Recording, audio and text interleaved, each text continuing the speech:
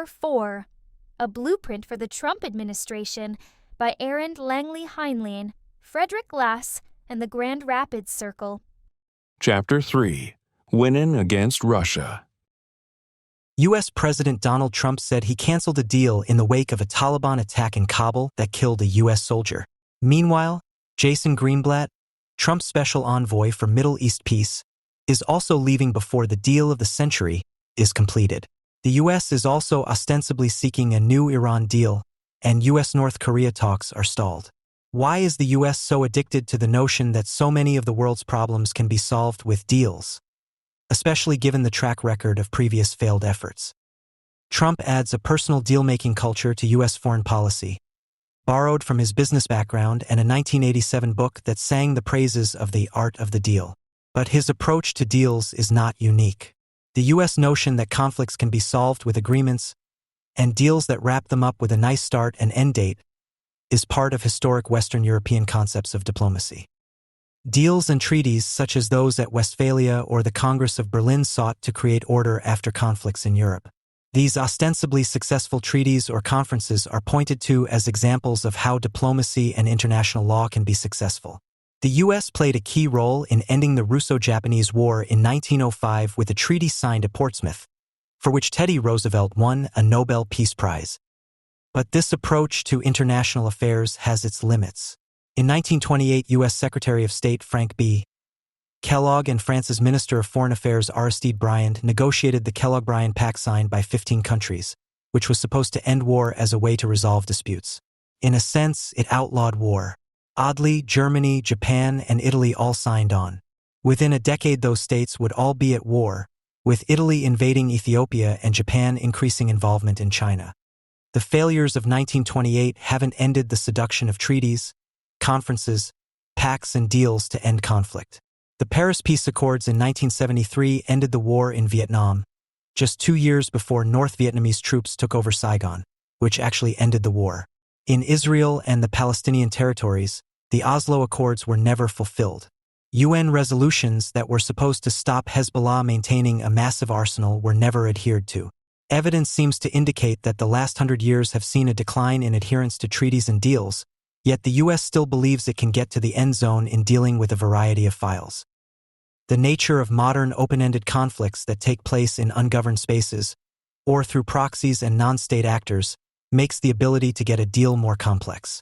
An entity like Hezbollah doesn't have to adhere to a deal, and the Palestinian Authority can sign on to a deal, while Hamas doesn't, allowing a kind of good cop/bad cop strategy. The Iranian regime can also sign on to a deal while parts of Iran, such as the Islamic Revolutionary Guard Corps, pursue other agendas abroad. Many countries and entities, such as the Taliban, seem to see the transparency in democratic countries as a kind of weakness. For instance, they can read in the U.S. press about the Trump administration's challenges at home. They understand that Washington wants to be able to say it left Afghanistan with some kind of honorable deal. If 2 years later the Taliban march into Kabul, well, at least there was a deal. Sometimes the deal itself seems more important than adherence to it. UN resolutions, with their formality and lip service, allow those supporting them to point to them and say, "See, we passed a resolution." Words have tended to be seen as more important than actions on the international level in recent decades, such as non-proliferation treaties, genocide conventions, or even laws relating to refugees. For instance, inaction during the Rwandan genocide showed a deeply cynical approach in the U.S. and other countries, where policymakers feared that defining the mass murder as genocide would force the U.S. to actually do something. While Trump's notion of deal-making comes from the world of business, the fundamentals have commonalities with past U.S. deals, though they do appear a bit more transactional under the Trump administration.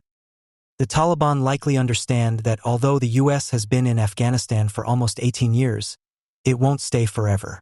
They watch the U.S. televised presidential debates. They understand that time is on their side. Similarly, Iran and the Palestinian leadership seem to think that if they just wait out the present U.S. administration, they will get a better deal. This puts U.S. dealmakers in a difficult position. When your adversaries know that your threats and blandishments come with a time caveat, they either won't trust you or will wait you out. This isn't a football season where one has to show up at the games or forfeit. is like an endless season where one team knows that the other team's coaches will be changed every few years. Trump's decision to seemingly cancel the Afghan deal is likely only a negotiating tactic. The Taliban need to know that the U.S. won't accept casualties as part of the deal. Time will tell whether other deal-making projects the U.S. is involved in will find their footing. According to the German media, the fact that the international conflict with North Korea has intensified in recent years is not due to North Korean threats against the United States, Europe, and Japan and the testing of weapons of mass destruction, but to Donald Trump's impetuous temperament. In August 2017, he responded to North Korea's numerous, not just verbal aggressions with the words, "North Korea had best not make any further threats against the United States. They will be met with fire and fury like the world has never seen before," from which the German public promptly drew the conclusion that the U.S. president was just as crazy as his North Korean counterpart. Sem Özdemir attested that Trump was a narcissistic president who makes policy based on gut feeling. Der Spiegel, which regarded Russian Foreign Minister Sergei Lavrov as the voice of reason because he had described the conflict between the United States and North Korea as a kindergarten dispute, demanded, "We must calm down the hotheads," and the magazine said of Trump, "So this is also a lesson for him. If he wants to avoid a major war, he will only achieve results in this conflict with China and Russia, not against them. No amount of tough talk will help." In the meantime, North Korea has detonated a hydrogen bomb. The predicted range of North Korean missiles is constantly increasing, and the interval between weapons tests is getting shorter. This makes the German European public all the more delusional in its agitation against Trump's efforts to put a stop to the North Korean regime. The most prominent advocate of appeasement towards North Korea has recently been former President Jimmy Carter, who is largely responsible for the Germanization of the Democratic Party that began under Lyndon B. Johnson. In keeping with German peace policy, he predicted, "Until we talk to them and treat them with respect, I don't think we're going to make any progress," only to state, seemingly incoherently, that Donald Trump would not do justice to the Palestinian people. Carter revealed his collaboration with the Palestinians most clearly in his 2006 book, Palestine: Peace, Not Apartheid. Shortly afterwards, it became public that the Carter Center was heavily financed by the oil states. It is impossible to understand the current policy towards North Korea without taking a closer look at this most German of all previous U.S. presidents. The triumph of multilateralism began with Carter. In his inauguration speech, which promised a strict commitment of American foreign policy to human rights, he proclaimed, "We have learned that more does not necessarily mean better, that even our great nation has recognized its limitations, and that we can neither answer all questions nor solve all problems." His wish for the end of his term of office was that we have enabled our people to be proud of their own government again. The reality, however, was different. Under Carter's presidency, from 1977 to 1981, the U.S. turned away from Taiwan and towards Beijing, accepting the mullah's takeover of Iran and the accompanying loss of its own power in the Middle East. The American government allowed the Cambodian Khmer Rouge to continue their murders and condemned the Vietnamese intervention that finally toppled the regime that had killed 1.4 to 2.2 million people. Support was not only refused because Vietnam was allied with the Soviet Union, but above all because Carter's government did not want to strain relations with China. Carter became famous for pardoning all conscientious objectors to the Vietnam War as one of his first official acts. For a long time, his policy was by no means anti-Vietnamese or anti-Soviet, but above all pro-Chinese. This example shows how two presidents who appear to act similarly pursue divergent motives. While Carter's Vietnam policy was essentially pro-Chinese, Reagan's was anti-Soviet and pro-Western. The Reagan doctrine represented a return to unilateralism as a reaction to Carter's failed multilateralism. It was also Carter who withdrew a large number of troops from South Korea in order to make concessions to China.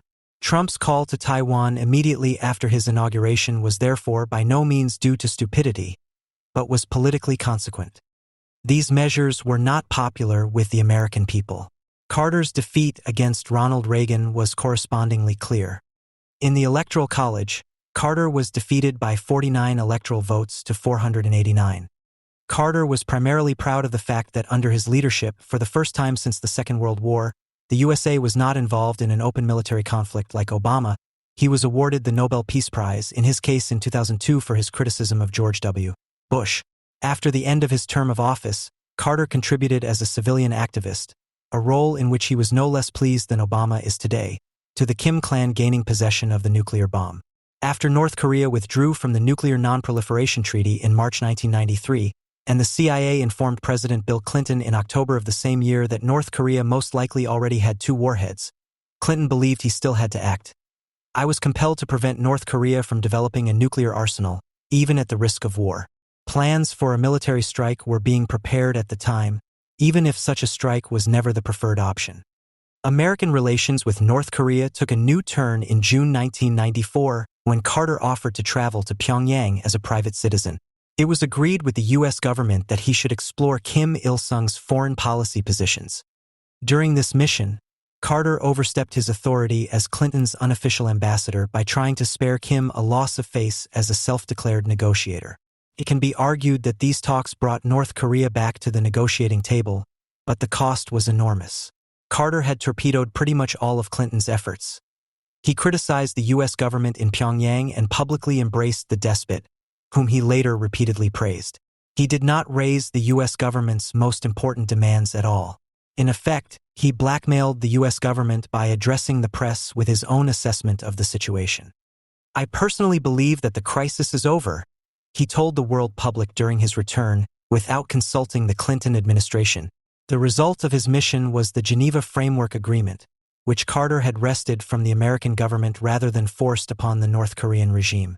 The Republicans quite rightly recognized Carter's tactics as appeasement, but were unable to prevent it, and the Democrats acquiesced to Carter's move, which took any possibility of intervention out of their hands. Carter's project and its foreseeable failure should also have served as a warning against the Iran agreement. A military strike at that time could have ended the horror at an early stage. Instead, the course was set diplomatically for today's evil. Kim Il-sung died shortly after Carter's visit. Kim's son Kim Jong-un signed the framework agreement almost immediately after taking office. Le Monde Diplomatique reported on this in June 2017. Perhaps North Korea could have been persuaded in the 1990s to give up its nuclear weapons in exchange for security guarantees and economic aid. This was precisely the aim of the Geneva Framework Agreement of 1994. The U.S. wanted to reward the renunciation of plutonium production with the normalization of relations and the lifting of sanctions. In addition, 2 nuclear power plants with light water reactors were to be delivered in order to minimize the risk of nuclear weapons. However, the USA never fulfilled these obligations. End quote. George W. Bush is ultimately to blame for this failure. You could read this nonsense in almost the same wording in concrete, where North Korea's nuclear armament was even celebrated as necessary protection against the morally corrupt USA. 8 years later, the NATO war against Libya, which had once stopped its nuclear program in favor of closer cooperation with the West, proved the North Korean view right. End quote. The fact that the NATO war was preceded by a civil war, albeit a short one, is not mentioned, nor is North Korea's repression of its own population. Above all, there is not a word in such statements about the ideological change in North Korea itself, which did not only come into effect with the constitutional amendment in 2009. Kim Il-sung's guiding program was the so-called Juche ideology, a doctrine of unconditional economic and political self-sufficiency, which initially manifested itself primarily in anti-Japanese isolationism. This doctrine was a reaction to Kim Il-sung's strict rejection of the de-Stalinization of the Soviet Union. More significant, however, is the transformation of this doctrine into a readiness for total war, which was driven by the so-called Sun Gun ideology, military first. It began with the change of leader in 1995 and is to be understood as a belated reaction to the collapse of the Soviet Union and the associated famine from 1994 to 1998. This led to North Korea's rapprochement with China. In 2009, the North Korean dynasty removed all ML references from the constitution. In its 2012 amended wording, North Korea now openly referred to itself as a state in possession of nuclear weapons. During his second peace mission, to free the U.S. citizen Aigeline Mali Gomez, who was being held hostage by the regime, Carter apologized on behalf of the imprisoned man on behalf of the U.S. government, again without consultation. The State Department, aware of the ex-president's unilateral actions, had specifically emphasized that this was a private, humanitarian, and unofficial mission, and that Carter was therefore not authorized to speak on behalf of the U.S. government. The Abendblatt wrote at the time, apparently, Carter also gave Kim Jong-un what he wanted: respect and recognition. The photos taken with Carter, hugs and respectful greetings on North Korean state television should not be forgotten by anyone who, like the host of the late-night show Last Week Tonight, John Oliver, believes that Trump's reactions played into the hands of North Korean propaganda. According to the North Korean count, there have been around 200 declarations of war by the USA against Pyongyang since 1997. Almost no matter which newspaper you opened or which TV program you watched, the unanimous response to Trump's speech at the UN General Assembly on September 19th was, "Trump threatens North Korea with total destruction." Some friends of peace seem to have harbored hope during Trump's first sentences. Quote, "We don't expect different countries to share the same cultures, traditions, or even systems of government." End quote. Nevertheless, it was hard not to notice that Trump had set limits on non-interference. The very next sentence read, "But we expect all nations to fulfill these two core sovereign obligations: to respect the interests of their own people and the rights of every other sovereign nation." End quote. Trump's, and later Netanyahu's, references to the repression of the regimes in Pyongyang and Tehran against their own populations were ignored not only in the press, but also by the other speakers, who thus confirmed Trump's judgment. Quote, "When decent or reasonable people and nations become onlookers to history, the forces of destruction only gather power and strength." End quote. In this sense, it was nothing more than a reminder of the real balance of power when he said, "The United States has great strength and patience, but if it must defend itself or its allies, we will have no choice but to totally destroy North Korea, which hopefully will not be necessary." Of all things, Trump's warning. Rocket Man is on a suicide mission for himself and his regime, which adequately caricatured Kim Jong-un's delusional obsession with nuclear self-armament, was interpreted almost across the board by the German-turned-world press as an expression of Trump's own megalomania. While many in this country consider Trump and Kim to be equally crazy, the then German Foreign Minister Sigmar Gabriel was predictably differentiated in an interview with Bild and partially rehabilitated the North Korean madman. Kim Jong-un is not crazy at all. He is following a coolly considered strategy. If he has the nuclear bomb, then so he thinks his regime is secure, because no one will dare to threaten him. Kim simply needs a security guarantee other than the nuclear bomb. End quote.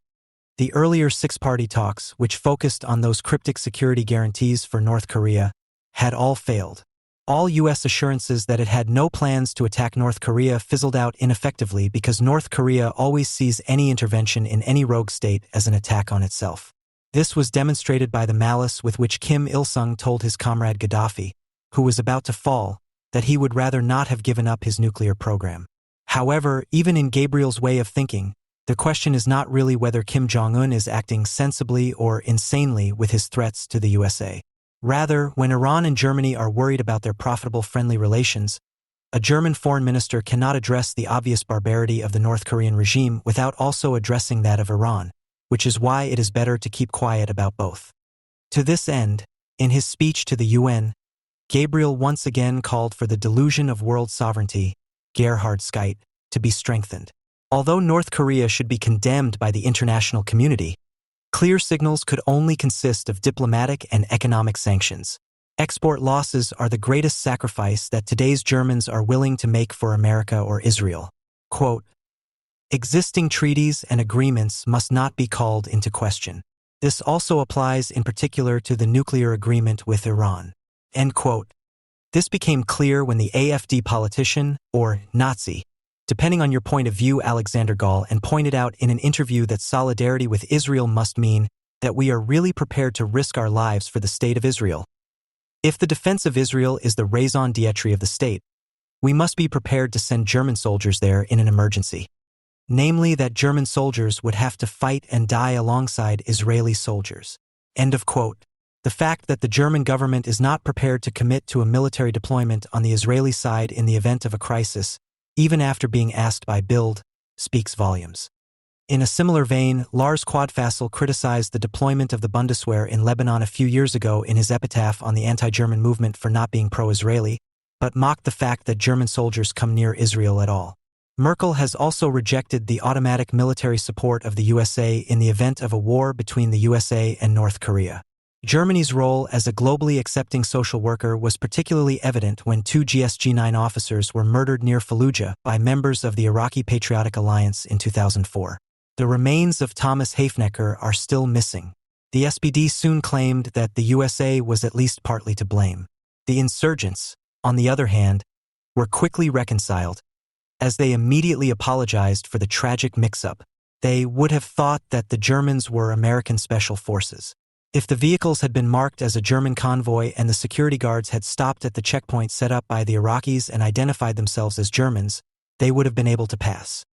Germany's reliability in its foreign relations is exemplary. The Federal Republic never severed diplomatic relations with North Korea, which it took over at the same time as the GDR, and continued to operate the former GDR embassy in Pyongyang as a permanent representation. In 2001, diplomatic relations were officially established under Joschka Fischer and the embassy was opened.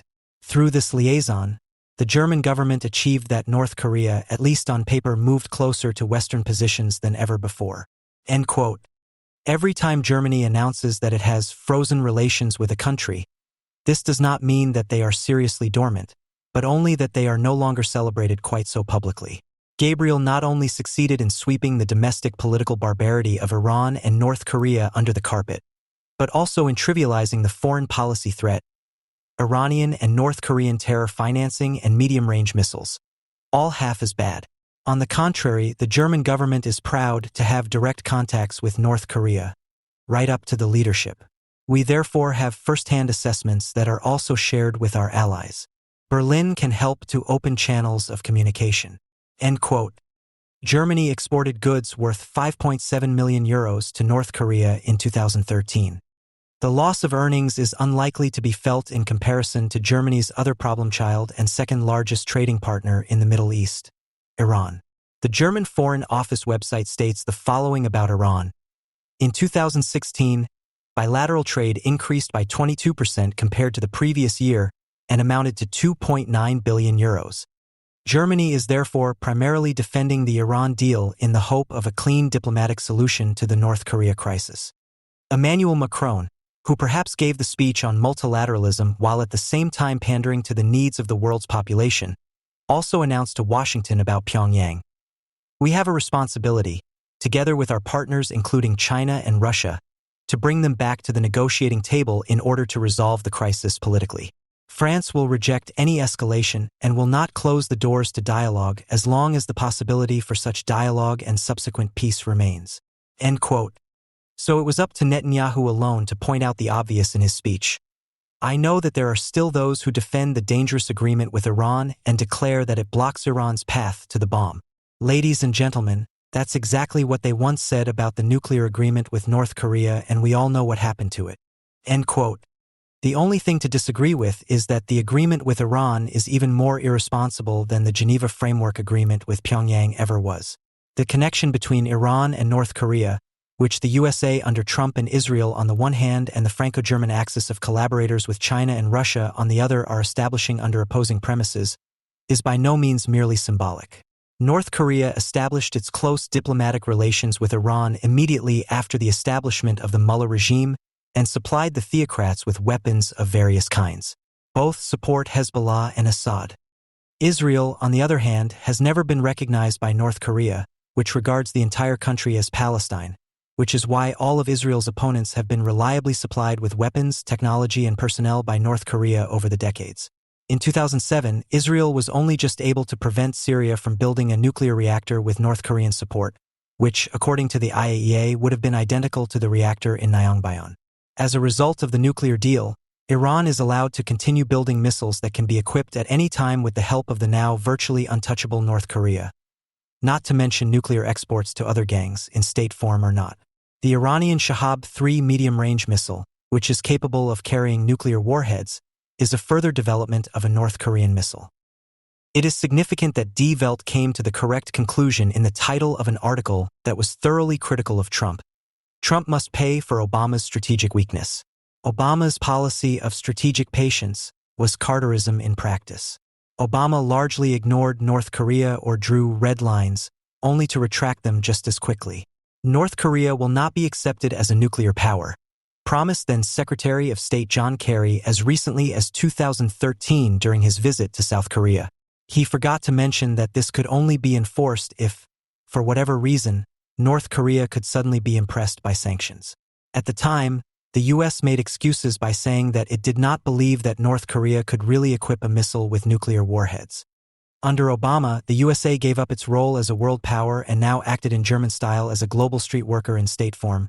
It will be interesting to see when Obama himself sets off on a trip to Pyongyang to step out of the shadow of the hostage-takers Carter and Clinton.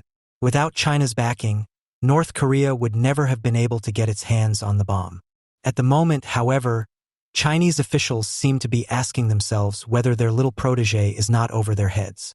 It was none other than Trump who got China and Russia to get halfway serious with the threat of economic sanctions against North Korea in the first place. Nevertheless, it is still questionable whether North Korea can be persuaded to pursue a different policy through economic sanctions. The famine in the 1990s was christened the Arduous March by the North Korean regime, and since then the population has been constantly sworn to similar efforts on the home front. North Korea pursues a bombs-not-food policy, which is also reflected in the distribution of relief supplies by the state. Military personnel and those loyal to the government are strongly favored. The Songbun system is the caste system appropriate to this practice. It divides the population into around 50 classes according to their loyalty to the government and determines the corresponding food ration. Large sections of the population who do not do well enough in this system have had to try for years to stay alive with soups made from waste, peelings, or even grass. It is assumed that even an oil boycott by China would not achieve any results in the medium term, as the military is estimated to have 12 months' supply. In addition, smuggling to and from China is already flourishing and is set to increase, and the regime is extremely creative in obtaining foreign currency, be it through Bitcoin theft or hostile operations on embassy premises. Russia opened a new internet connection to North Korea immediately after the tightening of sanctions, which could help Kim Jong-un to direct his attacks. And with North Korean submarines expected to be capable of firing nuclear missiles, the problem is becoming even less containable. In any case, North Korea has the bomb, up to 60 are suspected, and probably already or soon solid-fuel long-range missiles.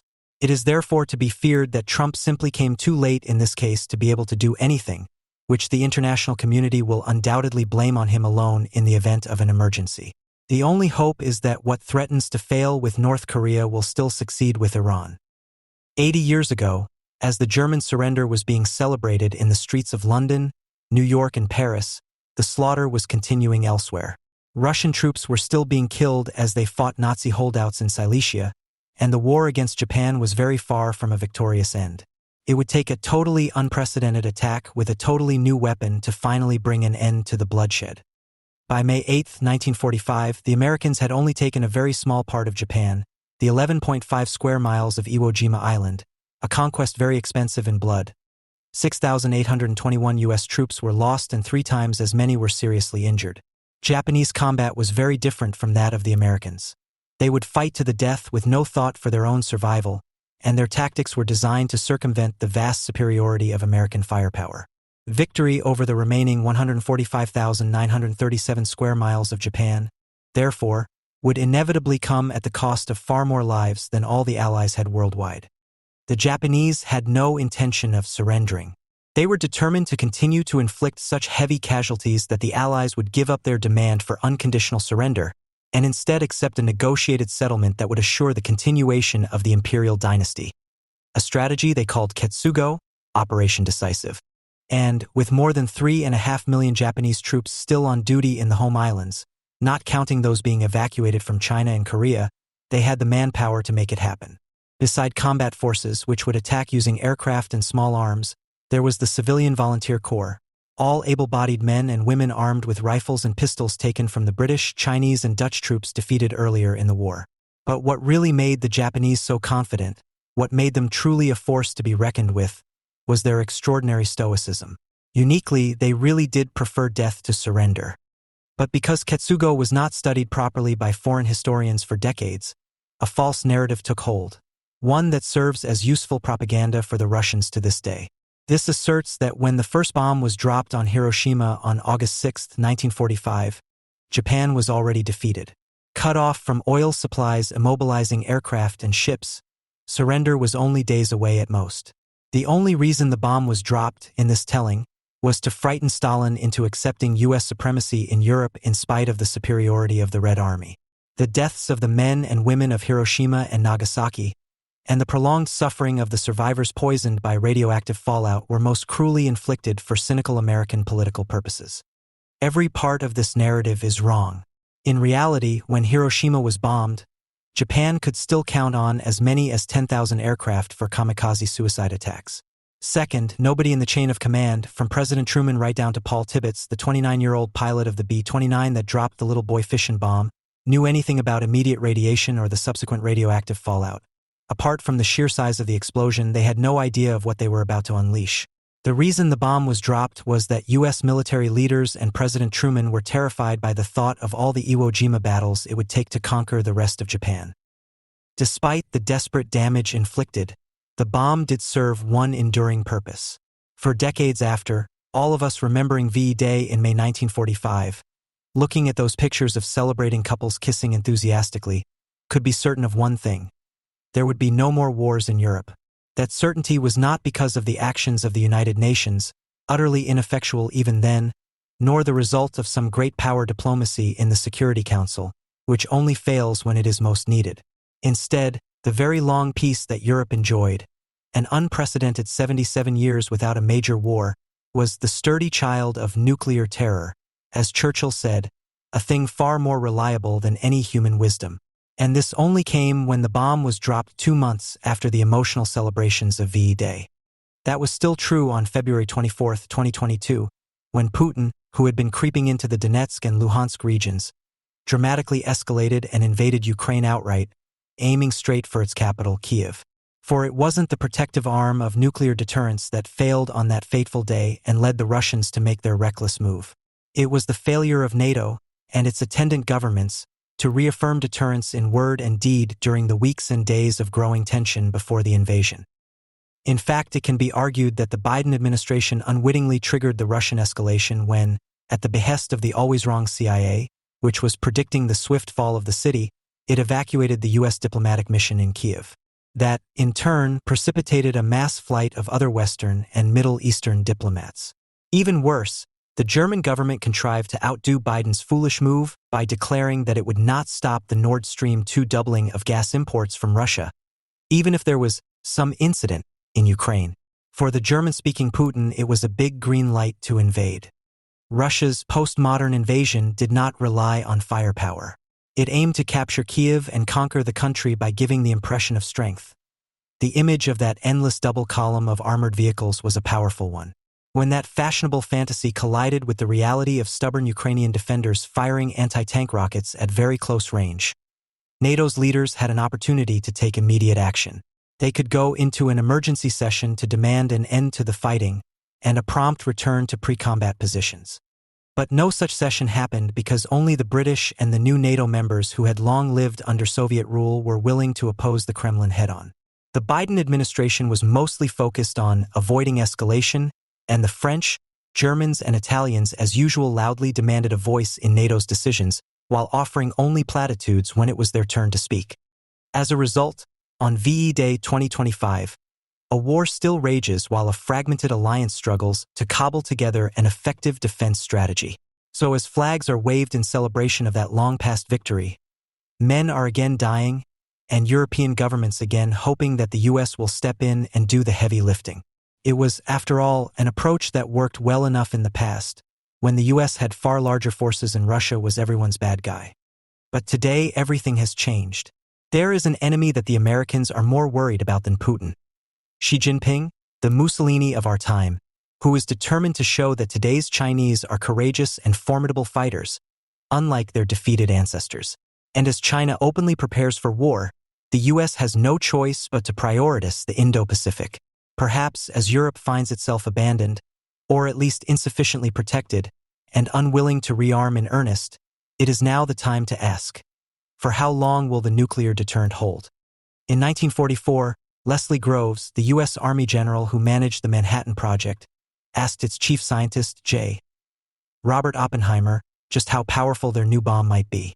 Would it be 10 times as powerful as the largest bomb of the time, the RAF's Tallboy earthquake bomb? Or 50 times, or even 100 times? Oppenheimer replied that he could not be sure. At the time, there were even fears that the explosive chain reaction might never stop, but he expected a bomb much more powerful than 100 Tallboys. Groves immediately replied that such a powerful weapon would not be of much use to anyone, because the politicians would never dare to use it. In the short run, Groves was wrong while Oppenheimer's guess was correct. The Hiroshima uranium bomb was in fact more powerful than 1,000 Tallboys, with the Nagasaki plutonium bomb exceeding even that. But only 5 years later, Groves's prediction came to pass. First the United States, and then the Soviet Union, and then each successive nuclear power came to the realization that their nuclear weapons were too powerful to be used in combat. This has remained true in the decades since, all the way up to the invasion of Ukraine. For, despite Putin's atomic saber rattling, he too is subject to the logic of Groves's prediction. Decades after his conversation with Oppenheimer, a brief historical summary of nuclear war has much to teach us about the situation in Ukraine, and how victory might only be attainable there through much more conventional means. The first test of the nuclear age came with the Korean War. In December 1950, hundreds of thousands of Chinese soldiers crossed the River Yalu to support their North Korean allies against the U.S. With America in immediate danger of losing tens of thousands of men, General Douglas MacArthur decided that he had to use nuclear weapons to stop the Chinese. By far the most respected U.S. military leader of the time, he had led American forces in the Pacific from humiliating defeat to total victory, and then acted as Japan's de facto emperor in reforming the country. MacArthur expected Truman to assent to his superior military judgment. Instead, the answer was a flat no. MacArthur insisted, and he was dismissed. Truman recognized that the nature of warfare had fundamentally changed since Hiroshima and Nagasaki. When he authorized those strikes, neither he nor anyone else knew that the explosions would also cause radiation fallout, which would sicken and even kill thousands of people miles from the site of the detonation. Moreover, in 1945, Truman was facing the prospect of losing many more American troops in the conquest of Japan than in the entirety of the Second World War up to that point. The Japanese really did fight to the last man, and still had 2 million troops to expend. Truman would have been thrown out of the White House if he had allowed the deaths of hundreds of thousands of Americans by refusing to use the bomb. But 5 years later, the situation was very different. Facing catastrophe in Korea, Truman had the alternative of evacuating U.S. troops to Japan if all else failed, and therefore never even considered using atomic weapons. Under the next president, his fission bombs evolved into thermonuclear fusion bombs at least 100,000 times more powerful than Tallboy. But that only made Truman's no of 1950 even more definitive. Nuclear abstinence became the only possible choice for Americans and Russians alike, as the Cuban Missile Crisis precariously but definitively showed. However, it would take much longer for this logic to develop into a definitive doctrine. Following the establishment of NATO 75 years ago today, and especially in the 60s and 70s, exhaustive efforts were made to extract some additional advantage from nuclear weapons and somehow gain the upper hand for the new Western alliance. So-called tactical nuclear weapons were made not more, but much less powerful, supposedly to enable their use on the battlefield. Their advocates claimed that they could provide firepower very cheaply, with small nuclear warheads replicating the effect of hundreds of howitzers. Both the US and Soviet armed forces duly acquired thousands of nuclear weapons. Not only small bombs for fighter bombers, but also bombardment rockets, some small enough to be carried in a jeep, anti-aircraft missiles, torpedoes, and even portable demolition charges. But this illusion could not be sustained. Military planners came to understand that if U.S. commanders tried to defend NATO territory by attacking invading Soviet forces with small tactical nuclear weapons, the Russians would use their own arsenal to destroy the defending Western forces. The same would apply for any attempt to replace conventional military force with nuclear weaponry. And so it was understood that, while nuclear weapons are a useful deterrent, they can only be used to strike back against a prior nuclear attack, and never to achieve any kind of victory. Thus, in the 70s, when the United States and the Soviet Union were engaged in the elaborate and highly publicized strategic arms limitation negotiations, officials on both sides quickly agreed to quietly stop developing, manufacturing, and fielding new tactical nuclear weapons, before equally quietly disassembling tens of thousands of these weapons. But in the end, it was the newest nuclear powers, India and Pakistan, that conclusively demonstrated the redundancy of their own nuclear weapons for anything beyond reciprocal deterrence. In the Kargil War of 1999, which involved multiple full-scale battles and thousands of casualties, neither side attempted even a sotto voce threat of a nuclear strike. And this is still true today. When Putin's loudest attack dog, Dmitry Medvedev, started barking about the use of tactical nuclear weapons after the failure of the initial Russian invasion in 2022, it was only the least competent journalists and those obedient to Moscow who echoed his warnings. Eventually, after several months of this foolishness, Putin came out and said Russia would only use nuclear weapons only when the very existence of the state is put under threat, meaning by a corresponding nuclear threat. The situation in Ukraine has turned again, but the same logic holds. Instead of frustrated Russians bogged down in their trenches, now it is the Ukrainian position that looks precarious. Kyiv presents this as a question of material and continually asks for more and better weapons from the West. Yet while more guns and missiles could be sent, it is clear that what is forcing Kyiv to retreat step by step is not a lack of firepower, but a lack of soldiers. Until this week, conscription in Ukraine only started at the age of 27, as opposed to the global norm of 18. Zelensky has now reduced this to 25. But with many Ukrainians exempted from service, his total armed forces amount to less than 800,000 active personnel. Ukraine is hampered by the age distribution of its population, with children and older people overrepresented when compared to young men in the 19 to 35 age bracket. But its troop total is still too low for a population that exceeds 30 million by most estimates, considering that Israel can rapidly field an army of around 600,000 from a population of around 8 million. This means that, unless Putin decides to end the war, Ukraine's troops will be pushed back again and again, losing soldiers in the process who cannot be replaced. Russia doesn't even have to send its finest troops to achieve this. Merely volunteer contract soldiers attracted by good pay, or Russian prisoners serving ordinary criminal sentences, recruited straight from their prison cells.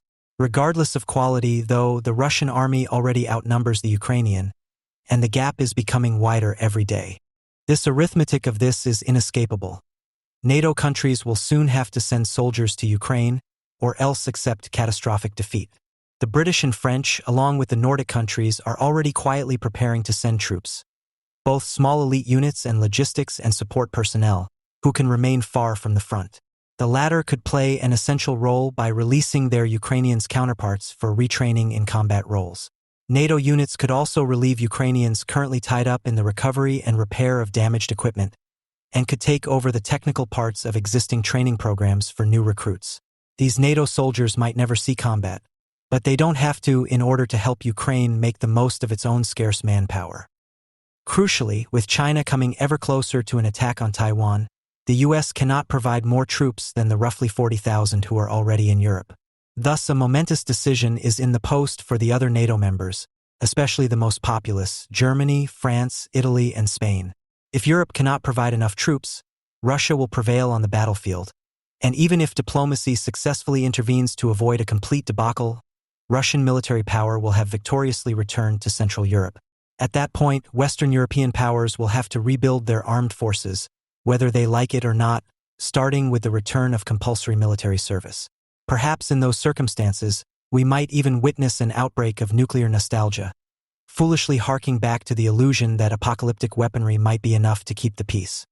The not entirely private opinion expressed by French President Emmanuel Macron at an aid conference for Ukraine on February 26, 2024, and reiterated on May 2, 2024, that he could imagine sending ground troops to Ukraine if necessary and desired by Ukraine, was immediately categorically rejected by German Chancellor Olaf Scholz and other European politicians.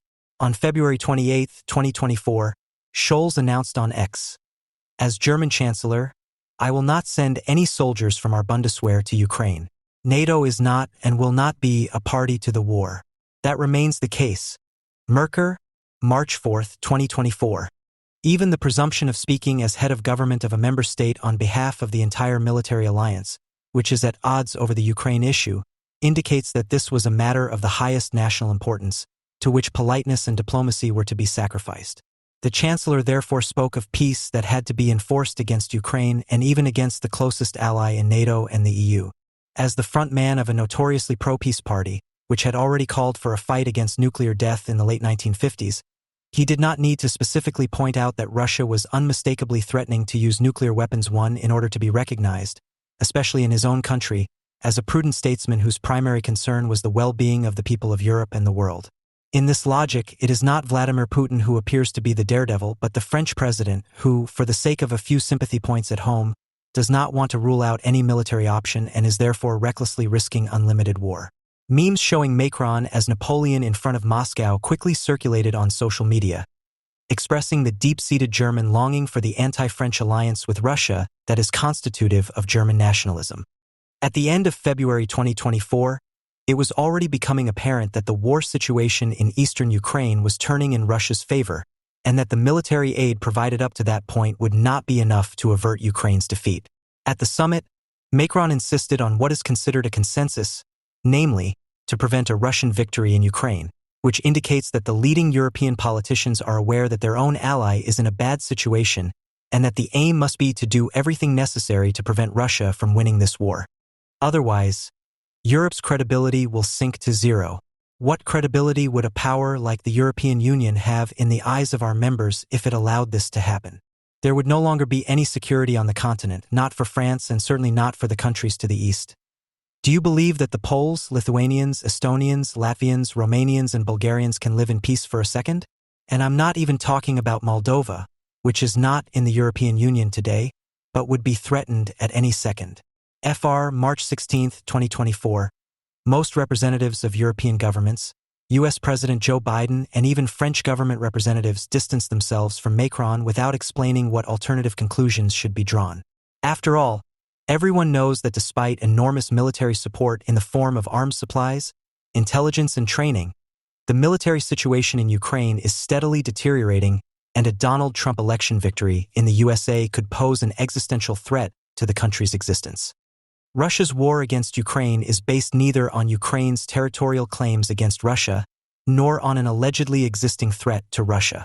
Even the so-called eastward expansion of NATO cannot be seriously interpreted as a threat to Russia because, conversely, it was and is Russia's backyard doors that prompted these states to seek the protection of NATO. Rather, it is about the one-sided implementation of expansionist concepts of Great Russian chauvinism. The American historian Timothy Snyder stated in connection with the annexation of Crimea that Putin wants Ukraine to be part of his Eurasian Union, referring to the words of the Russian autocrat, who had already announced a future Eurasian Union as a strategic goal in 2012. It was initially to be created through intensified integration, including political integration of the CIS, which was actually only designed for economic and security cooperation. Because the CIS states were consistently skeptical or opposed to the associated renunciation of sovereignty, the problem of implementation was already on the table at the time. France's Foreign Minister Bernard Kouchner and Finland's EU Enlargement Commissioner Olli Rehn had already warned in 2008 after Russia's war against Georgia that Crimea could be Putin's next target. The logic of Russian policy can be summarized in the following objectives: to prevent Ukraine and other post-Soviet states from turning to the West, to counteract a people's revolution in Russia itself, and to assert its status as a great power by securing and expanding zones of influence. The German political scientist Andreas Heinemann-Grüter therefore called for a fundamental redefinition of European policy towards Russia back in 2014. In order to prevent a major war, Russia's revanchist foreign and security policy must be limited, and at the same time Russia's population and elites must be prevented from permanently turning away from the West's normative project. As we know, this did not happen. Without the involvement of the USA, the crisis talks initially took place in the Normandy format, i.e. with the exclusive participation of Russia, Germany, France, and Ukraine. The French president at the time was the socialist François Hollande, who supported Angela Merkel's appeasement policy towards Russia. Germany and France again failed to recognize the motives of Putin's policy, which led to the Russian annexation of Crimea being accepted as a given in the Minsk Protocols of 2014 and Russia's insurrectionary policy in eastern Ukraine being downplayed as a conflict over the national self-determination of a Russian minority in Ukraine. It was also assumed, against all evidence, that Russia's policy of aggression was driven by rational motives such as Russia's security interests in view of NATO's eastward expansion. The pretense of supposedly conflicting interests that could be reconciled in negotiations was the driving force behind the negotiations between European players, which dragged on for years. Russia has not been threatened by any nation since the end of the Soviet Union. Russia's immediate neighbors have not asserted any territorial claims, although states such as Finland, Poland, and Romania had to accept major territorial losses to the Soviet Union in the aftermath of the Second World War. There are also no large minorities of Poles, Finns, Balts, or Ukrainians living on Russian territory, for whose supposed or actual interests these states wanted to stand up. There is no equivalent of Putin's doctrine towards Ukraine and the Baltic states, which follows the motto "We are one people," or proclaims a Russian world beyond the borders of the Russian state, in Eastern Europe. Whether greater Russian chauvinism is the result of an escalation in Ukraine and Crimea for which Russia is responsible, or whether it is the expression of a broader aspiration that stretches from Tsarist Russia through the Soviet period to the post-Soviet present, needs no clarification at present. The will to establish a Eurasian Union with Russia as the center and the other members as the dominant power, which is to displace or swallow up the EU in the West and thus also put an end to the hated Western model of society, can be documented in word and deed as guiding Russian policy. Perhaps Putin's policy at the beginning of the 2000s, when the aim was to stabilize political and economic conditions after the disastrous Yeltsin period, still had a residual rationality of purpose. Since the annexation of Georgian territories during the Caucasus War in 2008 at the latest, there can no longer be any question of this. The campaign against Ukraine since 2014 and Putin's basic texts from 2020 and 2021 that justify it make it clear that the Great Russian concept is now fully developed. While in 2008 a defeated, weak, and humiliated Georgia was left with remnants of its own sovereignty, the existence of Ukraine as a sovereign state with an independent national consciousness is completely denied, a prerequisite for setting new goals. If a state's policy lacks a rational basis in international law or intergovernmental agreements, or if it is determined solely by ideological guidelines, then the only option left to its neighbors is military deterrence and resistance. According to Macron, the Kremlin has in the past understood signs of strength better than understanding and compromise.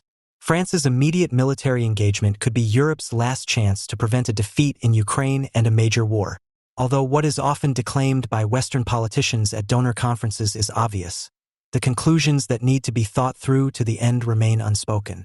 Ukraine has become an arena on which the future of Europe will be decided, because the war waged by Russia has not only returned to Europe a future without the threat of war against the aggressor and, in case of doubt, open war against it is inescapable unless one submits and surrenders first Ukraine and then other Eastern European allies.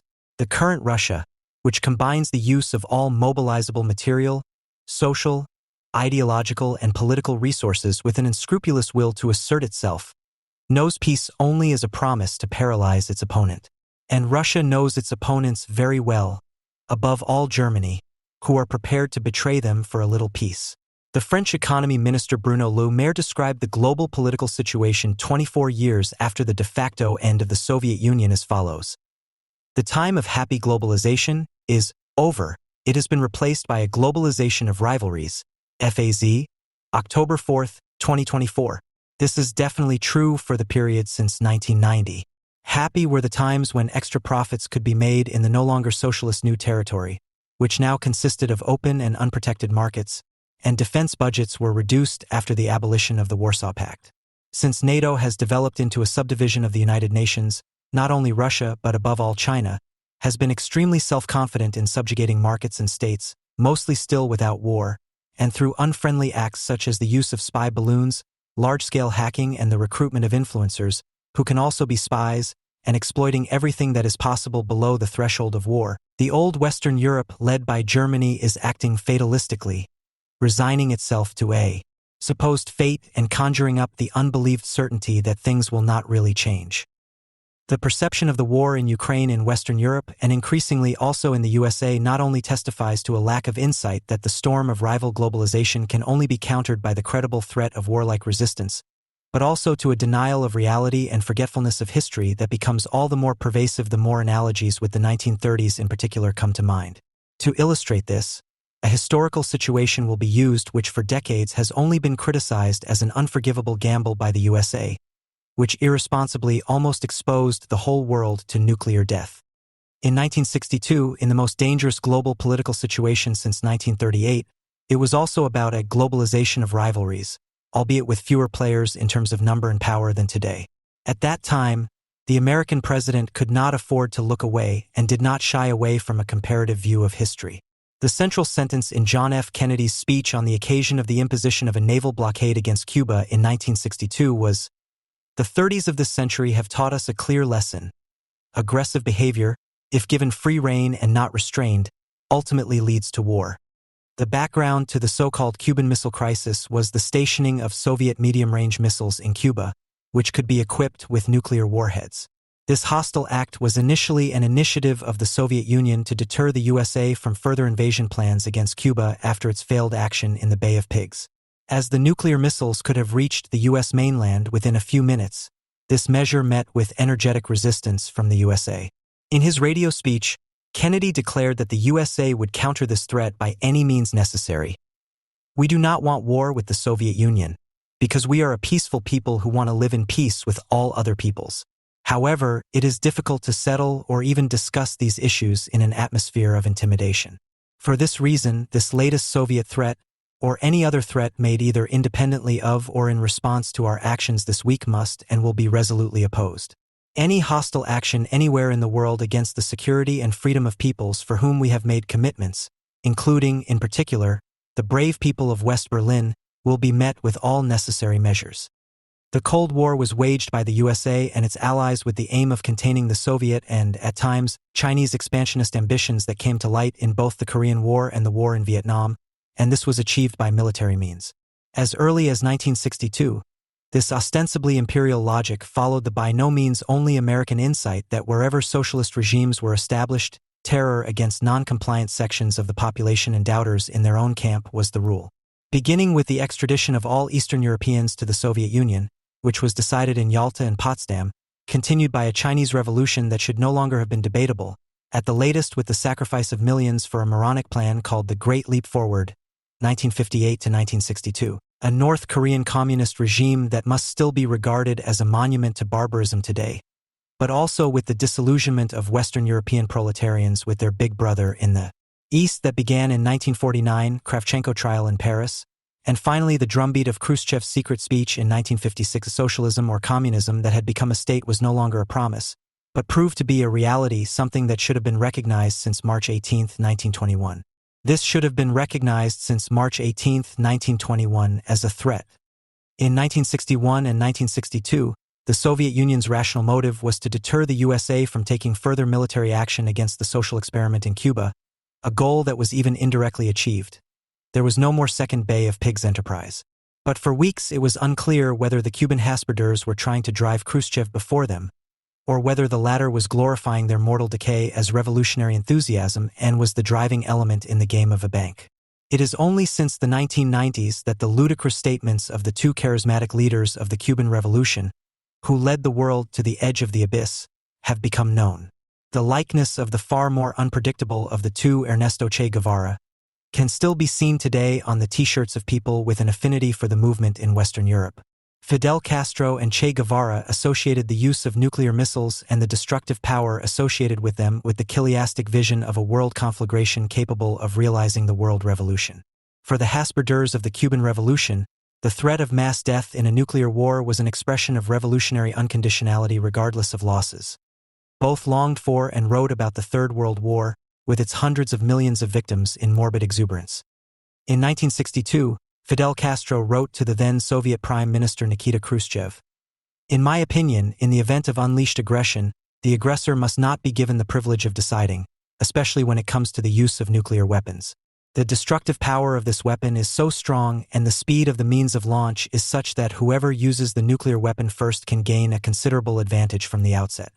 I have suggested that if imperialism were to attack Cuba and the military forces of the USSR, that one should respond with a strike capable of destroying it." In the same letter, he proclaimed himself like an American cult priest on behalf of his followers held hostage from his headquarters surrounded by the National Guard. "You may not know the degree to which the Cuban people have been willing to fulfill their duty to the fatherland and to humanity.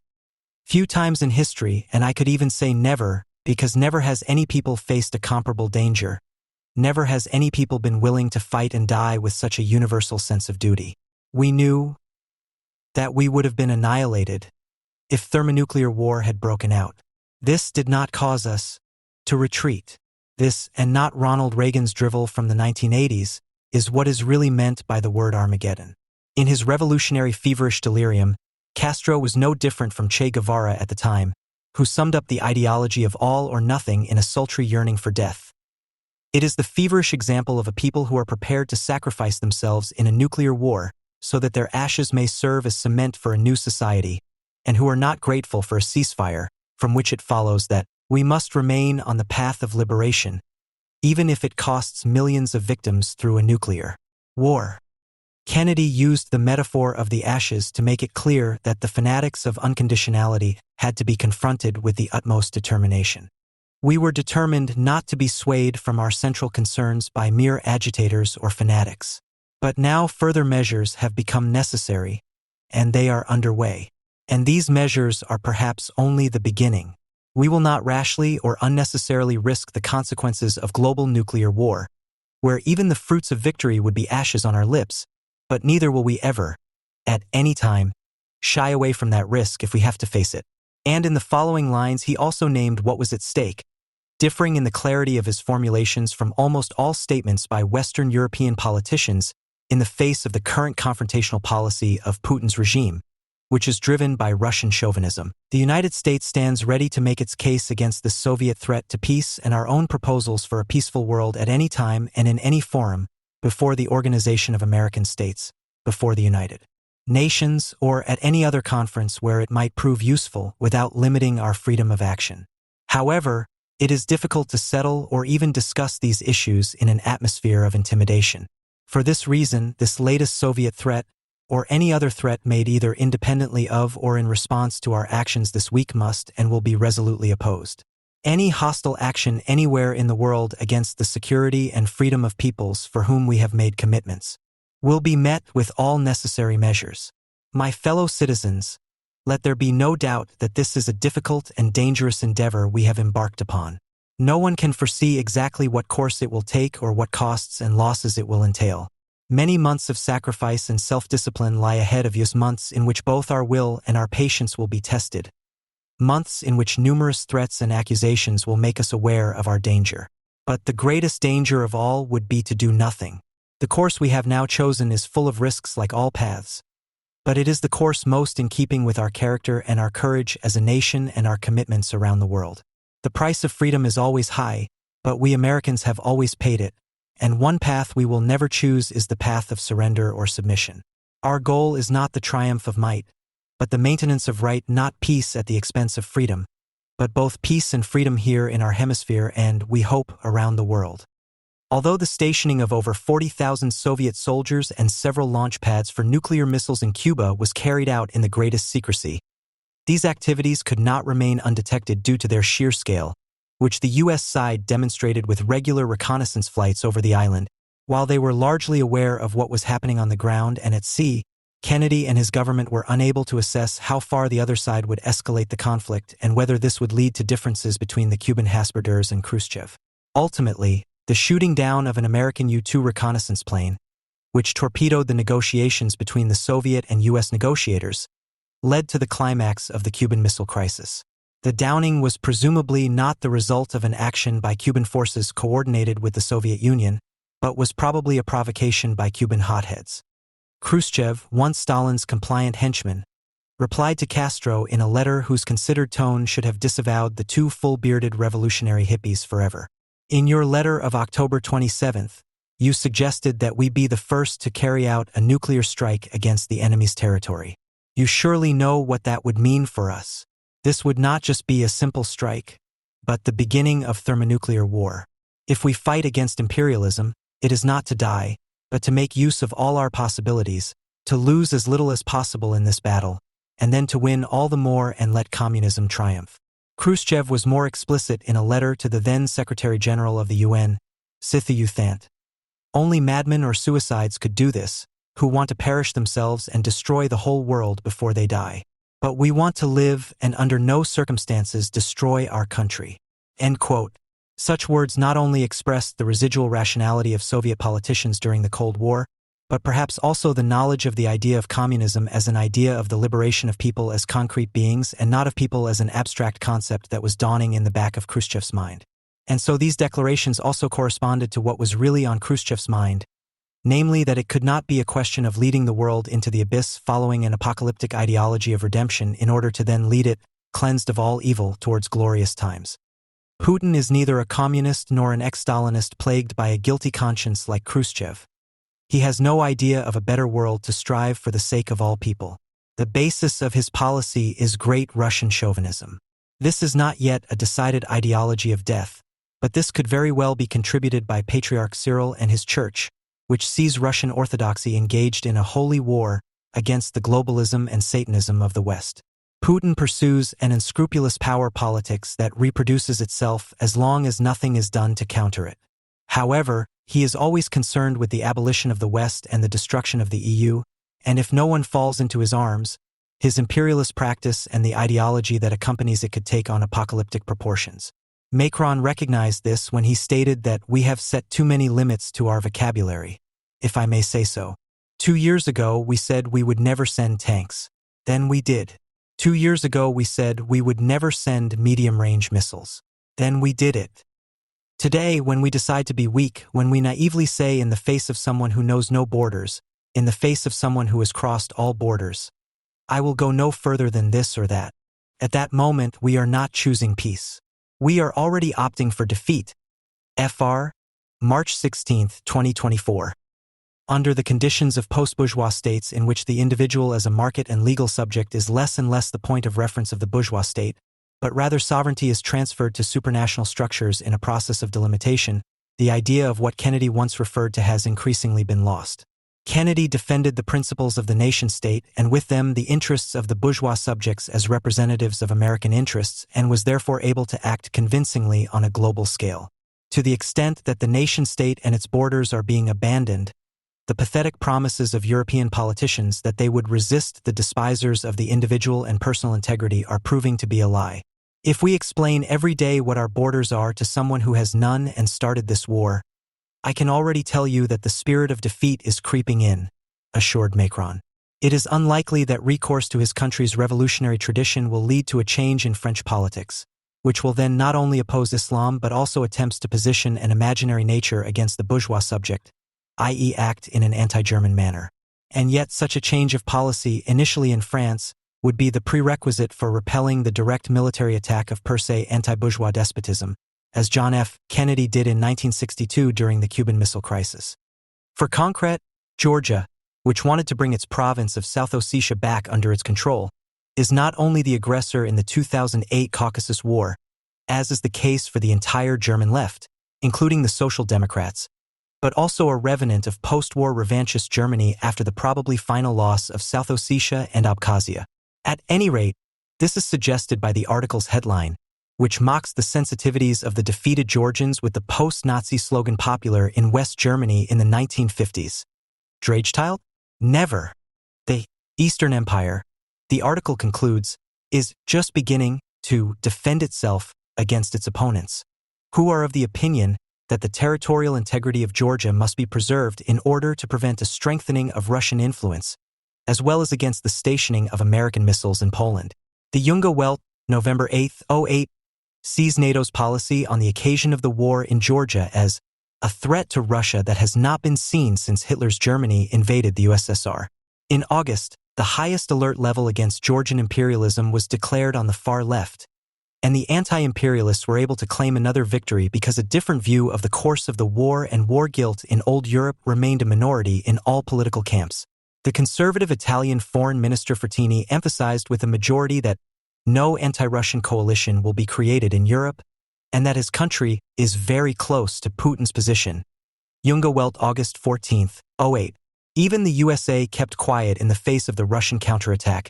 After all, according to Secretary of State Gates, the United States had worked very hard for 45 years to avoid a military conflict with Moscow and saw no reason to change this approach today.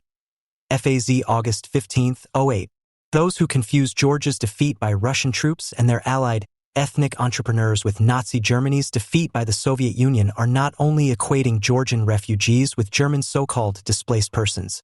In their schadenfreude over the defeat of the Georgian president who belongs to the U.S., Junge Welt, September 8, 2008, they have even forgotten what Lenin, who was very popular with them, had written about great Russian chauvinism in Soviet guise at the end of his life against Stalin on the Georgian question, and are celebrating the victory of the somehow anti-fascist Russia over great Georgian chauvinists. Junge Welt 1.9.8.08. Even 18 years after the collapse of the Eastern Bloc, the fairly young old Stalinists from Berlin have not yet emancipated themselves from the Bolshevik fatherland and seem to seriously believe that they are defending the hope of the world revolution with Russia. But even less Soviet nostalgic figures, who write for far more important daily newspapers or even help to shape politics in positions of responsibility, have digested the unheroic end of the authoritarian empire so little that they wish for the return of the old in a very authoritarian way and would probably agree with the following threat of war. The history of the Soviet Union and Russia in the last 20 years is a chain of retreats, defeats, and self-sacrifice, interrupted time and again by moments of shock at their own decline and occasional rebellion. But if Russia is willing, and if U.S. imperialism continues to try to drive the still great nation into a corner, a different world politics is possible. Junge Welt August 15, 08. The hope that, after the intervention against Georgia, the geopolitical opponent of the USA could get involved again in a new form, but in the old hegemonic tradition, is widespread far beyond the left. People are not even embarrassed to transfer the National Socialists' justification for the annexation of Austria, the destruction of Czechoslovakia, and the war against Poland, which turned into a world war, to allegedly legitimate Russian interests. It was not a German Nazi or a German Stalinist, but the French president and chairman of the European Council who, during the Moscow negotiations on a ceasefire that sealed the separation of Abkhazia and South Ossetia from Georgian territory and the expulsion of the remaining Georgians from these areas, reaffirmed in a completely relaxed manner what Chamberlain and Daladier had already conceded to Adolf Hitler in Munich in 1938. It is perfectly normal that Russia should also protect the interests of the Georgians. Normal that Russia also wanted to defend the interests of the Russian-speaking people outside Russia. FAZ August 16, 08. The warnings of a relapse into the Cold War that are often voiced in connection with the war in Georgia only express the wish that the Russians could really stand up to the USA again, but do not take into account Russia's political, military, or economic possibilities, nor do they even come close to describing the nature of the conflict. The war in Georgia represents the violent discharge of one of the many unresolved conflicts following the collapse of the Soviet Union and does not reflect the global interests of Russia or the USA, but the conditions on the ground. The first eruption occurred in the early 1990s, when the weapons of the heavily armed Soviet military district of the Transcaucasus were taken out of the abandoned Soviet barracks and turned against each other by the regional peoples in order to enforce various independence aspirations. At the time, Russia was not only unable to pacify the situation, but left much to itself or to the West, whose engagement helped to bring about a phase of relative calm on Russia's borders. The current mobilization of Russian chauvinism, which ends a period of cooperation with the West, is the result of Russia's failed attempt to integrate most of the post-Soviet space economically and militarily into the CIS under its own supremacy. Instead, with the support of popular movements in Georgia and Ukraine, governments have come to power that reject this claim to supremacy. In Russia itself, the West was increasingly blamed for the failed hegemonic plans and an encirclement was invoked, against which resistance was the noblest duty of all Russian patriots. This is already threatening enough for the countries that Russia has added to its sphere of influence. Since Russia has brought its oil and natural gas production almost completely under state control, energy has become a further weapon against those consumer countries outside Russia where Russian-speaking people live, and the countries on Russia's periphery have nothing more to expect from the EU either. The old Europe does not want to be suspected of having anything in common with the West and, not without self-criticism and with a few borrowings from ideological history, has turned away from the border countries and towards the land of Gazprom. France's Gaullist Prime Minister François Fillon stated, "Russia is a very big country that has been humiliated in a certain way over the past 20 years. TSP February 9, 08. An employee of the Russian state, Gerhard Schroeder, sees the West as being responsible, because this U.S. policy must have had the effect of encircling Russia, which the daredevil Saakashvili used for his anti-Russian aggression. Many Europeans must have had a good laugh when Russia's NATO ambassador, Dmitry Rogozin, told Georgia that America's favorite child is now going to hell. Now that the main culprit has been identified, everything is being done to make criticism of Russia's actions taboo. Since Russia is vigorously standing up to Putin, the West can do what it loves to do for its own sake. Defame the great power in the East as a threat as usual and disqualify it as an authoritarian and pre-civilizational entity. Freitag, August 15, 08.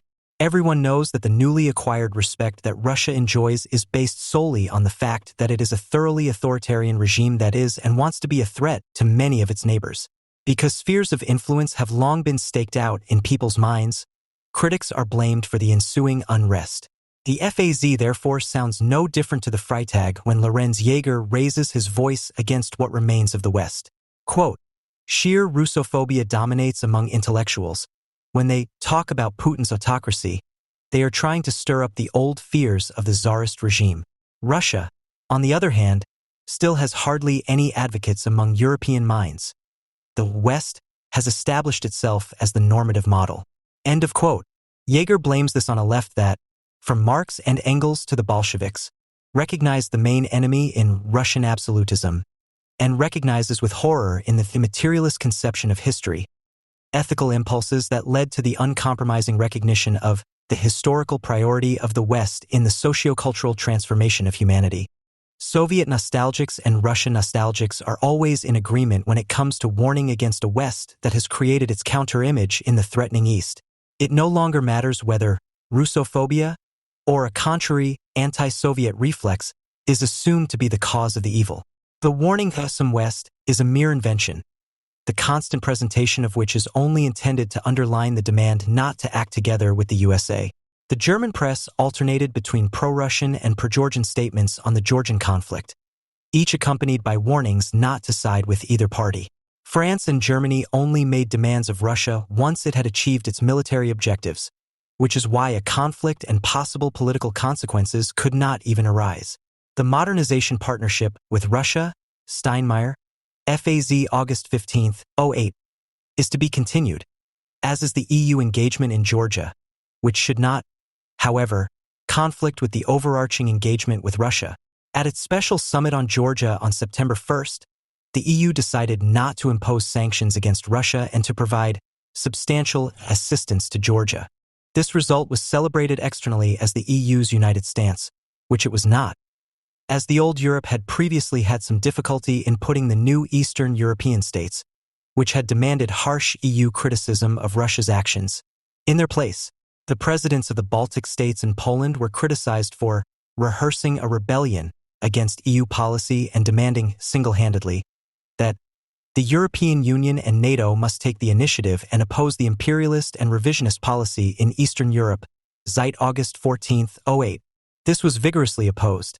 These countries are dragging us into a new Cold War, wrote the Frankfurter Allgemeine Sonntagszeitung, August 17, 08. And the Taz even spoke of a warmongering speech, August 22, 08. The fact that joining forces with Russia can immunize against the impositions of the West is not only part of the experience of Prussian kings, but also stands for the political visions of Ernst Niekisch, for example, who hoped that the merger of the Soviet Union with the German Reich, of National Socialists and Stalinists, would create a powerful front of rejection against the West, and in particular against the Versailles Peace Treaty. When Eberhard Straub writes in the FAZ, August 28, 08, during the Georgian crisis, a Europe without Russia is incomplete and will always remain dependent on America. Then such strategic options are again at play. The willingness to see a force of hope in Russia is by no means limited to the left. Russia, writes Straub, does not remain sulking in its corner. It gathers forces and organizes its sphere of interest in new ways. When Russia regains influence in former Soviet republics and among its neighbors, this is a sign of normalization. End of quote. Russian Prime Minister Putin is aware of the European desire to be free of America and presented it as a threat against the Europeans so that they would be more open to the Russian view of the Georgian War. If the European countries were to continue to shape their policies in this way, aligned with the USA, Russia would have no other option than to talk to Washington about European affairs and future. FAZ, January 9, 08. A strong and self-confident Russia would even be desirable if it did not simply use its rediscovered strength, the lack of which is evident in so many places. as a potential for blackmail against dependent or friendly countries. After 1990, a strong Russia would have been very welcome, which could at least have cushioned the disintegration process of the Soviet Union and would not have needed 6 years to force 1 million Chechens to remain in the Russian Federation.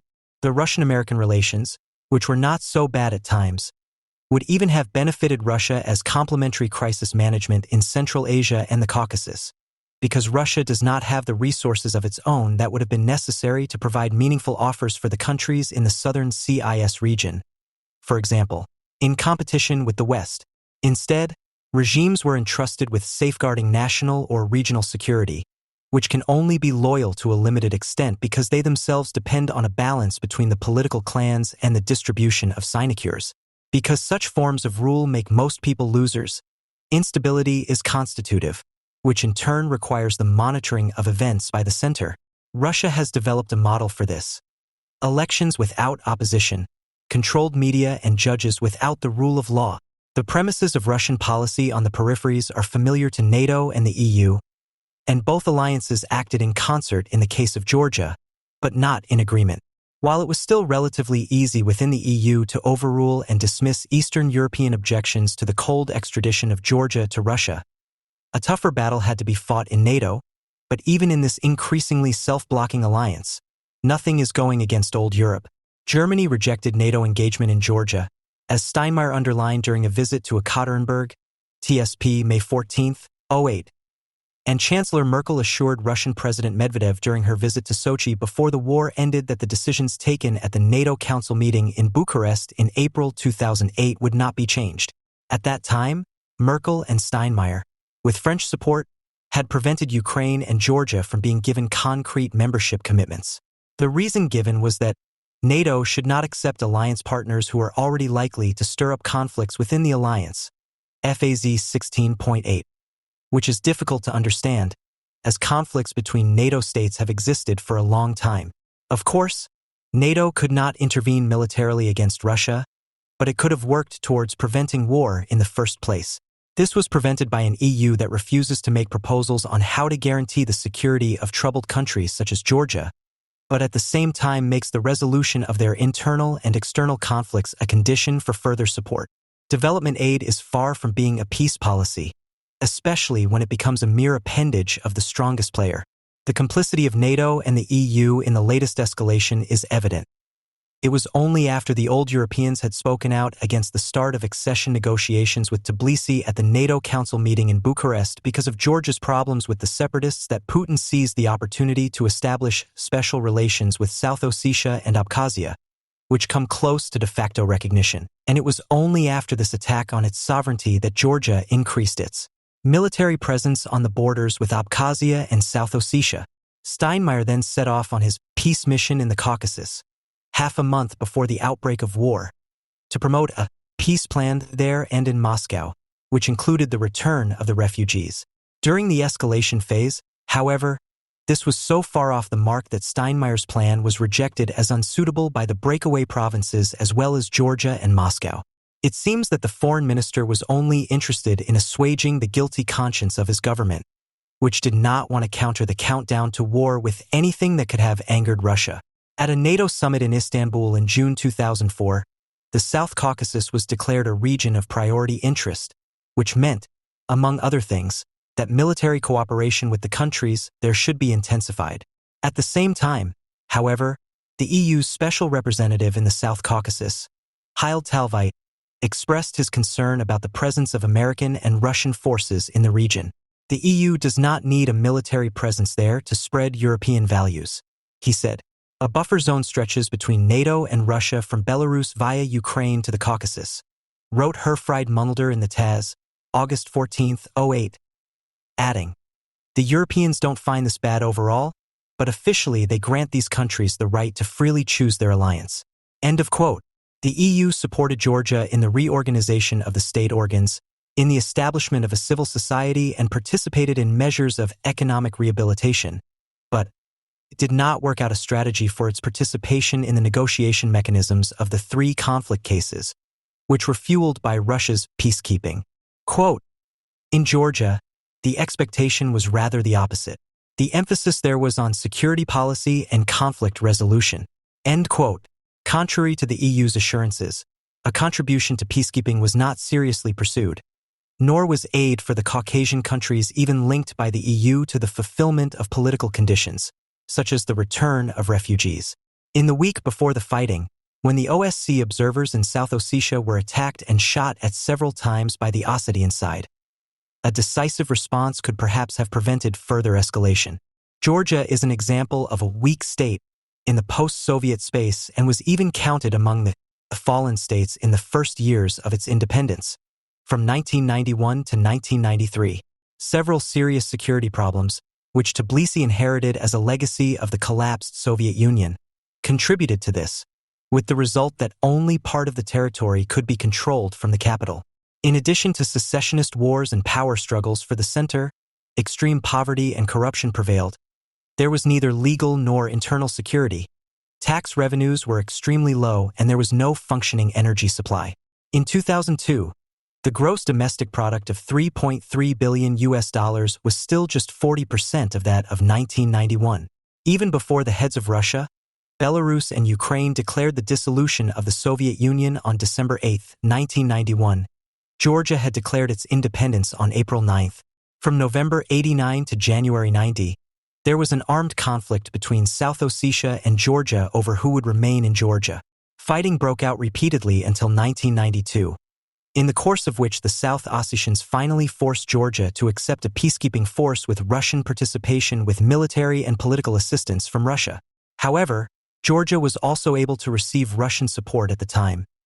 In return for the agreement of then-President Shevardnadze to station 20,000 Russian soldiers in Georgia and its entry into the CIS, Russia helped him to militarily defeat his opponent and predecessor Swyat Gamsakhurdia in November 1993, who had found shelter with Jakhar Dudayev after his deposition in Grozny and had established a counter-government in Sugdadi in western Georgia in 1993. Abkhazia had declared its independence from Georgia in July 1992 and enforced a ceasefire in a war that was also supervised by Russian troops. During the War of Secession, it was supported by Russia and militias of a post-Soviet regional unification movement under Islamic auspices, with which 16 ethnic groups of the North Caucasus wanted to establish a confederation of Caucasian mountain peoples, despite their numerous ethno-territorial disputes with each other. In the course of this war, the Abkhazian minority, with the support of their allies, expelled the local Georgian majority, whose members are still only provisionally housed in Georgia. 250,000 Georgians were expelled, which significantly changed the proportion of Abkhazians in their own country, not only in comparison to the Georgians in the 1989 census, 17% Abkhazians, 45% Georgians. After the expulsion and in some cases murder of all Georgians, 7,000 Georgians are said to have been murdered by militias in the massacre in the Abkhazian capital of Sukhumi in September 1993 alone. The proportion of Abkhazians in the total population rose to around 50% in 1994. The return of Georgian refugees was repeatedly prevented by force of arms. Abkhazia derives its right to statehood from its status as an autonomous, non-independent, Soviet republic within the Georgian Soviet Republic. In Soviet times, this status was associated with the right to fill leadership positions exclusively with ethnic Abkhazians, which was criticized by the largest population group by far, the Georgians, as Abkhazian ethnocracy and oppression of the majority by the minority. The Abkhazian leadership had been offered autonomous status in independent, post-Soviet Georgia on several occasions, but had rejected it each time in view of the far more promising offers from Moscow. It was also the government in Moscow that turned Georgians throughout the country into what they had already been under Abkhazian tutelage in Soviet times, second-class citizens. In 2000, Russia introduced a visa requirement for Georgians, but not for Abkhazians and South Ossetians. And from 2002, Russian passports were distributed in the breakaway territories and measures were taken to establish economic ties with Russia. In a third region that led its own life on Georgian territory, the Autonomous Republic of Adjara, the Georgian government removed Aslan Abashidze from power in May 2004 under pressure from ongoing demonstrations against the authoritarian provincial prince, SZ July 14, 2004. Abashidze had ruled over Adjara in the south of the country for years and controlled trade in the Black Sea port of Batumi and the movement of goods with Turkey, depriving the Georgian central state of considerable revenue from customs and oil business. A fourth security problem concerned the 34 kilometers long Pankisi Valley on the border with Chechnya, which was a point of contention between Georgia and Russia until 2002. The Moscow leadership accused Georgia of allowing Chechen terrorists to use the Pankisi Valley as a retreat. Chechen fighters had fought in 1992-93 under Shamil Basayev in the associations of Caucasian mountain peoples together with Russian troops on the side of Abkhazia for secession from Georgia. Basayev, who is also said to be responsible for massacres of Georgians in Sukhumi, is still held in high esteem in Abkhazia today. It was not until the hostage-takings in Moscow's Dubrovka Theater in 2002 and in Beslan in 2004 and the attack on the Moscow subway in 2004 that he became known in the West. In addition to arms and drug smuggling, the Pankisi Valley served as a retreat for Chechen fighters and as a Wahhabi mission area for Saudi donors. The Chechen field commander Ruslan Geliev was active for Georgia and against Abkhazian and Russian interests after a stay in the Pankisi Valley and fought, for example, in the Georgian-controlled Kodary Valley in Abkhazia in 2001. Russia reiterated its demand for Georgia to finally remove the Chechen units with a number of airborne operations on Georgian territory. President Shevardnadze then decided to accept an offer from the USA. As part of the Georgia Train and Equip program, the Americans supplied military equipment and advisors, enabling the Georgian armed forces to drive the Chechens out of the Pankisi Valley at the end of 2002. Russia has now granted comprehensive military protection to the two de facto presidents, FAZ, and pro-Russian leaders in South Ossetia and Abkhazia, Eduard Kakajdi and Sergei Bagapsh. Both are pursuing different political agendas. Kakajdi wants to annex South Ossetia to Russia. In the past, he has submitted a number of applications in an attempt to gain membership of the Russian Federation. However, elections and referendums on independence were not recognized by Russia either. It was only after Kosovo was recognized that Putin announced a corresponding step on Russian television. Kakajdi, who was formerly the regional secretary of the Communist Youth Organization, owed his election victory, above all, to the Tedyev brothers' clan. Albert, with excellent connections to Russia's secret services. Zambulat, former world wrestling champion, now coach of the Russian national team, both with pronounced mercantile talents. They put the proceeds of their dubious enterprises partly into building up paramilitary units, partly into Kakajdi's election campaign, TSP August 19, 08. After Georgia's massive attack on August 8, Kokoidi spread the story of the Georgian genocide against the South Ossetians with 2,000 deaths, a narrative that was subsequently adopted by the Moscow leadership to justify the Russian intervention. Tatiana Lokshina, an employee of Human Rights Watch, determined the number of dead in South Ossetia on the ground and arrived at around 90, a figure that was later increased to over 100 by other observers after further fighting and thus confirmed. Kakajdi rejected international observers in South Ossetia because these people only distort the truth, SC August 19, 08, and announced, while Chancellor Merkel was visiting Russian President Medvedev in Sochi, that he did not want to let the Georgians return to South Ossetia because their villages had been leveled, FAZ August 16, 08. However, such martial declarations were not only directed against the Georgians, but also against his political rivals such as the former separatist leader Dmitry Sanakoyev, who, after falling out with Kokoidi, advocated South Ossetia remaining part of Georgia and worked as the administrative head of South Ossetia appointed by Tbilisi from 2006 onwards. Sanakoyev was assassinated twice, the last one just over a month before the war in Georgia. Sergei Bagapsh dreams of a separate state of Abkhazia with friendly relations with Russia and the West, which would live from tourism on the Abkhazian beaches. When Bagapsh was elected 4 years ago, Russia initially refused to recognize him because he was considered too Georgia-friendly and imposed an import ban on Abkhazian mandarins. The election was then repeated, with the predetermined result that Moscow's man Raul Kadzymba became Abkhazian vice president. In the socialist societies on the periphery of the Soviet Union, the individual nationalities, or rather ethnic groups, some of which had been granted autonomy, replaced the system of law and force of the disintegrating Union republics as soon as the Soviet Union collapsed. The operators of the mostly adventurous restructuring of state institutions, who at the same time gained access to economic resources, secured their power in the respective territories through a clientele system. This lent itself in Georgia, as in other regions of the Caucasus, because the extended family networks there had survived the Soviet Union, and with their support alone it was possible to gain a position in the state apparatus and to keep the peasant family economy in the mountain regions largely out of reach of collectivization efforts. In Georgia, the network structures themselves were rooted in traditional institutions that proved astonishingly resistant to the detraditionalizing interventions of the Soviet state. The ethnic conflicts there had even been actively preserved by the Soviet Union in order to prevent possible alliances against the Soviet power. Georgia is a community, not a society, but at the same time a world of mistrust and the notorious search for protection. From a distance, Georgia, Ossetia, and Abkhazia appear to be consolidated quasi-state entities, but they are no more than social cosmoses organized in a fragile state unit as far as the heartland of Georgia is concerned. South Ossetia and Abkhazia must be seen as regions with a completely inadequate infrastructure, in which the majority of the population subsists on subsistence farming. In a social structure characterized by unemployment and poverty, smuggling and arms trading are among the few promising activities. Behind the dispute over ethnically homogeneous areas, the archaic logic of gang warfare unfolds. Here, in a purely ethnically defined commonality, the awareness of a social hopelessness finds a welcome outlet.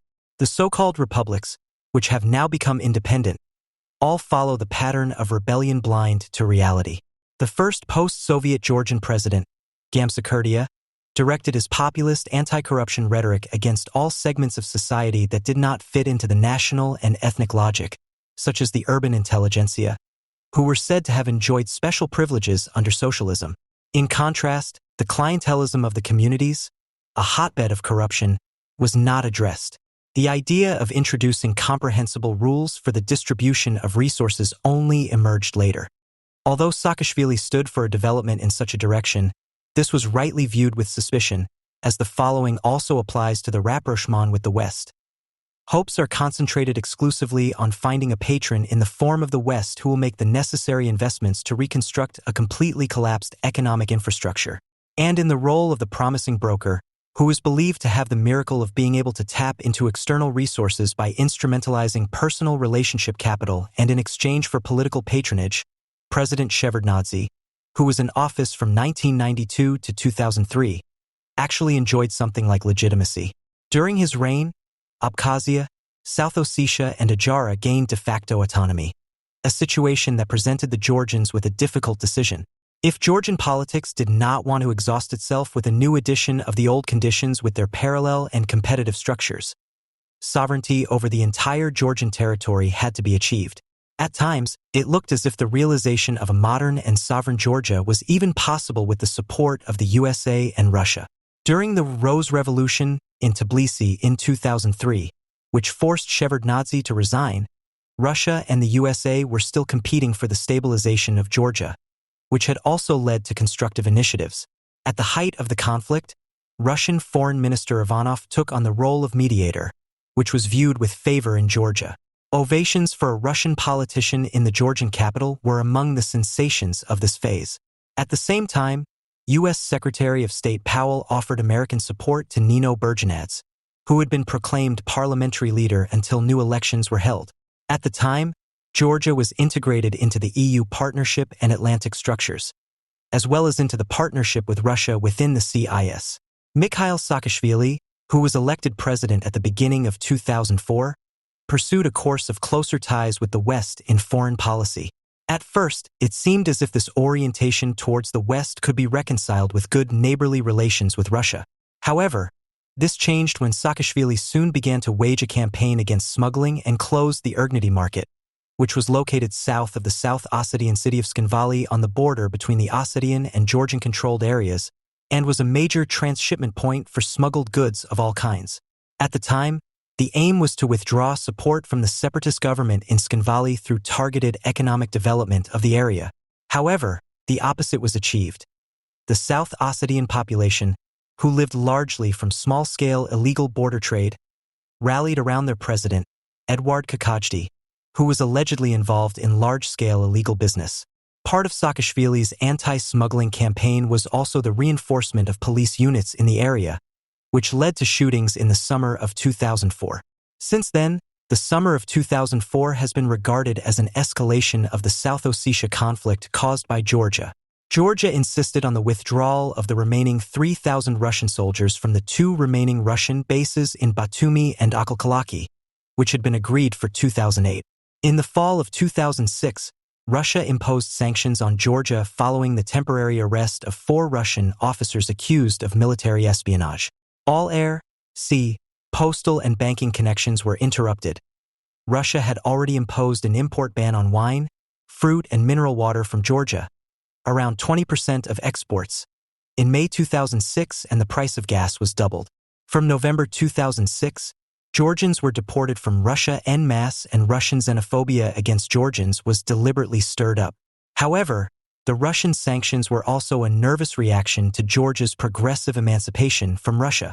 During these years, Georgia recorded economic growth of 9%, and in July 2006 the pipeline for crude oil from the Azerbaijani port of Baku on the Caspian Sea, which runs via Tbilisi to the Turkish Mediterranean port of Ceyhan and is independent of Russia, was inaugurated.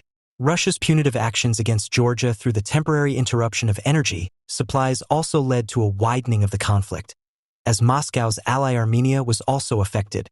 On the occasion of the 15th anniversary summit of the Commonwealth of Independent States in Minsk on November 28, the Yunga Welt reported, November 30, 2006, quote, "In fact, the continued existence of the CIS can already be seen as a success, as strong centrifugal forces have been at work in the post-Soviet area in recent years and months, making a revival of an integration process almost impossible. A breakup of the CIS into several smaller alliances is considered more likely. The increasing tensions between the former republics of the Soviet Union were discussed at the summits, but significantly, none of the territorial or economic disputes could be brought closer to a solution. Moreover, Moscow managed to annoy even its most loyal allies in the post-Soviet region. In Armenia, the seemingly unbreakable alliance with Russia is being called into question as a number of Armenians have been killed in recent months by rapidly gaining Russian fascists. Russia's crackdown on Georgia and the import bans imposed on Ukraine and Moldova caused further disgruntlement. The conflict with Belarus over the fixing of gas prices could even cost Russia its last loyal ally on the western flank of the CIS." End quote. The members of the Organization of the Collective Security Treaty, Russian, ODKB, the Russian-led military alliance of the CIS, Armenia, Kazakhstan, Kyrgyzstan, Tajikistan, and Belarus, are today, with the exception of Belarus, all pursuing a seesaw policy between Russia and the West. Kazakhstan, the strongest state in the alliance after Russia, wants to prevent its oil and gas from reaching Europe only via Russia, but it needs Georgia, in which it has invested heavily in recent years, to do so, and for Armenia, Georgia is the most important link to the outside world. By taking control of the most important roads and blowing up an important east-west railroad bridge in the course of its invasion of Georgia, Russia has also affected this country and has also interrupted the transport of oil from Azerbaijan through Georgia. The dangers posed by Russian policy for its periphery are simply glossed over by the hollow talk of Russian fear of encirclement by the West. The constant expansion of the EU and NATO is neither desirable nor practicable as an attempt at stabilization. This raises the question of the alternatives, which the Ukrainian foreign minister posed bitterly but realistically in relation to his country and answered in line with the cynicism of the situation. Quote, "What option would we have if we were not accepted into NATO?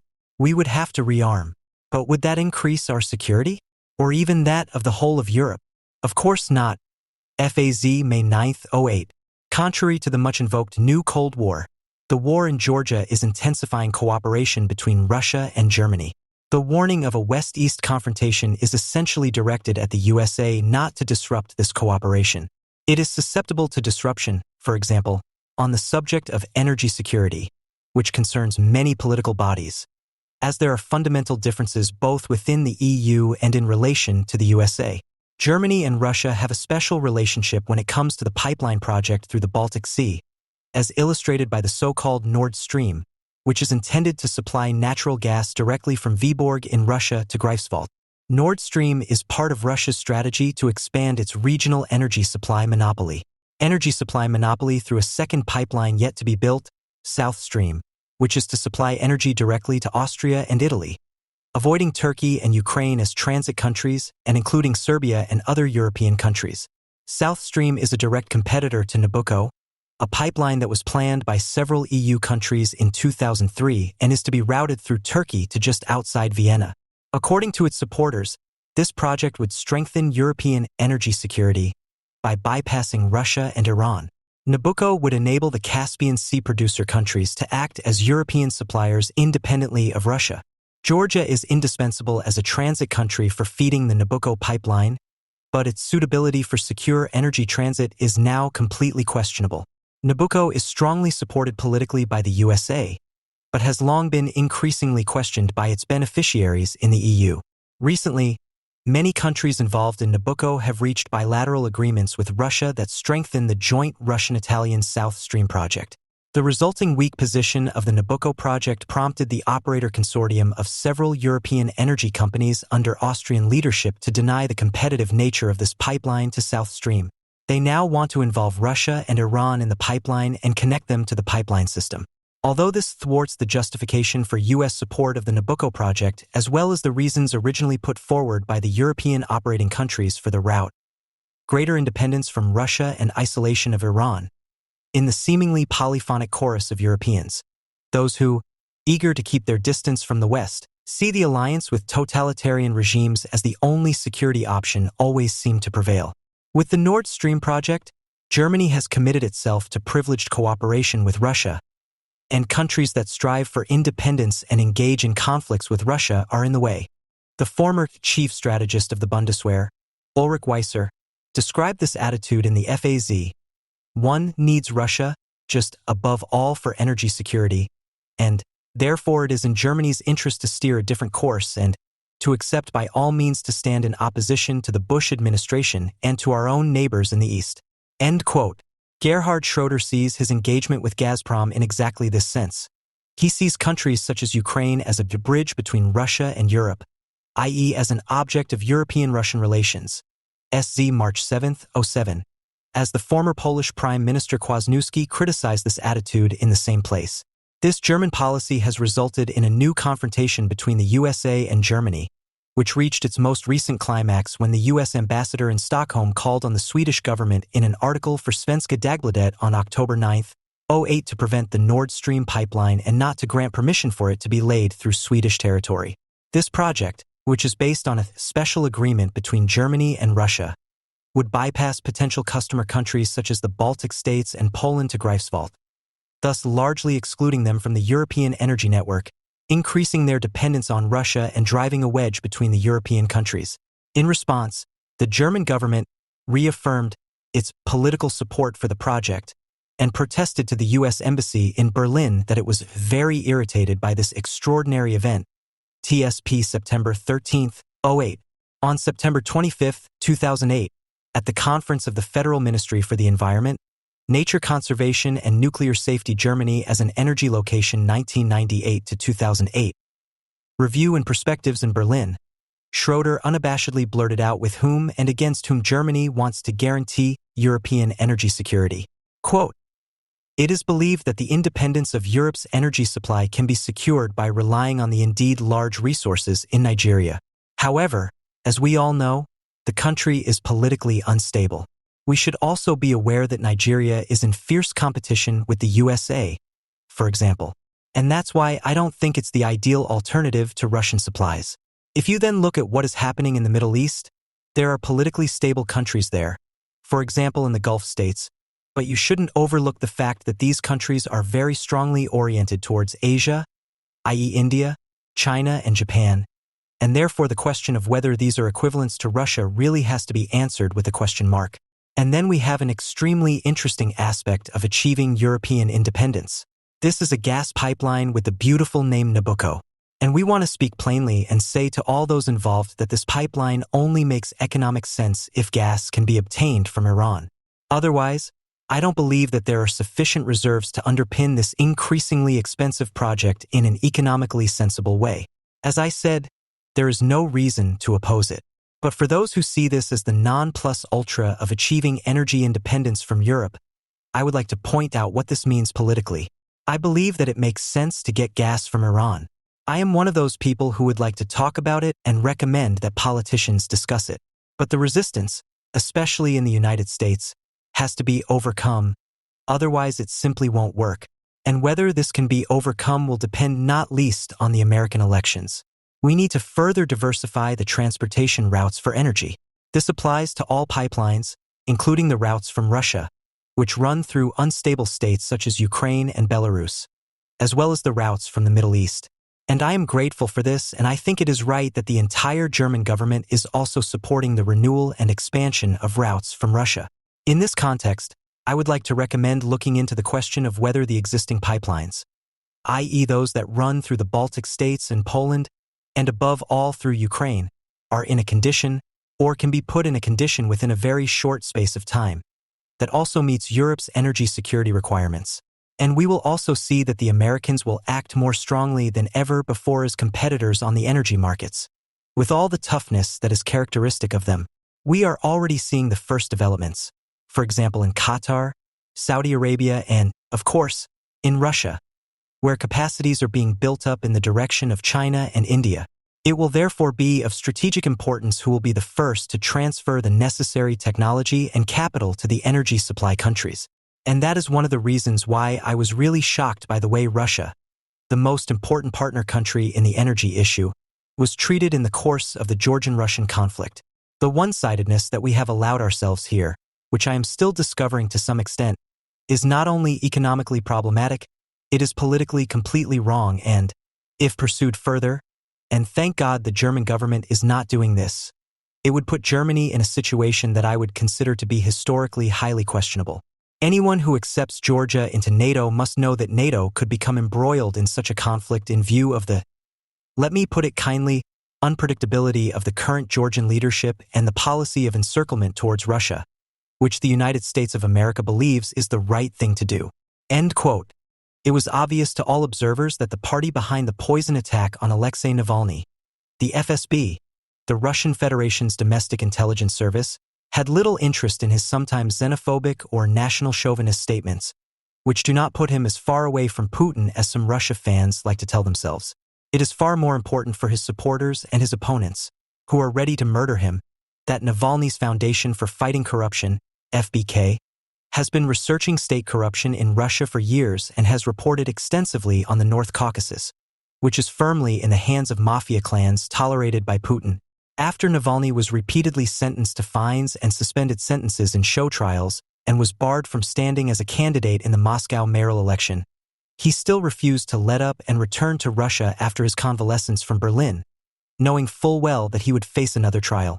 He was also aware of the symbolic power of his return flight in the passenger plane of the airline Pobeda, and was probably not surprised that the journey ended in the Moscow prison Matrosenstil. 2 days later, the video palace for Putin was published on YouTube, which has since been viewed more than 115 million times. Even though there were demonstrations across Russia against this sentence following his prompt arrest and subsequent sentencing in summary proceedings for violating a suspended sentence. After all, he had to be flown out of the Russian legal system for treatment of his poisoning, to 2.5 years in prison.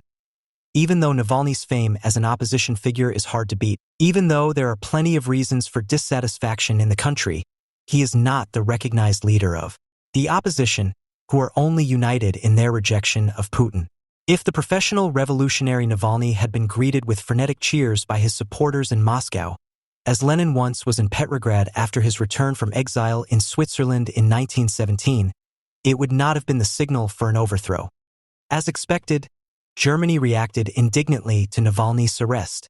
Federal President Frank-Walter Steinmeier not only made it clear that it was cynical to imprison someone who has only just recovered from a life-threatening poisoning inflicted on him in his home country, but also demanded Navalny must be released immediately and without preconditions. He even made Navalny's release a matter of German reason of state. Let's just take the never again, which is an inseparable part of the founding history of our republic as a central commitment and which must not be relativized. After all, our democracy does not live from the letters of the basic law alone, but from the engagement of the people. It is the form of government of the courageous. Some politicians and commentators took the Navalny case as an opportunity to demand that the anti-European, anti-Eastern European or anti-Ukrainian Nord Stream 2 project, the realization of which was also pushed forward against American sanctions, be abandoned. However, Steinmeier explained to us that it should not be made quite so easy. After the sustained deterioration in relations in recent years, energy relations are almost the last bridge between Russia and Europe. I think that burning bridges is not a sign of strength. How are we supposed to influence a situation that we find unacceptable if we cut the last links? For us Germans, there is a completely different dimension. We can look back on a very eventful history with Russia. There have been phases of fruitful partnership, but even more times of terrible bloodshed. June 22nd marks the 80th anniversary of the beginning of the German invasion of the Soviet Union. More than 20 million people in what was then the Soviet Union fell victim to the war. This does not justify any wrongdoing in Russian politics today, but we must not lose sight of the bigger picture. Yes, we are living in the present of a difficult relationship, but there is a past before and a future after. End quote. He would like to learn more about the phases of fruitful partnership between Germany and Russia. Did he mean the close relations between the Romanovs and the Hohenzollerns during the European counter-revolution in the 19th century, or the circumvention of the Treaty of Versailles with Soviet help for the purpose of rearming the Reichswehr in the 1920s? Or did it refer to the Hitler-Stalin Pact? After paying tribute to the very eventful German-Russian history, Steinmeier went on to talk about the 20 million people of the former Soviet Union who died in the Second World War, only to go on to talk about Russian misconduct today, and this in the context of a pipeline that is capable of cutting the links between large parts of Eastern Europe and the West. It is worth taking a brief look back at the territorial composition of Russia and later the Soviet Union in order to understand the implications of Steinmeier's statement. Tsarist Russia was initially a conglomerate of historically more or less autonomous territories that were forced under Russian rule in the 3 centuries before 1917. After the Peace of Brest-Litovsk in 1918, they partially regained their sovereignty and promptly seceded from Tsarist Russia and its legal successor, the USSR, or attempted to do so, as they did again after 1990. The policy of the Bolsheviks from Brest-Litovsk and rounded off in Yalta and Potsdam, which included the westward shift of Poland and the renewed incorporation of the Baltic states, had served the sole purpose of restoring Tsarist Russia territorially and forcing the newly occupied territories linguistically, culturally, politically, and also demographically under Russian dominance. This means that the majority of those who died in the Second World War were not Russian. Most of those killed, murdered, and starved to death were in what is now Ukraine, what is now Belarus and Eastern Poland, which was annexed to Ukraine and Belarus after 1945, where a particularly large number of Jews had lived. To describe them as Soviet victims of the Germans while building bridges to Russia, of all things, reinforces a view of history that necessarily recognizes the hegemony Putin Russia is striving for over the former Bolshevik and previously Tsarist-administered Eastern Europe, and thus also offers unspoken, but also necessary, reminiscences of the good times of German-Russian relations. It is worth recalling, for example, the glorious episodes of German-Russian friendship when Tsar Nicholas I and his Prussian cronies joined forces against the Polish uprising of 1830, but also against the European Revolution of 1848–49. The Treaty of Rapallo, 1922, should also not go unmentioned, as a result of which Lenin, Trotsky, and Radek, together with Gustav Stresemann and others, brought the German military to new strength. When Molotov and Ribbentrop finally divided up Poland among themselves in 1939 and allowed the Baltic states to fall under Soviet rule, the majority of the former Tsarist Reich territory had already been regained for the Soviet Union with National Socialist help, and the German armaments industry profited from the fact that the USSR, with impressive goodwill towards German breaches of contract, had delivered masses of oil, iron ore, and other raw materials necessary for the war to the Third Reich until 1941. Only Hitler's invasion of the Soviet Union created clear fronts again and interrupted the cooperation. This is what the bridge builder Steinmeier, who had once been German foreign minister and in this function had already campaigned for Nord Stream 2, meant when he spoke of 20 million people in the former Soviet Union and raved about a beautiful past before and an even more beautiful future afterwards. The Ukrainian ambassador in Berlin, Andriy Melnik, quite rightly criticized Steinmeier's instrumentalization of the war victims of all 15 former Soviet republics for German Russia policy. The questionable historical arguments in favor of a Russian gas pipeline that divides the continent, threatens European security and puts Ukraine at the mercy of a new military invasion by the Kremlin were received with astonishment and indignation in Kiev, said an official press release from the Ukrainian embassy. Nord Stream 2 was and remains a geopolitical project of Putin that contradicts Ukrainian interests. It is therefore cynical to bring the horrors of the Nazi reign of terror into play in this debate, and to attribute the millions of Soviet victims of the German war of extermination and enslavement exclusively to Russia. That is a dangerous distortion of history. End of quote. In response to Melnik's statement, the office of the federal president dismissed Melnik in a rarely brutal tone not only as an impudent patron, but also as the representative of a state that is not to be taken seriously, with whom one does not speak immediately, but whose fate one discusses with others all the more relaxed. The accusation meets with complete incomprehension in the office of the federal president. The text of the interview speaks for itself. Welt Online, September 2, 2021. The diplomatic affair was thus over for the federal president. As a political figure, Steinmeier is symptomatic of the current German-Russian relationship. In 2015, as foreign minister, he had made a name for himself as an East-West mediator in the negotiations surrounding the Minsk Agreement and maneuvered Russia into the comfortable position of a great power that, after Crimea had already been annexed, sat down with its opponents to diplomatically establish the status quo after the Russian aggression against eastern Ukraine. Since then, there has been no question of a withdrawal of Russian military advisors and weapons technology. On the contrary, there is currently a renewed massive concentration of Russian troops on the border with eastern Ukraine, and Moscow is once again blocking access to the Ukrainian ports on the Black and Azov Seas. As a message against Russia's escalation strategy, NATO not only condemned the destabilizing behavior on April 16, but also cyber attacks and the poisoning of Navalny. The fact that Soviet war victims are used as evidence of the morally high German-Russian interests is nothing new. In an ARD interview in 2015, Gerhard Schroeder also spoke of 25 million Russian war victims, which would make an expansion of relations with Russia unavoidable. He then pointed out, in perspective, that we need the country's enormous resources for our economy and that the Russian market should not be neglected as a potential sales area for German exports. This was the only way an integrated Europe could stand up to Asia and the USA in terms of foreign policy.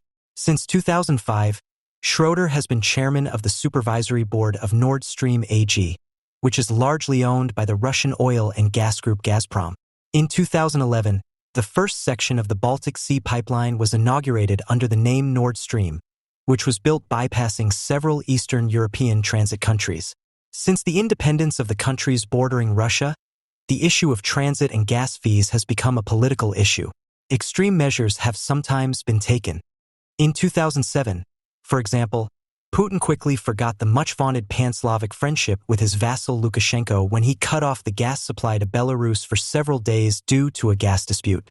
Russia also unceremoniously cut off gas to the rebellious Ukraine in 2009 due to a dispute over transit fees and gas prices.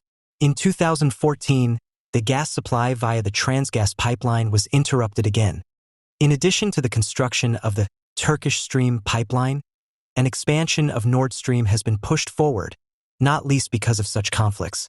Together with the existing gas pipeline, up to 55 billion cubic meters of natural gas are to be transported to Germany on this 22 pipeline every year. The project, which is expected to be completed this year or by 2022 at the latest, has been given the name Nord Stream 2. It is a project of the Merkel government.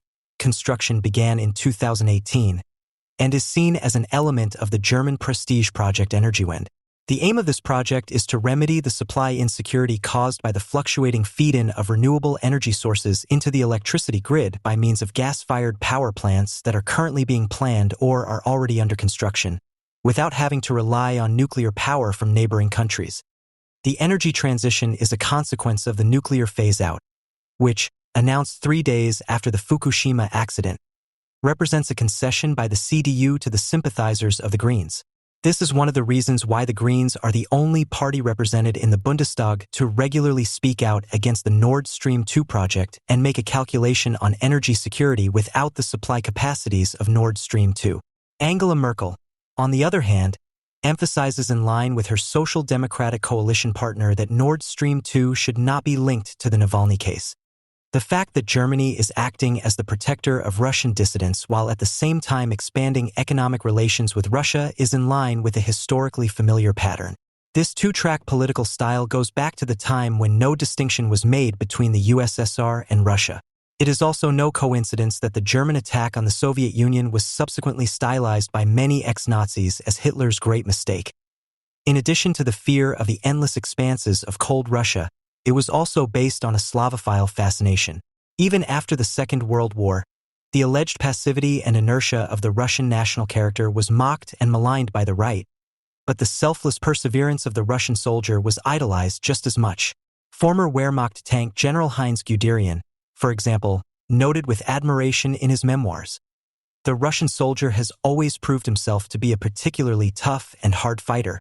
End quote.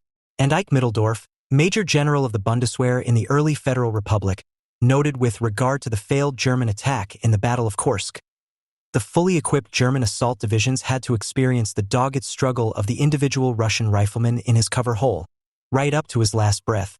End quote. The necessity that individual human life was always worth little in the East was turned into a virtue in the blink of an eye, and traditional values were rediscovered in faraway Russia that had long been thought lost in the liberal West. The German Social Democrats presented their Russian kitsch somewhat differently. Willy Brandt's head of the Chancellery, Egon Bahr, in a fit of excessive hubris, reported in detail how he had reverently visited Lenin's mausoleum during the preliminary negotiations for the Moscow Treaties of 1970, thereby bringing about an almost global political change. In his memoirs, he writes revealingly, "Despite everything that could be said against Lenin, I admired him as one of the greats of history, who had changed Russia and the world with the power of his brain and his will. What a triumph of the individual and at the same time of the contradiction to his doctrine of the decisive effectiveness of social forces." When Semyonov was ambassador in Bonn, he recalled that the visit to Lenin's mausoleum had brought about a psychological breakthrough. "I was the first person from Bonn to show his respect for our great Lenin." Quote, end. The devout meditation on the dark depths in the mind of the Russian revolutionary leader, who is presented in the evil German tradition as a man of genius and thus a born leader of men, was by no means able to initiate a change in Ostpolitik. Rather, it was tangible geopolitical interests that formed the basis of the West German Social Democrats' efforts to find a balance with the USSR.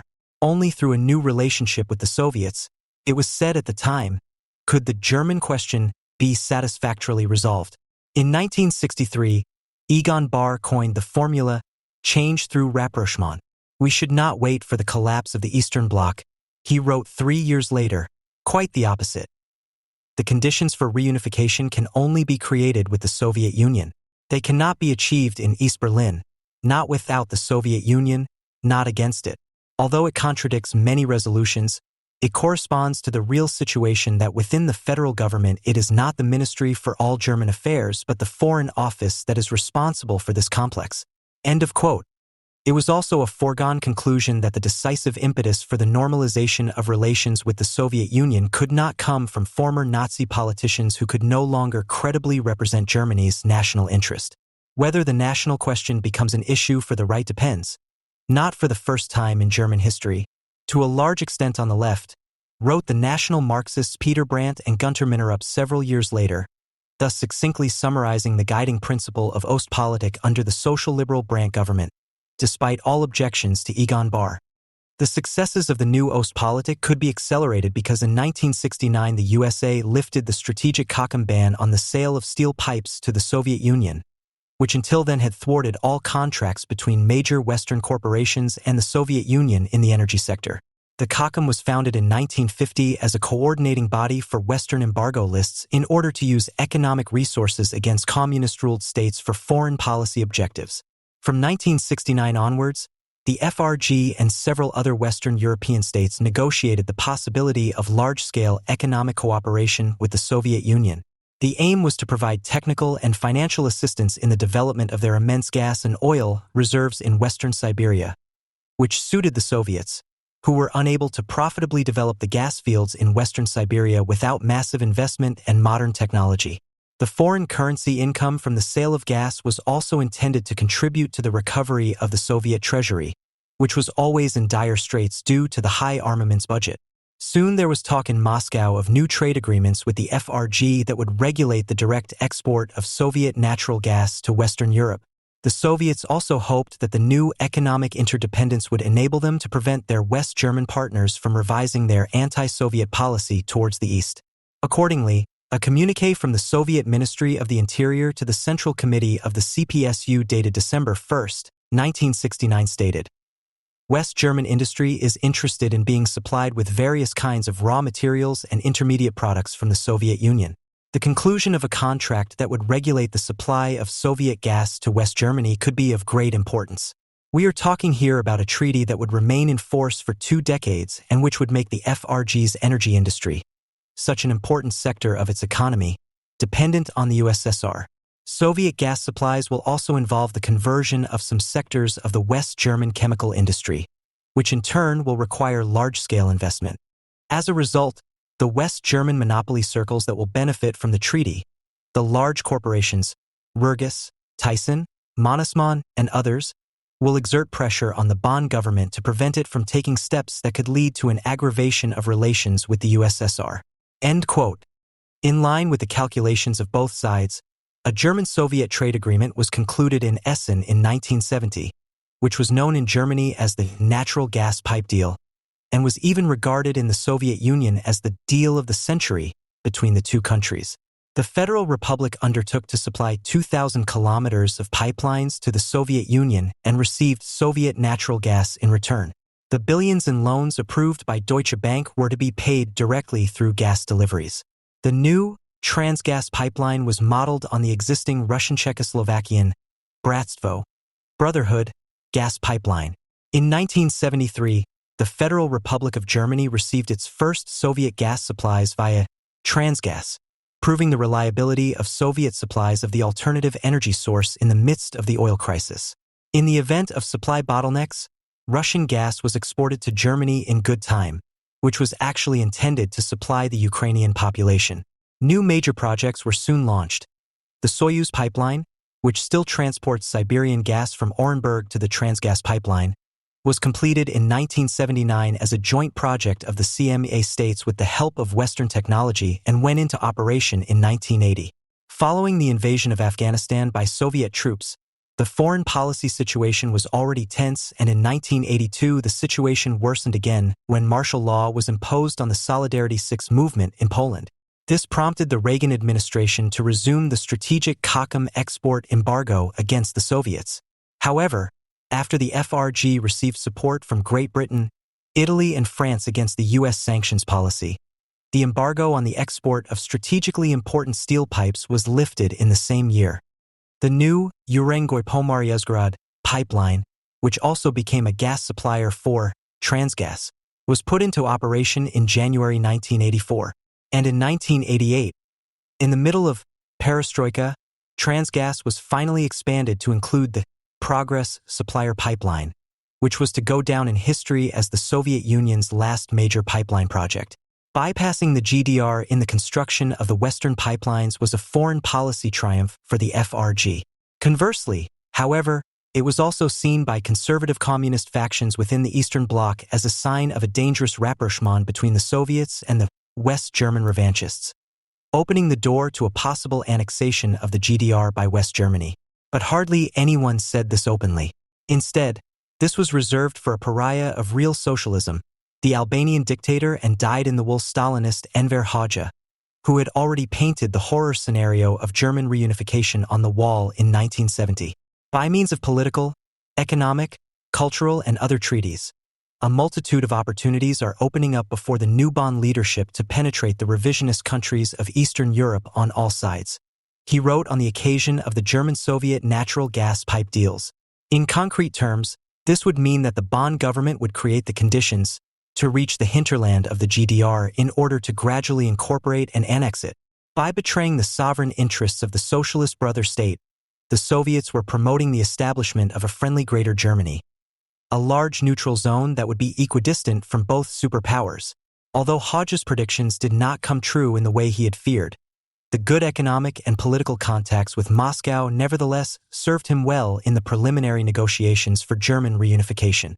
And even when Russia disintegrated into a conglomerate of competing gangs in the early 1990s, the gas supply for Germany remained secure. Against the background of the excellent economic relations with the USSR, it seems very strange at first glance that, starting in the early 1970s, the FRG acted as a protector of Soviet dissidents, Lev Koplev and Alexander Solzhenitsyn, who Heinrich Böll had initially taken in, without this harming the further expansion of economic relations. Quite a few dissidents found their first refuge in Munich at the time. The Bavarian capital was also an important port of call for the Soviet ex-dissidents because the broadcasting center of Radio Free Europe was located there until 1995. A radio station financed by the U.S. Congress that still produces programs for Eastern European and Russian listeners today. Among the Munich exiles were Igor Davidov and Gabriel Superfin. As Superfin reports, during the dissident purges of the early 1980s, the KGB gave dissidents a choice. If they were not prepared to write a letter of repentance, they were urged to either join the KGB as informants or agree to their own expulsion to the West. Many chose the latter option. One of them was Vladimir Voinovich, in whose literary work the theme of emigration plays a central role. In Moscow 2042, 1986, he not only parroted the stolidity of the Soviet bureaucracy, but also ridiculed Solzhenitsyn's throw-down on Germany and its sense of national mission. This disposal of dissidents did little harm to the Soviet Union. After all, those in charge knew that once an opponent of the regime is in exile, he loses all propagandistic significance due to his lack of influence on events in his old homeland. Only as prisoners in the Gulag and later in other prison camps did they hardly pose a domestic political threat. But they did pose a foreign political threat. Since the Cold War, German support for Russian dissidents has therefore been overshadowed by German-Russian trade. Raw materials are exchanged for technology and foreign currency and good economic relations for dissidents. The Navalny case also initially stood for this aspect of German-Russia policy, which is why he was allowed to leave the country for medical treatment in Germany. However, when Navalny made his way back to Russia, from a Russian perspective, he broke the tacit agreement that had been in place for decades that the dissident should stay in Germany, especially after his almost successful poisoning. Germany, in turn, absolved itself of any responsibility for what was to come from the moment Navalny boarded the passenger plane to Moscow. Knowing full well that the only politically appropriate response to Navalny's detention and the existing U.S. sanctions against the pipeline would have been to shut down Nord Stream 2, Germany took the far less confrontational route of personal sanctions. Nord Stream 2 is an extremely expensive investment for Russia, the political benefits of which bear no relation to the horrendous construction costs, as the pipeline can only really pay for itself if it is fully utilized. However, this is only possible if gas is transported to the West almost exclusively via the Nord Stream 2 and Turkish Stream pipelines in future. However, jeopardizing Ukraine's security of supply and depriving the state of important revenues is at least part of the Russian strategy. Between 2008 and 2020, the volume of natural gas transported through Ukraine fell by more than two-thirds, from approximate 199.6 to approximate 55.8 billion cubic meters per year. The losses in transit fees are already noticeable, and if the volume of gas supplied to Ukraine were to fall below a critical level, this would lead to serious losses. As Putin knows that Ukraine cannot easily switch to other gas suppliers for cost reasons alone, there will be little standing in the way of further economic blackmail while exporting natural gas to Europe. Finance Minister Olaf Scholz, SPD, must have been well aware of this political dimension of Nord Stream 2 when he tried to dissuade the USA from its planned sanctions against Nord Stream 2 in August 2020. In his letter to the then U.S. Treasury Secretary Steven Mnuchin, he stated that €1 billion in public funds would be used to support the construction of 2 terminals for U.S. liquefied natural gas. In return, the USA will allow the unhindered completion and operation of Nord Stream 2. Scholz suggested to his counterpart with rare audacity. In addition, more efforts would be made to expand the energy networks in Poland, through which the Russian-European pipeline Yamal-Europe has been running since 1999, and Ukraine so that they would not lose their status as transit countries. As was to be expected, however, the Trump administration rejected this lazy compromise and the sanctions came into force in January 2021. Germany then insisted on demonstrating to its opponents in the West, namely the USA, Poland, Denmark, Sweden, and the Baltic states, that it was determined to continue to go it alone in terms of energy policy. They would not allow themselves to be treated like a rogue state by the USA, according to government circles. Of all the Nord Stream opponents, France wavered the most until the very end, until Macron also towed the German line. Merkel convinces Macron in video call that Nord Stream pipeline is necessary. Headline Der Standard on February 5, 2021. What was not possible during the Cold War because the USA was still too powerful and Germany stood in its shadow has now become a defiant and empathetic self-assurance against the USA and for the Russian opposition. The worse the situation in Russia is, the more important the seemingly objective and helpful rather than beneficial economic cooperation is presented in Germany. Regardless of which sources are consulted, conditions in Russia are atrocious. On January 23, more than 4,000 protesters were taken into police custody during demonstrations against Navalny's conviction in 125 Russian cities, where between 110,000 and 160,000 people had demonstrated. The following weekend, when there was already talk of 250,000 to 300,000 demonstrators across Russia, there were already more than 5,700 arrests in 86 Russian cities. Around 1,500 demonstrators were arrested on February 2, when the verdict against Navalny was announced. The protests then died down, and the Russian authorities are currently working on the expulsion of protest participants who do not have Russian citizenship.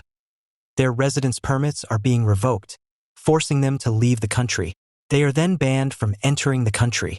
As Radio Free Europe reports, these include a number of Ukrainians, Moldovans, Kyrgyz, and Belarusians who took part in the protests in January.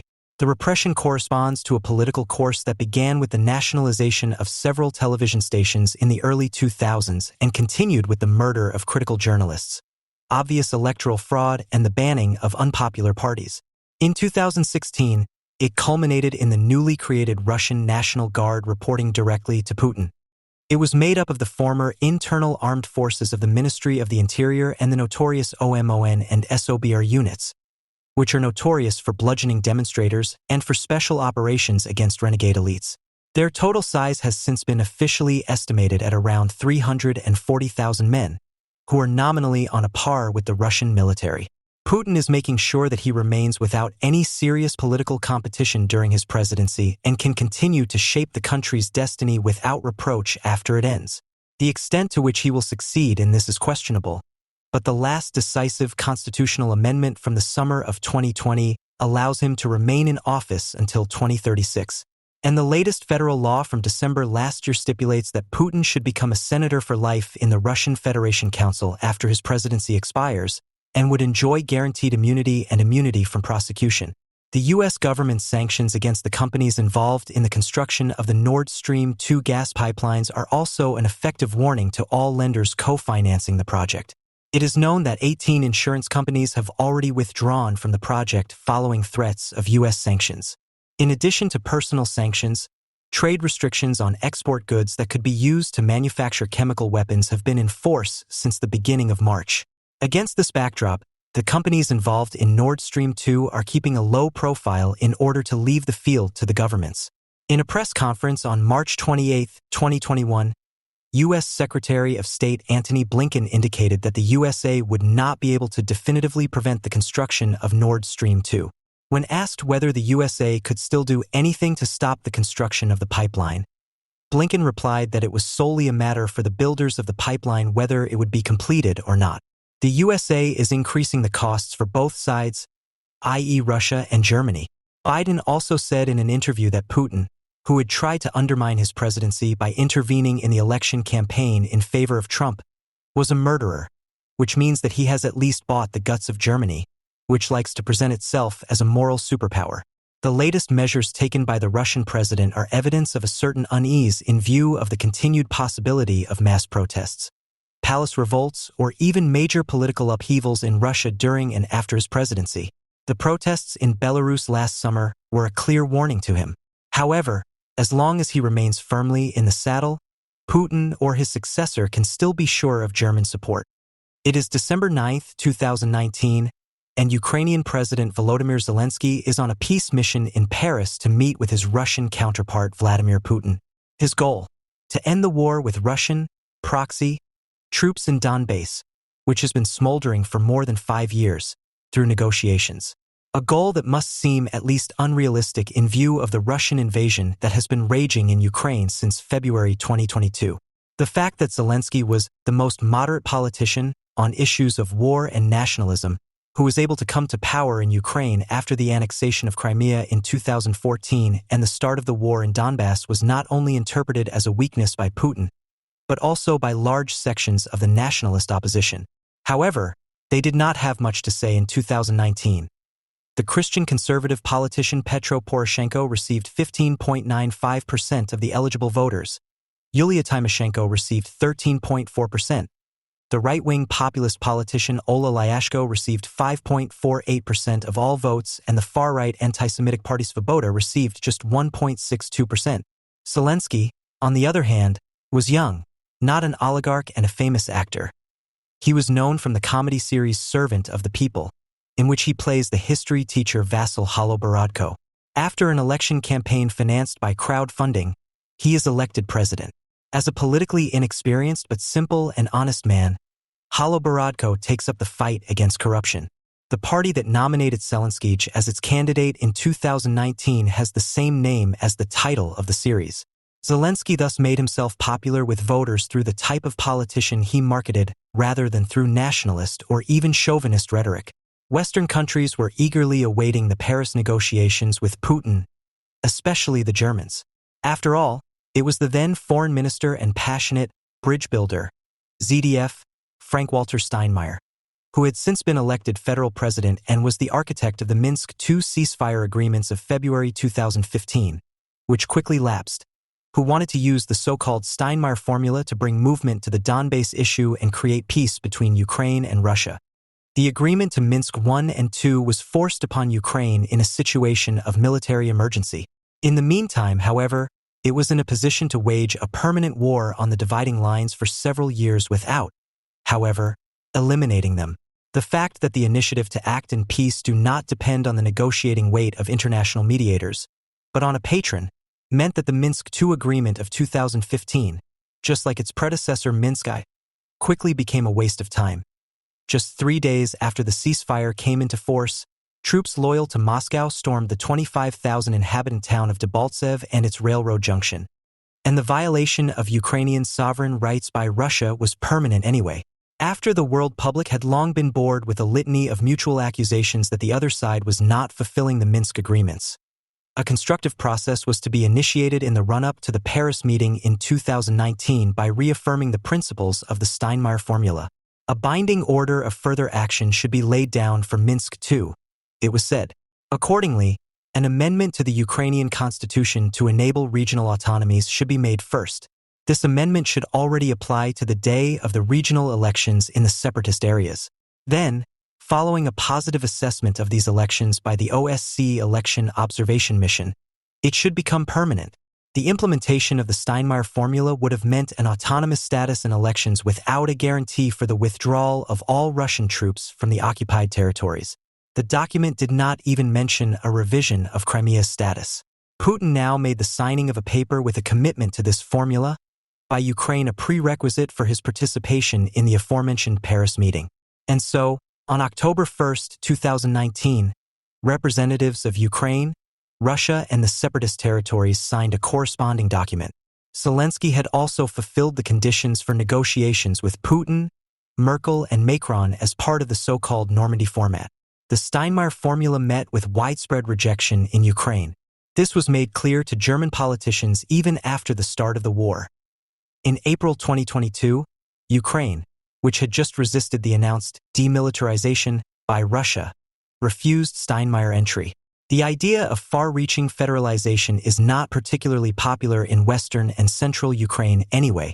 This is because the political federalization demanded by Putin, as opposed to decentralization with reference to the 24 existing administrative units, means separatism in the case of Ukraine. It came as no surprise that the day after the paper with the Steinmeier formula was signed on October 2nd, Maidan demonstrators in Kiev accused Zelensky of capitulating to Russia. He sent the following message to the critics: "There will be no elections under the barrel of a gun. There will be no elections as long as Russian troops are still there." Putin insisted that territorial parts could only be returned once elections had taken place in the two People's Republics of Donetsk and Luhansk. A withdrawal of Russian troops was not planned.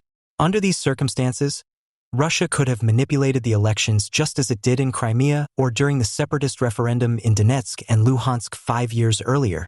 Zelensky therefore kept his word and the Paris negotiations were unsuccessful. Zelensky's diplomatic balancing act in Paris can only be understood against the backdrop of the lines of conflict between Western and Eastern Ukraine, which, as we know, are not simply caused by internal Ukrainian factors, but are characterized by Russia's varying degrees of influence on the two parts of the country. Even under Gorbachev, the dismantling of the enemy image of the West was seen as new political thinking. This was linked to the realization that the greatest threat to the security of the Soviet Union was posed by economic, social, and ecological problems at home.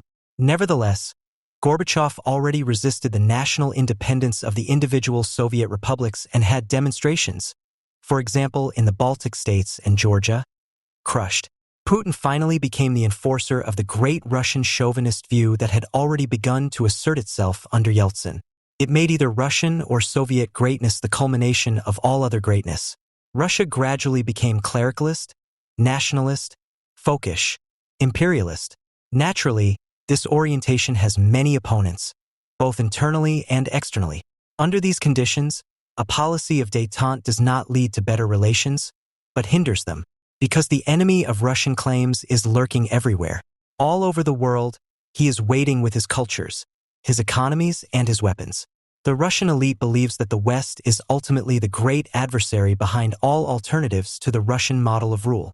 The fact that the West does not necessarily see Russia as an equal, as former U.S. President Barack Obama said, for example, on the occasion of the annexation of Crimea when he derided Russia as a regional power, does not change this. On the contrary, it fuels Russian resentment. The military interventions of the former Soviet leader Russia in its neighboring countries are taken for granted, as Putin's threatening description of the Ukrainians as a brother nation testifies. The assertion of Russian claims becomes all the uglier when there is no longer any soft power to back them up. However, its effect in Ukraine has long been very inconsistent. While Western Ukraine is traditionally Ukrainian-speaking and therefore tends to vote for nationalist parties, the East sympathized for many years with the pro-Russian Party of Regions of ex-President Viktor Yanukovych. The Donbass was home to the party's largest voter base, which acted as the most powerful political representative of the Russian-speaking regions within Ukraine. Yet the predominantly Russian-speaking eastern Ukraine is indispensable for the Ukrainian state. Since Soviet times, a significant part of the Ukrainian coal and steel industry has been concentrated in the coal basin on the Donets River, and the access to the Black Sea, the only lucrative transport route for Ukrainian grain and industrial exports, is also located in the Russian-speaking south. The situation slowly came to a head after Viktor Yanukovych was elected Ukrainian president in 2010. After his election, he dismissed more than 300 judges and replaced the vacant posts with his own candidates from his native Donetsk. He used illegal methods to secure a majority in parliament, which allowed him to extend his powers by amending the constitution. The subsequent concentration of power and the self-enrichment of Yanukovych's family initially caused resentment among competing oligarchs, even if they had come to terms with the president for better or worse.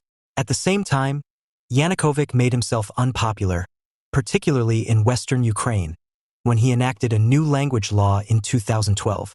Until 2012, a Soviet-era law had been in force which, while establishing Ukrainian as the official language, also permitted the use of Russian in most areas of public life alongside or even instead of Ukrainian. This precarious balance was overturned with the 2012 language law. If more than 10% of the population in a region of Ukraine spoke a language other than Ukrainian, this language was to be upgraded to a local official language. Theoretically, a large number of languages should have been taken into account in such a regulation. In practice, however, this meant that more than half of the Ukrainian regions suddenly had to put Russian on an equal footing with Ukrainian as a local official language. What was intended as a populist election promise for their own voters was quickly welcomed in the Kremlin as a rapprochement with Russia. The politicization of the Russian language by Yanukovych in turn strengthened the nationalist opposition in its efforts to banish Russian from the public sphere as far as possible. Yanukovych's foreign policy also developed an enormous explosive force. He tried to play Russia and the EU off against each other in order to gain the greatest possible advantages for Ukraine. This strategy failed on November 21, 2013 at the latest, when his government suspended the signing of the association agreement between Ukraine and the EU. The association agreement would have enabled free trade with the EU and thus also brought Ukraine closer to the West economically. However, the EU was hardly prepared to meet Yanukovych's demands for further financial aid in full. In turn, the countries of the CIS Free Trade Zone threatened to exclude Ukraine from the customs union if the agreement was signed. Yanukovych had the choice, and he opted for economic union with Russia, undermining expectations of politically independent and economically catching up development. Shortly afterwards, more and more demonstrators gathered on Independence Square, the Maidan in Kyiv. They demanded Yanukovych's resignation and new elections, from right-wing nationalists such as the Right Sector and the Svoboda Party, which protected the demonstrators from police attacks, to liberals, national conservatives, and leftists. Various forces were represented on the Maidan.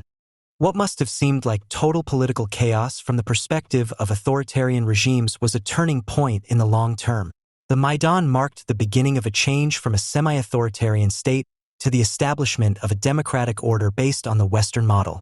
While Yanukovych's financier Rinat Akhmetov initially tried to declare the Maidan demonstrators rioters via his own television stations, rival oligarchs such as Ihor Kolomoisky from the eastern Ukrainian industrial metropolis of Dnipro or the later President Petro Poroshenko pursued a different strategy. As during the Orange Revolution in 2004, they supported the pro-Western demonstrators who were calling for Yanukovych's resignation. The situation on the Maidan came to a head in February 2014. By then, the Euromaidan already counted over 100 fatalities. Finally, on February 22, Yanukovych was deposed by a parliamentary majority in a summary procedure. He fled to Russia, which subsequently wanted to continue to see him as the legitimate president. Following Yanukovych's dismissal, new political parties emerged in Ukraine. New politicians looked for allies in oligarchic business circles, and new candidates were elected to the presidency. Meanwhile, Russia exploited the political instability in Ukraine. It occupied Crimea in a coup d'état and smuggled secret service agents and mercenaries into Donetsk and Luhansk in order to establish proxy republics there. In a short space of time, Russia was to unite all militiamen, warlords, and soldiers of fortune under one command in both people's republics. The separatists were able to hold on in Donetsk and Luhansk because they received heavy weaponry and personal reinforcements from Russia. However, they were unable to advance further west. Mariupol, Sloviansk, and Kramatorsk remained in Ukrainian hands. Contrary to many predictions, Ukraine proved to be strong enough to stop the advance of the anti-Maidan forces loyal to Russia. However, the Ukrainian troop units lacked the strength to recapture Donetsk and Luhansk. As a result, the war in Donbass became a war of position and attrition, which claimed around 14,000 civilian and military lives by 2022. In the initial chaos of the revolution, the Ukrainian army welcomed any help, regardless of its political affiliation. Fighters from the Right Sector took part in the fighting in the Donbass, while soldiers from the far-right Azov Battalion, which was subordinate to the Ministry of the Interior, defended Mariupol against an attempted separatist takeover. However, the partial autonomy of the individual military units soon came to an end. The Right Sector did not want to submit to the command of the National Guard, which is bound by instructions from the Ministry of the Interior. It was disarmed and, as before, was only allowed to exist as a party. It is no longer represented in the Ukrainian parliament. The Azov Battalion was founded in Berdyansk on the Sea of Azov and mainly comprises Russian-speaking fighters. In 2014, the Azov Battalion was placed under the command of the Ukrainian National Guard as a special unit and regrouped as a regiment, which many fighters with Nazi sympathies are said to have left by the end of 2014. Following a change of command in 2017, officials claim that the last fighters with openly right-wing extremist views left the regiment. It is not possible to verify how consequent this was implemented. While the soldiers of the Azov regiment have to refrain from making right-wing extremist statements out of consideration for their disciplinary statute, the politically autonomous, and very insignificant in the Ukrainian political landscape, Azov movement acts far more openly. In the current war, the soldiers of the Azov Regiment are revered as national heroes in Ukraine. This is partly due to their months-long defense of the Azov Valley steelworks in besieged Mariupol, but also to the agonizing deaths of many Azov soldiers in Russian captivity. Since the Russian rocket fire on the Olenivka prisoner of war camp at the latest, some of them are likely to have a kind of martyr status in the Ukrainian collective memory. From 2014, Ukraine underwent a radical cadre change in its military and intelligence apparatus under the presidency of Petro Poroshenko, the elected president following the transitional government under Yanukovych's interim successor Alexander Turchinov. After the Russian annexation of Crimea, one thing became clear. Many old cadres of the Ukrainian army and secret service were at the mercy of the Russian troops in Crimea and Donbass because they were merely a mirror image of the Russian soldiers. Identical in tactics, strategy, and authoritarian self-image. Some offered them their services in the puppet governments of the Donbass. Others fled to Russia, where they were welcome as representatives of the overthrown ancien regime.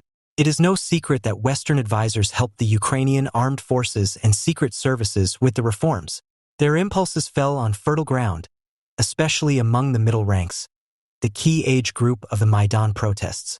The shock caused by the handover of Crimea to Russia without a fight led not least to the abolition of the rigid, Soviet-style centralized command structure. It was replaced by NATO's decentralized command regime, which gives the lower command ranks greater autonomy in troop command and decision-making. If Ukraine had stuck with the Soviet model, it would probably not have been able to withstand the Russian attack in February this year. The reform of the military was thus an essential element in the irreversible process of de-Russification since the Euromaidan. Another factor in the alienation from Russia was the covert Russian intervention in Donbass from 2014. Over the years, the smoldering war in Donbass ensured that Russia gradually lost any remaining sympathy among the younger generation. A comparison of the fighting in the south and east of Ukraine in 2014 and this year's war shows this impressively. While in the Russian-speaking cities of Odessa and Kharkiv in 2014 it was not clear from the outset whether politicians loyal to Maidan or Moscow would win power, in 2022 both cities resolutely opposed the Russian invasion. 8 years of Donbass had shown what a region under Russian rule can become. To a rundown authoritarian gangland that has had to systematically burn out its male population for the Kremlin since February 24, 2022. Ukrainians who speak Russian in everyday life today, therefore, generally no longer describe themselves as politically pro-Russian. Nevertheless, the Russian invasion is likely to lead to a long-term decline in the importance of the Russian language in Ukraine. The state is doing the rest. In 2017, Russian was removed from the curricula of secondary schools and universities as the main language of instruction. Strict Ukrainian quotas have been in place in broadcasting for years. However, these measures did not precede the secession of the People's Republics, but were a consequence of it. In January of this year, a new language law came into force after a transitional period, which was passed by Petro Poroshenko in 2019. It appears to be a mirror image reversal of Yanukovych's language law. National media are only allowed to publish in Russian if there is an equivalent Ukrainian counterpart that is called up first. This rule explicitly does not apply to other minority languages such as Polish, Romanian, Hungarian, or Crimean Tatar. Even if the Ukrainian state is censoring Russian state media on a massive scale like never before in the current war. Since the Russian massacres of civilians in February and March 2022, Bucha is the most prominent example. Since the countless tortures and murders of Ukrainian prisoners of war and the mass deportations of Ukrainian civilians, such measures to push back Russian influence seem almost no longer necessary. After several months of war, the message should be clear to the average Ukrainian. Anyone who does not want to return to the Russian world, after years of Ukrainian rapprochement with the West, can expect brutal retaliation. The sheer sadism not only of the Russian military, but also of radical Russian mercenary troops such as the Wagner Group, named after Hitler's favorite composer, is likely to further reduce the motivation among Ukrainian soldiers to surrender to Russian captivity. Zelensky's second most important election promise was the de-oligarchization of Ukraine. His promise to break the power of the oligarchs was to be followed by action. He announced in summer 2021 that he would introduce a register of oligarchs. The entanglement of political offices and economic oligopolies was finally to come to an end. Many political observers within Ukraine viewed his anti-oligarch law with skepticism. They accused him of populist authoritarianism. He was accused of wanting to take action against his rival Petro Poroshenko and establish a vertical of power based on the Russian model. When an attack was carried out on Zelensky's advisor Serhiy Schiffer in September, the situation threatened to escalate. Shortly after the anti-oligarch law came into force, the revelations of the Pandora Papers shook Ukraine in October 2021. Although it was already no secret that Zelensky could not have become a famous actor or politician without the oligarch Ihor Kolomoisky, there was now also evidence of the business connection. The Pandora Papers, which revealed Zelensky's offshore business dealings with Kolomoisky, soon ruined Zelensky's poll ratings. In October 2021, only around 28% of Ukrainians still backed Zelensky. Zelensky's anti-oligarch policy had lost credibility among the population. It is true that the oligarch class also emerged in Ukraine from the original capitalist accumulation of the early 1990s, i.e. from the sell-off of Soviet state-owned enterprises. However, unlike in Russia, it never underwent total assimilation under a political regime. In other words, the diverging interests and competition between the oligarchs in Ukraine has also given rise to a kind of political pluralism. It finds its expression in a plurality of media whose reporting and interpretation of events in the country differ greatly. This in turn is an important prerequisite for the existence of competing political parties, said Irina Solenenko in 2014. But what continues to unite the oligarchs, however, is their refusal to give up their privileged access to public resources and political decisions.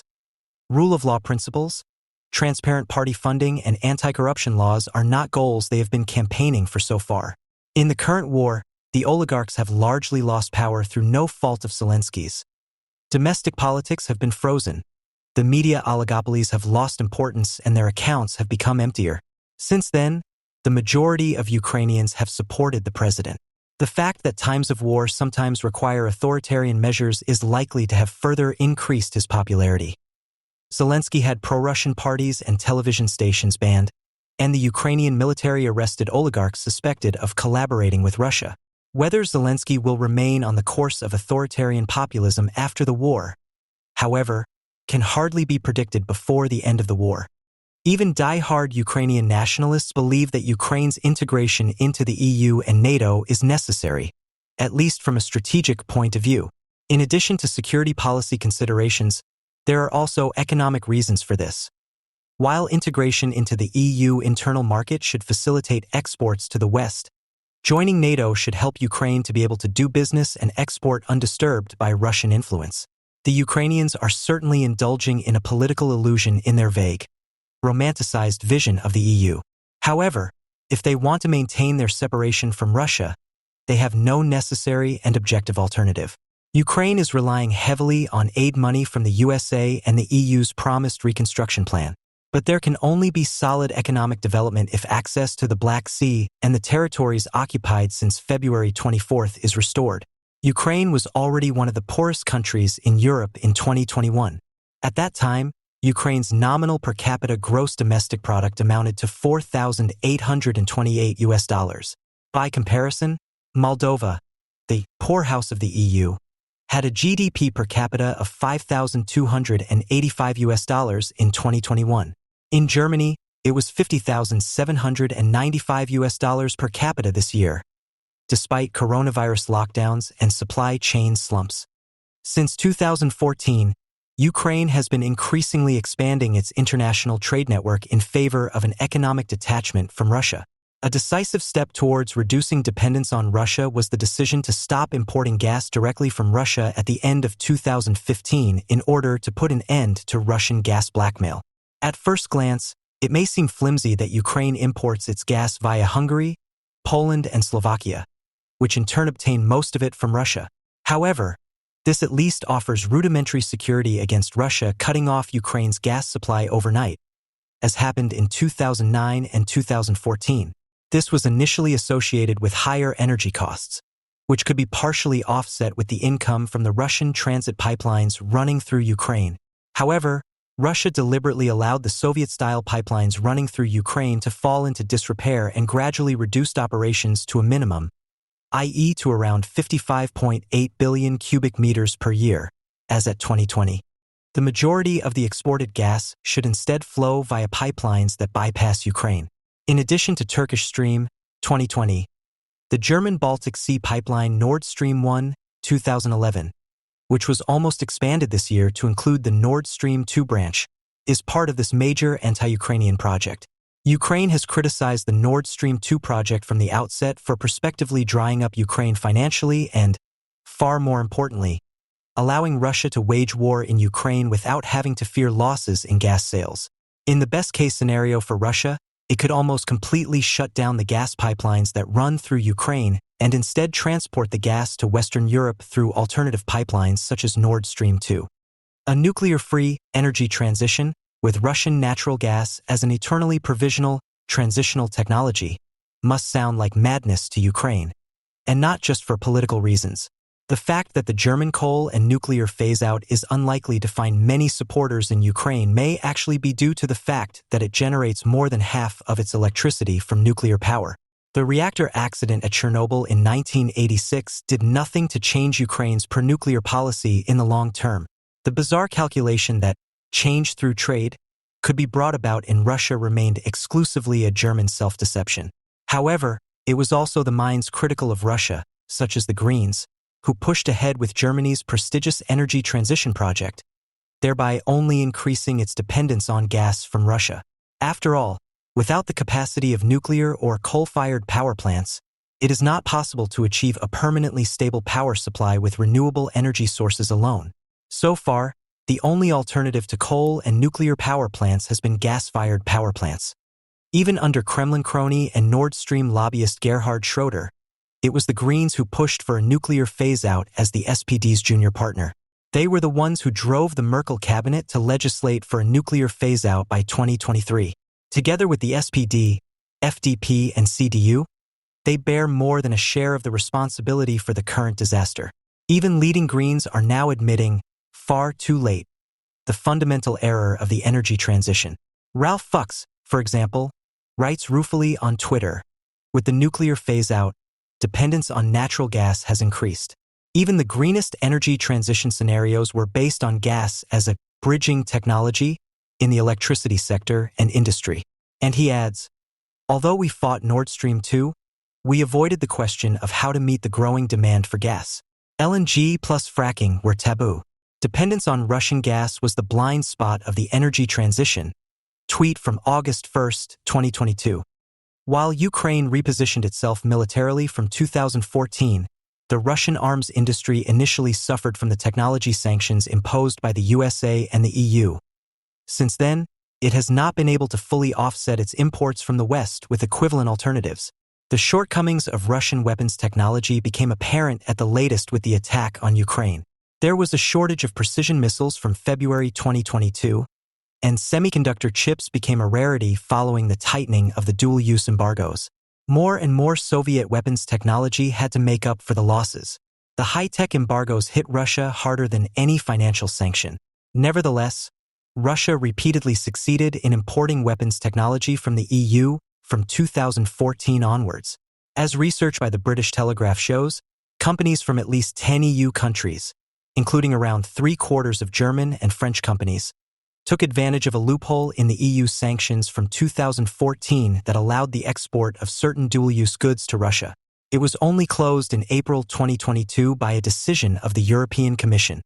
Even before the war in Ukraine, Russia was a gold mine for European arms companies. One example. In 2011, Rheinmetall began building the military training base in Milino, Russia, together with the Russian construction company Garnison. According to the construction plan, Mulino is an exact copy of the Altmark Bundeswehr training base, a training ground for mechanized infantry.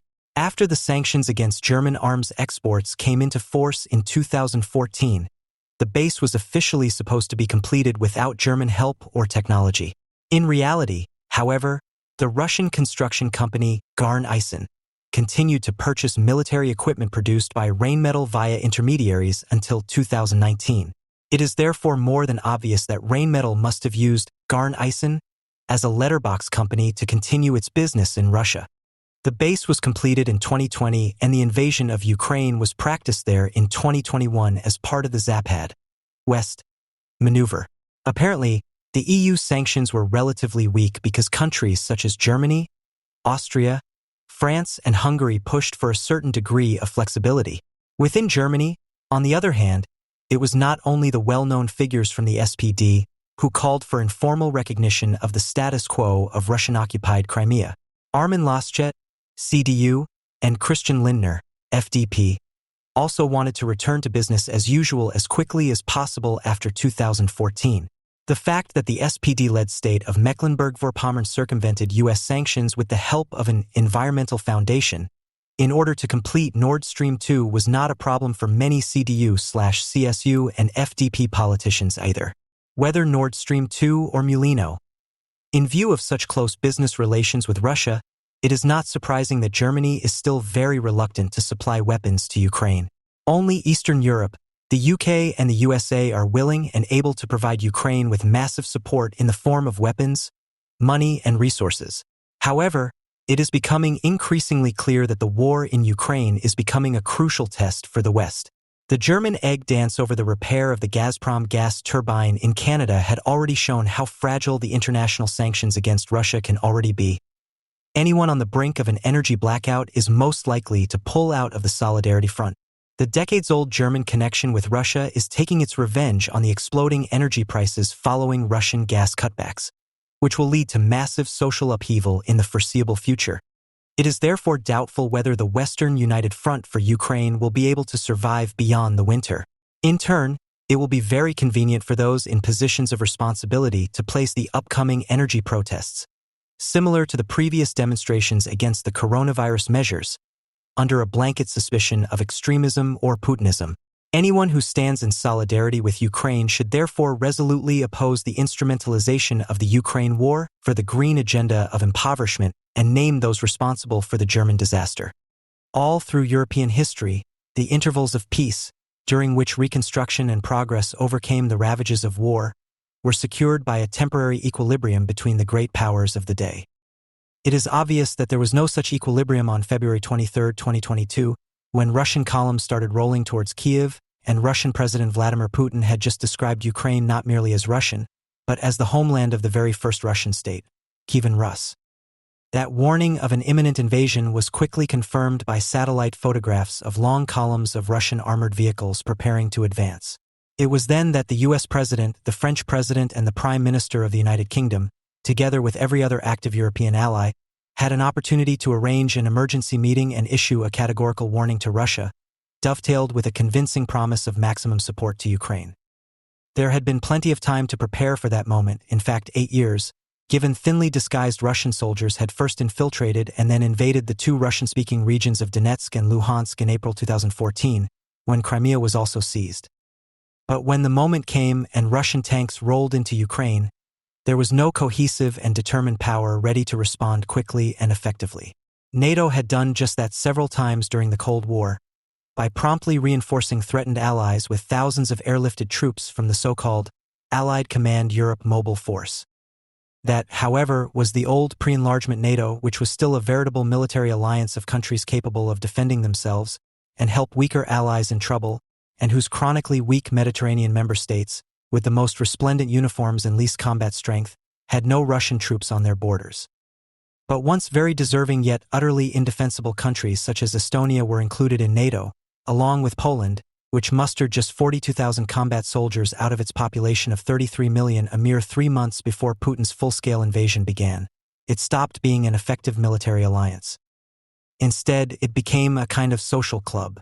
The NATO calendar is full of meetings at the Supreme Allied Headquarters in Mons in Belgium, where all manner of military and related issues are addressed often very professionally and quite freely, except that nobody is allowed to mention, however politely, even the most glaring military shortcomings of fellow allies, which undermine important war plans. The high point of the NATO calendar is the splendid summits with all flags flying, in which the arrival of new countries is greatly celebrated, regardless of their ability to actually defend themselves. Both heads of state and heads of government are invited to those gatherings on the premise that there is strength in numbers, with no concerns about the inherent difficulty of reaching any agreements in such a vast crowd. In the last summit, held in Washington, D.C. in July 2024, Biden's confusion of President Zelensky with Putin added a touch of humor to otherwise gloomy proceedings. Nobody in attendance offered any suggestions on how to end the war in Ukraine. What proves that NATO is no longer a genuine military alliance was that nothing was done in the last pre-war days before Putin's invasion finally began. The satellite intelligence that revealed Russian forces on the move also showed that they were already in assault formations. But even then, 5 days remained to fly fighter-bomber squadrons to forward bases. Yet even inaction would have been better than what actually happened. Instead of ordering the rapid deployment of tactical air power to bases in Germany, Italy, and the United Kingdom, the Biden administration instead evacuated U.S. diplomats from Kyiv, starting a panic that induced the evacuation of some 20 other diplomatic missions. For its part, the German government made clear that the Nord Stream 2 pipeline project, further increasing Berlin's dependence on Russian gas, would not be stopped even if Ukraine were invaded. Only the courageous determination of Zelensky, together with his defense minister Resnikov and Kyiv's stalwart mayor, prevented a collapse, starting the resistance that continues until today. It is enough, then, to review the sequence of events to understand why Putin was not deterred back in February 2022. There was no watchful great power in Europe to do the deterring alongside the United States, thereby replacing the loss of NATO's operational capacity and deterrent credibility caused by its expansion into indefensible territory. But a recent and seemingly uneventful meeting between the leaders of Britain, France, and Germany clearly suggests where that missing great power may be found. In a solid strategic compact, carefully negotiated between the three countries to jointly support the U.S. response to an imminent crisis, or, if necessary, to induce a U.S. response they jointly favor. Whatever the differences between the three governments, they could certainly act with much greater agility than NATO as a whole ever could. Tripartite agreement is clearly easier than contending with dozens of European NATO members, from Estonia to Norway to Spain. Except for Turkey under Recep Tayyip Erdogan, no NATO member deliberately obstructs alliance decisions. But each has its own objections to joint action against particular countries. For example, the populations of Bulgaria, Greece, Montenegro, and North Macedonia are predominantly Christian Orthodox, and their governments are typically unwilling to act against Orthodox Serbia, or indeed against Russia itself. As Islamic countries, Turkey and Albania are very likely to object to any action against a Muslim antagonist, while the government of the day of any member state may object to any use of force if the ruling coalition at that time happens to include a pacifist party. Even if none of those specific obstacles to prompt action appear in any given crisis, the civil and military representatives of each member state will still want to be heard when the use of force is imminent, and that alone could fatally delay responding to a sudden threat. Against all those impediments to quick action, the alternative of a permanent three-country compact, in effect a synthetic great power, is very promising. There are, of course, obvious challenges. For one thing, even a synthetic great power must have formidable capabilities, and these days neither the UK, France, nor Germany is a veritable great power. That category is defined by the ability to wage war independently, without needing any significant support from allies. To be sure, Britain did exactly that in reconquering the Falklands from Argentina, sending an expeditionary fleet over an unprecedented 8,000 miles in a display of strategic courage, which almost failed because of the bravery of a handful of Argentinian pilots, and which would have been suicidal against a more competent adversary. If, however, the limitations of the three powers are well known, the magnitude of their combined capabilities should not be underestimated. When it comes to ground forces, the British Army these days has some 70,000 soldiers all told, while its French counterpart is under 100,000. Yet both contain a high proportion of units that are actually capable of fighting, in contrast to most other NATO armies. As for the German army, it had shrunk to less than a tenth of its Cold War strength under Angela Merkel, who ridiculed Trump's call for more spending in 2018 as totally unnecessary in peaceful Europe, even though Russian forces had already infiltrated southeast Ukraine. The Russian invasion of Ukraine caused as much confusion as alarm in Germany, as in most of Europe, because under various labels pacifist parties constrained both thinking and defense budgets. It is only now, under its newly installed Chancellor Friedrich Merz, that a serious rearmament effort is finally underway. It is set to focus on armored forces, still the German specialty, which would complement British and French light infantry and commando units. The synthetic great power proposed here would be much better off at sea, where the British and French fleets each operate aircraft carriers. Both fleets also have nuclear-powered submarines, much less vulnerable than surface vessels and armed to attack enemy ships and subs alike. The latter also do not need large numbers to control vast ocean areas. If just half of the 10 now operated by the British and French navies were deployed, they could interdict any Russian naval operations in Atlantic and Arctic waters. As with the ground forces, the size of the British and French air forces is less important than the fact that they are for real. Thus, while the Royal Air Force, the Italians, and the Spanish all operate Eurofighters with a significant bomb load, only the RAF has actually used them to attack the Houthis from its sovereign base in Cyprus, another overlooked British asset, even though they were inflicting a great deal of damage on the Italian and Spanish economies and almost none on the British. In theory, this gap is just a matter of politics, but there is also a fixed cultural difference. Royal Air Force pilots are ready and even eager for action, a sentiment shared by French pilots who until recently flew many distant missions into Africa. A simple decision by the British, French, and German governments to operate a joint foreign and defense policy coordination office would be quite sufficient to announce the arrival of the great power missing from the European scene. There would be no need to burden this office with any duties except a timely response to active or imminent threats of war, meaning it would only require the designation of very few senior diplomats and military officers of each country, seconded from their ordinary duties to serve as joint crisis managers. The one thing necessary to make it work is that these individuals would each need immediate access to their respective leaders in the event of a crisis, overcoming the inevitable resistance of all others who must be left out. The mere announcement that Britain, France, and Germany had decided to coordinate conflict policies from a single joint office would no doubt trigger outrage, protests, and even nervous breakdowns in the left-out European capitals that still pretend to matter, even as they refuse to help with the Houthis, let alone Putin. Brussels, too, would be outraged, where for all her charms President Ursula von der Leyen cannot conceal the inability of the European Commission to help assure Europe's safety from threats large or small. Having fought with and against each other in 2 world wars, France, Germany, and the United Kingdom now have a new opportunity to combine forces and endow Europe with the great power it urgently needs. If they do not act, more wars are likely. Nothing was more predictable about this most predictable of wars than the certain failure of Putin's coup de main invasion to seize Kiev and conquer Ukraine in one fell swoop. And yet its success was confidently predicted by Russia's FSB domestic security service, which, instead of the SVR foreign intelligence, was given the task of sustaining the fiction that Ukraine is Russian. Perhaps it is not strange that Putin, himself a former FSB officer, did not question this reckless optimism. He knew that the CIA fully agreed with the FSB estimate, as did the German Bundesnachrichtendienst, BDN, and the French Direction du Renseignement Militaire, DRM. The latter induced President Emmanuel Macron to rush to Moscow and Kiev to avert Ukraine's imminent downfall by offering last-minute concessions to Putin. But the BND's error had far graver consequences. Told that it was impossible to stop Russia's swift conquest, German Chancellor Olaf Scholz refused to send weapons to Ukraine, refused to allow Estonia to send 122mm howitzers originally received from Germany, refused to rule out restricting its use of the Nord Stream 2 gas pipeline, and refused to allocate funds to rehabilitate Germany's sadly diminished armed forces.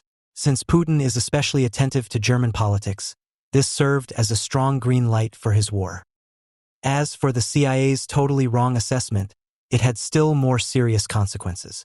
Acting under the impression that the Russians would swiftly conquer Ukraine, the White House chose to evacuate the U.S. Embassy in Kiev instead of rushing in weapons that would only become Russia's booty. The demoralizing effect was amplified as other Western diplomats followed suit and fled. The failure to dissuade Putin, then, was an intelligence failure, but this is something that only requires the resolve of 51 senators and 1 president to fix. By contrast, Russia's war-making capacity has failed at every level, in the quality of individual and unit tactical combat, in operational capacity, and, most egregiously, at the level of theater strategy, the deployment of forces over the territory.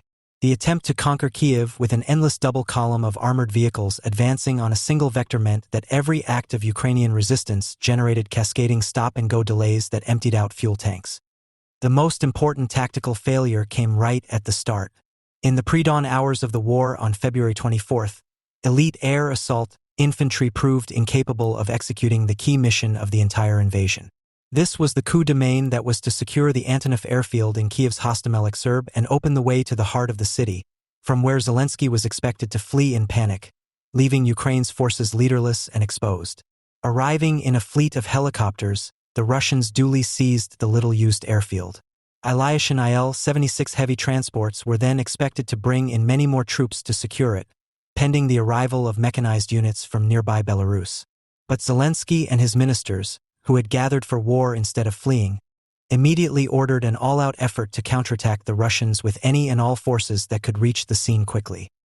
In any normal scenario, to send odd lots of soldiers against cohesive elite units would be a sure recipe for disaster, but the ferociously determined Ukrainians overcame the Russians, who were disconcerted by having to fight hard just to survive, instead of advancing triumphantly to Kiev's central square, the Maidan. The Il-76 transports could not land amid the fighting, so the surviving airborne troopers had to be relieved by troops from Belarus. By that point, Ukraine's forces were mobilized nationwide and the rapid capture of central Kiev was out of the question. Having blocked the Russians in Hostomel, the Ukrainians were unable to gather larger forces to crush them rapidly because they needed to send units across the country, from Kiev and Kharkiv all the way round to Mykolaiv and Odessa. But by then, the crucial fact had been established. The Russian airborne troopers in Hostomel were not tactically superior as professional elite troops should have been. The subsequent weeks of war have shown that the same was true of Russia's tank crews, mechanized infantry and the artillery units that pounded towns and cities. Whether it was down to inattentive officers, perhaps distracted by business opportunities on the side, or because of inadequate supplies of fuel and ammunition, almost all Russia's troops were badly undertrained, and therefore tactically inept. Russian tactical incapacity also magnified the consequences of another surprise of this war: the emergence of super-empowered infantry that can destroy main battle tanks and knock helicopters out of the sky with shoulder-launched missiles, thereby regaining its long-lost role as the queen of the battlefield. By 1943, the rocket launcher M1A1, nicknamed the Bazooka, allowed heroic and very lucky infantrymen to occasionally destroy tanks. By 1955, the French produced wire-guided missiles that could destroy tanks if shielded from artillery, smokescreens, or gunners on the hunt for them. But neither weapon could seriously impede armored operations given normal artillery covering fires. Now it is different. With today's missiles, soldiers can reliably destroy tanks and low-flying helicopters with shoulder-launched missiles that need only be pointed at the target once, while still retaining the infantry's ancient advantages of economy, of abundance, and its ability to find cover far more easily than mechanized forces. Russian army chiefs must have missed this tactical shift, not because they are still focused on refighting the last war, but because, just like their American counterparts, they were hypnotized by the trendy next war. This was meant to be fought with postmodern information warfare, or hybrid warfare, or fourth-generation warfare, all so much more sophisticated, more advanced, and more high-tech than the old-fashioned kinetic warfare fought by blokes shooting at each other. It must have come as a big shock to Russia's generals when Ukrainian soldiers could not be persuaded to surrender by sending menacing messages to their smartphones. But now that the Ukrainians have gone on the offensive, they have lost their key advantage of remaining under cover while firing at exposed advancing enemies. They need armored vehicles to avoid being held up by Russian fire, but so far they have received only a handful from the Czechs and Germans. What happens next in this war will very largely depend on the quantity and quality of the armored vehicles friendly countries are willing to hand over to the Ukrainians. There is certainly no shortage of them in Europe, where shrunken armies have placed thousands of armored vehicles in storage, ranging from thinly protected 10-ton M.113 troops carriers that are still better than nothing, to full-weight battle tanks with guns that can still be formidable if supplied with up-to-date rounds. And this is just one more challenge in a war that will continue until Putin is willing to cut his losses and accept the one thing that Zelensky can give him: a promise that he will not apply for NATO membership. As to why the stalwart Zelensky has indicated he will do this, declaring that Ukraine's model will instead be self-sufficient Israel, the answer is obvious. Instead of strengthening its members, in recent times NATO has provided an alibi for their unilateral disarmament, which persisted even after Russia's annexation of Abkhazia, South Ossetia, and Crimea. Not only have armies shrunk, but their training is more ceremonial than functional, as became painfully evident when supposedly well-trained units were sent to Iraq and Afghanistan. In the years since Putin ended the post-1945 peace by seizing Crimea, only 2 European countries have acted to strengthen their armed forces: Finland in diverse ways, and Sweden, whose government promptly reintroduced conscription to rebuild a strong army, neither of which are NATO members. Poland, which is a NATO member, contrives to have an army of 60,000 with its 37 million inhabitants, as opposed to Finland's 280,000 on mobilization with 1/6 of the population. As it happens, Edward Luttwak was in Warsaw in November 2021 before the war. Upon asking the presidential advisor whom he met for dinner why it was that Poland did not have a remotely commensurate army to defend itself given that it was next to Russia, he cited NATO's security guarantee, which allowed Poland to spend its defense funds on what really mattered. A frigate in the Baltic, admittedly an excellent target for torpedoes or missiles, fancy helicopters for Polish units sent on peacekeeping missions, and the elaborate peaked hats of Polish officers. No wonder Zelensky gave up on NATO membership so easily. The very great problem we all face, Americans, Europeans, Ukrainians, and even Russians, is how to end this new European civil war. Now we are all stuck. Putin cannot leave the roulette table without the Donetsk and Luhansk regions as his prize. But Zelensky does not have the authority to give away Ukrainian territory even if he wanted to. Jens Stoltenberg, the NATO chief, made a low-key administrative announcement. We are working on a multi-year package with substantial funding. Not the stuff of headlines, but a rather sobering admission that, as the war approaches its 500th day, there is no end in sight. Not this year or next year or the year after. That should be deeply concerning, especially because, contrary to received wisdom, all those who really matter, the Ukrainians, Russians, and the Americans, are actually trying very hard to end it. For it is not true, contra widely held opinion, that Zelensky wants the world to support him forever as he completes a full reconquista, including Crimea. His current offensive, the push towards the Black Sea to cut off Russian forces further west, is a clear demonstration of this. It was deliberately calculated to push Moscow to the negotiating table or risk losing tens of thousands of soldiers to captivity or death. But Zelensky has consistently refused to spell out the fact that he has a limited aim of reaching a negotiated peace without Crimea. And he has done so for both military and personal reasons. The military reason is straightforward and common to every war. To advance at all, Ukrainians on the front line cannot fight in a limited way. They must believe that their absolute commitment and self-sacrifice can end the war in victory. The personal reason is that Zelensky is a Jew, as is his defense minister, Alexei Resnikov. And like the countless Jews who fought for their countries up and down Europe in the last century, the pair remain suspect in the eyes of the Ukrainian ultranationalists who are commonly anti-Semitic. It is, for them, no small irony that Ukraine should be led in its struggle for existence by two Jews since its founding hero, Bogdan Khmelnytsky, was Hitler's only predecessor as a genocidally anti-Semitic national leader. But instead of opprobrium, he has a city, a region, countless streets, and Zelensky's own Presidential Guard Brigade named after him. Given the nationalists' bigoted mistrust of the president, in spite of his stellar leadership from the first night of war, he cannot be seen to be a compromiser. But that's just the subtext. Like everybody else who matters, Zelensky knows only too well that the war must end in a negotiation because nobody is going to march on Moscow to force the Russians to surrender. Talk of regime change may offer a seductive promise for some, but it mostly demonstrates a feckless over-optimism about its feasibility, while also ignoring the likelihood that Putin's replacement will promise not peace but a more effectively prosecuted war. Prigozhin was applauded so enthusiastically in Rostov precisely because he called to fire the losers still charge. The Russians want generals who can march to Kiev as Zhukov marched to Berlin in 1945. But that the Russians can keep on bombing Ukraine's cities day after day, however sporadically and uselessly, is one more incentive for a ceasefire that will not be delayed by any dreams of Crimea. Right now, Ukraine's forces lack the power for a rapid march to the sea and suffer from equipment shortcomings. After finally obtaining German Leopard tanks, it turns out that Russia's Kornet anti-tank missiles are truly excellent. Neither the Leopards in the field nor the M.1 tanks promised by the US will do well against them.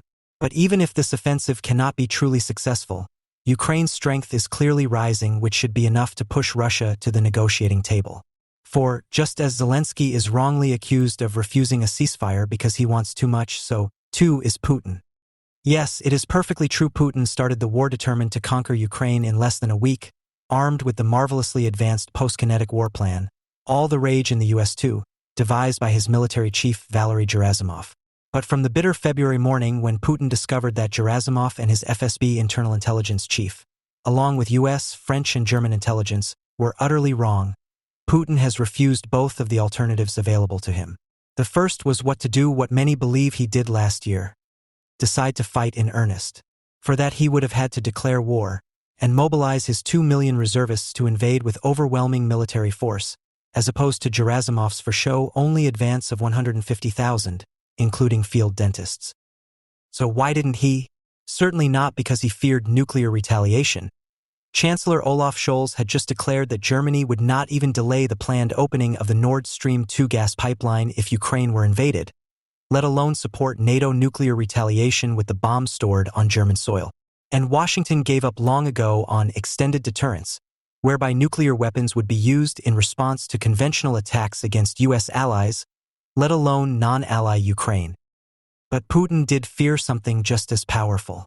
Every Russian army unit, except for the fully professional airborne forces, includes 18 and 19-year-old conscripts, whose mothers would swiftly take to the streets across Russia and flood Red Square to vehemently protest if there were any more than a handful of casualties. Modern Russia is just as post-heroic as any other low-fertility country where there are no spare male children to sacrifice for the nation's glory. China has fewer than most. And Putin was not about to declare war and have his police battle Russia's mothers. He not only refused to mobilize the Russian armed forces, he even banned the word war, vojna or voina, from all official communications. But neither would Putin just call it all off, blame the Kiev assault on neo-Nazi provocations and quickly retreat.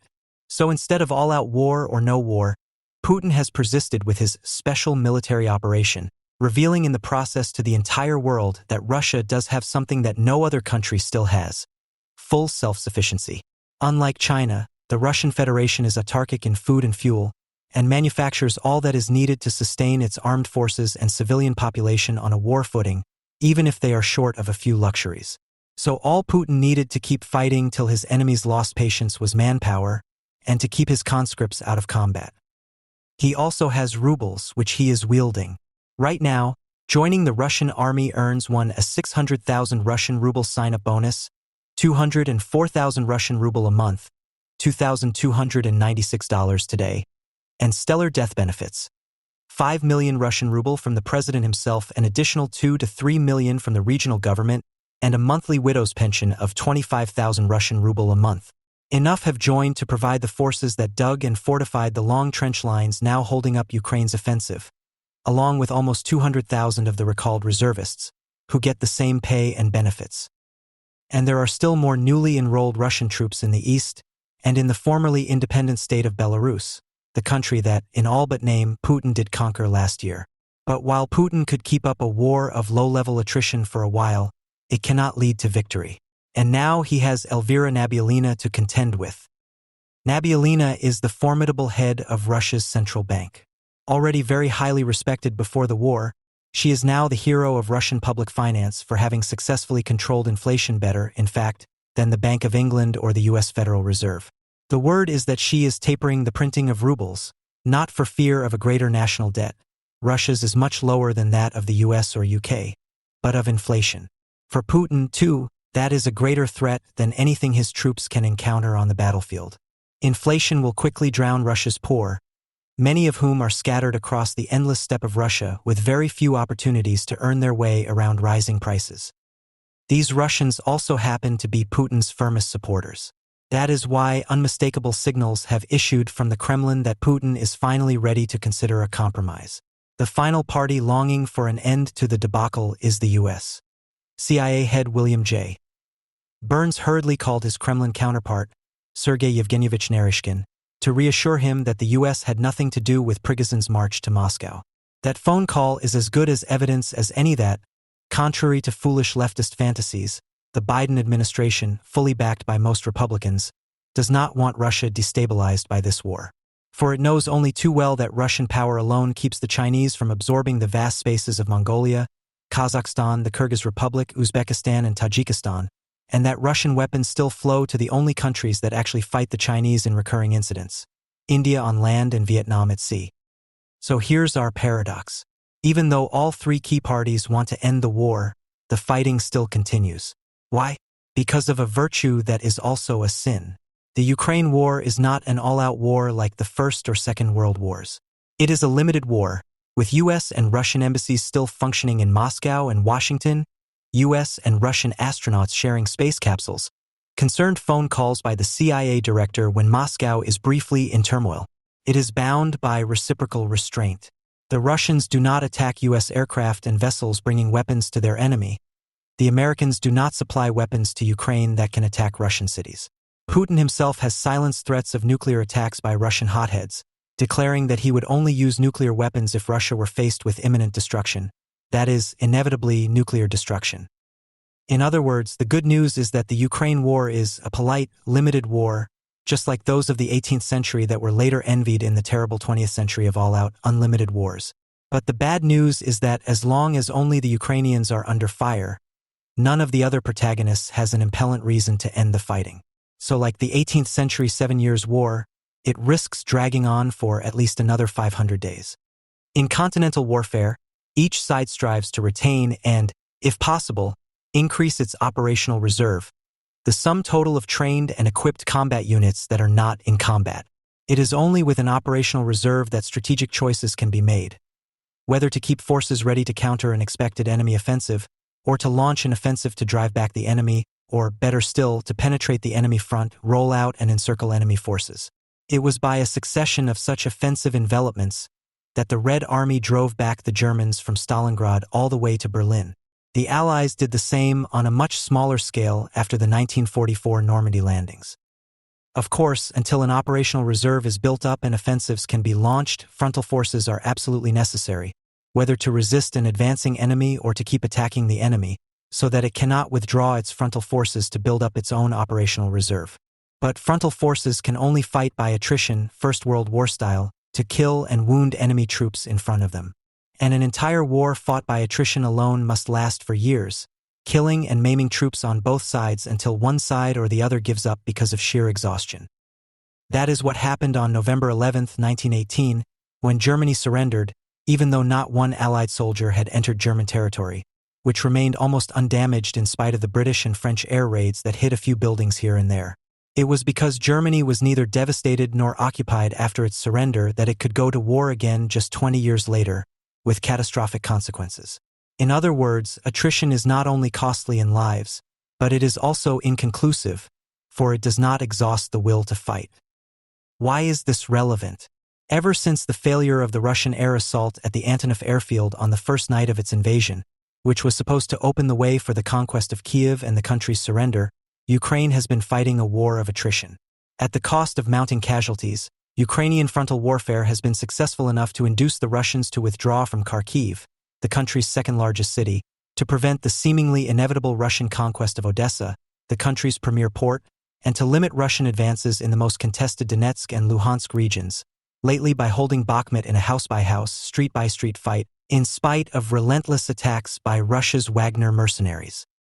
But the greatest success of Ukraine's frontal resistance has occurred behind the front, with the gradual buildup of an increasing large, well-trained, and well-armed operational reserve of combat units that could be held back from combat because the frontal forces proved sufficiently strong to stop Russian advances without need of large reinforcements. It means that, for the first time since the start of the war, Ukraine's war leaders can now take the initiative, instead of just repelling one Russian attack after another in different sectors of the very long front. They can therefore choose a course of action from within a spectrum of risks and possible gains.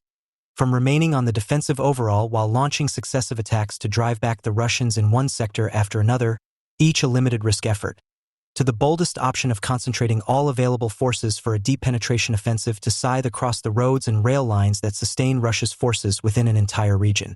The peculiar geography of the war, dominated by the curve of the Great Dnipro River, offers several choices for such a bold move, including the most ambitious, an all-out offensive from Zaporizhia all the way to the Black Sea at Berdyansk, or even at Mariupol, only 40 miles from the Russian border.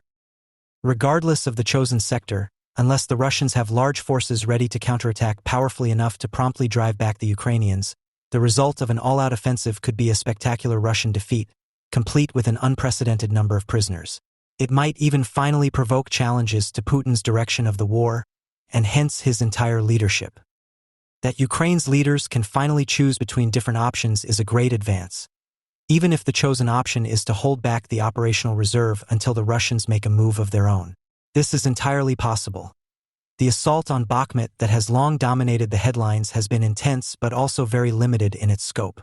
The Russians who fought and died in the house-to-house fighting were not the military professionals of the elite forces, nor were they the deployable troops obtained from last year's call-up of 300,000 reservists, or the units manned by contract soldiers, but rather the Wagner expendables. This means that there are sufficiently large numbers of uncommitted Russian forces somewhere, perhaps in Belarus, Russia itself, or occupied Ukraine, to allow the Kremlin to launch its own offensive. But even that is bound to be inconclusive because only a conquest of Kiev could be decisive, and that is now an impossibility unless the entire Russian army is mobilized for that purpose. If there is a Russian offensive, a Ukrainian counteroffensive launched after the Russians have used their operational reserves could yield even greater results, forcing the Kremlin onto the defensive, perhaps even to the point of seeking a ceasefire. If Kiev and the West are looking for the most plausible path to victory, this is it. Whenever Russian missiles strike a Ukrainian city, or Kiev's drones target a building in Moscow, the attacks are inevitably followed by the sort of media coverage worthy of a blitz raid. Yet generating headlines is just about their only achievement. Precision missiles cannot deliver much explosive, and drones even less. As for their great accuracy, it is only effective when valuable targets can be identified, something which is hard to do except against tanks on the battlefield and warships floating on open water.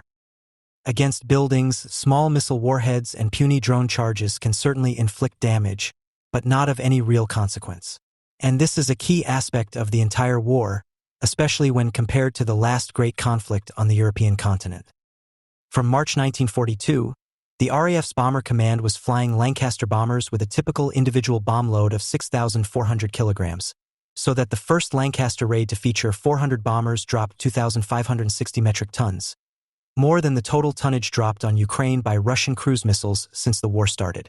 True, British night bombing was notoriously inaccurate and much criticized in the aftermath. But by 1945, cities such as Hamburg and Cologne were burnt out, while others, including Berlin, were devastated. Nothing equivalent has happened to Kiev, nor could it, because Russia only has a small strategic bomber force while Ukraine has none. All the military drones now operational across the globe cannot deliver as much explosive as the Bomber Command could drop in a couple of nights. Thus, the first serious war of the third millennium must be fought on the ground. Quite a come down from the post-kinetic cyber and information warfare that had been confidently predicted by both Western and Russian generals.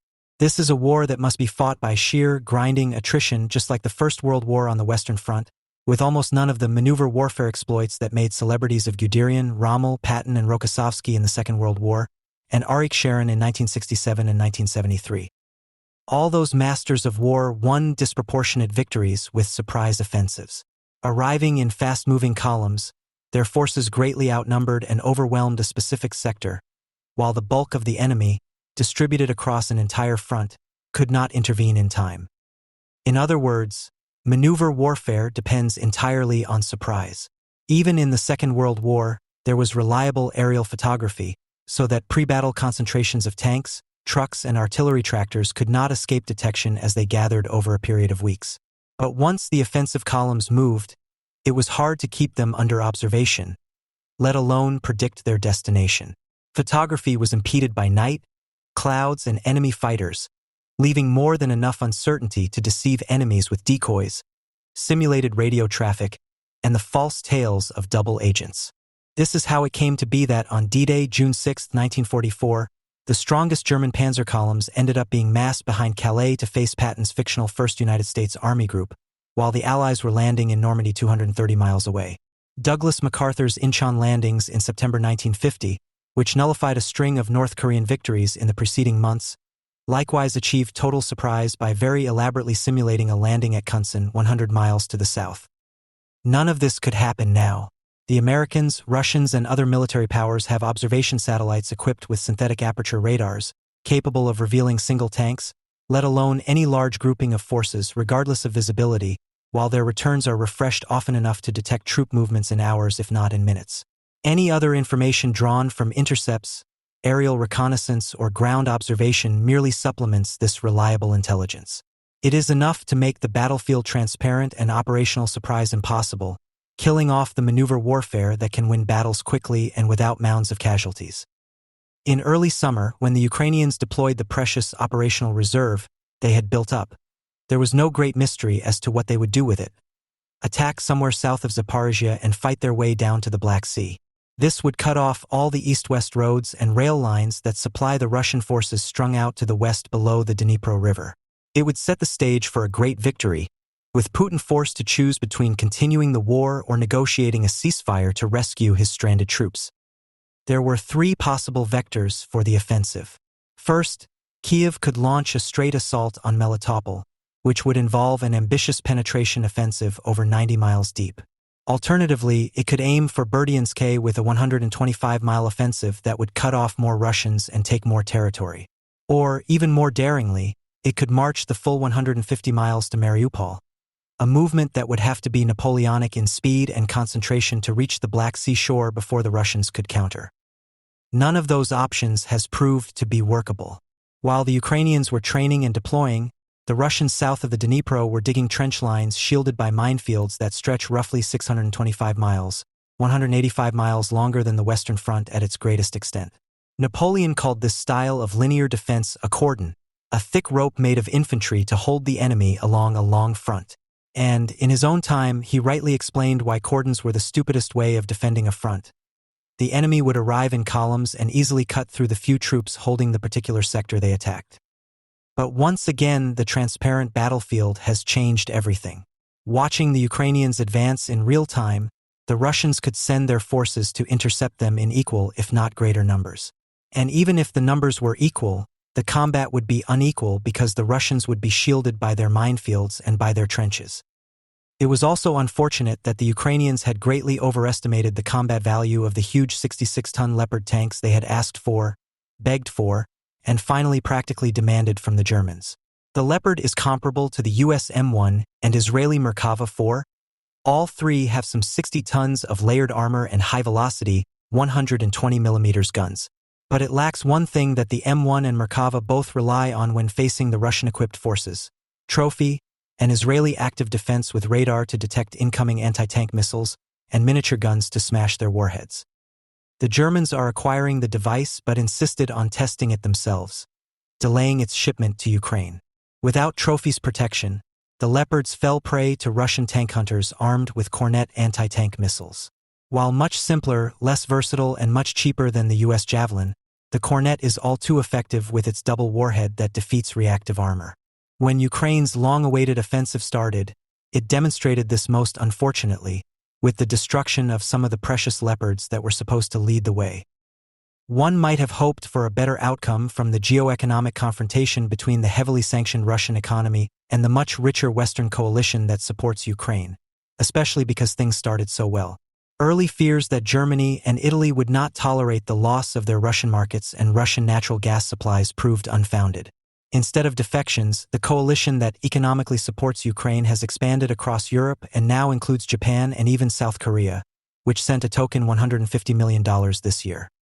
But initial hopes that Russia could be seriously pressured, perhaps all the way to the negotiating table, by stalling both their oil exports and their imports of Western goods soon faded. Unlike China, Russia is self-sufficient in both food and fuel and can manufacture all it needs, except for microprocessors and other high-tech items that are easily smuggled. Turkey, while ostensibly a close American ally, is still the transit point for many high-technology exports to Russia, and Turkey's traders and traffickers have plenty of competition in other countries. As for the Russian economy, the news is gloomy but not gloomy enough. A meager 1.5% growth will be achieved this year, but that still exceeds the German growth rate, which is expected to be zero. Russia's inflation rate of 3.3% is also around half the euro average. The war will not end because of Russia's economic capitulation. There is, then, only one route forward: to fight the war in earnest, as befits a struggle of national liberation. Ukraine's population has declined but still exceeds 30 million, so that the total number in uniform could be as much as 3 million, Israel's 10% ratio in 1948, or at least 2 million, Finland's reservists as a percentage of the population. With those troops, Ukraine could win its battles and liberate its territory in the same way as most of Europe's wars of independence, by grueling attritional warfare.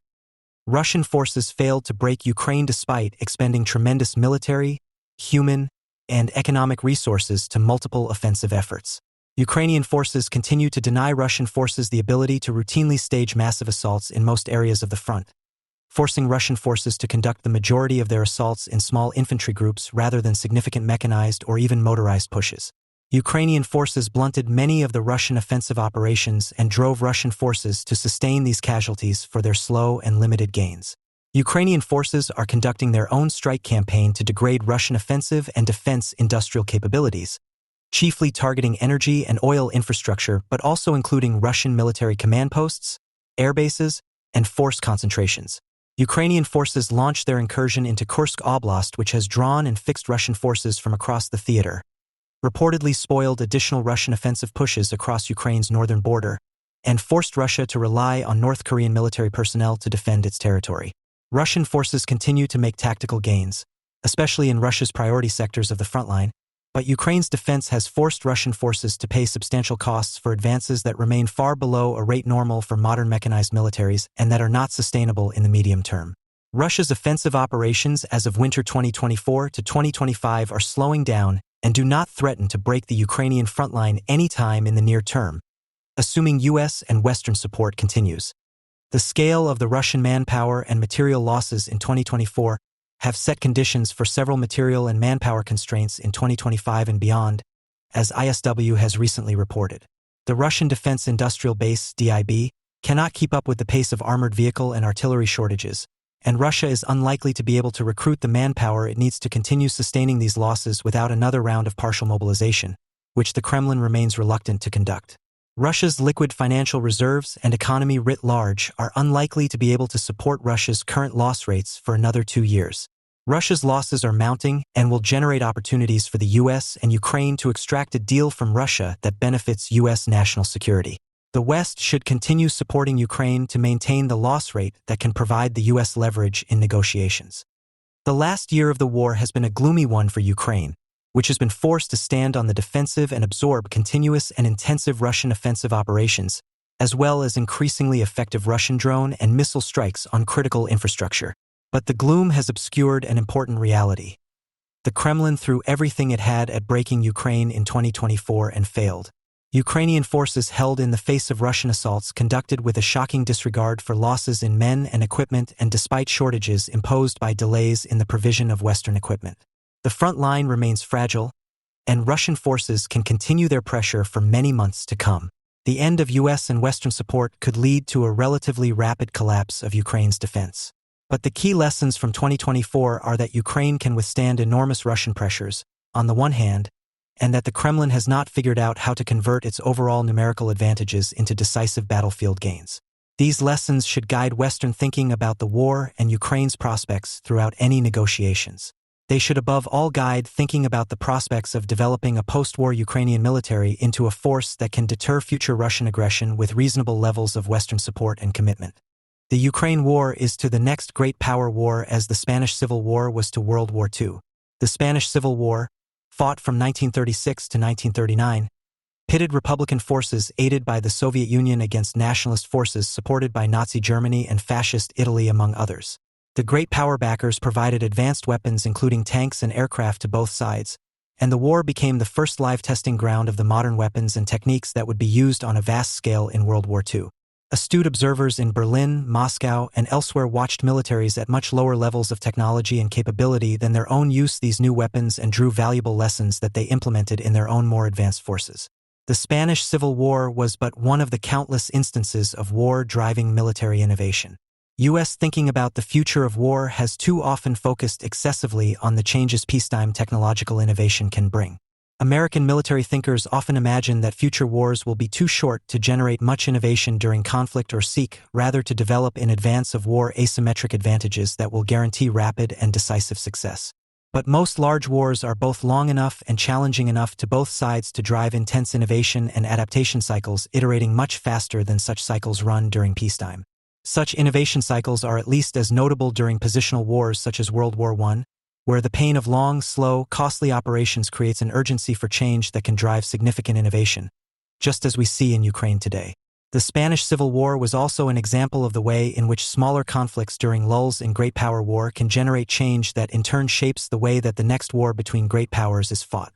The Russian and Ukrainian militaries currently fighting in Ukraine are less technically sophisticated, more hastily trained, and much more poorly supplied than the militaries of the United States and its NATO and Asian allies on the one hand, or that of the People's Republic of China on the other. Dismissing the lessons of the Ukraine war on those grounds would be foolish. The Ukraine war has become the first major conflict to see several technological phenomena that will certainly characterize future war. 1. Air and missile defense systems used at scale against massive and repeated drone, cruise, and ballistic missile salvos. 2. Mass use of reconnaissance and strike unmanned aerial systems, UAVs or drones. And first-person view, FPV, loitering munitions by both sides. 3. Rapid, dynamic evolution of electronic warfare, EW measures and countermeasures, including GPS jamming at scale and counter-drone EW. 4. Use of maritime drones to destroy major surface combatants in port and at sea. And 5. Use of drones and cruise missiles to destroy advanced layered air defense systems. This condition can even hold in a war that is primarily fought at sea. Japan and the United States both established roughly continuous lines in the various island chains through which they fought and were rarely able to sail past defensive island bastions held by the opposing to achieve any decisive effect. These technological phenomena are only the most salient features of the current conflict likely to be central to any future major war. There are many other examples of contemporary systems and techniques being used for the first time at scale against a peer adversary with similar capabilities. The Ukraine war took on a positional form following the 2022 Ukrainian counteroffensives that liberated large parts of Kharkiv and Kherson oblasts. Positional warfare is the expression used by former Ukrainian Commander-in-Chief General Valery Zaluzhny, drawing on earlier military theory, to describe the character of the current war. It is characterized by relatively static front lines and regular combat that produces little movement. But the aim of such combat is generally either to create forward progress through steady if small advances or to create conditions to restore operational maneuver to the battlefield. Operational maneuver in this context refers to the ability of an attacking force to penetrate any prepared positions of the defender and exploit that penetration at the operational level of war, the realm of campaigns, not battles, through continued advances against defending forces that lack a coherent defensive line prepared to receive and defeat the attack. Examples of such maneuver include the German defeats of Poland and France in 2 U.S. Army doctrine defines penetration as follows. A penetration is a form of maneuver where an attacking force seeks to rupture enemy defenses in a narrow front to disrupt the defensive system. Destroying the continuity of defense allows the enemy's subsequent isolation and defeat in detail by exploiting friendly forces. This usage of maneuver refers to activities at the operational level of war rather than to the tactical doctrinal definition of the word that refers to the integration of movement and fires. 1939 and 1940 respectively, the campaign to break out of Normandy and liberate France in 1944, the U.S.-led coalition's operation to liberate Kuwait in 1991, and the U.S. invasion of Iraq in 2003. Neither Russia nor Ukraine has succeeded in penetrating the other side's prepared defenses sufficiently to engage in such operational maneuver since autumn of 2022, even though both have made tactical advances. The Russians, for example, seized the city of Bakhmut in April 2023 but were unable to exploit that gain before Ukrainian forces were able to counterattack and re-establish coherently prepared defenses. The Russians seized the settlement of Avdiivka in February 2024 and have made additional localized tactical gains thereafter, but have been unable to prevent the Ukrainians from re-establishing coherent defensive positions in that sector. The Ukrainians penetrated the initial Russian prepared defensive positions in Zaporizhia Oblast during their 2023 counteroffensive, but were similarly unable to exploit that penetration before the Russians reformed coherent defensive positions and counterattacked. Even the Russian offensive into Kharkiv Oblast in May 2024 rapidly fell into a positional form as Ukrainian reinforcements established defenses. The challenge of restoring operational maneuver to war thus remains the central problem for both sides in this conflict at the operational level of war. The failure of the U.S. Congress to renew military assistance to Ukraine in the fall of 2023 generated an inflection in the war. Russian forces launched an offensive around Avdiivka, Donetsk Oblast in October 2023 intended to cause the Ukrainian counteroffensive to culminate and also to shape the U.S. aid debate. As the U.S. debate protracted into 2024 and Ukrainian supplies of particularly artillery shells and air defense interceptors dwindled, the Russians seized the theater-wide initiative with localized offensives launched along nearly the entire front line starting in January 2024. Ukrainian forces became focused almost exclusively on preventing the Russians from restoring operational maneuver by making and exploiting breakthroughs, a task at which they succeeded surprisingly well. The resumption of U.S. military assistance in April 2024 and the arrival of this aid to frontline units has already begun to allow Ukrainian forces to stabilize their lines. Russian offensives continue into July 2024, particularly throughout Donetsk Oblast, but the Russians are extremely unlikely to be able to exploit the limited gains they are making to pursue operationally significant advances in the coming months. The Russians are also extremely unlikely at this time to make an operational breakthrough anywhere along the front line, still less likely to restore operational maneuver. The Russians concentrated forces to conduct another large-scale offensive in the summer of 2024 that Ukraine has been receiving and largely defeating so far. It is unclear if the Russians are still preparing for yet another discrete large-scale offensive operation, or if they are funneling newly concentrated forces into ongoing offensive operations. Russian forces launched a small-scale incursion into Kharkiv Oblast in May 2024 that rapidly descended back to positional warfare, but they did so with only a small part of the forces they have been assembling to threaten Kharkiv city.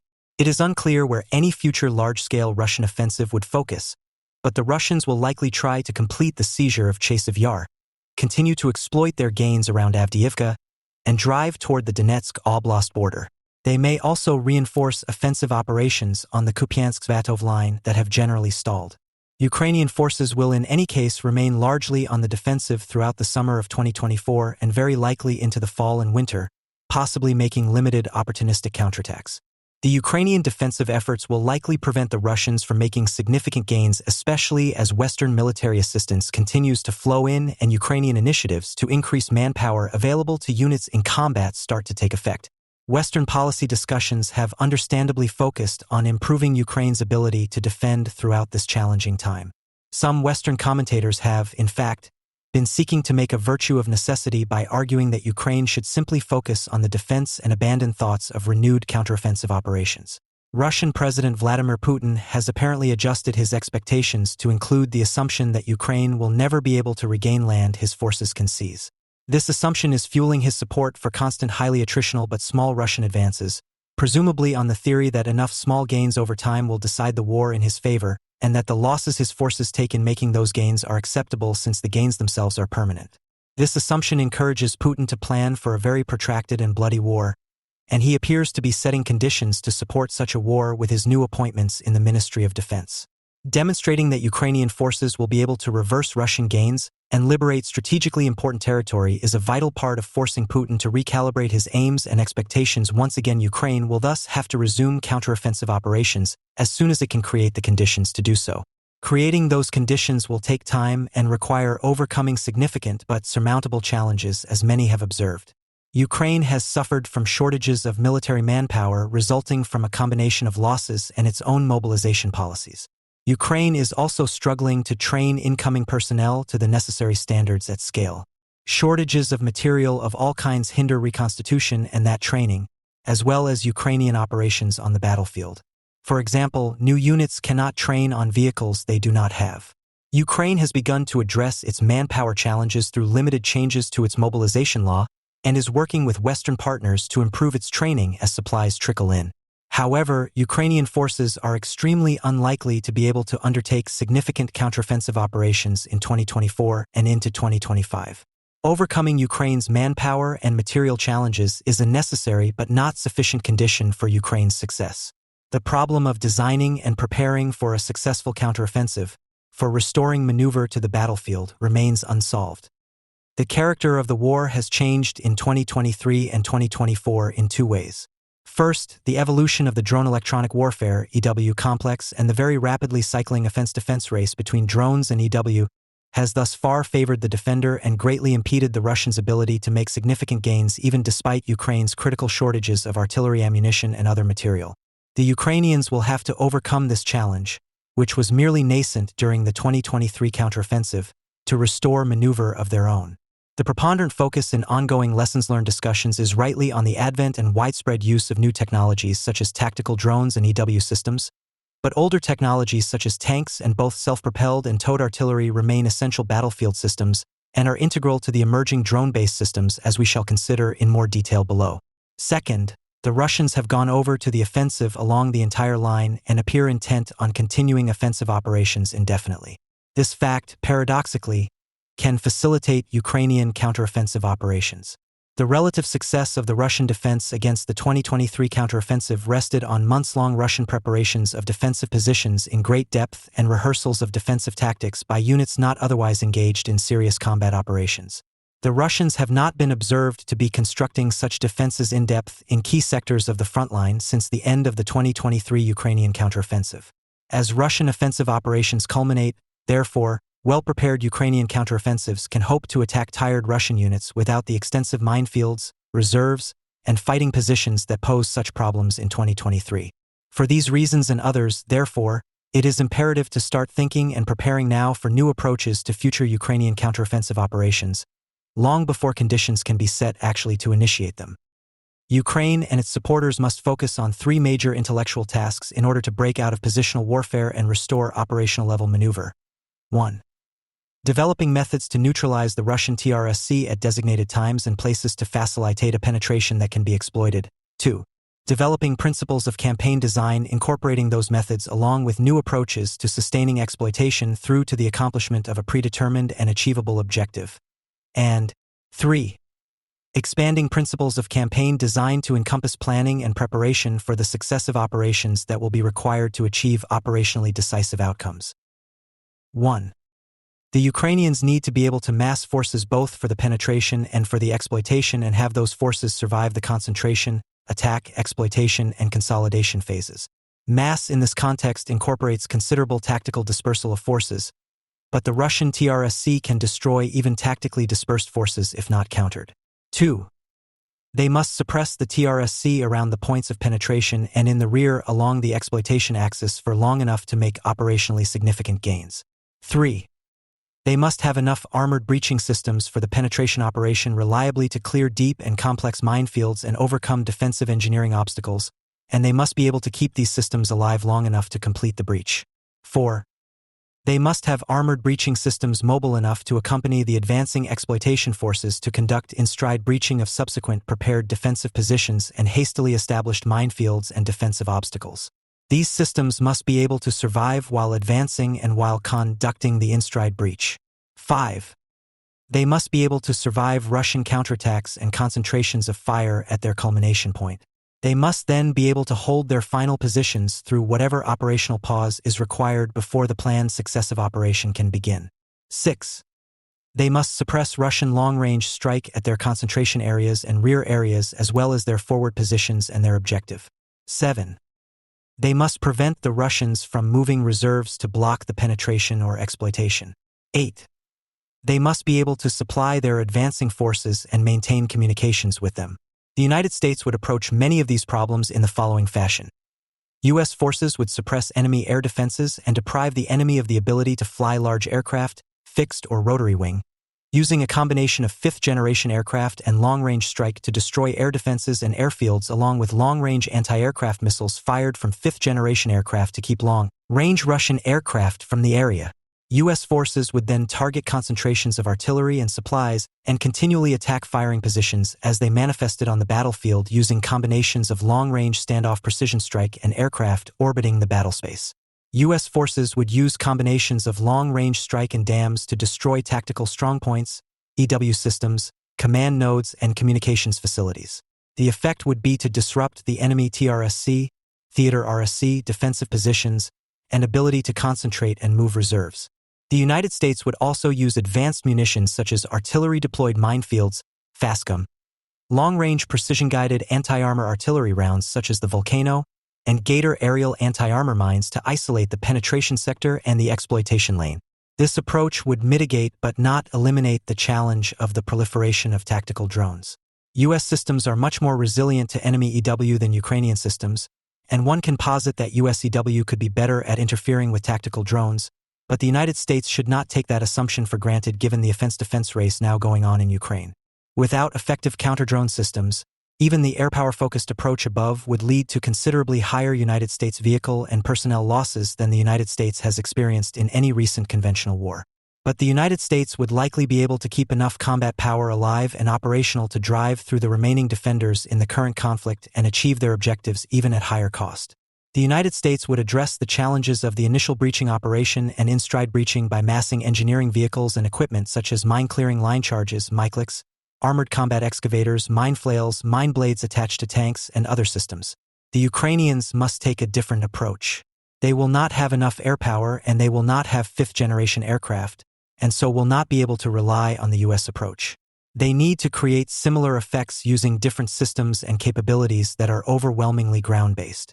They will also lack the concentrations of purpose-built US breaching systems needed to conduct initial breaches and in-stride breaches and will have to develop alternative approaches to these challenges. Although the United States and its allies and partners should prioritize delivering such systems to Ukraine at scale, they need to create conditions in which 1. Ukrainian drones can operate and Russian drones cannot. This effect will likely result primarily from EW efforts, but it will over time also benefit from increasing counter-drone technology. 2. Russian aircraft cannot decisively interfere with either the penetration or the exploitation battle.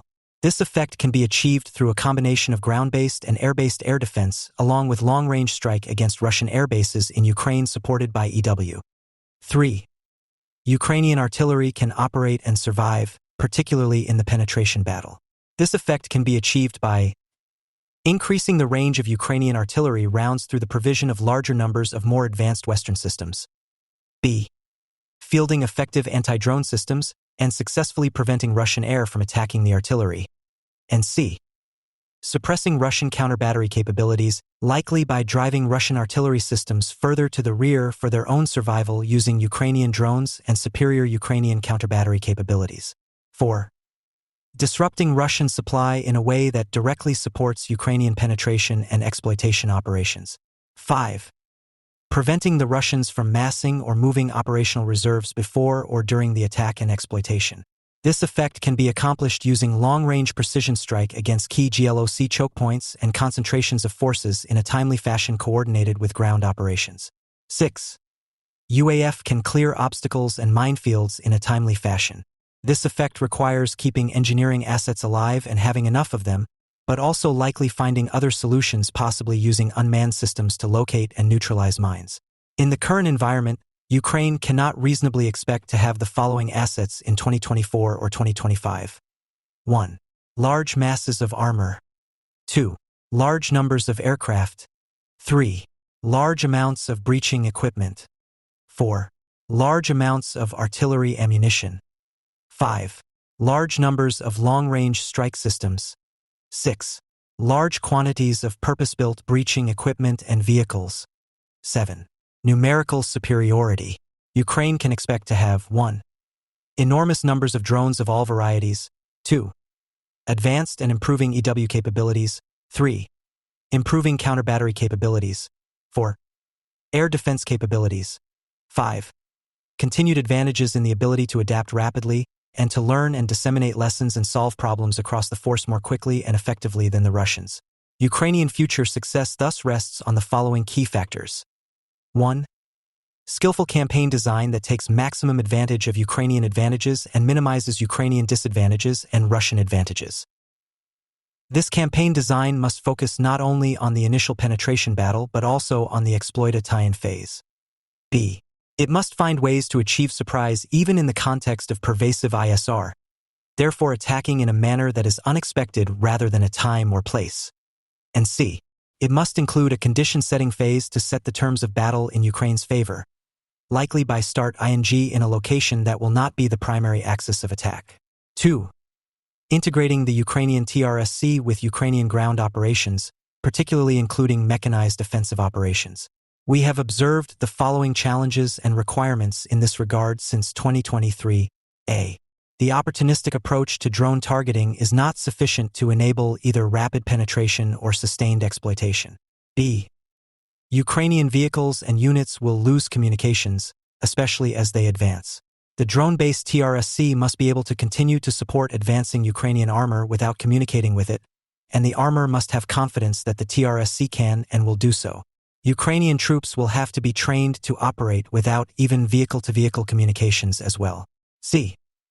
The speed and scale of the TRSC must be dramatically increased by improving situational awareness systems, using automation to accelerate target identification and execution, and communications. D. The TRSC must be hardened against and reactive to Russian EW and counter-drone systems that will be developed. E. Observation. Ukraine will be offsetting limited artillery ammunition with drones, especially FPV drones. It must develop the TRSC so as to be able to service targets as necessary with either artillery or drone strikes, noting an increasing reliance on drones. 3. Establish mobility through obstacles including mines. U.S. military doctrine identifies 4 major tasks that a breaching force must conduct prior to the assault: suppress, obscure, secure, and reduce. 1. Suppress.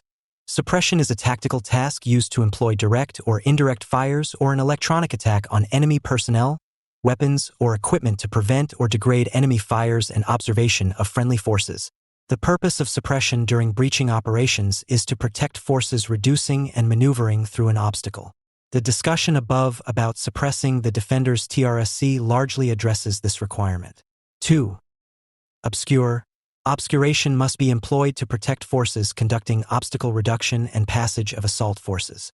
Obscuration also requires suppressing the defender's TRSC in addition to other more traditional methods. 3. Secure. Friendly forces secure reduction areas to prevent the enemy from interfering with obstacle reduction and passage of the assault force through lanes created during the reduction. In addition, U.S. doctrine adds, the far side of the obstacle must be secured by fires or be occupied before attempting efforts to reduce the obstacle. The attacking unit's higher headquarters is responsible for isolating the breach area by fixing adjacent units, attacking enemy reserves in depth, and providing counterfire support. These requirements are addressed by the discussions above regarding maintaining the effectiveness of the offensive TRSC at the point of penetration and beyond, as well as the discussions about integrating long-range strike to offset the lack of air superiority. 4. Reduce. Reduction is the creation of lanes through or over an obstacle to allow an attacking force to pass. B. Ukraine will have to innovate to offset the near-certain lack of sufficient Western-provided purpose-built breaching vehicles and systems. 1. Innovation can involve unmanned systems in part. UAS and UGS can potentially work to identify the pattern of placement of enemy mines in order to locate optimal lanes that engineering assets can reduce. 2. Ukraine will likely also have to make field modifications and adaptations of existing vehicles and systems. The U.S. Army famously made such adaptations to its tanks to facilitate maneuver through hedgerow country in Normandy. C. The initial tactical engineering requirement includes ensuring engineering asset survivability at the point of penetration and beyond. 4. Isolate the penetration sector. The required effect is that Ukrainian penetration echelons can confront and defeat the initial Russian defensive forces in front of them without interference by Russian forces outside of the immediate penetration sector. That Russian forces on the defensive must be deprived of resupply and reinforcements as well as tactical mobility during the penetration battle. Drive Russian artillery out of range of the penetration sector. B. Drive Russian fixed and rotary wing air out of range of the penetration sector. C. Fix Russian tactical reserves and hinder Russian frontline forces' ability to move freely from one tactical defensive position to another. D. Defend against Russian long-range precision strike by concentrating necessary anti-missile as well as anti-air defenses. E. Disrupt the Russian Glocks needed to bring locally available reserves to the penetration sector. This is a big challenge because Ukraine generally lacks the systems needed reliably to destroy GLOC infrastructure in a single shot and therefore is challenged to do so in a way that directly supports upcoming or ongoing Ukrainian offensive operations. Barring the provision of the strike capabilities at scale that would enable the destruction of Russian GLOC infrastructure in a single shot, Ukrainian forces likely must increasingly integrate these strikes with tactical ground maneuvers, achieving the minimum effect of keeping Russian reserves away from key areas of the penetration sector if not the entire axis of advance. This requirement thus also demands careful timing coordinate to support achieving surprise, as strikes against Glocks cannot occur in such a fashion as to tip off the Russians to the impending focused penetration effort. F. Disrupt Russian tactical logistics, even those that are highly dispersed at critical moments. And G.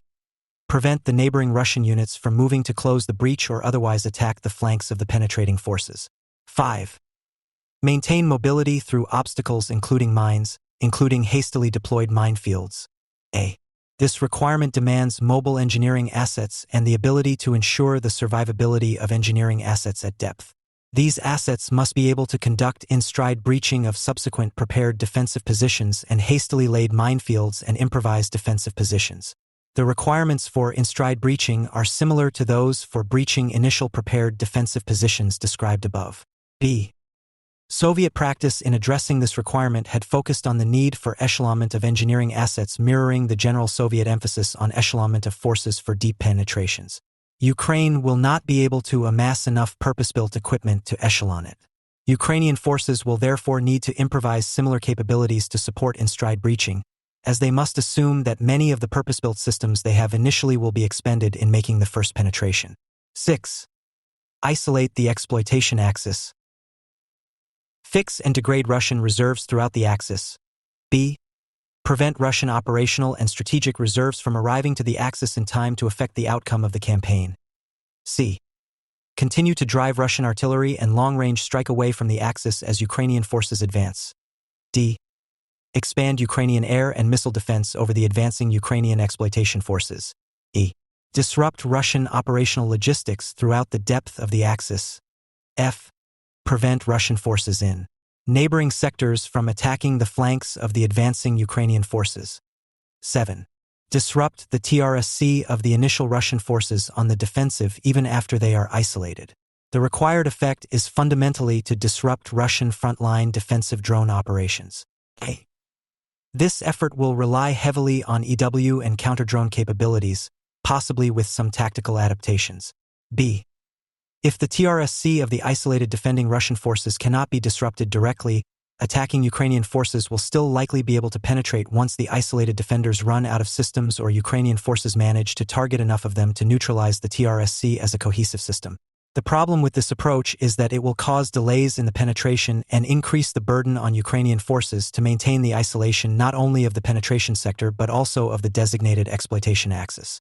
Reliable assessments about the Ukrainian ability to disrupt or suppress the isolated forces TRSC are therefore essential planning assumptions for the entire operational level undertaking. 8. Maintain and sustain momentum to the operational objective and be able to consolidate and defend along the exploitation sector all the way to the operational objective. We cannot orient our thinking about mechanized offensive operations in contemporary conflict around mass as the U.S. historically has done. A certain minimum mass is required to conduct offensive operations of any variety successfully, to be sure. But beyond that minimum, offensive operations can be developed at varying scales depending on what resources are available and how advantageously conditions can be set. The theater requirement for successful offensive operations is not a theater-wide numerical superiority or any theater-wide superiority. The requirement for successful offensive operations, rather, is to be able to achieve temporary localized superiority and sustain it sufficiently through to the accomplishment of the operational objective without compromising the stability of the rest of the theater. Achieving this aim requires properly scoped simultaneous and successive operations. Simultaneity is important both to achieve the limited degrees of surprise possible in this ISR environment and also to fix enemy reserves in place away from the intended penetration sector. Successive operations are necessary because no single decisive operation is possible. Ukraine is not likely going to be able to sustain a series of successive operations without interruption all the way to a conclusion in the current resource environment, and possibly given their organization and planning capabilities as well. But neither can Ukraine attempt one big offensive at most per year. A suboptimized cadence of operations based on Ukrainian limitations that nevertheless reduces as much as possible the Russian ability to reconstitute and make successive penetration battles too costly or slow must be found. There is historical precedent for a military working through this problem as the Soviets did during and after the Battle of Stalingrad.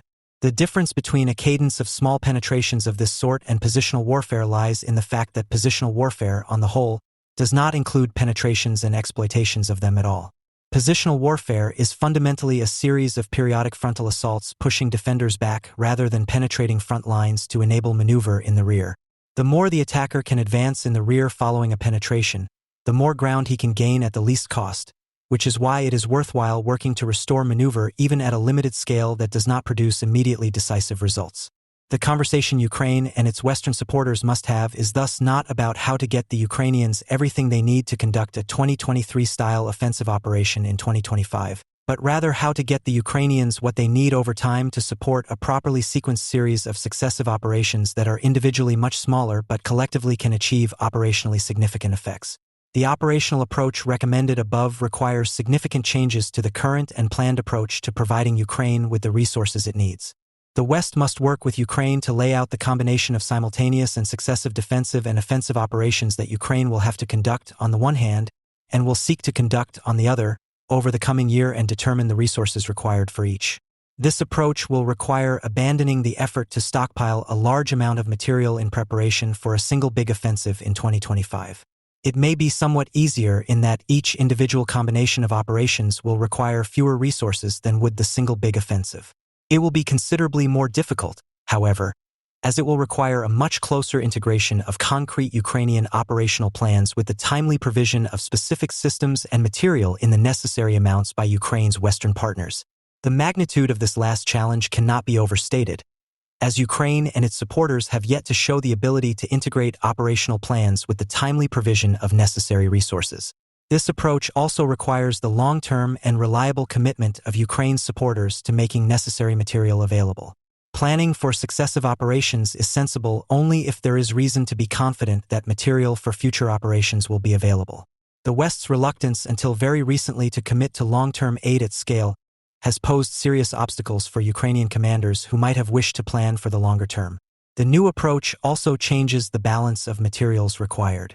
Ukraine will still need large numbers of armored vehicles of all sorts, artillery, aircraft, air defenses, and so on, focusing on supporting a series of planned successive operations, each of which is considerably more limited than the single massive offensive apparently contemplated for 2025, could allow tailoring of packages to flow into Ukraine at a predictable pace for rapid use in these smaller operations.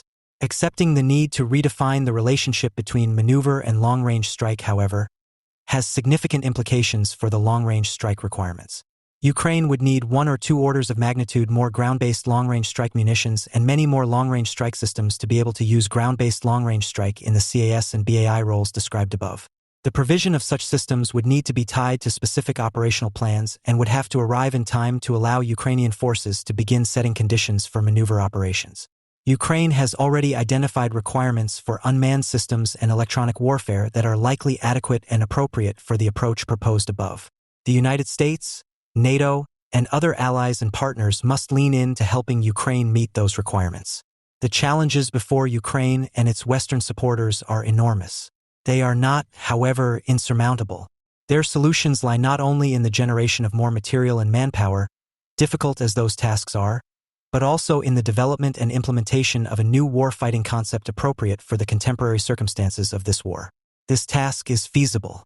It requires imagination, innovation, and iteration. It requires experimentation with battlefield concepts as well as with technology and tactics. Russia obviously benefits from many numerical advantages, moreover, but size alone has rarely determined the outcomes of wars. Frederick the Great's opponents outnumbered the Prussian army at all times, yet Frederick prevailed.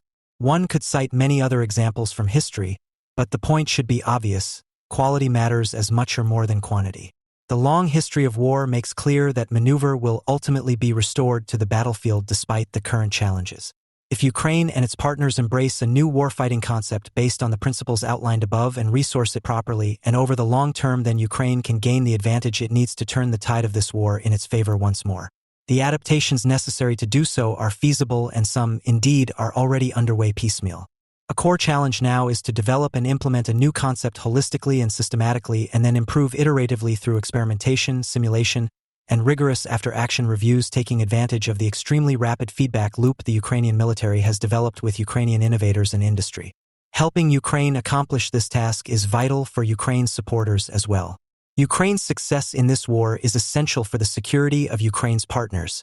On the one hand, unlocking the secrets of effective warfighting in the modern era will point the way for the future development of the warfighting capabilities of the United States and its allies and partners around the world on the other. This is the time for all Ukraine's supporters to lean into the effort to help Ukraine adapt and succeed. Some peace deals lead to peace, others to more war. The Minsk II deal aimed to end Russia's limited invasion of Ukraine in 2015, but instead laid the groundwork for the full-scale Russian invasion in 2022. The United States must learn from the Minsk deal or risk a direct Russia-NATO conflict that puts American lives at risk. Minsk II was a weak deal. It demanded nothing of the invader, Russia. It strengthened the Kremlin's aggressive worldview that had driven the conflict to begin with. It masked Russian military weakness. It gave the Kremlin time and space to prepare for a larger invasion. The West could have helped Ukraine reach a stronger deal in 2015. Minsk II gave Russian President Vladimir Putin hope that he could win in Ukraine without war. Russia sought and failed to control Ukraine in 2014 by military means. Minsk II gave Putin a way to demand that Ukraine, an independent state, give Russia control over its internal policies. Putin failed at that too and turned to the full-scale invasion in 2022. Minsk II helped Putin mask his demands for Ukraine's surrender behind false calls for peace. The West has repeatedly failed to call out and counter the real Russian demands since 2014. Minsk II reinforced Western delusions that Putin might simply settle if he received some land or if the West metered support to Ukraine or tried harder to negotiate with Putin. The deal also gave an excuse to those who understood the Kremlin's goals but sought to restore ties with Russia anyway. Vladislav Surkov, Putin's close advisor in 2014, said in 2024 that Minsk II legitimized the first partition of Ukraine. Surkov's words confirm Russia's goal to destroy Ukraine as a state and to use the Minsk deal to do so. He added that peace is nothing more than the continuation of war by other means. Another weak deal today would validate Putin's 2022 full-scale invasion and give Putin hope to gain more over time. Hope for Putin means more war. More war means a larger war. An absolved Russia that bears little or no cost for its invasion will want more and will rebuild its capability to do more. A larger war would mean a higher cost for the United States, risk to American lives, and risk of a catastrophic escalation. The Trump administration has a historic opportunity to break Russia's cycle of overt war and war through peace in Ukraine. To do so, the United States must learn the lessons from the Minsk deal. Russia will seek to transfer the responsibility and cost for its war onto someone else's balance sheet. Putin's demands are stand-ins for his goals, controlling Ukraine and making the United States bend to Putin's demands to create a world order that favors Russia. Putin will fight as long as he believes he can outlast the West and Ukraine. Ending the war requires stripping Putin of hope that he can destroy Ukraine as a state in his lifetime, militarily or through a peace deal. Russia can accept failure. Putin has tried to control Ukraine in increasingly extreme ways since he came to power in 2000. Russia tried and failed to pressure Ukraine into a Russia-led economic union in 2003. Russia tried and failed to dominate Ukraine's politics in the mid-2000s. Russia expanded its influence over Ukraine's politics in the mid-2010s through its favorite Ukrainian president Viktor Yanukovych. Ukrainians drove out the increasingly authoritarian Yanukovych in the pro-democracy Euromaidan revolution in 2014. As Ukraine was stabilizing after Euromaidan, Russia used the moment of Ukraine's vulnerability to seize Ukrainian land. Russian military forces illegally occupied Ukraine's Crimean Peninsula in March 2014. Russia then tried to take control of at least 6 southeastern regions of Ukraine. Russia seized parts of Luhansk and Donetsk regions in the east, but Ukraine's resistance thwarted the Kremlin's plans to seize more. The Kremlin used Russia's regular military and the irregular forces that Russia created in Ukraine, the so-called Donetsk, DNR, and Luhansk LNR People's Republics, during the 2014 invasion of Ukraine. The 2015 Minsk II agreement attempted to end the conflict through a ceasefire and political measures. Representatives from Ukraine, the so-called DNR and LNR, Russia, and the Organization for Security and Cooperation in Europe, OSCE, signed Minsk II in February 2015. The Normandy 4 format, Germany, France, Ukraine, Russia, facilitated the Minsk II agreement. Kremlin-controlled forces repeatedly violated the ceasefire. Russia decisively broke the deal when it launched its full-scale invasion of Ukraine in 2022. Winning in Ukraine for Putin has always meant more than seizing territory, forcing Ukraine into neutrality, or countering NATO. Putin is not after a portion of Ukraine. Seizing Crimea and portions of 2 eastern regions in Ukraine in 2014 was not enough for Putin. He reinvaded in 2022. It is not about neutrality. Russia's own actions have made Ukraine less neutral. Ukraine was a non-aligned state in 2014 even after the Euromaidan revolution. Ukraine renounced its non-aligned status only in December of 2014, as a direct result of the Russian invasion. Nor is it about Ukraine's NATO membership per se. Russia made Ukraine want NATO more. A minority of Ukrainians supported NATO membership before 2014, The majority of support came after Russia invaded. Russian fears of imminent Ukrainian NATO membership did not drive the 2022 invasion either. Putin had effectively blocked Ukrainian accession to NATO by 2022. Putin also explicitly said in 2024 that Biden offered to postpone consideration of Ukraine's membership in NATO for 10 years, but Putin rejected that. Putin invaded anyway, even knowing that NATO membership was very far from imminent or even assured. Russia is not protecting Russian-speaking Ukrainians. Russia has destroyed predominantly Russian-speaking cities in Ukraine. Russian-speaking Ukrainians fought fiercely against his invasions, undermining Putin's claim of some common ethnic bond that justifies his actions. Russian forces killed, tortured, and made refugees of many Russian-speaking Ukrainians. Russia is forcefully deporting and indoctrinating Russian-speaking Ukrainian children. What Putin cares about is control of Ukraine. Kiev and what Kiev stands for have been Putin's goals in Ukraine from the outset.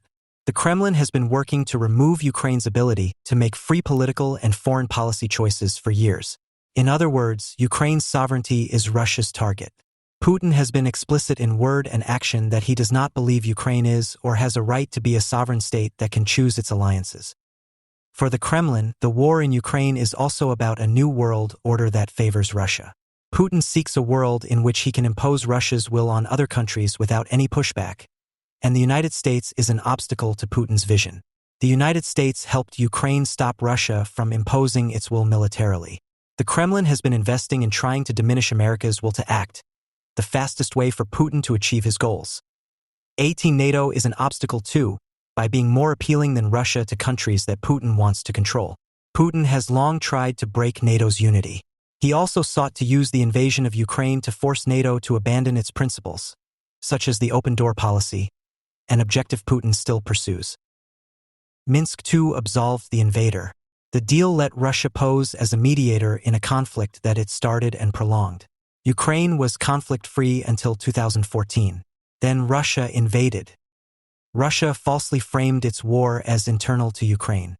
The DNR and LNR were not independent, however. The Kremlin not only controlled and resourced the DNR and LNR, it kept them alive. Both would have ceased to exist without Russian support. Putin had to deploy regular Russian forces to Ukraine in 2014 to prevent the DNR and LNR from losing to Ukrainian forces. The Minsk II deal nevertheless imposed no obligations on Russia, only on Ukraine and on armed formations of certain regions of Donetsk and Lugansk regions. The agreement never stipulated that Russian forces were present in Ukraine, only referencing some unspecified, foreign armed formations. 23. The deal thus largely accepted the false Russian premise that the conflict was internal to Ukraine. The U.S., which was not a signatory to the Minsk II, has imposed select sanctions on Russia for its violation of Minsk II. 24. The Minsk II itself has not once identified Russia as a belligerent. Minsk II gave Putin hope that he could use the deal to seize control over Ukraine without war. The deal demanded that Ukraine amend its constitution to give more autonomy to the Russia-controlled DNR and LNR and expand their role in Ukraine's politics. If fully implemented, Minsk II would have given Russia a permanent lever of control over Ukraine's decision-making. In other words, Minsk II gave Putin a way to demand that Ukraine, an independent state, voluntarily give Russia control over its internal decisions. Minsk II thereby accepted Putin's false premise that Ukrainian sovereignty has limits. The Kremlin spent every year following 2015 using the Minsk deal to try to take Ukraine's sovereignty. Russia's last notable attempt was in 2020. Then newly elected Ukrainian President Volodymyr Zelensky campaigned on the promise of peace. Putin tried to manipulate Zelensky's desire for peace to force the Ukrainian government to legitimize the Russian-controlled DNR/LNR. Had Kiev succumbed to Russian manipulations, the Kremlin would have legitimized the illegal 2014 intervention at virtually no cost and expanded influence over Ukrainian domestic and foreign policy. Ukrainian political leadership and civil society resisted Putin's manipulations. After Minsk II failed to deliver Ukraine's sovereignty to Putin, Putin resorted to a full-scale invasion of Ukraine, the real reason Putin invaded in 2022. Minsk II had no real enforcement mechanism, allowing Russia to surge the conflict at will. The OSCE monitored ceasefire violations, but the OSCE's ability to be an impartial monitor was limited. Russia has influence in the OSCE, as Russia is an OSCE member state. Russian-controlled forces also regularly physically obstructed the work of the OSCE's monitoring mission on the ground in Ukraine. Minsk II thus had no actor strong enough to enforce a ceasefire, let alone to force the withdrawal of Russia's regular or irregular forces from Ukraine. And the agreement itself said nothing about Russian military forces in Ukraine, only referencing some unspecified, foreign armed formations, because it accepted the fiction that the war as an internal conflict. Minsk II reinforced the root cause of the conflict, leading to a larger war. The Minsk II deal did not name, let alone punish, the invader, and thereby reinforced the Kremlin's mindset that sought to control Ukraine and drove Russia to invade Ukraine in the first place. It also persuaded Putin that the West would not stand up to him if he violated the agreement or even invaded again. The weaknesses of Minsk thus laid the groundwork for the 2022 invasion. The Kremlin could have chosen peace after Minsk II, which gave Putin what he demanded at the time. Instead, the Kremlin chose to use Minsk II to try to manipulate Ukraine into a voluntary surrender. Putin simultaneously expanded Russian means for future attacks on Ukraine. Russia significantly grew its military capability. Putin turned Crimea into a massive fortress for a future attack. He did the same in the portions of Donetsk and Luhansk regions it seized in 2014 to 2015. Russia deployed its forces to Belarus in 2020. The Kremlin then used Crimea, eastern Ukraine, and Belarus as launchpads in its 2022 full-scale invasion of Ukraine. Minsk II masked Putin's failures and gave Russia time to prepare for a larger war. Putin had to settle for less than his goals in Ukraine in 2015. Russia aimed to control at least 6 southeastern regions of Ukraine beyond Crimea, the so-called Novorossiya project. Putin defined in 2014 the Novorossiya as inclusive of Kharkiv, Luhansk, Donetsk, Kherson, Mykolaiv, and Odessa regions. Putin was forced to abandon the Novorossiya plan. Ukrainians resisted in 2014, as they did in 2022. Thousands of barely equipped Ukrainian volunteers rushed to combat the Russian invasion in 2014. Russia did not have support Putin thought it did in either Ukraine's society or its power. Russian dominance was unappealing to Ukrainians already in 2014. The Kremlin secured portions of only 2 regions, Donetsk and Luhansk. The Kremlin managed to hold those areas only after Russia's regular military openly intervened. Russia's irregular forces fell short of achieving Putin's aims. Putin was not yet ready to deploy Russia's regular military at scale to secure control of all the Novorossiya regions. Minsk II allowed the Kremlin to freeze its gains in Ukraine's east and grow military capability prior to the 2022 invasion. Minsk II reinforced weak leadership in the West. The deal impaled the Western debate on Russian premises for a decade. Muddied thinking led to poor Western decisions that prolonged the war. The last decade of Western debate on Russia is only partially based in fact. A lot is based in fiction. The facts have stayed the same since 2014. Russia invaded to control Ukraine. Ukraine has been defending itself. Minsk II, by de facto absolving Russia, muddied Western thinking about the war. Putin used the Normandy format, Russia, Ukraine, Germany, France, and the Minsk deal to falsely frame Ukraine as a bad actor that needed to make concessions. Putin demanded that Ukraine implement Minsk II's political provisions that would compromise Ukraine's sovereignty, without any guarantee that Russia would honor Minsk II's security provisions. Ukraine insisted that security provisions, a sustained ceasefire, the withdrawal of Russian military assets, and Ukraine reestablishing control over its border, must be executed first. The Kremlin used Ukraine's refusal to bend to Putin's will to frame Kyiv as a spoiler of peace, a Russian information operation that persists today. Russia's real message to Ukraine has always been, if you refuse to compromise your sovereignty, you spoil peace. If you refuse to surrender, you spoil peace. Russia's message to Ukraine today is also, if you refuse to accept Russian occupation, where you can be killed, tortured, forcefully mobilized to fight against your own, you spoil peace. Meanwhile, Russia made no concessions.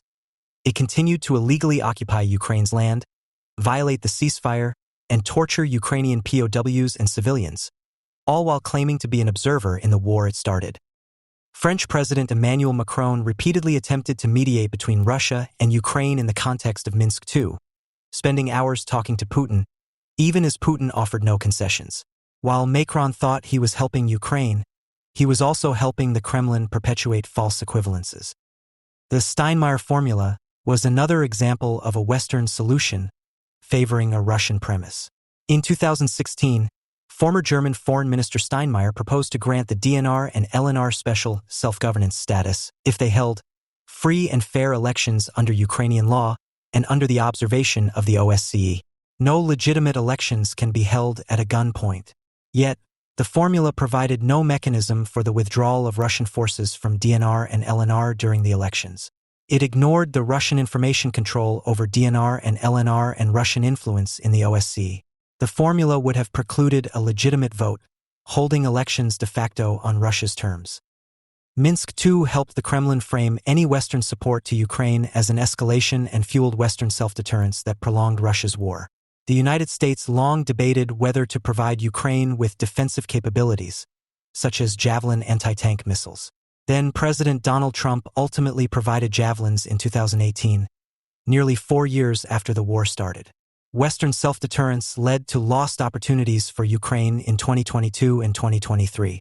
Had the West rushed military aid to Ukraine and planned for successive operations after the Russian defeat in the Battle of Kiev in spring 2022 or after Russia's offensive culminated in summer 2022, Ukraine would be closer to a durable peace today. Lesson 1. No absolution. Make Russia own the problem it created. Russia will aim to shift the blame for its war of choice in Ukraine, as Russia did with the Minsk II deal. The Kremlin will blame the United States, NATO, Ukraine, President Zelensky, the Western defense industrial complex, Anglo-Saxons with their aggressive intentions, as the Russian Foreign Ministry puts it, and others. Russia will try to offload the cost of the destruction it caused to Ukraine on someone else's balance sheet, be it Ukraine, the United States, and other Ukrainian partners. The starting U.S. position should be that Russia owns the problem it created. Anything less than a demand for Russia to foot the trillion-dollar bill for the damage it caused and to restore the borders of Ukraine that the Russian Federation formally recognized in 1991 and 1994 is and should be framed as a major concession to Putin. Negotiations that start with preemptive concessions on these demands without insisting on parallel Russian concessions would repeat the central mistake of the Minsk deal. The United States must make Russia own the problem it created for the sake of a just peace but also for pure pragmatism. There is no reason someone else should be covering the bill for Russia's war. Russia's war of choice killed and wounded an estimated 1 million people. Russia caused an estimated $500 billion to $1 trillion in damage to Ukraine and billions to the United States and other partner nations. Russia robbed 3, and in some cases 11 years from the lives of Ukrainians. Russia cost countless hours and energy of people in the US and globally working to end Russia's war. Russia chose to start this war for no legitimate reason, and it can choose to end it at any point. Ukraine did not pose a threat to Russia. Putin thought Ukraine was so militarily weak that he could conquer it in a matter of days in 2022. Russia was not seriously concerned with a military threat from NATO, as evidenced by Russia's military posture for years before 2022 and even during its war in Ukraine. Putin had effectively blocked Ukraine's NATO accession by 2022. Putin did not invade to protect Russian speakers in Ukraine. Russian forces are killing Russian speakers at scale in Ukraine. There were no legitimate casus belli, only Putin's desire to control Ukraine. Russia can stop its war at any point. Russian troops can simply withdraw from Ukraine. Russia will still exist as a state without Ukraine. Another deal that absolves Russia will lead to a larger war with higher costs for the United States. A deal that lets Russia keep its illegal gains in Ukraine at no cost will reinforce the mindset that drove Russia to invade, bringing close to zero the chances of a Russia compatible with U.S. interests, Ukraine's existence, and a peaceful Europe. Minsk 3.0 would create a Russia that will want even more and will be able to do more. The Russia of 2025 is not Russia of 2022. Russia of 2022 was expansionist enough to attack its neighbor without provocation and kill thousands, only to fail to achieve its declared war aims 3 years after. Putin has transformed Russian society to support Russian military conquest over 3 years of war. Putin has empowered Russian ultranationalists who believe in expansion by force. Putin has promoted the ultranationalists to prominent positions within Russia. Russian ultranationalists are inherently anti-American. They see Russia as being at war with the US-led collective West for the New World Order. They are committed to sustaining the war indefinitely and advocate for permanent mobilization of the Russian people and means to fight the West. The United States would not only face a stronger Putin or Putinist regime or worse, but a stronger battle-forged Russian military that is experienced in fighting a NATO-supplied adversary, has better starting lines compared to February 2022, and stronger ties with China, Iran, and North Korea. Putin is hardly eager to return over 500,000 violent Russian men deployed to Ukraine back to Russia. He will likely seek to redirect their energy elsewhere if the lines in Ukraine are frozen with no constraints on the Russian forces or the Kremlin's choices. If an emboldened and more capable Russia invades Ukraine to complete the conquest, it will cost more Ukrainian lives and very likely will bring the Russian military closer to the NATO borders, increasing the risk of a direct NATO-Russia conflict. The United States risks a larger war with higher costs and higher escalation risks on conditions that favor Russia. The only way to break the vicious cycle of Russian wars is not to absolve Russia of responsibility and force Russia to own the problem it created. Lesson 2. Ending the war requires stripping Putin of a hope that he can achieve his goal of destroying Ukraine as a state in his lifetime, militarily or through a peace deal. The Kremlin will falsely insist that Ukraine is not sovereign. Russia will try to make a deal directly with the United States, if Putin considers a deal at all.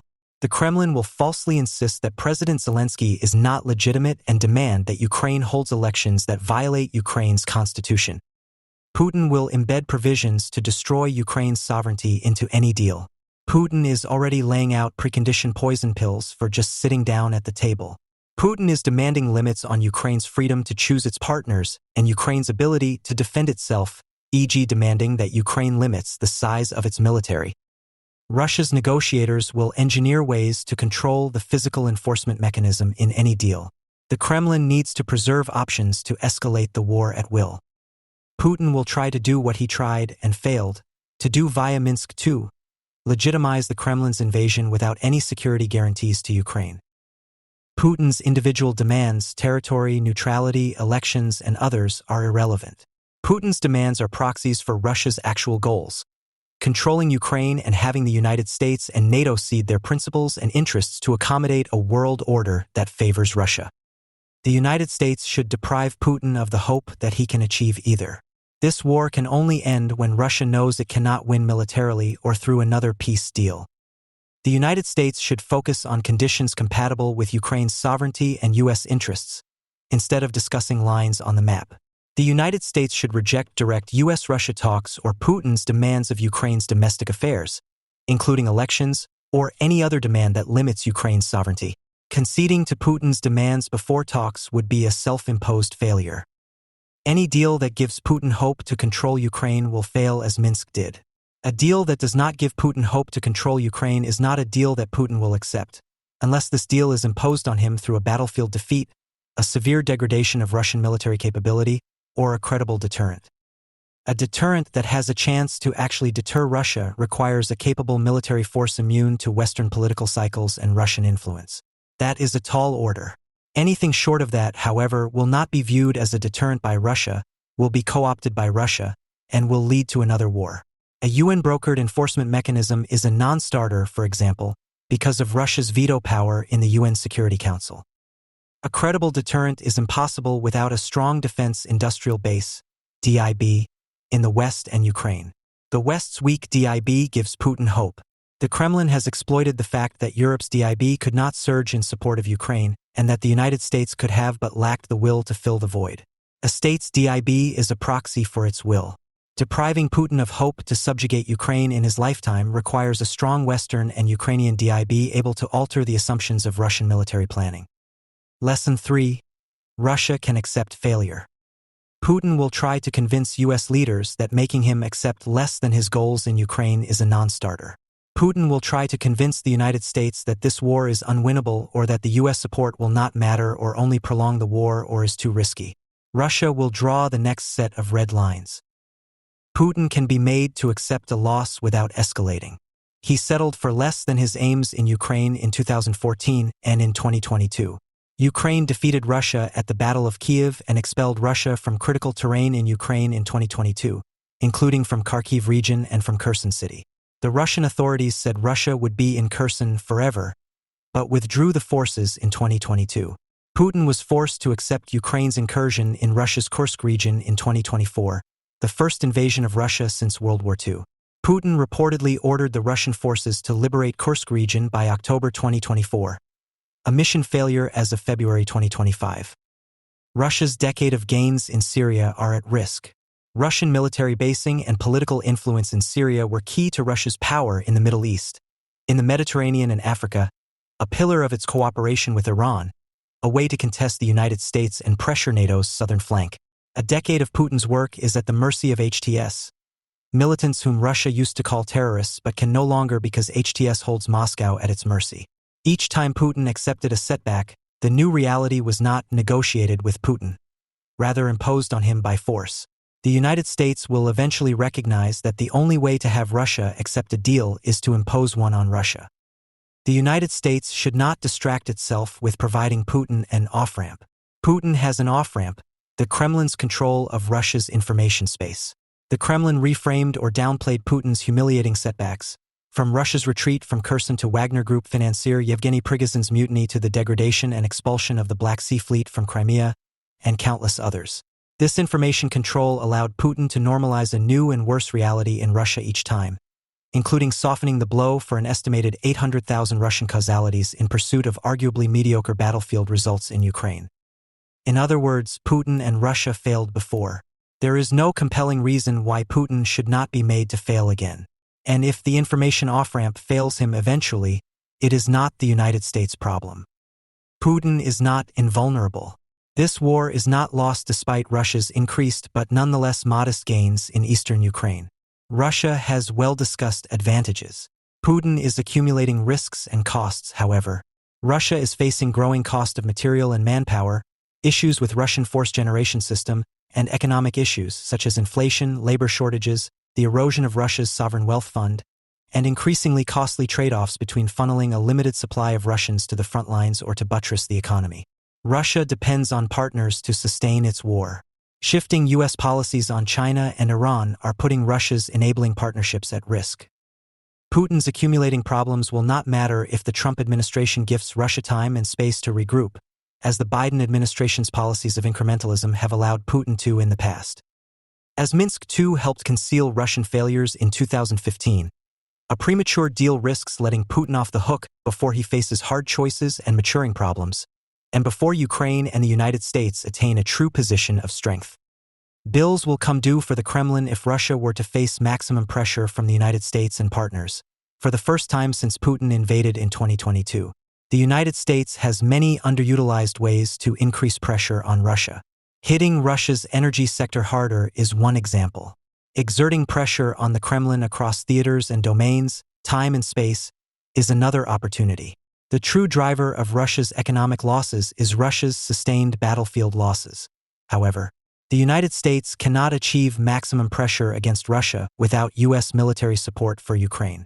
The United States and its partners must force the Kremlin to face compounding pressures, in Ukraine and globally, without easy ways to offset them.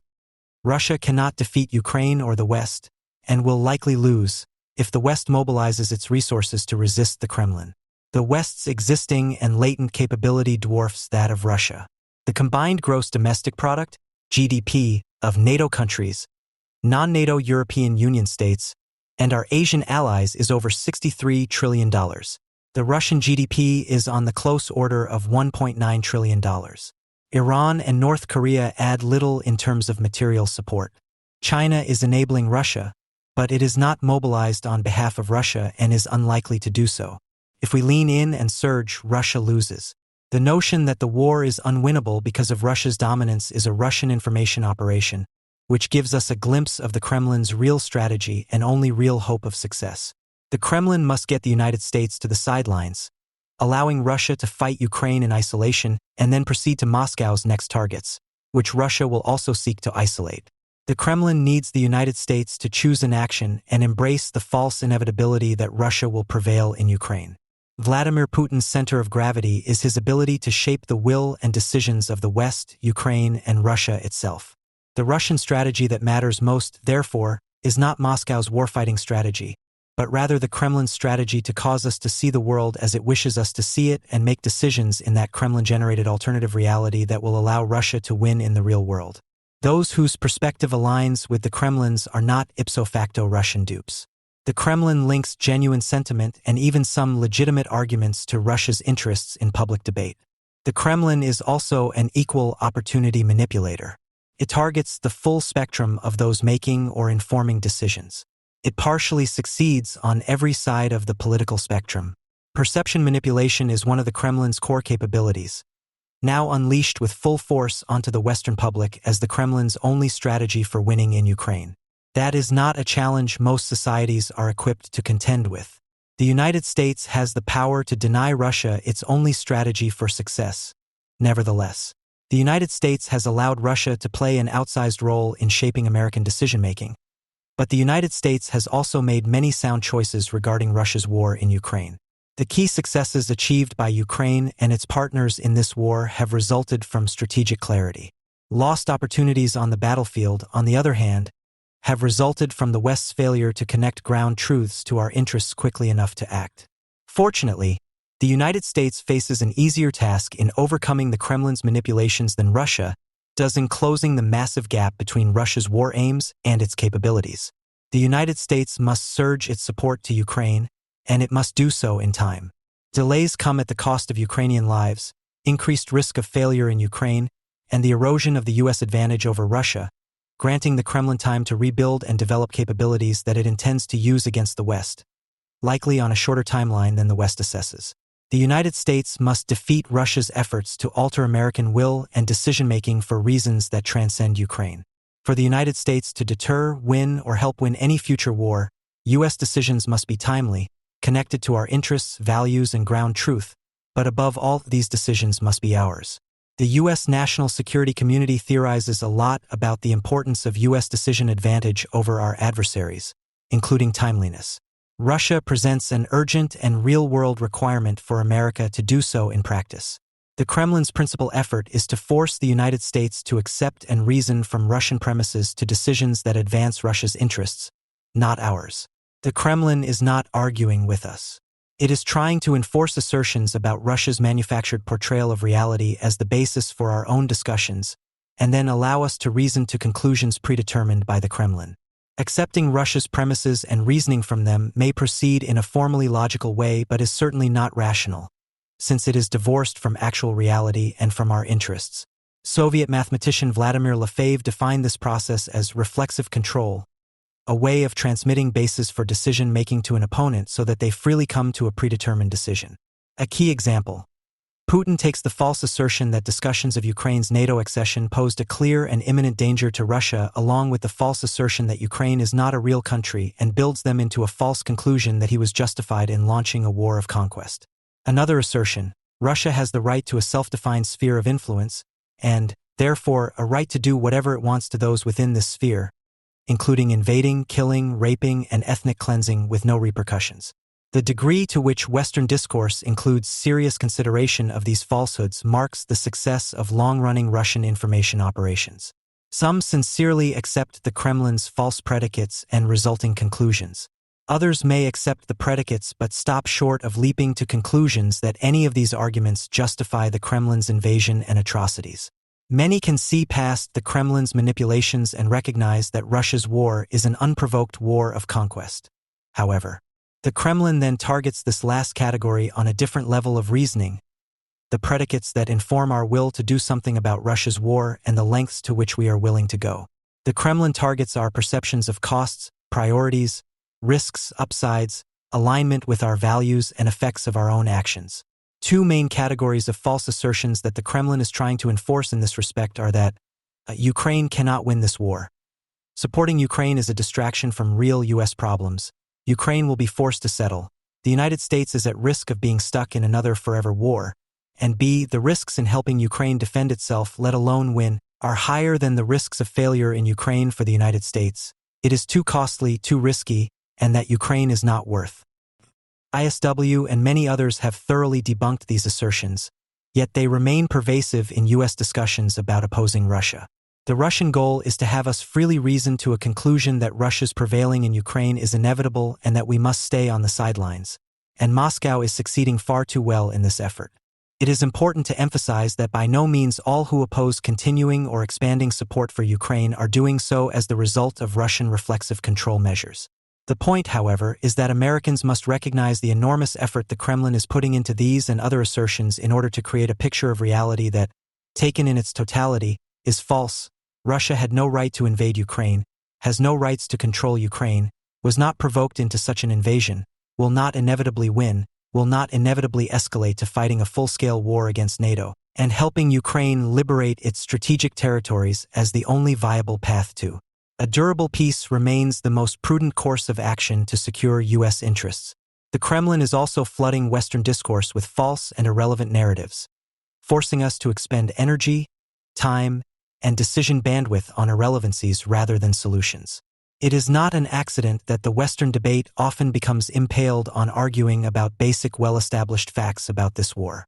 This phenomenon is not merely a function of Western knowledge gaps or short memory. It is also a result of the Kremlin's effort to saturate the Western debate with its assertions. A key example is a myth about Russia protecting Russian speakers in Ukraine. Russia has obliterated predominantly Russian-speaking cities in Ukraine, killing, torturing, forcefully deporting, and forcing to flee many Russian-speaking Ukrainians.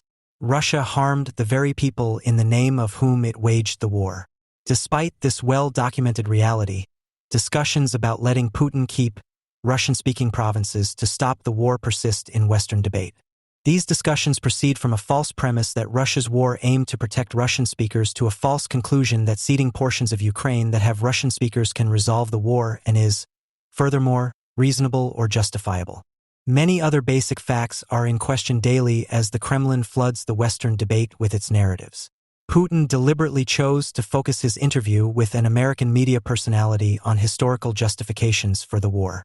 Putin is retroactively creating casus belli by twisting a historic narrative on the record. The history of Kievan Rus is as irrelevant to the current war as the history of the Roman Empire was to World War II. Every country in the world has a historical basis to claim rights to some or all of the territory of its neighbors.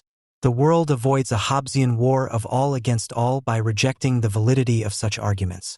Yet the Kremlin's constant driving of them continues to divert Western discussions about what to do now into these historical irrelevancies.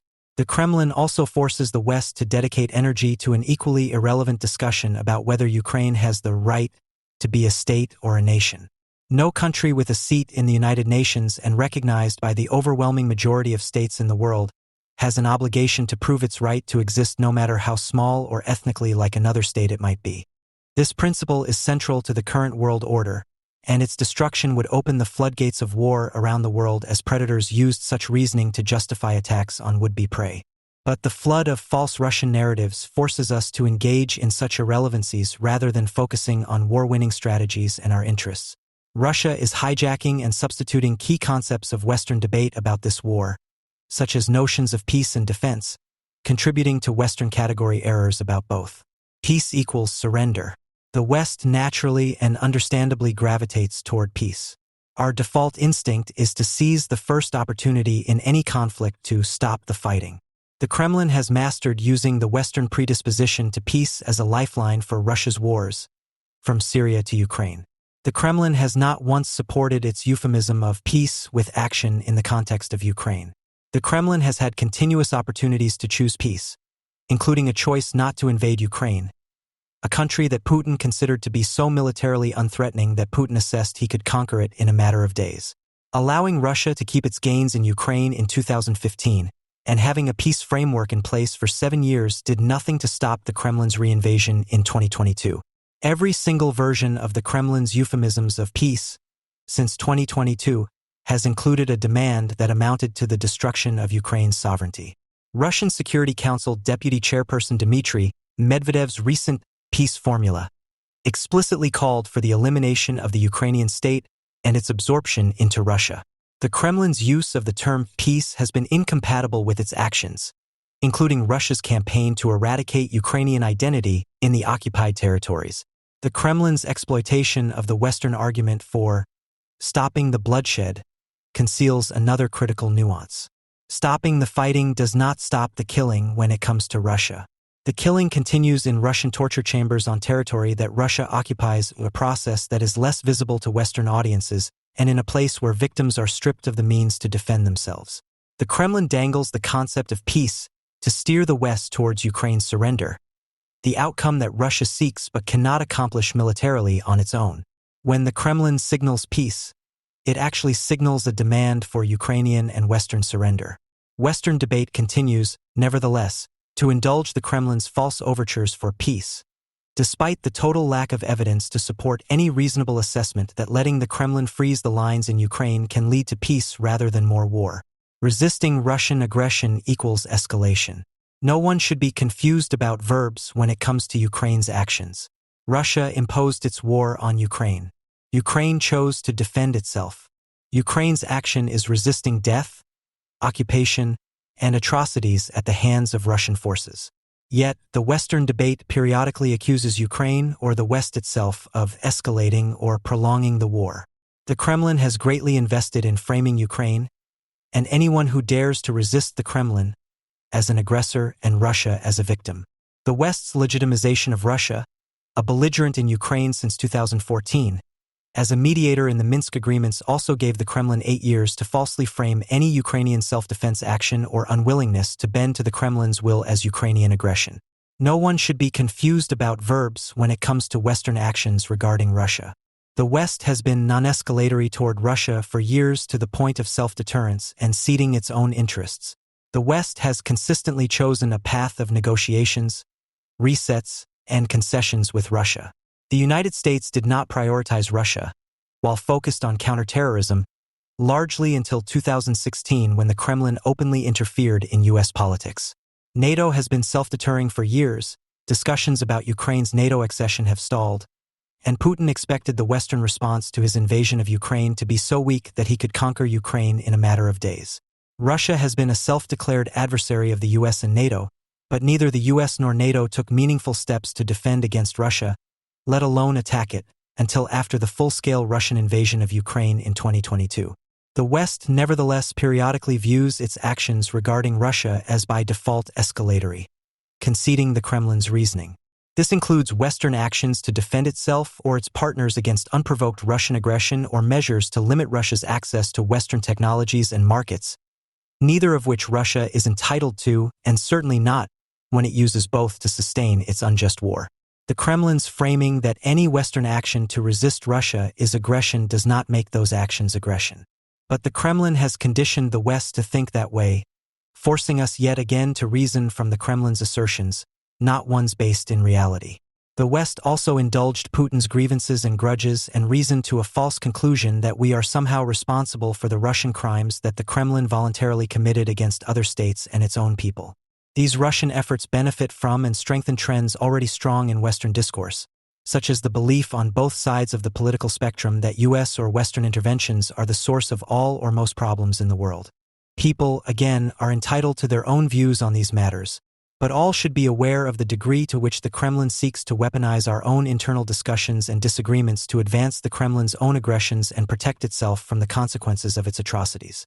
One can in principle condemn U.S. or NATO policies and actions in the past and also condemn Russian aggression, but not in the Kremlin's world, and not in the false reality the Kremlin seeks to impose on our internal discourse. The Kremlin's focus on degrading U.S. decision-making is not opportunistic, new, or limited to Ukraine. Perception manipulation is a key element of Putin's offset strategy, a way to achieve goals beyond the limits of Russia's power. In 2020, ISW assessed that Putin's center of gravity is increasingly his ability to shape perceptions of others and project the image of a powerful Russia based on limited real power. We wrote, "The Kremlin often generates gains based on perception without changing Russia's capabilities. These gains emerge at the nexus of the Kremlin's efforts to manipulate perceptions and the West's inherent blind spots about Russia's intent and capabilities. Minimizing the West's perception of its own leverage over Russia is a core component of this effort. The Kremlin depends on this strategy in Ukraine. Russia does not have sufficient military capability to achieve its maximalist objectives if Ukraine's will to fight persists alongside Western support. Degrading U.S. decision-making is one of the few, possibly the only way, to narrow the gap between Russia's goals and means in Ukraine. Russia uses perception manipulation to advance its interests globally. Information operations have been a key part of the Kremlin's toolkit for decades. Russia's national security paradigm shifted heavily toward the information space after 2014, however, as a recognition of the increasingly vital requirement to shape global perceptions to advance Russia's goals. The Kremlin has been working to create an environment that would simply accept Russian premises. If the world accepts that Russia can do whatever it wants within its self-declared sphere of influence, Russia will need fewer sticks and carrots to impose its will on its neighbors. Or, for example, if the Kremlin succeeds in creating conditions in which NATO is forced to abandon its principles, such as Article 5 or the open door policy, Putin would have succeeded at his goal of breaking NATO. The ability to control perceptions inside of Russia has been an existential requirement for Putin. In 2020, ISW wrote that Putin's rule depends on his ability to maintain the perception that an alternative to him in Russia is either worse or too costly to fight for. The Kremlin has succeeded in instilling inaction as a default instinct within the Russian population through physical and informational means. Submission takes time to achieve, but the self-deterrence it generates pays off. The submission of the Russian population is the reason Putin can afford to rule with a suppression apparatus short of Putin's likely suppression needs. If his regime were ever to be tested again, with Wagner Group financier Yevgeny Prigozhin providing a glimpse of such a test during his June 2023 mutiny. Herein lies Putin's core problem with Ukraine. Ukraine has demonstrated the capability to defy Putin's center of gravity, his ability to shape the will and decisions of others. Ukraine is not immune to the Kremlin's reflexive control, but it achieved strategic clarity in pivotal moments. In 2014, barely equipped Ukrainian volunteers saw past the Kremlin's hybrid cover and rushed to the front line to combat Russian aggression, even in the absence of Ukraine's conventional military and Western willingness to counter Russia. Ukraine did not fall prey to the Kremlin's campaign in 2019 to force Kyiv into political concessions that would have compromised Ukraine's sovereignty. Ukraine resisted Russia's unprovoked full-scale invasion in 2022. Growing antibodies to Russian manipulations within Ukraine's civil society are among the key reasons Ukraine continues to exist as a state. The Ukrainian instinct to run to the sound of the guns whenever Russians invade to protect Ukrainians from themselves should be a clear indicator of the falsehood of many Kremlin premises for its aggression. The fact that those premises continue to persist in the Western discourse despite these obvious contradictions is a testament to Russia's successful reflexive control techniques. U.S. susceptibility to the Kremlin's manipulations is not all of Russia's making. It is also a consequence of America's inherent traits and blind spots. Values. The United States values peace, life, American interests, freedom of debate, and is trying to act responsibly with the power it wields. These are virtues, not weaknesses. They set us apart from Russia. Russia nevertheless uses these concepts against us in its way of war, as discussed throughout this paper.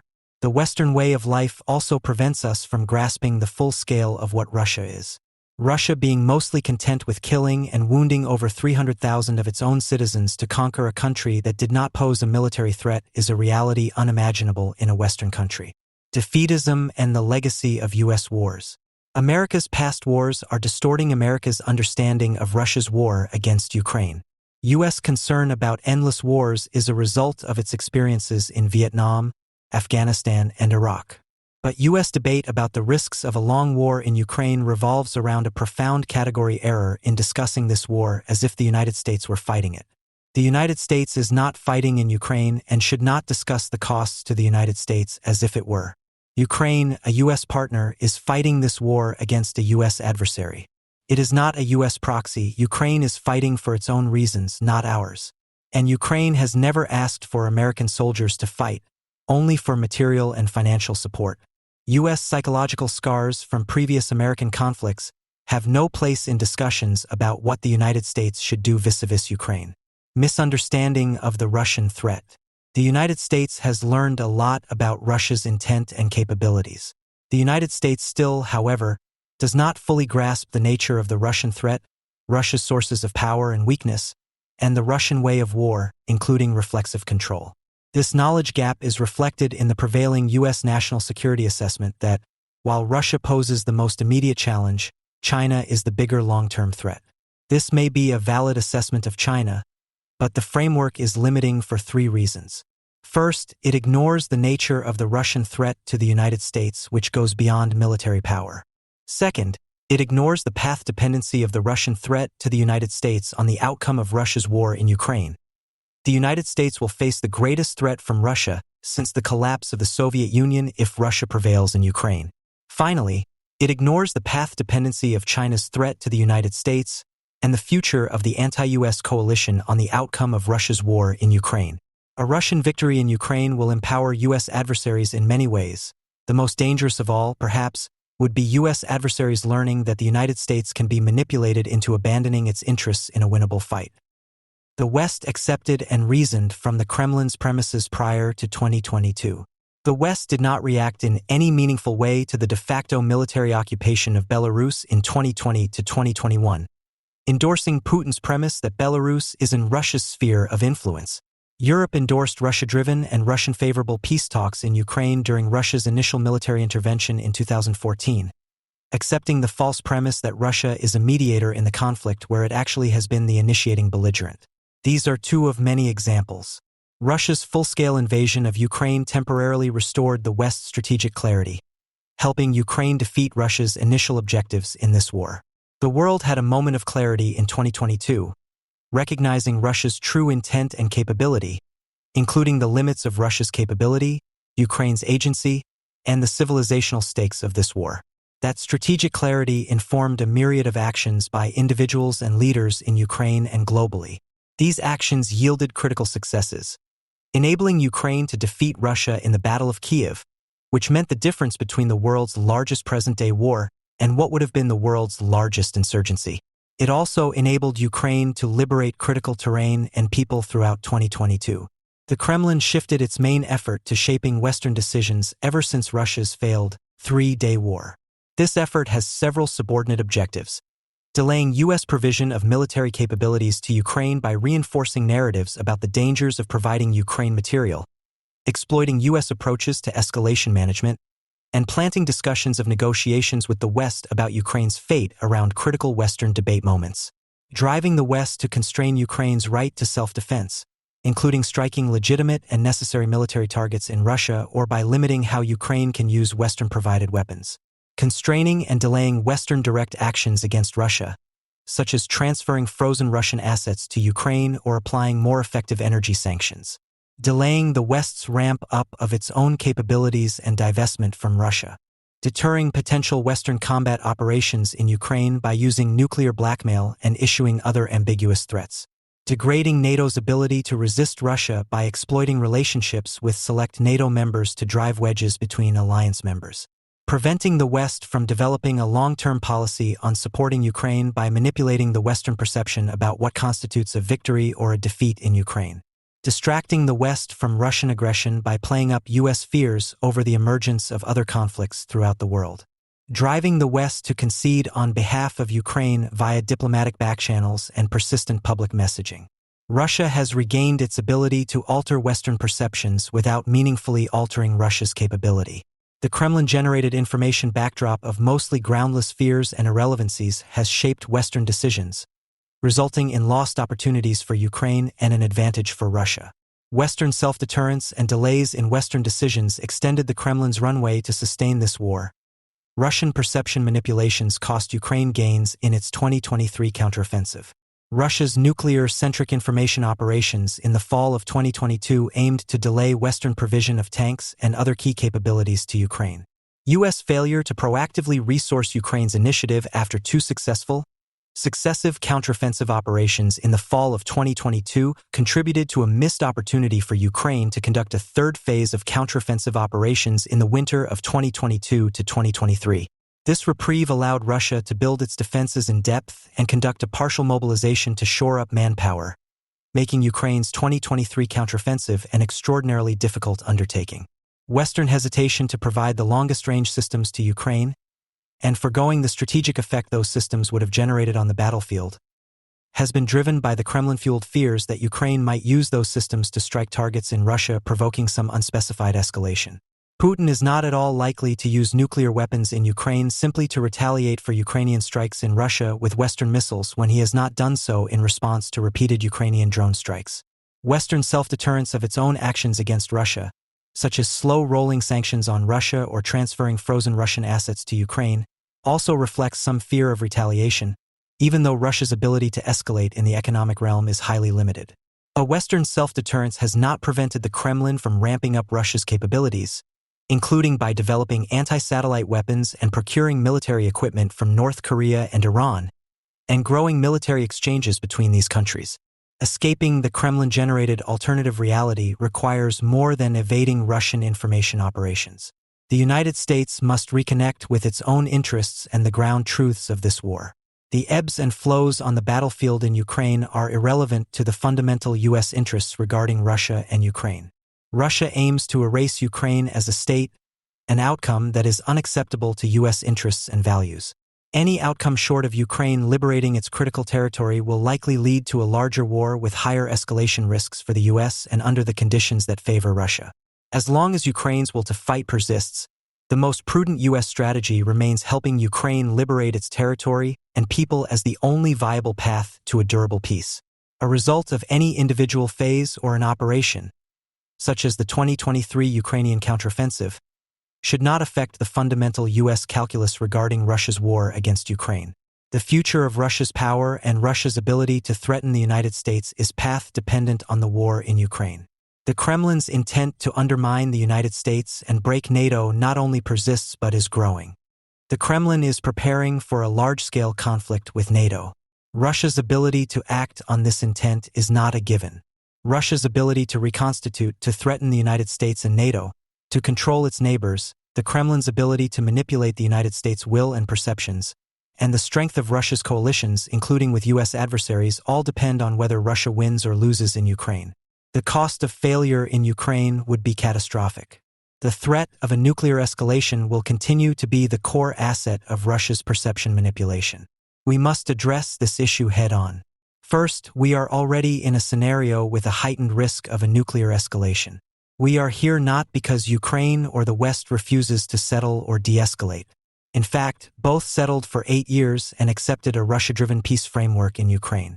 But Putin reinvaded anyway, bringing us into this unstable scenario with an increased probability of the use of nuclear weapons.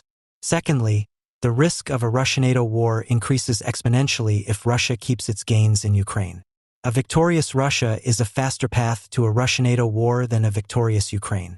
Finally, Russia prevailing in Ukraine would constitute a convincing argument for the effectiveness of nuclear blackmail and would lead to nuclear proliferation.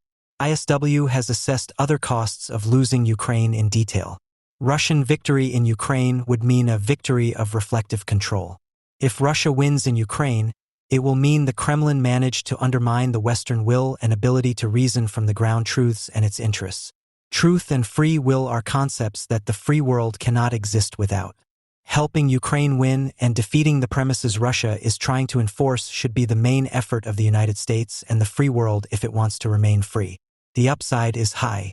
Ukraine's victory would enhance NATO's security. Ukraine would emerge as an invaluable asset for the United States and a testament to the values underpinning Western societies. Ukraine will be able to share its experience in how to successfully wage modern war with U.S. allies. Stopping Russia in Ukraine will allow the West to regain its deterrence capabilities, especially against Russia. A pro-NATO Ukraine, even if it is not in the alliance, would pose a serious military challenge to Russian plans to attack the Baltic states or Poland, enhancing NATO's ability to deter such aggression and avoid future war with Russia. The West has the advantage, but it must decide to use it. The West is a giant that, at times, behaves like a mouse when it comes to Russia. All it needs to do is stand up. That is why Russia needs to develop offsets and ways to fight asymmetrically. The power dynamic favors the West, and Ukraine if the West decides to mobilize on behalf of Ukraine. Mobilizing would mean surging its military production, sparing more of its existing military capabilities and economic assets, and accepting a higher threshold for pain and risk now to avoid more cost and pain and risk in the future. The challenges facing the United States are easier to solve than those facing Russia. The gap that Ukraine and its partners need to close to help Ukraine win is smaller than the gap that Russia needs to close to achieve its objectives in Ukraine. The Kremlin has mobilized a lot of its resources, far from all that the Kremlin can mobilize, but orders of magnitude higher than what the West has mobilized on behalf of Ukraine. Russia had every advantage in the last 10 years and occupied 18% of Ukraine at an enormous cost. Putin will mobilize more manpower and material, but Russia's surge capacity is neither unlimited nor without costs and constraints. The West is not as fragile as Russia wants us to think. Putin sought but failed to freeze Europe. He has been trying but has failed to break NATO, though he will have a real chance to do so if Russia wins in Ukraine. Minimizing the West's perception of its own strength is a core component of the Kremlin's perception manipulation. The West is awakening. Many Western leaders and societies have awakened to the reality that there is no going back to the status quo ante, that Russia is a self-declared adversary, and that the West has two choices: counter the threat or surrender to it. Ukraine's European and Asia-Pacific partners began forming coalitions for weapon procurement to support Ukraine. European countries began ramping up their defense industrial bases to restock NATO supplies and assist Ukraine. French President Emmanuel Macron warned the West against showing any signs of weakness to Russia as he entertained the prospect of sending Western troops into Ukraine. But U.S. leadership remains indispensable. Western advantage is not a permanent condition. Ukrainian lives and the Western advantage over Russia are the costs of U.S. and Western decision-making delays. Ukraine's agency and will to fight are assets of historical proportions that should not be taken for granted. Delaying resource mobilization decisions in the West will erode this center of gravity. Putin has considered Russia to be at war with the West for a while and has been acting like it. Putin recently signed decrees restoring the Moscow and Leningrad military districts, which may be in preparation for a potential future large-scale conventional war against NATO. The Kremlin intensified the use of rhetorical threats against Finland and the Baltic countries, including accusing Baltic countries of intolerance towards ethnic Russians in the region. The erosion of the West's capability to counter the Russian threat will be proportionate to the delays in the Western realization of the threat itself. The United States must restore its strategic clarity and get the big idea right. The best course of action for U.S. interests is to support Ukraine to its victory, as the only path to a durable peace rather than a temporary respite, and then help Ukraine rebuild, putting the largest combat-effective friendly military in Europe at the forefront of NATO's defense.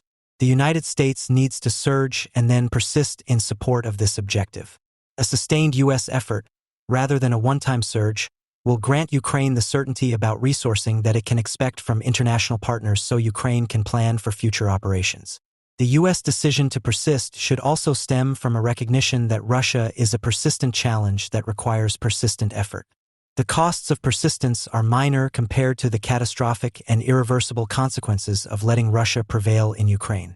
The United States and other Ukrainian allies need to take several specific and immediate steps. 1. Provide Ukraine with sufficient military aid and other support required for Ukraine to restore maneuver to the battlefield. 2.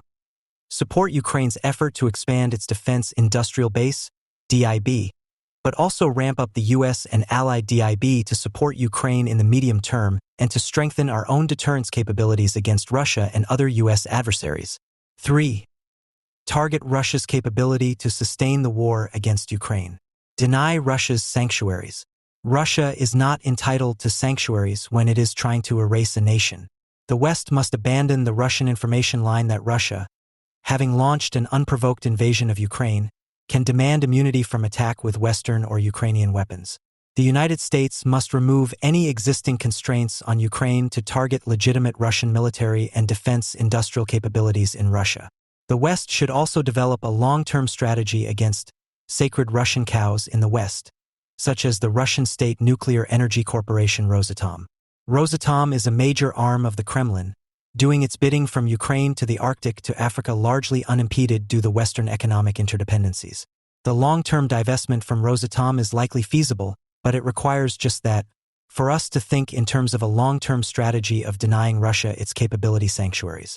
Focus on asymmetries. Ukraine has exposed numerous Russian weaknesses, from the vulnerabilities of the Black Sea Fleet to the vulnerability of Russian defense industrial assets to Ukrainian drone and missile strikes. The United States should amplify and accelerate, not constrain, these effective asymmetric warfare approaches that also impact Russia's battlefield operations and force Putin to make hard choices about resource allocation. Target Russia's capability globally. Putin is playing the full board, so should we? Targeting Russia's capability from Africa to the Arctic. Strip the Kremlin of its offset capabilities. The United States must defy the Kremlin's efforts to alter our own decision-making and will. The United States must also deny the Kremlin the luxury of time to regroup on the battlefield and to rebuild Russia's broader military and perception manipulation capabilities, only later to be used against us. Putin is thus vulnerable to a Western strategy that would consistently unmask and highlight Russia's weaknesses. The fastest way to do so is to help Ukraine make Russia fail on the battlefield faster and to counter Russia globally through physical and information means. Russian cognitive warfare efforts can be forecasted and targeted because of their predictability. Most Russian cognitive efforts support the Kremlin's long-standing strategic aims. Specific Russian narratives and vignettes change based on the timing, place, and distribution method of the message, but the larger premises Russia is trying to establish through these narratives do not. The Kremlin's overall strategic goals that its narratives support also do not change. This fact provides an opportunity to create a comprehensive situational awareness system to monitor, forecast, and neutralize Russian cognitive warfare. Actions in reality, e.g. physical means, are often the most effective ways to neutralize cognitive warfare. It was Ukraine's successful drone and missile strikes against the Russian Black Sea Fleet that defeated Russia's effort to create a false perception that Ukraine's resistance against Russia's aggression was spoiling global food security. Ukraine's military action denied Russia the ability to impose a de facto blockade and, as a result, enabled grain trade through the Black Sea. Ukraine's incursion into Kursk Oblast in August 2024 dispelled the Kremlin's assertion that bringing conventional war and Western equipment into Russian territory would trigger Russian nuclear retaliation. The United States should not try to mimic Russian cognitive warfare. Russian over-reliance on this capability has degraded Russia's physical capabilities and brought destructive effects on Russian society. Damage that will take Russia generations to recover from, if recovery is at all possible. The U.S. and its allies have real power commensurate with their objectives and do not need to rely on cognitive warfare to achieve their defensive aims. The West is best served by neutralizing Russian and Iranian, North Korean, and Chinese cognitive warfare efforts through highlighting them, working to reject the false premises they seek to create, and focusing on the real-world situation rather than falling into the trap of operating intellectually within the artificial world cognitive warfare efforts seek to create. There was no sign that the Russian army was stripping its bases as far away as Khabarovsk to assemble enough troops for a swift coup d'etat takeover of Europe's largest country.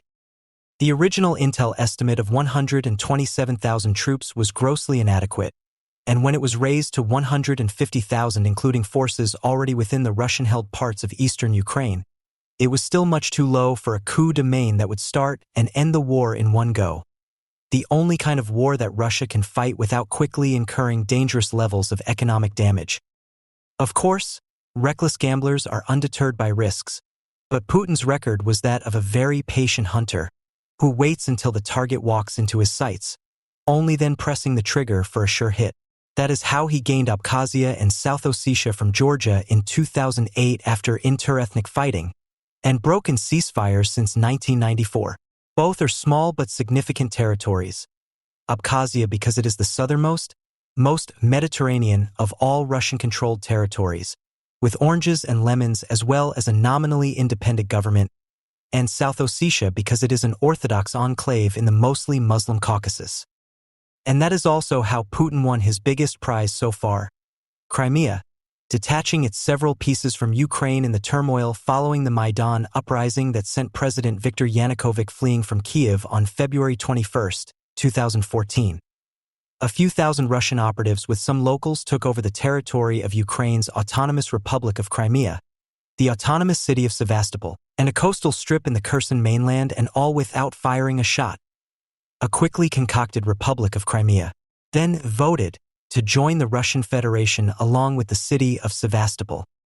To do the same thing across the 1,500-kilometer width of Ukraine, it would take not less than 500,000 well-trained soldiers. They would need to move quickly overland to seize the cities nearest to the border, such as Kharkov less than 20 miles away, or by large airlift to reach distant Lviv, or helicoptered to simultaneously seize the regional capitals, from Lviv in the west to Kharkiv in the northeast, to Odessa in the southwest, and Zaporizhia in the center-east, in addition to Kiev, itself a metropolis of almost 3 million inhabitants. And yes, it all presumed only token resistance by such Ukrainian soldiers as would fight at all. The once patient hunter turned reckless gambler persuaded himself of that, and of much more, that Ukraine's Jewish ex-comedian turned President Zelensky would promptly flee, that his government would then collapse as ministers rushed off to escape arrest, that the Army, Navy, Air Force, and Air Defense, long starved of funds in any case, would dissolve, so that Russian forces would advance unopposed to quickly seize every city, with Kiev's population obediently awaiting Russian rule. Then former President Yanukovych could be brought back to form a new government for the TV cameras, whose task would be to vote immediately to rejoin the Russian Federation, thus ending the fighting in glorious victory for Putin and his empire. None of the above was wildly improbable, but it hardly takes much in the way of prudence to eschew war planning that consists of stringing together best-case scenarios, which is exactly what Putin chose to do, ignoring his own intelligence chief and veteran Kremlin official Sergei Naryshkin. That much is proven by a truly extraordinary document, the video of Putin's eve of war meeting with his ministers and advisors, ostensibly on the annexation of the self-proclaimed independent Donbass republics, but actually on the imminent invasion. We see a carefully staged display of imperial authority that has Putin sitting high up at his desk while the advisors sit in chairs below him, till each one in turn goes to stand in front of a microphone to endorse what Putin has just said. But the script fell apart when it was Naryshkin's turn to speak. He clearly said that there should be talks to give the Western side a chance, pronouncing that French word in the French way, as Russians do. Visibly surprised, visibly angered, Putin demands an answer, yes or no, on the annexation itself, sidestepping Naryshkin's real point, to rely on talks, not tanks, in dealing with Ukraine. The build-up to the war went well for Putin. He had the German government firmly in his camp, to the improbable extent that it went far out of its way to prevent Estonia from donating old Soviet 122mm howitzers to Ukraine, on the flimsy ground that they had briefly been in German possession when the West German army inherited East Germany's military equipment. Nor would the German government agree to suspend the certification of the giant new Nord Stream 2 gas pipeline that would have increased German dependence on Russian gas, uncaring of the vehement objections of the United States, Britain, the European Council, and Poland. Given that, Germany was bound to rule out effective sanctions in the lead-up to the fighting, with the most effective, the exclusion from the SWIFT payment system, not even considered, because it would block payments for Russian gas, stopping its supply. A request for weapons from the immense German surplus stocks yielded an offer of old helmets, on the grounds that German parliamentarians would prohibit the supply of lethal weapons. Providing cover for the Germans, the Italian government also ruled out a swift cutoff, and it was only Italy's embattled defense minister Lorenzo Guarini's personal determination that kept the door half open for Italian military supplies. Nor was the US government much of an obstacle. Instead of emulating the British airlift of anti-tank missiles on a much larger scale, the US focused on evacuating its diplomats in hysterical haste, as if to support Putin's intimidation campaign, and then failed to airlift any of the tens of thousands of highly suitable point-and-shoot anti-tank rockets in army depots that any civilian can use with 1 minute of training. But war is the greatest contingency, as all veterans know, and that includes the present writer. Until the fighting starts, no soldier knows how he will react to combat, and still less which of his comrades will fight bravely and which will keep his head down, waiting for the noise to end. And that goes for war leaders too. In 1939, the mediocre dictator Ioannis Metaxas replied to Mussolini's verbose ultimatum with a monosyllabic OHI, no, inspiring victorious fighting by the hugely outgunned Greeks. And now in 2022, Zelensky's comedic turn as a TV president, followed by a respectable showing as an actual president, set the stage for his current act as an indomitable war leader, totally uncaring of the risk to his own life as the #1 target of Russian undercover killer teams. After refusing Biden's ill-judged offer to evacuate him, he asked for weapons instead. Zelensky declared that he would remain in Kiev with his entire cabinet to lead the fight for the city. That played its own undefinable role in inspiring Ukraine's soldiers to resist no matter what, to hold the city of Kharkiv, close enough to the Russian border to have been within artillery range from the start, to defend Zminy, Snake Island in front of coastal Odessa, whose 13-man garrison came under overwhelming naval bombardment after impolitely refusing to surrender, to defend Mariupol, the country's eastern harbor, whose 500,000 inhabitants live less than 30 miles from the Russian border, but are holding out with the Russians still 15 miles away as of this writing, and on the Kiev approaches through which the Russian army was supposed to swiftly advance on the city and finish the war in 2 days, if not one. The Ukrainian army did not run away. It did not surrender. It did not abandon its weapons to walk home. And neither was it quickly outmaneuvered by the much better funded Russian army, which has had the fuel, ammo, and replacement parts for much more intensive training than the badly underfunded Ukrainians. It turns out that motivation beats even training. Russian armored columns that were supposed to advance at motor speed on the highways to Kharkov and Kiev, brushing aside token resistance to quickly seize both cities, were instead forced off the road by sustained Ukrainian anti-armor fire, and then blocked again by hard fighting when they gave up on highway momentum to advance cross-country at 3 miles per hour. Day after day, Kharkov and Kiev not only held out but were not even attacked, except by a few missiles, more terrifying than destructive. That is when Putin's timetable and entire war plan fell apart. The world could close its eyes for a day and a night to allow the Russians to finish the job, so as to continue business as usual for everyone.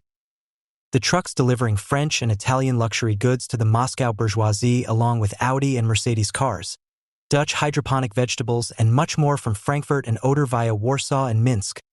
The aircraft bringing Russian skiers to Courchevel and Maghiv, and shoppers to London and Paris.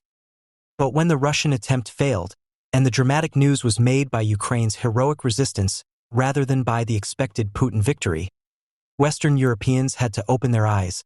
They had to look at the Russian aggression that had brought large war to Europe for the first time since 1945. After Italy's Draghi spoke with Zelensky, Italy's objection to the SWIFT ban suddenly gave way to approval, forcing the Germans to switch also to avoid opprobrium as the only holdout. With that, the silent opponents like Luxembourg also had to go along, and soon enough Japan also agreed to exclude the most regime-connected banks. With that, the destruction of the Russian bourgeoisie's way of life was underway in earnest. No skiing trips to France or foreign trips anywhere outside the Russian sphere. No sending of children to expensive boarding schools in Britain or Switzerland. No new German cars, nor fresh tomatoes. Concurrently, the spectacle of civilians, ladies of advanced years included, preparing Molotov cocktails out of beer bottles as a last resort to defend their streets, broke down the dam of pacifist hypocrisy. Weapons only make war worse. Releasing an expanding torrent of weapons, with Germany, last seen stopping others from helping, itself offering 5,000 Stingers, aspirational anti-aircraft weapons against jets, but deadly against helicopters. Italy is sending badly needed anti-tank weapons, and others such as the British, who did not wait for the fighting to begin in order to send anti-tank missiles, are sending more weapons, as the US, Canada, Sweden, and others are also doing, but adding a so far unique official encouragement of volunteers willing to fight for Ukraine. Suddenly, the hitherto untouchable Putin is in trouble. He promised a quick, almost effortless victory, to instead plunge into a war increasingly costly of lives. Hundreds of Russians are dead by all accounts. Increasingly costly for the entire Russian economy and disastrous for its bourgeoisie. And this for a war that Russia is not winning. That Putin has invited the Ukrainian president to send envoys to ceasefire talks is itself a tremendous defeat for him. He had insisted that he could not negotiate at all with the drug addicts and neo-Nazis of Zelensky's government, but now he must negotiate to extricate himself from the war he deliberately started, whose costs have risen phenomenally. If talks do start, the Ukrainians can have only one demand: an immediate and total withdrawal of Russian forces to their starting positions. And if the Russians accept that inevitable demand, it seems unlikely that Putin can remain in power, not after having overruled his intelligence chief, to deliberately start a costly war, only to lose it. If the Russians refuse, they must revert to a very hard fight, a slow-motion drive into Kiev that will be marked by rising casualties. as Ukrainian resistance is strengthened by the influx of better weapons and rising military competence. Then the Russians must conquer the whole of Ukraine out to Lviv and the Carpathian Mountains, where the population is mostly anti-Russian, promising ever more grinding combat. It is hard to imagine how Putin could emerge from this scenario victorious. Yes, Zelensky might be reached and murdered at any time, but it seems entirely unlikely that the morale generated by the ferocious resistance he inspired would simply disappear. If anything, it might well increase. Another possibility is nuclear escalation, and Putin's latest is indeed to talk up in his most ominous tones Russia's forward-deployed nuclear weapons. Unfortunately for Putin, the action is now in the hands of old ladies with Molotov cocktails, shoe salesmen with bazookas, and increasingly experienced street fighters. None of them are likely to pause this fight for fear of Russian nuclear escalation. That leaves Putin with no way of redeeming his promise of a swiftly victorious war, no defense against the accusation of having grievously damaged Russia and humiliated its army. The spy chief Naryshkin in the Kremlin might be the one to remove Putin with the least disruption. But of course, there are other Putin appointees also ready to save Mother Russia. Why do Russia's wars always start with disaster? The answer is straightforward: because the autocrats who rule Russia, be they tsars, with the exception of Napoleon's nemesis Alexander I, Joseph Stalin, or Vladimir Putin, appoint obedient toadies sadly lacking in military talent to command their forces. And none is more out of his depth than Sergei Shoigu, Putin's Minister of Defense. Shoigu studied engineering and skipped military service altogether. Nonetheless, he was rapidly promoted all the way to full general and then Minister of Defense by Putin because of his uncritical loyalty, which was further guaranteed by his obscure Tuvan origins that gave him no Muscovite power base to threaten the Kremlin. His birthplace is much closer to Beijing than to Moscow. As for Putin's chief of staff, Valery Gerasimov, his incompetence is of a very modern sort, indeed postmodern. Just like some telegenic U.S. generals with PhDs but no actual hands-on combat experience, Gerasimov preached post-kinetic warfare, in which cyber war, information war, or hybrid war replaced old-fashioned infantry, armor, and artillery combat. It was Gerasimov who cooked up the brilliant plan that so convinced Putin, as well as the CIA, the U.S. Director of National Intelligence, and their fashionably post-kinetic military advisors, that the air-landed seizure of the Antonov field on the first night of the war would open the door to Kiev. Absent post-kinetic delusions, the overhead photography alone should have sufficed to tell U.S. intelligence that the Russians would fail. They were invading Europe's largest country with an army of less than 140,000 troops, as opposed to the 800,000 who invaded Czechoslovakia in 1968, a country one-fifth the size of Ukraine and with one-quarter of the population.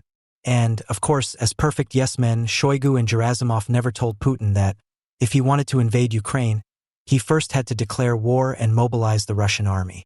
Even so, what happened next came as a great surprise. The failure of Gerasimov's dazzling plan and the ignominious retreat from the edges of Kiev and Kharkiv should have been followed by the usual Russian remedy, but nothing happened. In 1941, when the German army easily defeated the Red Army to swiftly conquer Ukraine and start its march to Moscow, Stalin's favorite toady Marshal Grigory Kulik was dismissed and eventually shot. Others were shot right away and were replaced by officers previously set aside because they were not yes-men. Some were rescued from prison to take up command at the front.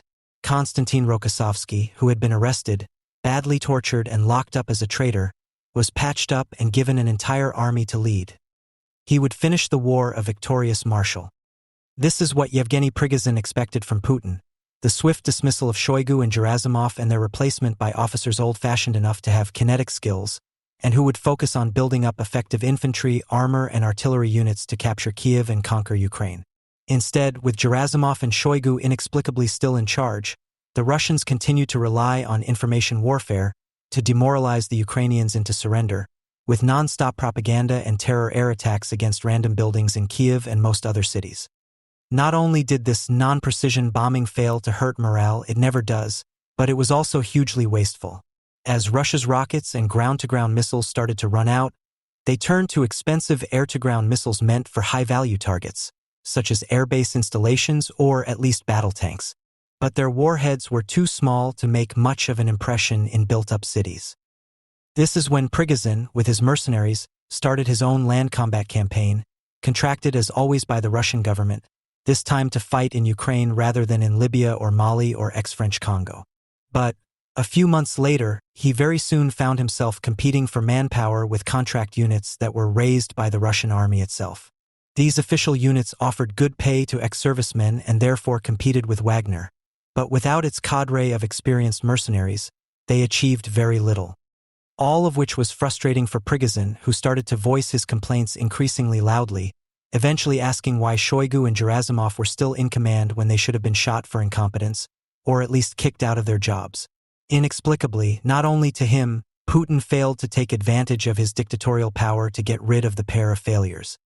It was then that Shoigu and Gerasimov hit back by denying artillery shells and small arms ammunition to Wagner, even when it was Wagner that was doing all the fighting in Bakhmut. Ultimately, it was a struggle between a very talented maverick. Prigozhin had started as a caterer, and the dull bureaucrat Shoigu and too clever by half Gerasimov. Stalin greatly valued such competition. Even at the very end in 1945, he made Marshals Georgy Zhukov and Ivan Konyev race one another to reach the center of Berlin with their separate armies. But Putin is no Stalin. He is still, after everything, the bureaucrat he has always been. He would never have dreamed of promoting the talented Prigozhin to run his war in the way that Lincoln promoted the hard-drinking Grant. In the coming days, Prigozhin will be captured or killed. Any trial would compound Putin's colossal embarrassment. The reason he must fail is that, in Russia, he falls into a specific category. Like Emelian Pugachev, who rebelled against Catherine the Great in 1773, Prigozhin has no power base in Moscow, let alone in the military and security establishment he has so savagely ridiculed. Yet there is also a lesson in this for Putin. If he does not fire Shoigu and Gerasimov and start anew with leaders plucked from the smart younger officers who have emerged in recent fighting, he will have to abandon the war that has become Russia's misfortune. As the first 250 days of Russia's war in Ukraine have proved again, the logic of strategy is paradoxical. It has never been linear, as in the Roman Si vis pacem para bellum. If you want peace, prepare for war. Because the logic of strategy is paradoxical, it is very easy to be wrong in matters of peace and war, and very hard to be right. That was the first lesson of the war. Putin collided head-on with the paradoxical logic of strategy. Military alliances need a shared enemy. Once the Cold War ended, NATO became weaker and weaker because diverse interests, including the desire to spend less, naturally arose once there was no enemy to threaten all. NATO became so weak that, in Europe, there was talk of a military alliance without the US. Only irrelevant leftists said this straight out, but many mainstream politicians across Europe kept hinting that the time had come for NATO to be replaced by a European Union alliance. By February 2022, NATO was evidently no longer strong enough to deter Russia, so Russia attacked Ukraine. Because Russia attacked Ukraine, NATO suddenly had a threatening enemy, and the alliance quickly became strong once more. Many NATO countries sent military aid to Ukraine rapidly, which was essential materially, and very encouraging morally. Some of it was for show, but much was useful and some was just smart. Norway, for example, immediately sent 5,000 Law hand-launched anti-tank rockets. Old, cheap, and limited in range, but the perfect weapons for the first days of this war, because anybody could use them even without training. Just point and shoot at an armored vehicle. Not only did NATO wake up, but it also grew. Within days of the invasion, the alliance started expanding. Australia, not a NATO member but an official partner, sent military aid, including Bushmaster armored cars by airlift over 19,600 kilometers. Japan, not a NATO member, sent important financial aid. Even before they applied for NATO membership, Sweden and Finland also sent military aid. The second lesson of the war concerned the silent role of sea power. In April, the sinking of the Russian flagship Moskva 80 nautical miles south of Odessa attracted much attention. Videos of the burning ship were everywhere. But there are no videos of aeronaval battles in the North Atlantic. Even though Russia has effective attack submarines, both nuclear-powered and diesel-electric in Atlantic waters, the US and Canada have been able to support Ukraine by shipping aid entirely unmolested. Because Russian naval forces are totally deterred, Western Europe has its safe material and strategic depth in the Atlantic. The third lesson of the war was a demonstration of the levels of strategy. Strategy operates at different levels: the tactical level, the operational level, the theater of war level, and finally, the level of grand strategy. It is possible to lose a war at any of those levels, but to be successful it is necessary to be at least adequate at each and every one. In this war, the first fight took place at the Antonov Aviation Company's airfield just outside Kiev, a face-to-face tactical battle for the landing strip. It was to be used for Russian troop transports to fly in the assault force that aimed to swiftly seize the capital. The Russian troops who arrived were elements of the 11th Guards Air Assault Brigade and the 31st Guards Air Assault Brigade, Russia's elite troops. The Ukrainians had no such force to oppose them, only whoever happened to be at or near the airfield. Some members of the so-called National Guard, just gendarmes with small arms, and then whoever could arrive right away from Kiev. Some scattered Ukrainian troops, civilian volunteers with whatever weapons they could find, a few elite soldiers attached to headquarters, even some exiled Georgian Legion volunteers. It was a recipe for a massacre. The cohesive, elite Russian units should quickly have killed them all. But because they had expected no resistance at all, as both Russian intelligence and the always wrong CIA had forecast, they were shocked by the ferocious resistance and soon had to flee into the nearby woods. A Russian tactical victory would not have won the war, but the tactical defeat at the Antonov field was catastrophic, because the entire Russian war plan was based on a fast coup de main to seize central Kiev in a matter of hours. When armored columns invade a country, they should advance on multiple vectors. That way, if one vector is stopped by the enemy, a tactical defeat, other vectors can continue to advance, forcing the enemy to retreat or be captured, turning tactical failure into an operational-level victory. But in the Russian plan, there was only one vector. All the available forces were to drive to Kiev. But when the Antonov seizure failed, and thousands of airborne troops could not be flown in, Russia's only advancing vector had to stop. Recall that double column of armored vehicles and supply trucks in those satellite pictures. It could neither advance nor retreat without entangling itself in thousands of cumbersome U-turns. With tanks and other heavy vehicles, stop and go uses up vast amounts of fuel, and with many vehicles stranded, the double column was exposed to an increasing number of bold attacks. The material losses were great, and the moral defeat greater because the Russians could not redeem the catastrophic operational-level failure that followed their tactical defeat at the Antonov field because of a yet more fundamental error at a higher level of strategy. Geography enters the picture at the level of theater strategy. Ukraine is much smaller than the Russian Federation, the largest country in the world. But Ukraine is not small. It is Europe's largest country. In August 1968, when the Soviet Union decided to invade Czechoslovakia, 1/5 the size of modern Ukraine, it sent some 800,000 troops to invade from East Germany, Poland, Hungary, and westward from Ukraine. By the first night of the invasion, there were occupation troops everywhere, ready to stifle any Czech resistance. But Putin, until 2022 a careful poker player who won territories without any fighting at all, became a reckless gambler.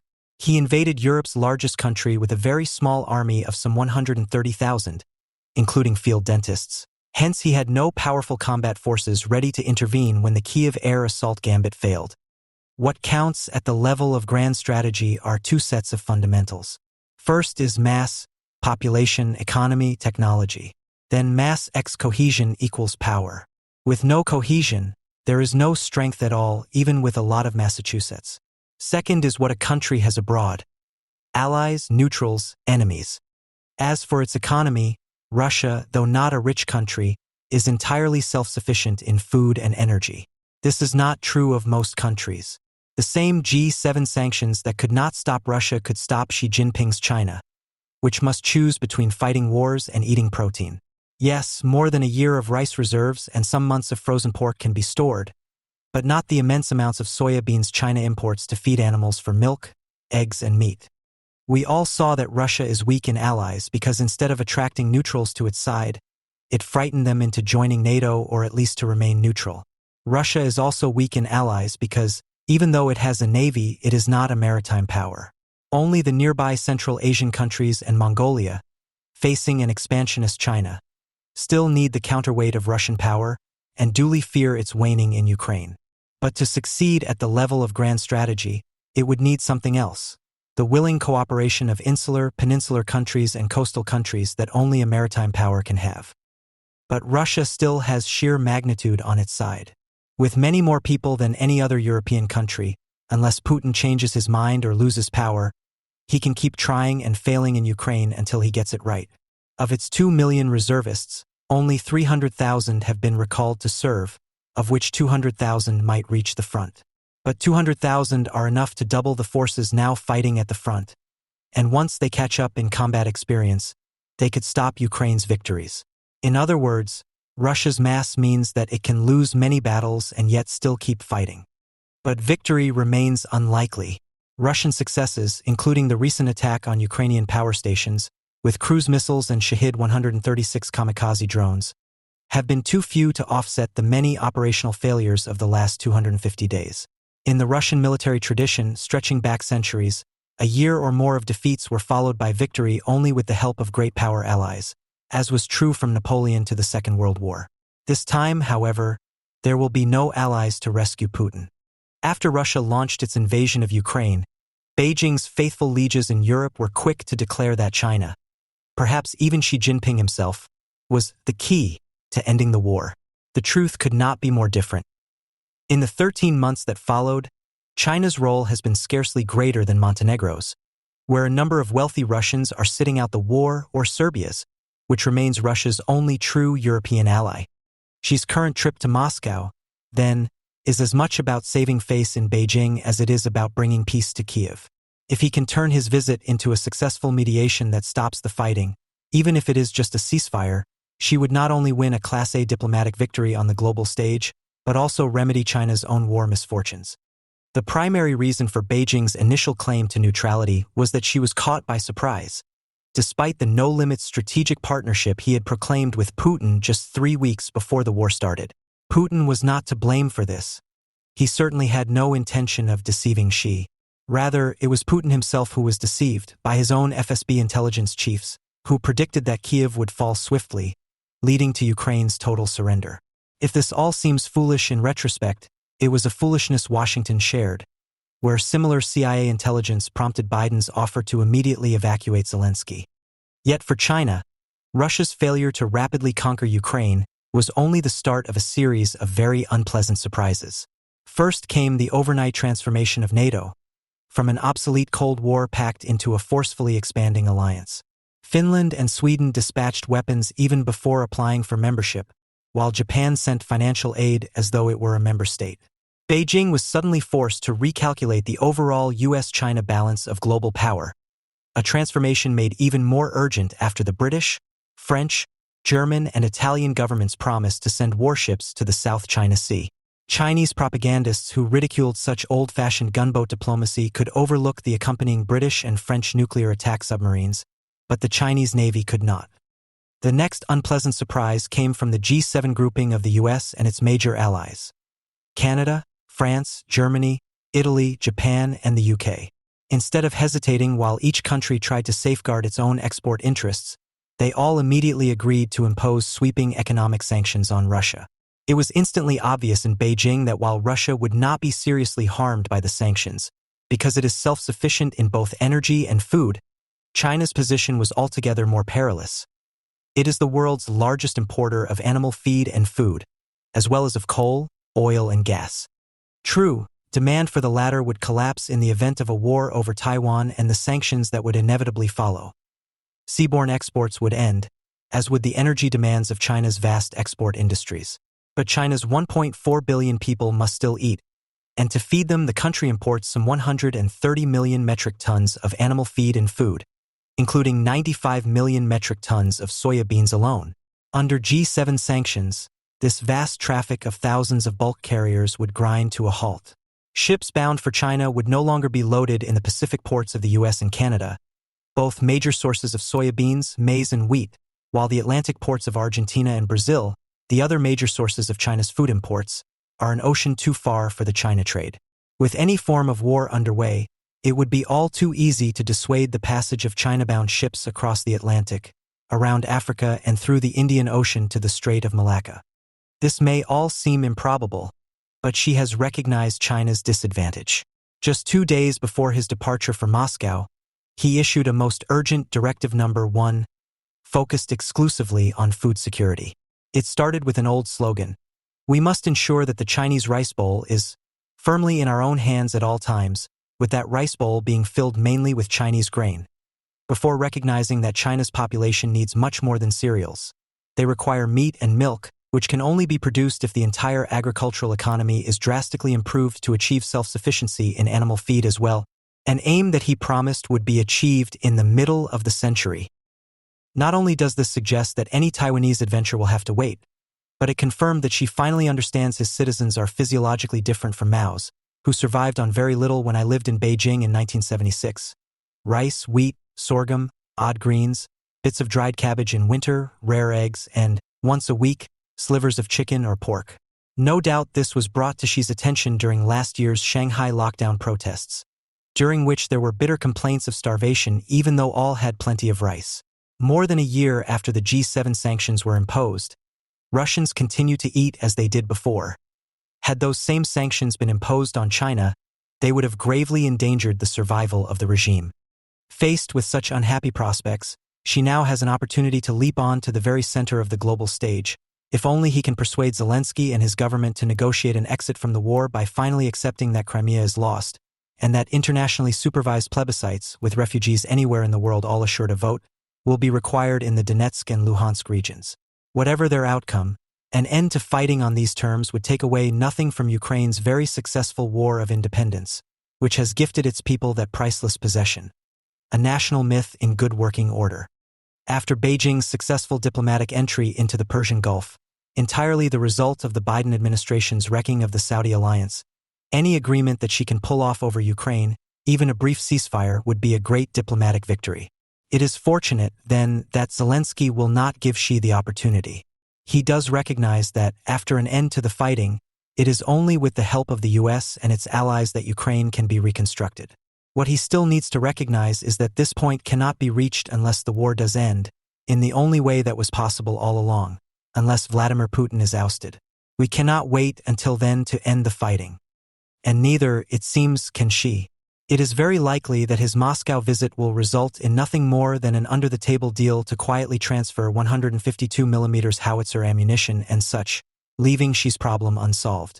At a time when the Chinese economy is slowing down, with unprecedented levels of youth unemployment, the US and Japan are sharply increasing their military spending and consolidating an alliance that now fully includes India, as well as rearming Australia. It was, of course, Xi's own bellicosity that encircled China with enemies. It is too much to hope that visiting a beleaguered Putin in the Kremlin will induce him to change course. The Sino-Soviet relationship in the early years of the People's Republic of China, PRC, was extremely close and, in fact, similar in many respects to the Sino-Russian relationship today. The Chinese Communist Party, CCP, and Chairman Mao Zedong established the PRC in 1949 after winning a brutal civil war against the Chinese Nationalist Party, or Kuomintang, KMT, the remnants of which fled to Taiwan. The Soviet Union offered training, equipment, and other support to both parties throughout the war, wholly supporting the CCP only after it became clear that the CCP would win. Mao declared in July 1949 that China would lean to one side in supporting the Soviet Union and other countries in alignment with the global socialist movement. The Soviet Union became the first country to recognize the new communist Chinese state after Mao declared the establishment of the PRC on October 1, 1949. Soviet support for the PRC was crucial for the latter's legitimacy, security, economy, and technological advancement in its early years. The PRC and the Soviet Union signed the Sino-Soviet Treaty of Friendship, Alliance, and Mutual Assistance in February 1950 to solidify their relationship. The treaty obligated each country to immediately provide military and other aid to the other, by all means at its disposal, in the event of an attack by Japan or any state allied with Japan, in order to prevent a revival of Japanese imperialism. The treaty also obligated the signatories to refrain from joining alliances against each other and to develop economic relations. The PRC used trade and aid from the Soviet Union to rebuild after the destruction of the Chinese Civil War and Japan's invasion, 1937 to 1945. Soviet assistance was critical to building the PRC's domestic industry and military, including the early stages of the PRC's nuclear weapons program. The two countries were allies in supporting North Korea in the Korean War from 1950 to 1953. Despite some mutual mistrust, and PRC volunteer forces critically intervened with Soviet air support to rescue the North Korean regime from destruction by the United States and its allies. Sino-Soviet relations soured within a decade, however. Mao resented Stalin for his often condescending treatment of the PRC, but he staunchly defended Stalin's legacy against revisionist reforms by Stalin's successor Nikita Khrushchev, who took over leadership of the Soviet Union upon Stalin's death in 1953.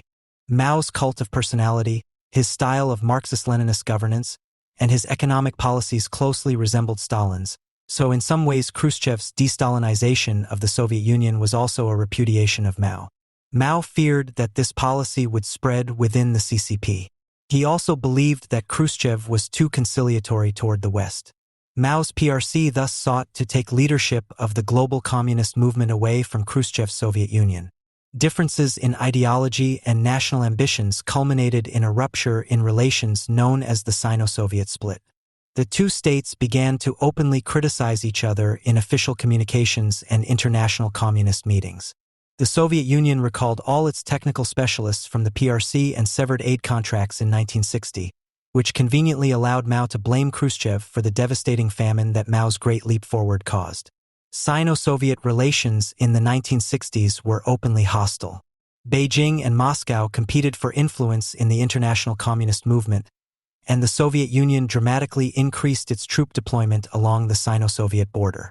Sino-Soviet hostility peaked in March 1969, when Chinese People's Liberation Army (PLA) troops ambushed Soviet troops on the disputed Jinbao, Damansky Island in the Ushuri River, which formed part of the border. This clash and several others along the border killed at least several dozen people on both sides and led the Soviet Union to contemplate a preemptive nuclear strike on the PRC. The severity of the Sino-Soviet split opened up the possibility of rapprochement between the PRC and the United States, and U.S. President Richard Nixon met with Mao in Beijing in 1972. The United States and the PRC established diplomatic relations in 1979. Sino-Soviet tensions eased in the 1980s. Deng Xiaoping became the paramount, highest leader of the PRC several years after Mao's death in 1976 and pursued dramatic economic reforms, largely removing the ideological component of the Sino-Soviet divide. Deng defined an end to Soviet support for the Vietnamese invasion of Cambodia and a withdrawal of Soviet troops from the shared border and from Afghanistan as preconditions for the normalization of Sino-Soviet relations. The two countries finally resumed diplomatic relations in May 1989, when Soviet leader Mikhail Gorbachev met Deng and CCP General Secretary Zhao Ziyang in Beijing. The collapse of the Soviet Union in 1991 ended the Cold War and reset the Sino-Russian relationship. The PRC and the nascent Russian Federation upgraded their relations to a partnership of strategic coordination in 1996 and signed confidence-building agreements together with Kazakhstan, Kyrgyzstan, and Tajikistan, collectively known as the Shanghai Five, to facilitate military cooperation and reduce military presence along their shared borders. Russia and the PRC signed a treaty of good neighborliness and friendly cooperation in 2001, which lacked the mutual defense obligations of the 1950 treaty but nonetheless became the new linchpin of the Sino-Russian relationship. The treaty set the PRC's 5 principles of peaceful coexistence as the basis of the relationship, committed the two sides to resolving disputes peacefully, and laid the groundwork for bilateral cooperation in a variety of domains, including defense and counterterrorism. It also affirmed Russia's stance that Taiwan is part of the PRC. The two states also co-founded the Shanghai Cooperation Organization, SCO, in 2001, an organization consisting of the original Shanghai Five plus Uzbekistan, to promote regional economic and security cooperation. Moscow and Beijing's strategic relationship has continued to grow closer throughout the 21st century. The two resolved their remaining border disputes in 2004. They upgraded their relationship to a comprehensive and strategic partnership of coordination in 2011, the 10th anniversary of the 2001 treaty, then again to a comprehensive strategic partnership of coordination for the new era in 2019, and renewed their treaty on its 20th anniversary in 2021. Bilateral trade and cooperation grew exponentially over the same period. Russia exported roughly $10.1 billion worth of goods to the PRC in 2001, which grew to $49.5 billion by 2011 and $81.3 billion in 2021. all inflation adjusted to $2025. PRC exports to Russia likewise grew from $2.9 billion to Russia in 2001 to $68.5 billion in 2011 and $86.1 billion in 2021. In $2025. The PRC is now Russia's largest trading partner for both imports and exports. Energy has comprised the largest portion of Russia's exports to the PRC, spurred by the PRC's economic and population growth. The PRC and Russia have cooperated on several major projects that deliver energy to the PRC, including the Eastern Siberia Pacific Ocean ESPO, oil pipeline, the Power of Siberia natural gas pipeline, and the Tianwan and Zadapu nuclear power plants. The PRC views pipelines through Russia as a way to reduce its reliance on more vulnerable seaborne energy shipments. Sino-Russian relations had reached heights in 2022 not seen since the early 1950s. The dynamic between the two states has changed in two key ways, however. First, ideology is no longer a core factor in the relationship. Russia and the PRC have some broad ideological commonalities. As two revisionist authoritarian states that seek to end U.S. global dominance, but neither country's foreign policy is motivated by a desire to lead or advance global communism. The PRC, in particular, is deeply integrated with the global economy and has a large stake in maintaining trade ties with capitalist countries, even though it is still officially communist itself. Differences between Beijing's and Moscow's governing ideologies are unlikely to become a point of friction. Second, Russia has decidedly become the junior partner in the relationship, a reversal of the early Sino-Soviet dynamic. The PRC dwarfs Russia in economic and military might. It has assumed the Soviet Union's former role as the United States' chief geopolitical rival and pacing threat. Russia has become dependent on the PRC in a way that is not reciprocal. Russian trade with the PRC accounted for over 1/4 of Russia's total trade volume in 2022. But only about 3% of the PRC's trade volume that year. Russia's invasion of Ukraine in 2022 and subsequent international isolation have only exacerbated this dependency. It has also pushed Moscow and Beijing even closer together. Russia and the PRC notably are not formal treaty allies bound to each other's defense, but they have come to share a close strategic relationship built on military, economic, and diplomatic ties despite their complicated shared histories. Both the PRC and Russia define the Sino-Russian relationship as a comprehensive strategic partnership of coordination in the new era. Шинсердай Chen Manjanlia Shiezhuo Huobanguanshi in Mandarin and отношения всеобъемлющего партнерства и стратегического взаимодействия in Russian. The strategic building blocks of their relationship have been formed on the basis of the 1991 Sino-Soviet Border Agreement and the 2001 Treaty of Good Neighborliness and Cooperation. But in many ways, the Sino-Russian relationship has deepened since Russia's full-scale invasion of Ukraine in February 2022. Russia and the PRC issued a joint statement on international relations entering a new era and global sustainable development on February 4, 2022, 20 days before Russia launched its full-scale invasion of Ukraine. The joint statement defined Russia and the PRC as dominant world powers, stressed their roles as permanent members of the United Nations Security Council, UNSC, and decried the expansion of Western-led multilateral institutions such as NATO and AUKUS while emphasizing the expansion of Sino-Russian-led institutions like the Shanghai Cooperation Organization, SCO, and BRICS. It also enshrined the concept of a no-limits partnership with unbounded prospects for cooperation, although the actual boundaries of the relationship have become more evident since 2022. The joint statement affirmed Moscow's and Beijing's apparent commitment to the concept of multipolarity, a narrative ideal that both frequently invoke in relation to the war in Ukraine. The PRC's diplomatic approach to Russia's February 24, 2022, full-scale invasion of Ukraine, at least outwardly, was to posture itself as a neutral mediator. PRC Foreign Minister Wang Yi stated on February 25, 2022, that the PRC respects both Ukraine's and Russia's sovereignty, but that Russian concerns over NATO expansion must be recognized. Other authoritative sources, such as Central Military Commission Vice Chairman Zhang Yoxia and commentaries in the CCP newspaper People's Daily, explicitly referred to the war in Ukraine as a U.S. proxy war and blamed the United States and NATO for instigating it to maintain U.S. hegemony. Such statements are a direct reiteration of the long-standing and thoroughly debunked Russian justification for its invasion of Ukraine on the basis that it was an answer to alleged NATO expansion. They serve PRC goals by warning other countries, such as Taiwan, that being a pawn of the United States will lead to war. PRC officials avoided outright condemning Russian actions in Ukraine, even as they have maintained some level of diplomatic contact with Kyiv. The PRC maintained an ostensibly balanced approach towards both Russia and Ukraine throughout much of the first year of the full-scale invasion. The Sino-Russian relationship had deepened by early 2023, however. Former Russian Security Council Secretary Nikolai Patrushev met with Wang in Moscow in February 2023 and stated that the development of a strategic Sino-Russian partnership is an unconditional foreign policy priority for the Kremlin. The PRC Ministry of Foreign Affairs published its 12-point peace plan for the war in Ukraine on February 24, 2023, which reiterated boilerplate calls for both Ukraine and Russia to respect each other's sovereignty, lift sanctions, and cease hostilities, once again taking a middling route as a supposedly neutral mediator.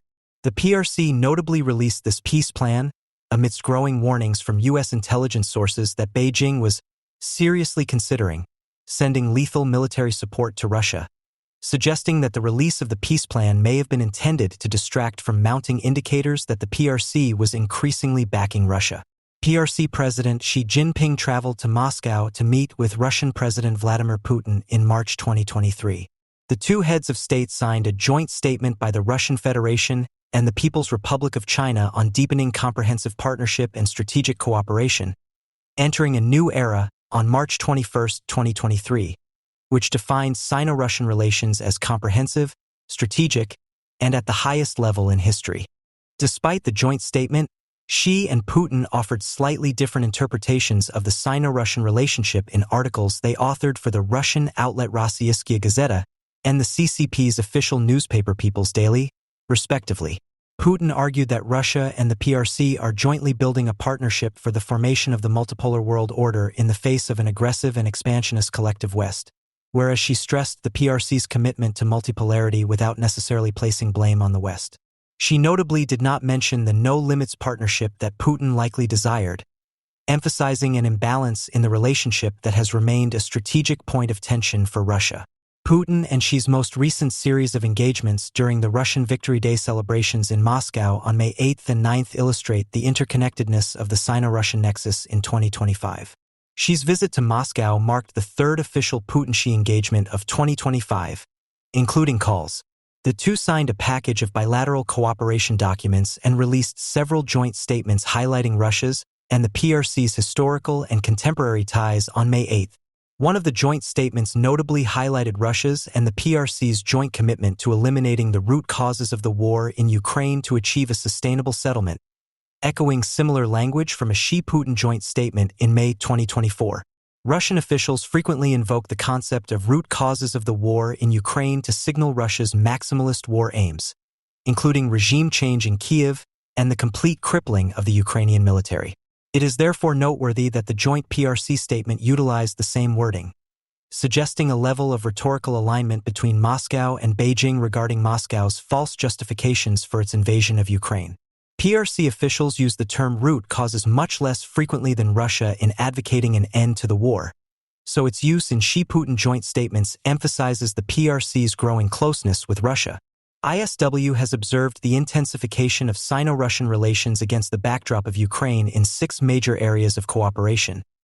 PRC support for Russia's defense industrial base, including through component shipments and direct drone development and production, satellite and space cooperation, geospatial intelligence sharing, joint military exercises, bilateral economic support, and political diplomatic coordination.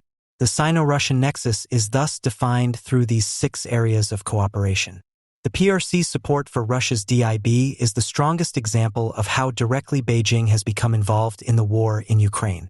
Russia's domestic DIB and production capabilities have been significantly hindered by a number of challenges created by the war and Putin's refusal to mobilize the Russian economy and society fully to support it, and Russia has turned to external partners, namely the PRC, Iran, and North Korea, to make up for its domestic shortcomings. Ukrainian officials have recently estimated that approximately 60% of all foreign components in Russian weapons found on the battlefield in Ukraine originate from the PRC. A report published by the Kiev School of Economics, KSE, found that the PRC supplied 76% of Russia's battlefield goods in 2023 alone, emphasizing that the PRC is a key enabler of Russia's DIB through its provision of high-tech electronics, dual-use products, and industrial tools. Western military and intelligence officials have raised concerns over the PRC's direct inputs into Russia's DIB. A U.S. intelligence report released in April 2024 noted that the PRC had surged machine tools and microelectronics sales to Russia, which Russia was using to build missiles, tanks, aircraft, and other weapons. 90% of Russia's microelectronics came from the PRC in 2023, and nearly 70% of Russia's machine tool imports in the last quarter of 2023 originated in the PRC, according to the U.S. intelligence assessment. The United States also warned that the PRC was increasingly supplying dual-use components, such as drone technologies and nitrocellulose, used for the manufacture of gunpowder, to Russia as of April 2024. Radio Free Europe/Radio Liberties, RFE/RL, Scheme's investigative unit, published a report in January 2025 detailing how PRC-based firms are directly supplying Russia with critical minerals needed for drone and missile production, including gallium, germanium, and antimony. PRC origin components are substantially augmenting the Russian war economy.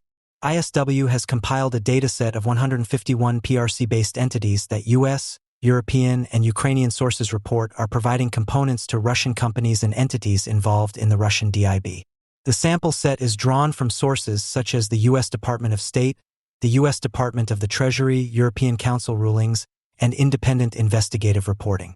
It was not possible with publicly available data to determine the precise quantity or value of components supplied by each company, but ISW identified the overall type of component that each company provided and the main type of weapon systems that contain these components. An analysis of the dataset found that the vast majority, over 72%, of PRC companies identified as enablers of Russia's war effort provided components that fall under the umbrella of electronics.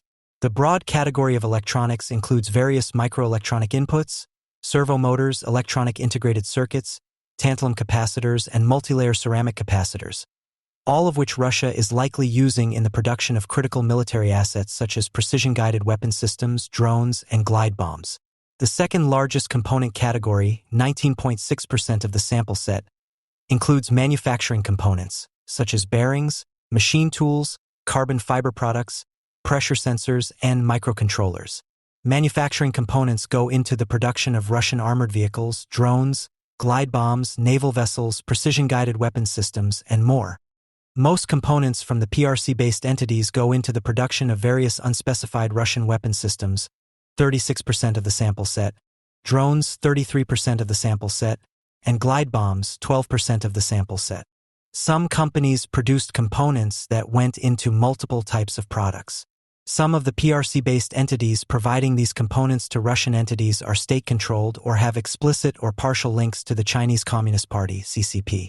The RFE/RL Scheme's investigation found that some of the main PRC suppliers of critical chemicals to Russia include the Yunnan Linsong Xinyuan Germanium Industry Company, whose largest stakeholder and chairman is CCP member Bao Wendong.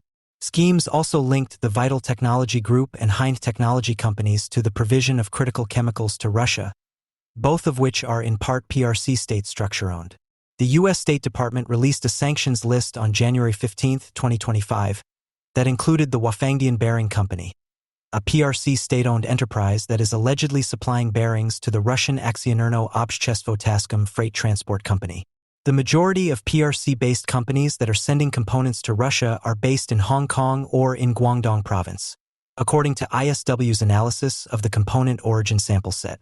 Both locations provide unique development and export benefits that make it relatively easy to obfuscate export flows. Hong Kong boasts a friendly business environment that allows the rapid establishment of companies with minimal transparency requirements. U.S. legislators have warned that Hong Kong has increasingly become a sanctions evasion hub due to its lenient policy of enforcing Western sanctions. The Port of Hong Kong is additionally one of the busiest ports in the world, which can be used to obscure certain shipments in a high-traffic environment. Guangdong Province is an electronics manufacturing hub, which is noteworthy given that the vast majority of components that PRC-based companies are sending to Russia fall under the broad category of electronics. Other major ports, such as Shenzhen, are also located in Guangdong Province. PRC companies are likely leveraging Guangdong's status as a major trade hub to facilitate covert component exports to Russia. The PRC's robust, cheap, and low-tech commercial drone industry has reaped disproportionate benefits for Russia. The PRC has overwhelming dominance in the commercial drone industry, controlling 90% of the global market. Both Russian and Ukrainian forces use cheap PRC-produced dual-use drones, such as the DJI Mavic quadcopter, on the battlefield, but a New York Times investigation from September 2023 found that the PRC sent Russia at least $14.5 million in direct drone shipments from January to June 2023, compared to the $200,000 it sent to Ukraine in the same period. Russian forces have integrated such PRC-made drones into their wider drone arsenal, using them for strikes, reconnaissance, and anti-drone operations. The prevalence of PRC-made drones on the battlefield means that the Russian DIB can reallocate resources away from drone production and development and towards the manufacture of higher-end missile and air defense systems, for example. Tactical drone proliferation has also allowed Russia to husband artillery ammunition and munitions, as tactical drones can replace artillery in short and medium-range strikes. Russian and PRC companies may also be directly collaborating on drone production. Two anonymous European officials told Bloomberg in July 2024 that Russian and PRC companies were working together to develop an attack drone analogous to the Iranian Shahid model.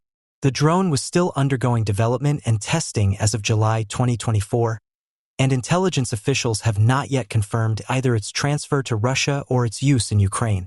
Reuters, citing two unidentified European intelligence officials, later reported in September 2024 that Russia had established a drone factory in the PRC to develop and produce long-range attack drones for use in Ukraine. Reuters sources stated that Russian state-owned arms company Almaz anti-subsidiary IEMZ Kupol developed and tested the Garpia 3 G3 drone in the PRC with the help of PRC specialists. European Union (EU) diplomatic sources stated in November 2024 that the EU had conclusive evidence of this drone production scheme. Intelligence sources told Reuters that Russia had used G3 drones against military and civilian infrastructure in Ukraine as of September 2024, although PRC spokespeople denied the Reuters report and claimed that the PRC's strict drone export control laws prevent PRC companies from exporting such a system to Russia. Given the length of the PRC-Russian land border, however, it is not infeasible that Russian and PRC entities could be smuggling systems into Russia out of the oversight of PRC export laws. The PRC and Russia have been deepening their cooperation in the space and satellite realm since 2022. The Russian space agency Roscosmos and the PRC's Commission on the Chinese Satellite Navigation System initially signed an agreement on February 4, 2022, during Putin's state visit to Beijing on ensuring complementarity and satellite synchronization between the Russian GLONASS and PRC Beidou Global Navigation Satellite Systems, GNSS. Russian GNSS experts noted that this was an important step in the creation of a single international GNSS, which Russia and the PRC would presumably lead. Russia and the PRC then signed contracts in September 2022 allowing for the deployment of GLONASS stations in the PRC cities of Changchun, Urumqi, and Shanghai, and the deployment of Beidou stations in the Russian cities of Obninsk, Irkutsk, and Petropavlovsk-Kamchatsky. 64 Increased alignment between Russian and PRC satellite systems can lead to increased interoperability between the two, including military interoperability, and also replaces Russia's need to integrate with US or European GNSS systems, GPS and Galileo, respectively, in the face of international sanctions over the war in Ukraine. GLONASS-Beidou alignment also grants both Moscow and Beijing a level of mutual protection and reassurance. Russia is reportedly developing a space-based anti-satellite weapon, and integration with Beidou would likely mean Russia will not use or threaten to use such a technology against the PRC. Roscosmos and the PRC's Chinese National Space Administration, CNSA, also signed a bilateral space cooperation agreement in November 2022, which the Russian government approved in November 2023 to be active through 2027. The 2023 agreement outlines 3 phases for the joint development of the International Scientific Lunar Station and joint exploration of the Moon's surface. Roscosmos head Yuri Borisov also claimed in March 2024 that Russia and the PRC are considering the delivery and construction of a nuclear power plant on the Moon in 2032 to 2035. An odd suggestion, but one that is indicative of both Moscow and Beijing's willingness to deepen bilateral strategic ties and posture against the West in space. The PRC has likely leveraged its satellite technology capabilities to provide Russia with geospatial intelligence. Bloomberg, citing anonymous sources familiar with the matter, reported in April 2024 that the PRC had provided Russia with satellite imagery for military purposes. Specifics of the type of geospatial intelligence remain unclear, but both Russia and Ukraine rely on geospatial imaging capabilities to develop situational awareness of the battlefield, to plan offensive and defensive actions, and conduct long-range strikes against assets in the opponent's rear. Russian photogrammetric technology company Rackers, which partners with the Russian Ministry of Defense, MOD, reported in April 2022 that it signed agreements for remote sensing and satellite data with PRC companies Head Aerospace and Spacity after Western remote sensing operators left Russia in response to the full-scale invasion. Both of these PRC companies grant Russia remote sensing capabilities that cover large parts of Ukraine, and Russia has doubtless integrated these services into its wider remote sensing capabilities to build battlefield awareness and plan various operations. Russia and the PRC are frequent partners in joint military exercises, increasing their interoperability and providing both with a platform to observe and experiment with tactical and technological lessons.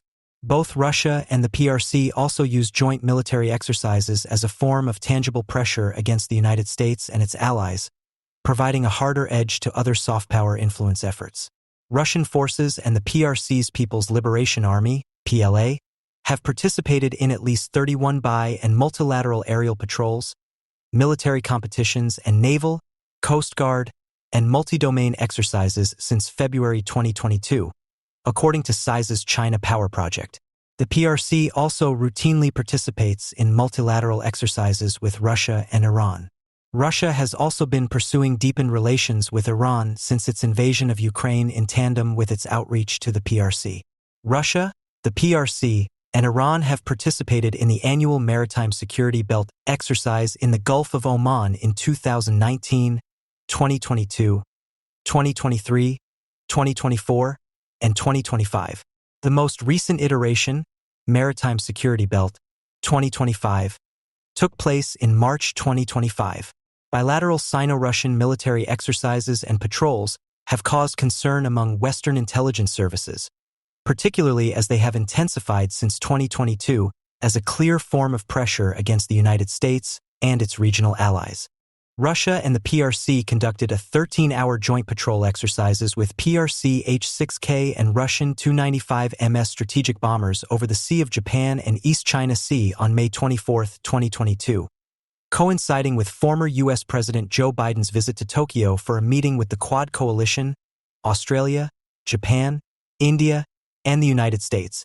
This was the first joint Sino-Russian exercise since Russia's February 2022 invasion of Ukraine, and senior U.S. administration officials warned that the exercise demonstrated the PRC's willingness to align itself with Russia against the backdrop of Russian aggression in Ukraine. 76 Russia's Eastern Military District, EMD, then hosted the Vostok 2022 exercises in Russia's Far East in September 2022.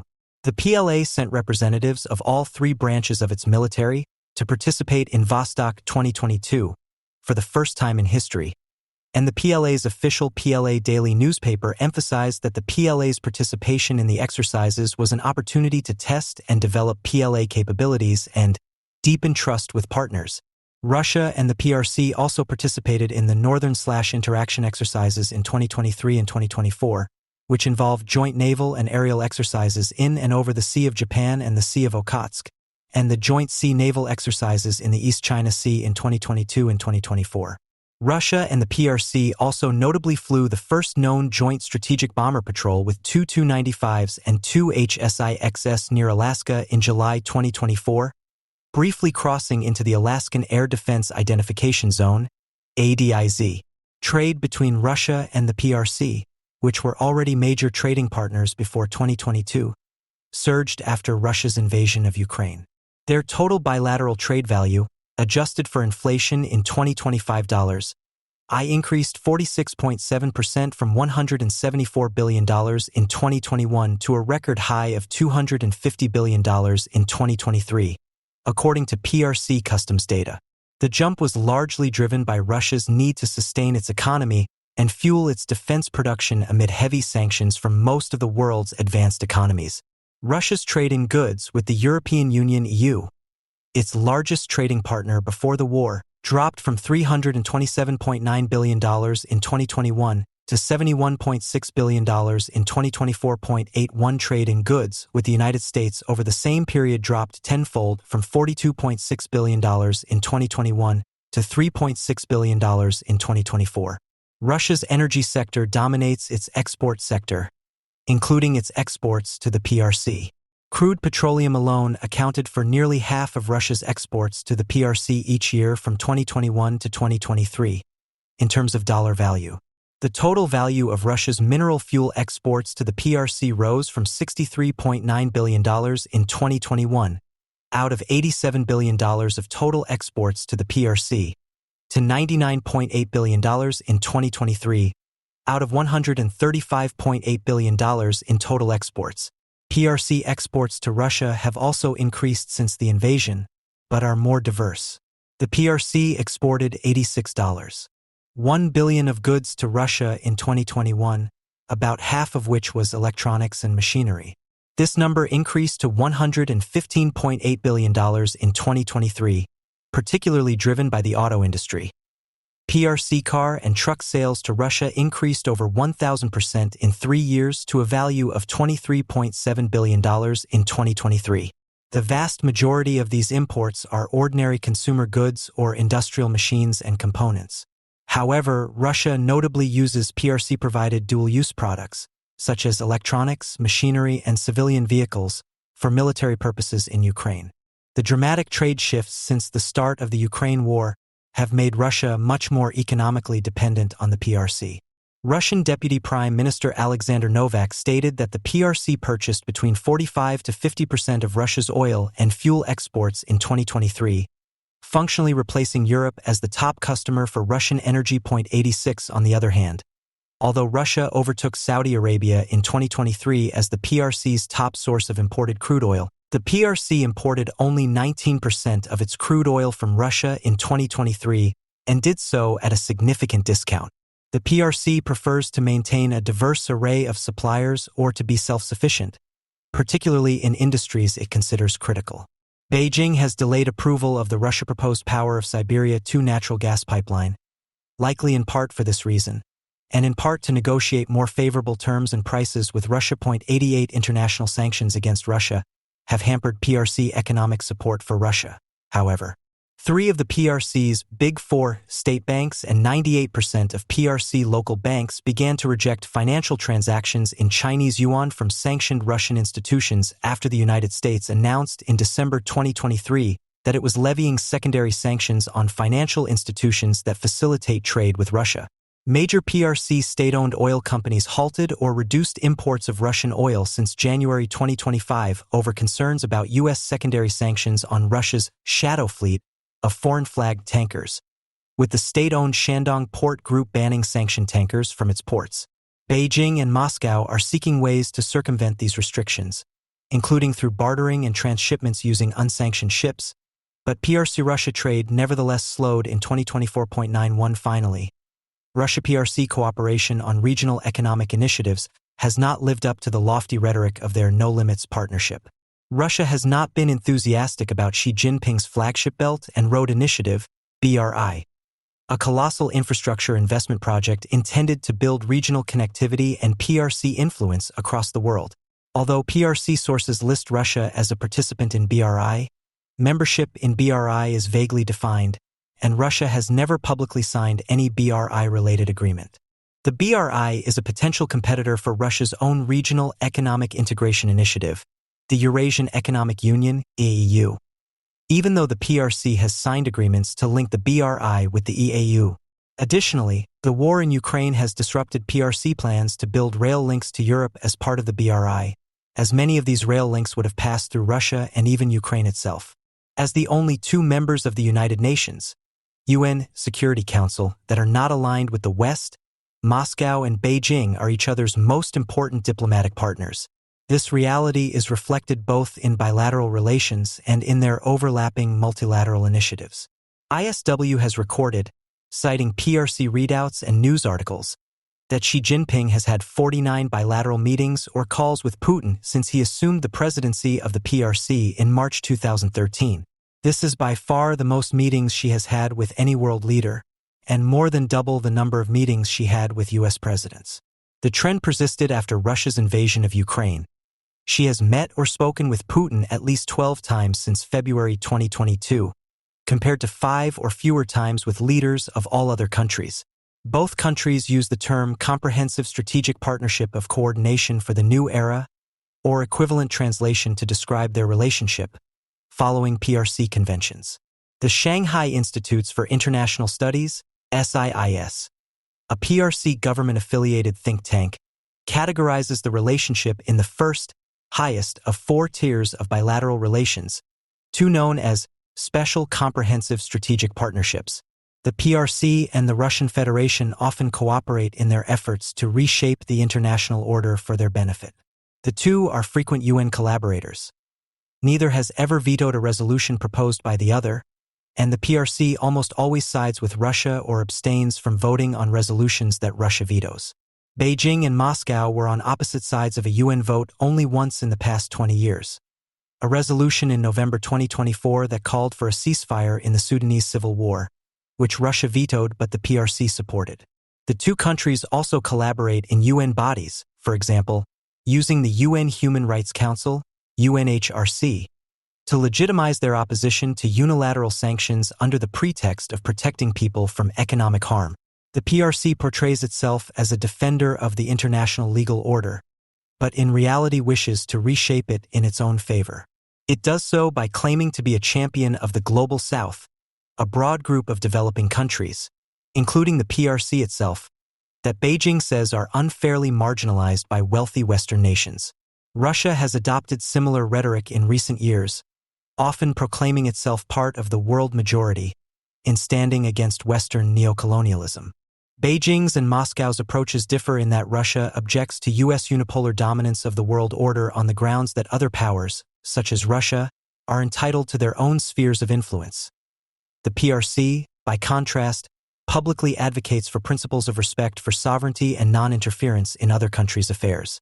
These principles, as well as the value Beijing still places on trade relations with the West, are a major reason why the PRC did not endorse the Russian invasions of Ukraine and Georgia and has not recognized Russia's annexation of Crimea or regions of the Donbass, even though Russia endorses Beijing's claim of sovereignty over Taiwan.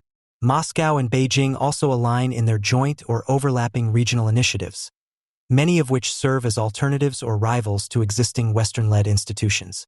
The Shanghai Cooperation Organization, SCO, though lacking the mutual defense obligations of an alliance like NATO, is a mechanism for interstate cooperation on regional security threats such as terrorism and separatism. The SCO admitted India and Pakistan in 2017 and has expanded again since 2022 to include Iran and Belarus, 2 of Russia's biggest enablers in the war in Ukraine. The SCO is also an area of some tension between Russian and PRC interests.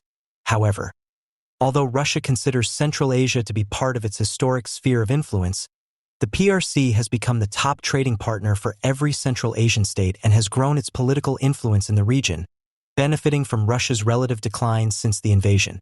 The BRICS economic grouping is another key area of cooperation. Russia and the PRC have used the organization to promote new international payment systems and trading currencies and weaken the dominance of the US dollar. BRICS expanded its membership in 2024 and 2025 to include 5 additional countries. Putin has touted this expansion as a counterbalance to the West's perverse methods. The inclusion of more countries in BRICS may dilute the ability of either Beijing or Moscow to control the organization's agenda.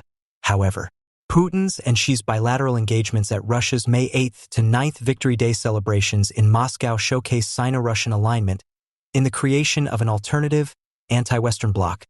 Despite both countries' frequent condemnation of bloc thinking, and espousal of multipolarity. Russia and the PRC issued a joint statement on May 8 that highlighted their joint commitment to the creation of a Eurasian security architecture, which Putin first proposed with Xi's support in June 2024. Putin's envisioned Eurasian architecture is built on a number of multilateral organizations that Russia and the PRC dominate, such as the CSTO, SCO, and BRICS. Both Moscow and Beijing condemn Western-led institutions as inhibitors of multipolarity and instead advocate for the creation or empowerment of alternative institutions that they lead. Russia requires immediate material support to generate benefits from its relationship with the PRC to sustain its war effort. But the PRC has apparently decided that the longer-term benefits of aligning with Russia outweigh the potential costs of the relationship. This decision may be in large part because the PRC has much to learn from the war in Ukraine, particularly as it prepares itself for future wars and a potential Taiwan contingency. The PRC has not officially sent soldiers to fight in Ukraine in the way that North Korea sent soldiers in late 2024 to support the Russian defense of Kursk Oblast, but there have been reports of PRC nationals fighting alongside Russian forces in Ukraine. Reuters, citing unnamed former Western intelligence officials, reported on April 11 that Beijing had authorized an unspecified number of PLA officers to deploy to the theater in Ukraine to draw tactical lessons from the war. The officially sanctioned presence of PLA officers strongly suggests that the PRC has officially invested in learning lessons from the war in Ukraine. PLA military journals have provided ample evidence of the tactical, operational, and strategic lessons that the PRC hopes to learn from Ukraine. The war in Ukraine has been characterized by the proliferation of relatively cheap unmanned systems that have rendered the battlefield largely transparent, introduced new constraints on traditional mechanized maneuver, and decreased the efficacy of more expensive, exquisite weapon systems. The PRC recognizes that these technology-driven battlefield realities will characterize all future conflicts, including any potential PRC attack on Taiwan. Analysts from the PLA's National Defense University's Joint Operations College emphasize that, with the emergence and application of new technologies, drones will usher in a new round of development and play a greater role in future battlefields. PRC analysts have identified the leading role that small, low-cost unmanned systems have in Ukraine, noting that small loitering munitions, kamikaze-style drones, can destroy expensive high-value targets such as air defense radars. The proliferation of drones in Ukraine has also created the need for effective anti-drone capabilities, another adaptation that the PRC appears to be interested in implementing. Some PRC military analysts have noted, for example, that drone proliferation in Ukraine has underscored the need to combine mortar systems and portable electronic warfare (EW) systems, suggesting that the PLA utilize its new ultralight 120mm mortar system alongside mobile EW to counter incoming enemy drones. PRC state-owned defense conglomerate NATO announced in April 2025 that it had developed the world's first close-in anti-drone barrage weapon system, dubbed the Bullet Curtain. The Bullet Curtain is reportedly equipped with a 4x4 array of 35mm barrels that fire a curtain of bullets to intercept incoming aircraft, drones, and missiles. NATO claimed that the Bullet Curtain is a groundbreaking innovation against drone swarms and high-speed missiles. The development of the Bullet Curtain suggests that the PRC has observed the reduced effectiveness of traditional EW to counter drones in Ukraine, as both sides have increasingly developed workarounds, such as fiber optic cable drones, to resist EW jamming. The PRC likely hopes to leverage systems such as the Bullet Curtain when operating in a drone-dense combat environment. US and Taiwanese concepts for the defense of Taiwan heavily feature the use of cheap drones in repelling PRC attacks, and the PRC is evidently looking to lessons from the war in Ukraine to preempt this defensive technique. North Korea has emerged as an area of divergence between the PRC and Russia since 2022. The PRC and North Korea were each other's only formal treaty allies until 2024, bound by a 1961 treaty that they renewed in 2021. North Korea relied on the PRC for over 98% of its imports in 2023. The PRC has a stake in the North Korean regime's survival, not only because it is a fellow communist state but also because Beijing wishes to maintain a buffer zone between itself and South Korea, a U.S. ally that hosts 28,500 U.S. troops. Beijing has used its leverage as North Korea's sole patron to constrain Pyongyang's destabilizing behavior in the interest of maintaining stability on the Korean peninsula. The PRC hosted and participated in the six-party talks from 2003 to 2009 in an attempt to negotiate an end to North Korea's nuclear weapons program and repeatedly voted in favor of UN sanctions on North Korea until 2022. Even though it helped North Korea evade those sanctions, Pyongyang's belligerence and Beijing's attempts to control it have often led to tension in their relationship. Russia and North Korea have dramatically strengthened their relationship since 2022. North Korea is one of the few countries to openly support Russia's invasion of Ukraine. It sold Russia millions of artillery shells and hundreds of missiles throughout the war and recognized Russia's illegal annexation of Donetsk, Luhansk, Zaporizhia, and Kherson oblasts in 2022. Russia, in turn, dropped its opposition to North Korea's nuclear program. It vetoed a UN resolution in 2022 to tighten sanctions on North Korea and another UN resolution in 2024 to extend the mandate of the UN Sanctions Monitoring Committee on North Korea, effectively ending UN sanctions compliance monitoring. Russia's Foreign Minister Sergei Lavrov called North Korea's nuclear program a closed issue and said denuclearization was off the table in 2024. Russia also began providing North Korea with technical assistance for its space program and possibly military programs, in violation of UN sanctions. Russia and North Korea signed a mutual defense treaty in June 2024 that is similar to the Sino-North Korean Treaty. North Korea deployed 10,000 to 12,000 troops to Russia beginning in October 2024 to help Russia repel Ukraine's August 2024 incursion into Kursk Oblast.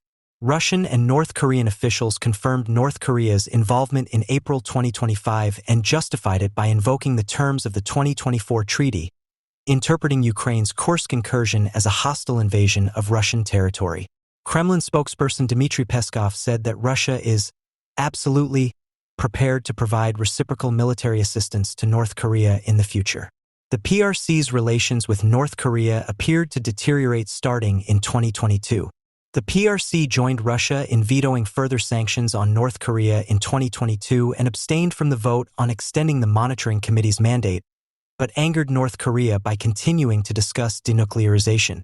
Diplomatic exchanges between the PRC and North Korea, communication between leadership, and bilateral trade all declined in 2024, despite earlier commitments to enhance relations in various fields and jointly celebrate the 75th anniversary of their diplomatic relations.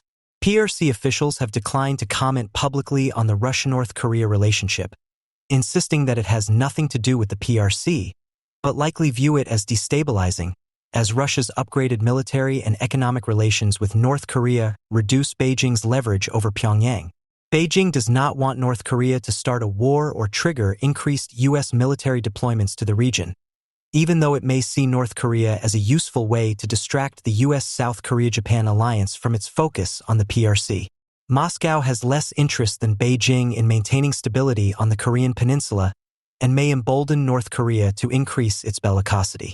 Russia and the PRC are more strategically aligned now than they have ever been, and the benefits that both Moscow and Beijing can accrue from maintaining their cooperation outweigh the potential policy wedges that the United States can drive between the two.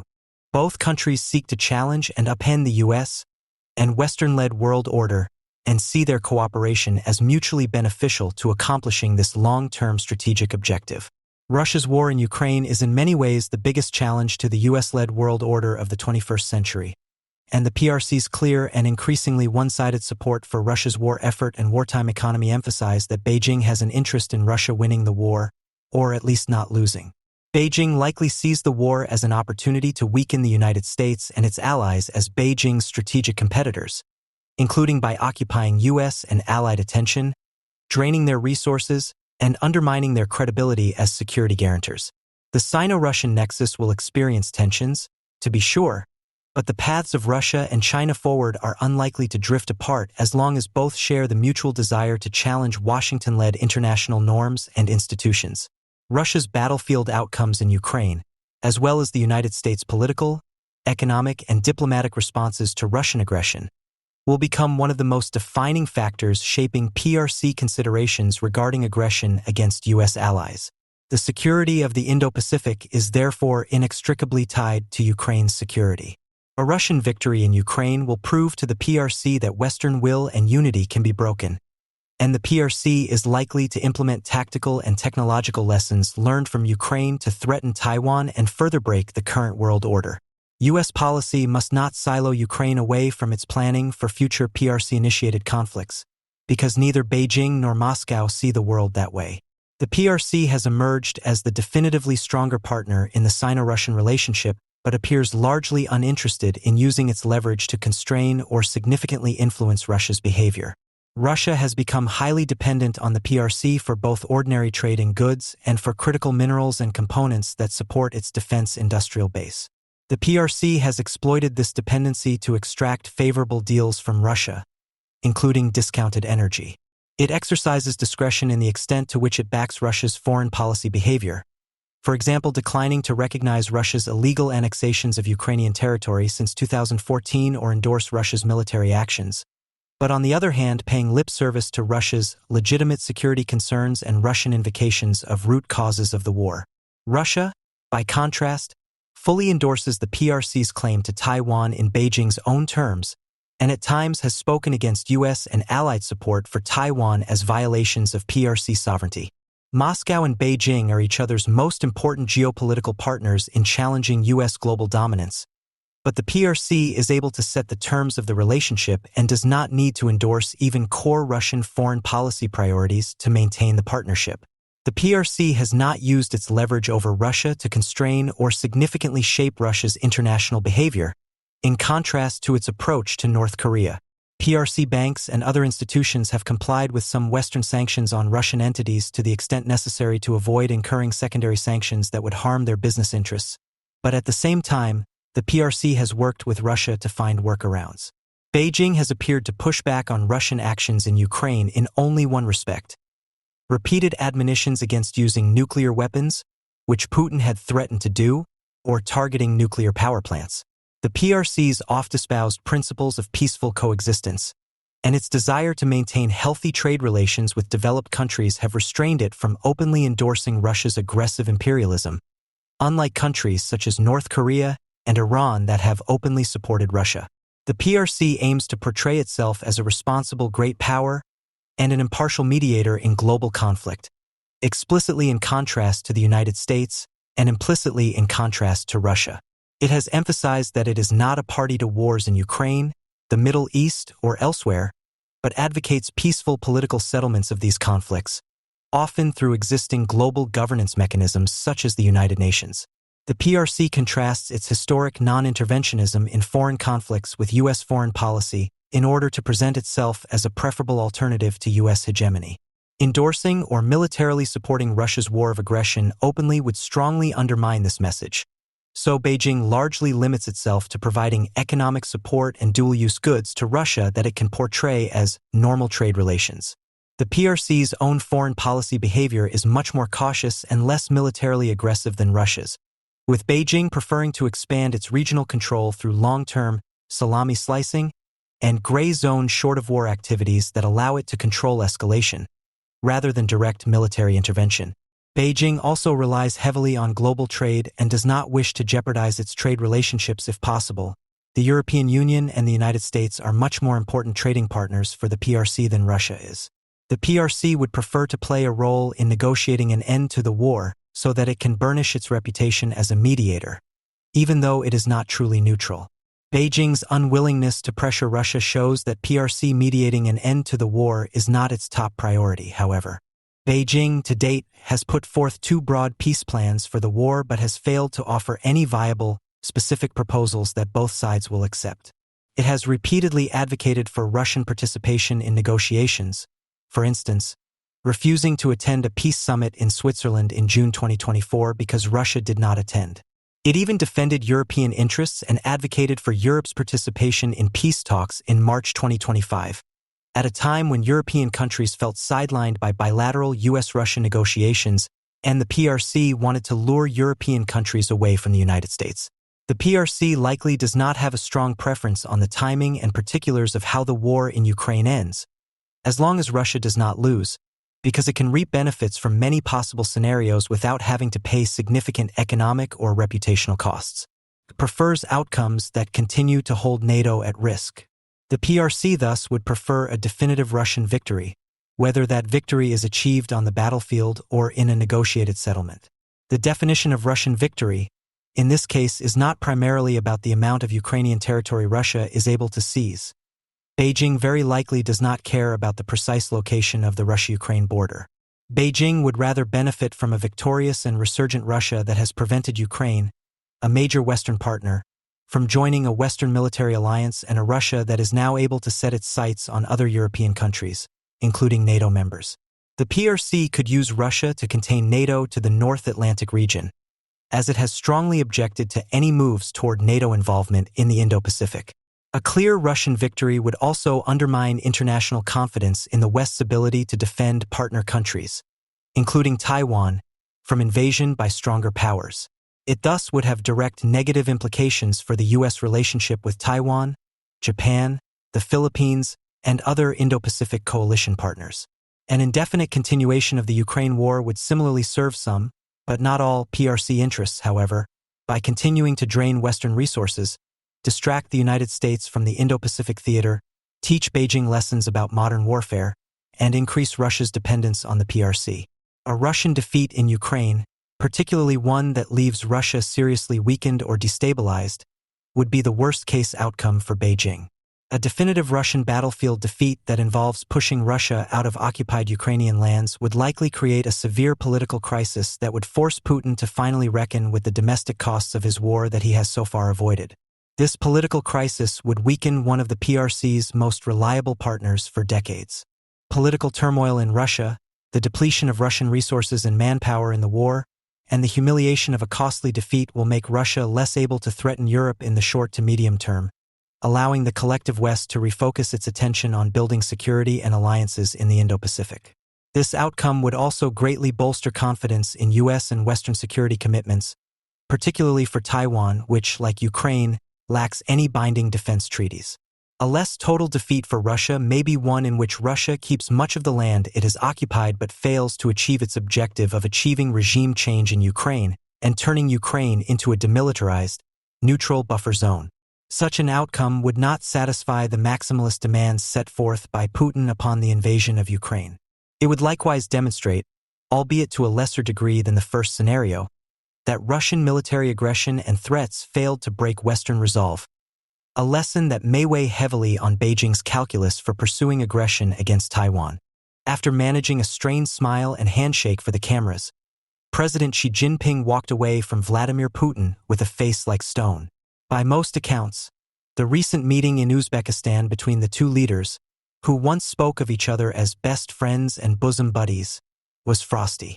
In a remarkable admission, Putin acknowledged that the Chinese leader had arrived with questions and concerns about the course of Russia's war in Ukraine.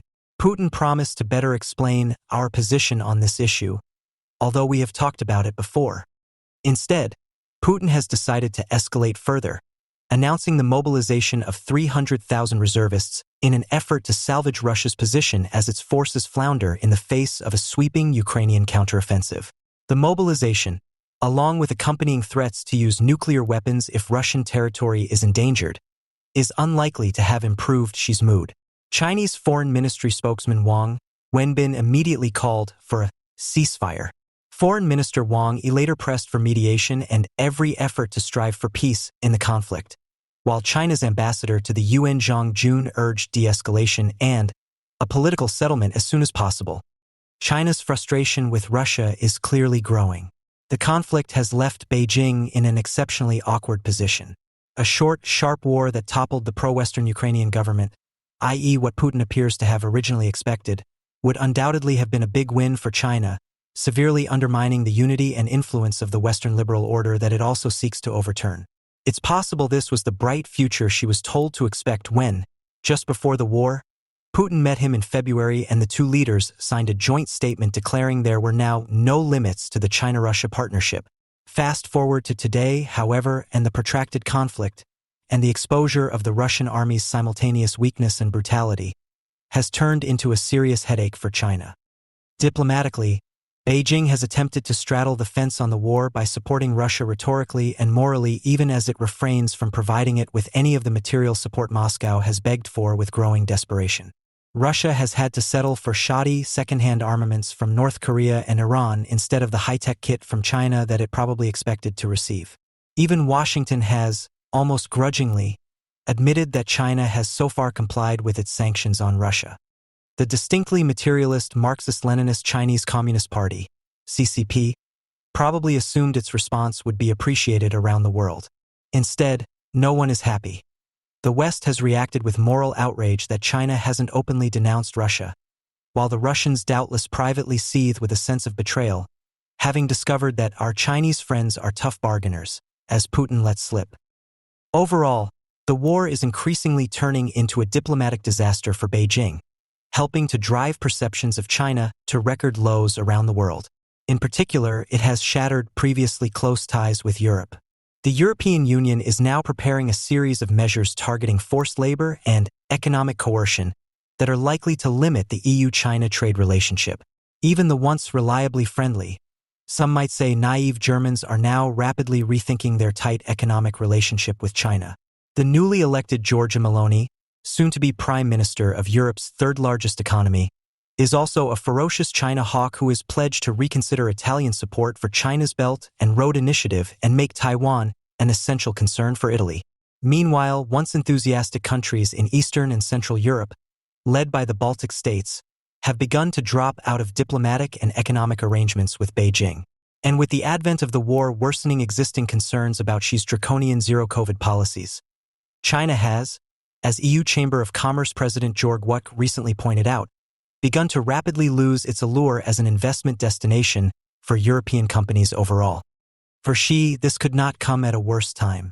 China is facing an exceptionally challenging economic outlook, including a worsening real estate crisis, a debt bubble totaling at least 300% of GDP, an unprecedented level of capital flight, and a youth unemployment rate already over 20%, not to mention the damage inflicted by rolling COVID lockdowns.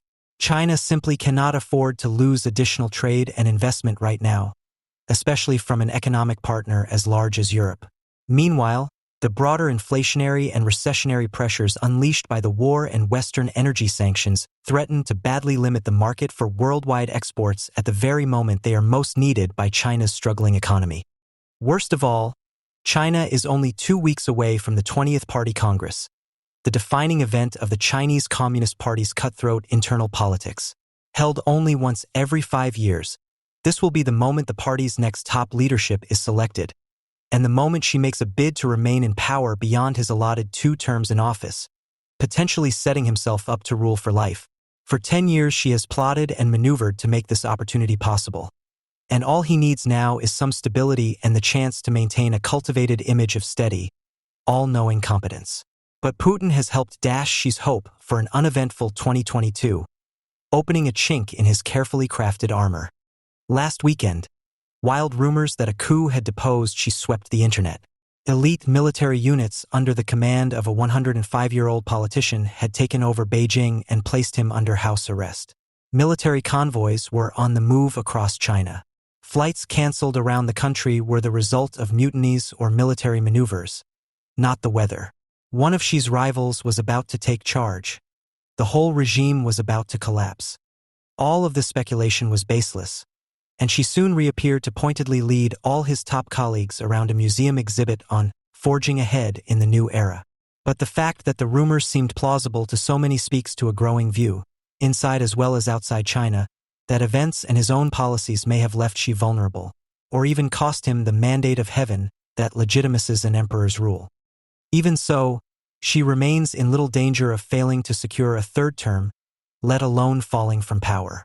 The analysis of a new database of CCP power networks by the Asia Society Policy Institute demonstrates just how completely he and his loyalists have managed to seize and consolidate control over the 3 crucial levers of hard power in China's Leninist system, what Mao Zedong famously described as the gun, the military, the pen, the propaganda organs, and the knife, the security and intelligence services. Xi may be increasingly vulnerable in a different way, however. While his own position appears relatively unthreatened, The same can't be said for his plan to pack the Politburo, the CCP's top 25 leaders, with his protégés and factional allies, ensuring his path to lifetime rule and completing his personality cult. Xi's economic mismanagement and strategic misstep of personally linking himself too closely to Putin have exposed him and his political faction to internal criticism in a manner that was almost unthinkable even 2 years ago. Xi had clearly hoped to replace his most obvious rival, Premier Li Keqiang, China's second-ranked leader, with his personal protégé at the party congress, but this now looks substantially less probable. It is now more likely that Xi will have to compromise by accepting the elevation of Wang Yang, a senior leader connected to Li's faction, to this position, as well as permitting the promotion of other reform-minded economic technocrats more sympathetic to Li throughout the system. There has also been evidence in recent months that pro-Russia cadres within the diplomatic corps are beginning to be sidelined in favor of more pro-Western figures. The formerly high-flying and vocally pro-Russian Liu Yuqing, who was once seen as a shoo-in as China's next foreign minister, was suddenly demoted this summer and removed from the foreign affairs system entirely. Those who have emerged as the most likely replacements for the position, including Ma Zhoushu, Xie Feng, and Liu Jie, all have deep career ties to Europe, the United States, and international institutions such as the UN. All this points to the possibility of an impending turn in Chinese policy. This doesn't mean Xi is likely to throw Putin under the bus anytime soon. Their high-profile friendship would make doing so disastrous for Xi's credibility. But Xi's patience with Moscow is clearly wearing thin.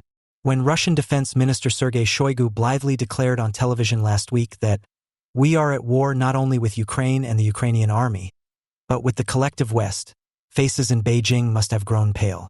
This is not something China can afford to be prematurely dragged into right now. Instead, regardless of whether he is under pressure from other political factions within China, Xi currently has an incentive to stabilize relations with Europe and the United States as much as is still feasible, and to seize on all available sources of growth for the Chinese economy, at least for the coming year. By contrast, he has little incentive to be generous with Moscow. Now that Russia has been largely cut off from Western markets and suppliers, it needs China a lot more than China needs Russia. It's at least conceivable, then, that Xi could very well begin to privately pressure Putin to find a way out of the war and back to some semblance of global stability. Even if he doesn't, unless Russia can turn things around in a hurry, Beijing is more likely to try to cut its losses and take measures to selectively distance itself from Moscow as it prepares to make the best of a world in which Russian power and influence are significantly reduced. We may have already seen an example of this 2 weeks ago when Xi, just ahead of his meeting with Putin, flew to Astana and pledged that China would resolutely support Kazakhstan in the defense of its independence, sovereignty, and territorial integrity, effectively evicting and replacing Russia as the Central Asian state's security guarantor and patron. China did not sign up for the massive blunder Putin's adventure in Ukraine has become, and Xi no doubt wishes the whole affair could simply go away. But Russia's flailing means he will face an increasingly stark choice. Either continue to draw away from Russia and its mess, or pivot dramatically and unleash enough Chinese military assistance to make sure Russia can win decisively, setting up an epical clash with the West. Fortunately, all signs currently point in the direction of the former. Neither the West nor its enemies are prepared to fight. I coined the phrase post-heroic warfare to acknowledge a new phenomenon: the very sharp reduction in the tolerance of war casualties. My starting point was President Clinton's 1993 decision to abandon Somalia after 18 American soldiers were killed in a failed raid. But in truth, post-heroic attitudes had already emerged, and not just in affluent democracies. In 1989, the Soviet Union, whose generals could once lose 15,000 men before breakfast without batting an eyelid, abandoned Afghanistan after 14,453 of its soldiers were killed over almost a decade. Nor was the post-heroic phenomenon strictly related to the merits, or lack thereof, of any particular act of war. Margaret Thatcher stayed up all night writing personal letters to the families of every one of Britain's 255 dead in the Falklands. But it did not mollify her critics, who argued that Britain should never have used force, even if it meant that Argentina would be allowed to conquer the islands. For decades later, it is even more obvious that we are living in a post-heroic age, to the great benefit of the West, at least for now. In 2022, Ukraine found itself fighting an enemy that could have mobilized its regular army formations, each with its quota of 18-year-old conscripts, and also recalled 2 million reservists. But Putin did neither, fearing the fury of Russia's mothers, who even under the restrictions of Soviet rule had successfully pressed for the withdrawal from Afghanistan. But for Kiev, the new post-heroic rules are only partly advantageous and might even result in its final defeat. For while they have prevented an all-out Russian invasion, they also severely inhibit NATO's capacity to help Ukraine. On paper, NATO has some sizable armies, but when French President Emmanuel Macron called for arms and troops to be sent to Ukraine in February, his plea fell on deaf ears. Indeed, the Italian defense and foreign ministers went out of their way to publicly declare that they wouldn't send even one soldier to Ukraine, under any circumstances. In a similar vein, in spite of the severe economic damage that Houthi pirates in the Red Sea have inflicted upon European economies, only the U.S. Navy and the Royal Navy have responded in earnest, while Italy's Navy was only allowed to send one ship, despite suffering the greatest damage from traffic being diverted from the Mediterranean. The same is true of NATO's air forces. Only the US and UK have bombed Houthi weapon stores in Yemen, while no European air force has taken any action, not even the French with their base in Djibouti next door. The great question, of course, is why? Why is it that, with larger populations than ever before, our tolerance for casualties is increasingly low? Back in 1994, I offered a simple theory. The wars of history were fought by spare male children. Even as late as the mid-20th century, the average European family had several children. In agricultural households, one male could inherit the family's land, another might advantageously marry a landowning wife, and one more might go into the church or off to war. If he failed to return, the survivors might miss him most intensely, but the family would not be extinguished. Today, however, with the average fertility of women across Europe less than 2 and still falling, the EU average was 1.46 in 2022. There are no spare children. The extreme case here is China, with its fertility rate of 1.1. President Xi is, by all accounts, a bellicose man who enjoys threatening war against Taiwan. And yet, curiously, in 2020 he took 8 months to reveal that 1 PLA officer and 3 soldiers had died during the fighting on India's Ladakh frontier. During that period of official silence, the families of the 4 were rehoused and provided with welfare payments or better jobs. The officer's wife, who taught piano in a village school, was elevated to the Xi'an Conservatory of Music, with a new house to go with it. Each of the 4 also became the subject of dedicated media campaigns, which portrayed the youngest as cinematically good-looking and the officer as so conscientious that, up in cold Tibet, he would wake up before his soldiers to prepare hot water bottles for them. Later, the names of the 4 were added to many highway bridges to remind all of their sacrifice. Why the grand acts of remembrance? The answer is demographic. Thanks to China's one-child policy, imposed in 1980 with the abundant use of forced abortions, the 4 deaths extinguished 8 family lines. The good news, then, is that because of China's low birth rates, the post-heroic syndrome makes it unlikely that Beijing will act on its pugnacious threats. Given the regime's most elaborate response to 4 combat deaths, how could it cope with the 4,000 that might be lost in one day in a war for Taiwan? Incidentally, Iran is also suffering a crisis in fertility. It was only 1.7 when last measured, way below the replacement rate, with many of the births among restive minority populations rather than Persians. But Tehran has found an effective remedy. It arms, trains, and funds expendable Arab militias while being extremely careful with its Persian manpower. As for Israel, it is the only country in the world where even secular, university-educated, professionally employed, married women have 2 or more children on average, with more than 3 children on average for the religious. This high fertility rate is the fundamental reason why Israel is not post-heroic and will not be forced to abandon its current military plans because of combat casualties. This is especially important because the war started so badly, and because urban combat becomes so deadly once tunnels are added to the usual perils of high-rise snipers and alley mortar crews. In the immediate aftermath of the October 7th atrocities, most Israelis were very eager to fight, including all those reservists with families who flew back from their homes in Silicon Valley or New York to rejoin their old units. Now, however, that initial enthusiasm has waned. Only the new recruits who have just finished their combat training are eager for action, while many are fed up with a war that in Gaza now only makes incremental advances. As for the Israelis who face Hezbollah in the north, almost daily attacks seem set to continue without end, leading to calls for more decisive action. But the total number of Israeli war casualties, tragic as each death is for family and friends, does not weigh on the nation as it would if it had fertility rates at Chinese or even Iranian levels. For the rest of the West, meanwhile, these new post-heroic limits raise a question that nobody is willing to confront in earnest. Why keep armies that will never be asked to fight? The fact that so many European units have served in Afghanistan and Iraq does not prove anything at all, because in most cases their governments ensured that they would not be employed in raids or assaults, limited to cautious patrols close to their heavily fortified bases. At least one NATO government sent intelligence agents to pay off the local Taliban to allow patrols to proceed unmolested.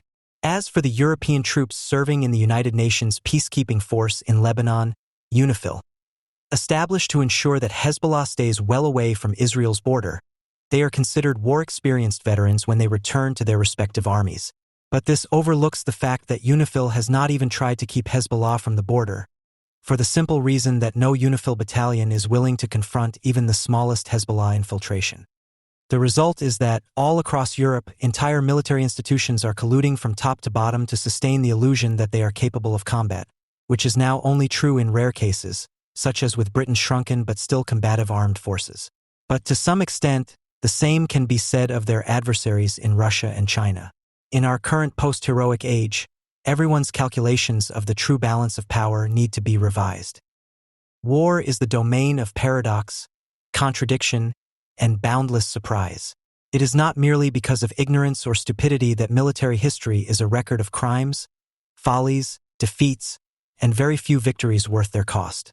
Even so, the Ukraine war is exceptional in the amplitude of its paradoxes, the extremity of its contradictions, and the magnitude of its surprises. For the post-pacifist German mainstream, the most bitter paradox of all is that the Russians might not have attacked Ukraine had they foreseen Germany's response.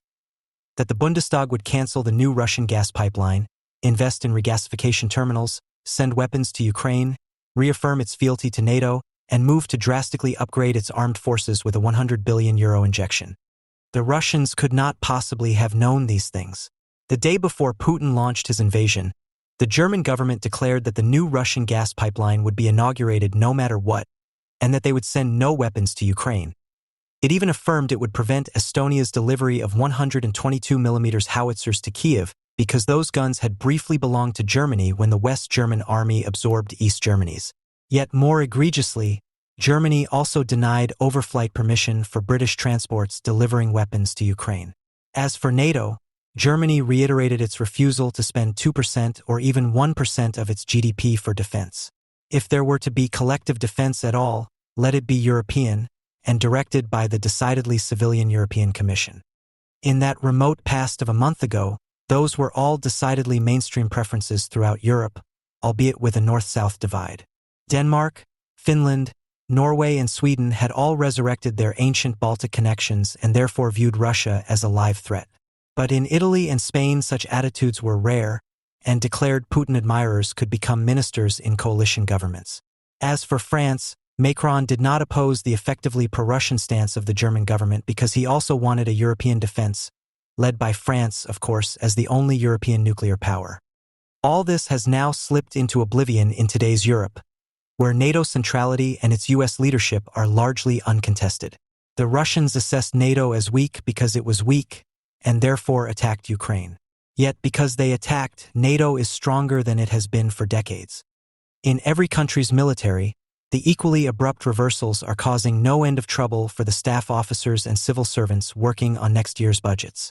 The infantry is once again the queen of the battlefield, empowered as it is by anti-tank missiles that pursue armored vehicles until they destroy them, and by portable anti-aircraft missiles that are the doom of helicopters, even if they cannot intercept much faster jets.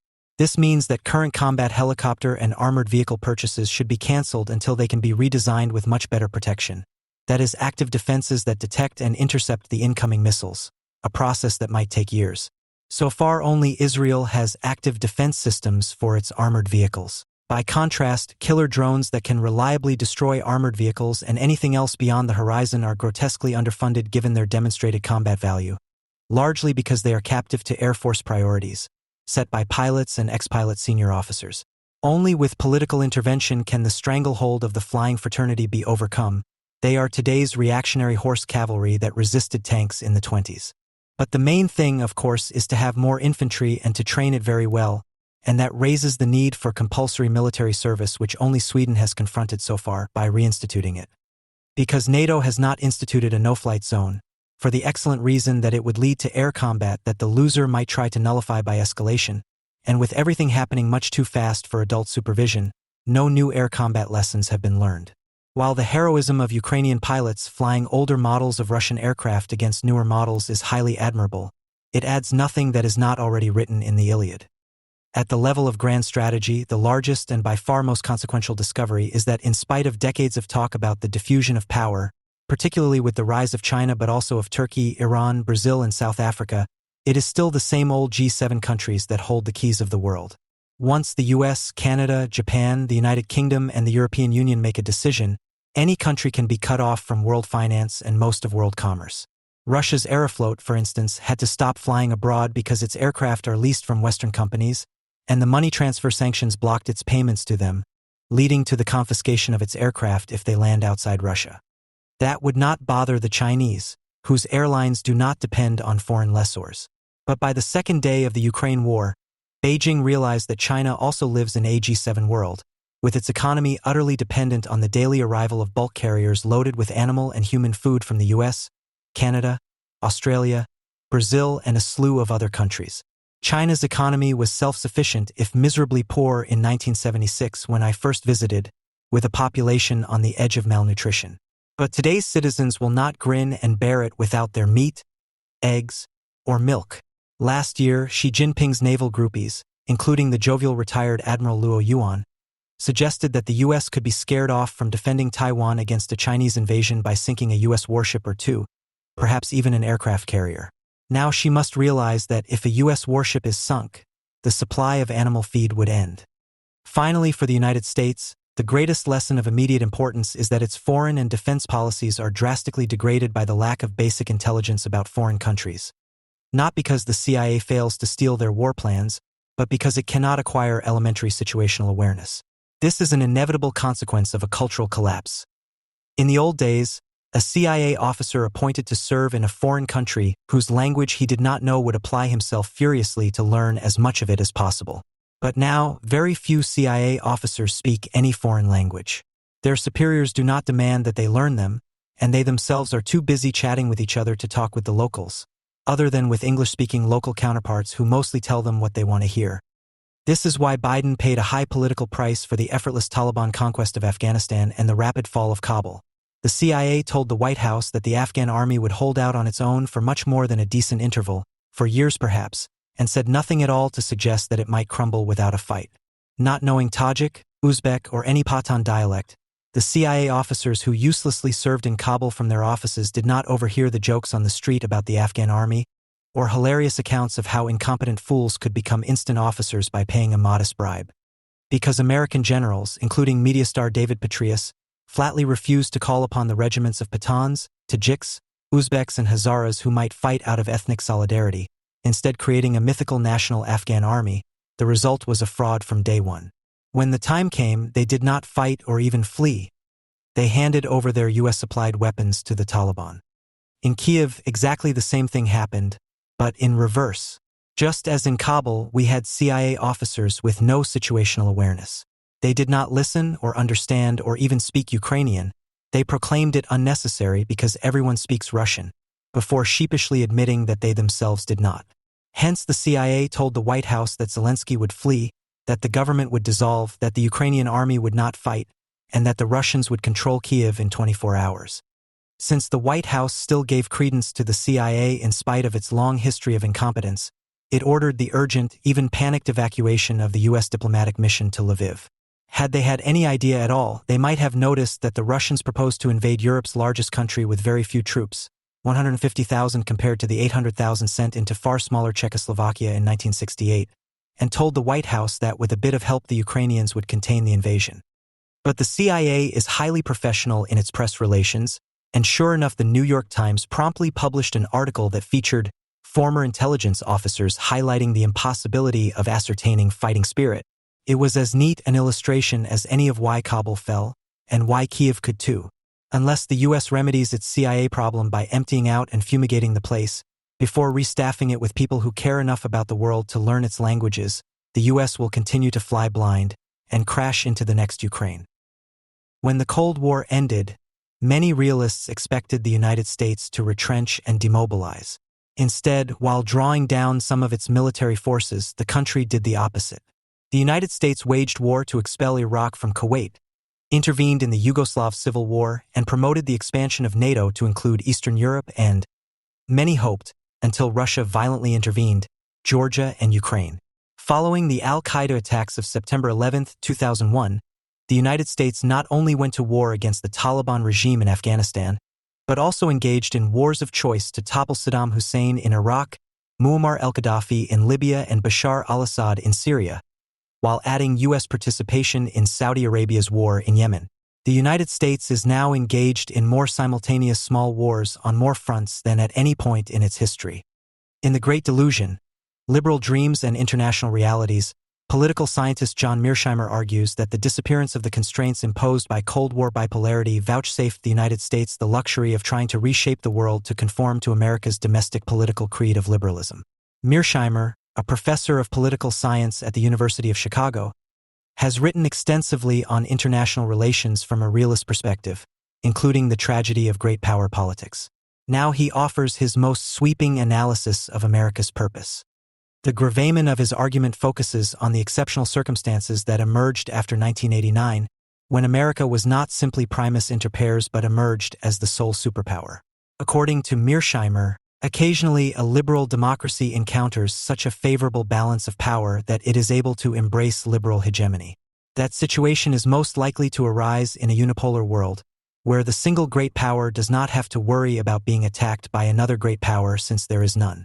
Then the liberal sole pole will almost always abandon realism and adopt a liberal foreign policy. Liberal states have a crusader mentality hardwired into them that is hard to maintain. This has led the United States, the only liberal superpower in history, or one of two, if 19th century Britain is counted, to adopt a strategy of liberal hegemony, in which a state aims to turn as many countries as possible into liberal democracies like itself while also promoting an open international economy and building international institutions. Mearsheimer writes, with the end of the Cold War in 1989 and the collapse of the Soviet Union in 1991, the United States emerged as by far the most powerful country on the planet. Unsurprisingly, the Clinton administration embraced liberal hegemony from the start, and the policy remained firmly intact through the Bush and Obama administrations. Mearsheimer predicts that liberal hegemony will not achieve its goals, and its failure will inevitably come with huge costs.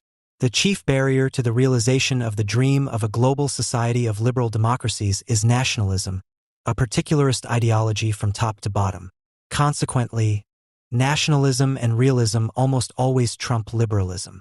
In recognition of this fact, Mearsheimer argues, the United States should abandon its post-Cold War grand strategy of liberal hegemony in favor of a less interventionist strategy of restraint.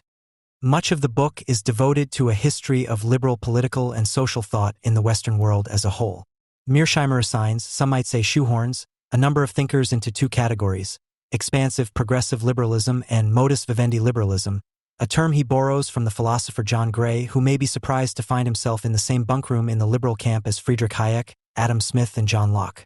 Mearsheimer's emphasis on big-name authors from academic curricula could be criticized for leading him to neglect non-academic traditions like social gospel Protestantism, which arguably has had more influence on the attitudes of American liberal Wilsonians.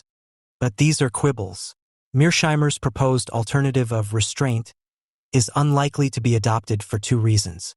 The first is the division of realists themselves among rival camps, whose adherents would not be able to agree on a single realist alternative to liberal hegemony. The second is the increasing fusion of geopolitics with geoeconomics in areas like trade, immigration, and innovation policy, a subject about which American academic realists of all denominations have had little to say.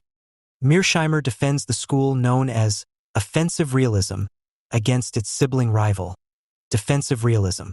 Offensive realism owes its name not to the fact that people find it offensive, though liberals, libertarians, Marxists, and others do, but to the assertion that states, given the opportunity, are likely to try to maximize their relative power, out of fear that others will do the same and are justified in doing so. According to Mearsheimer, the structure of the international system often forces great powers to engage in intense security competition and sometimes initiate wars. International politics is a nasty and brutish business, and not just because misguided liberal ideas or other malevolent domestic forces influence states' foreign policies.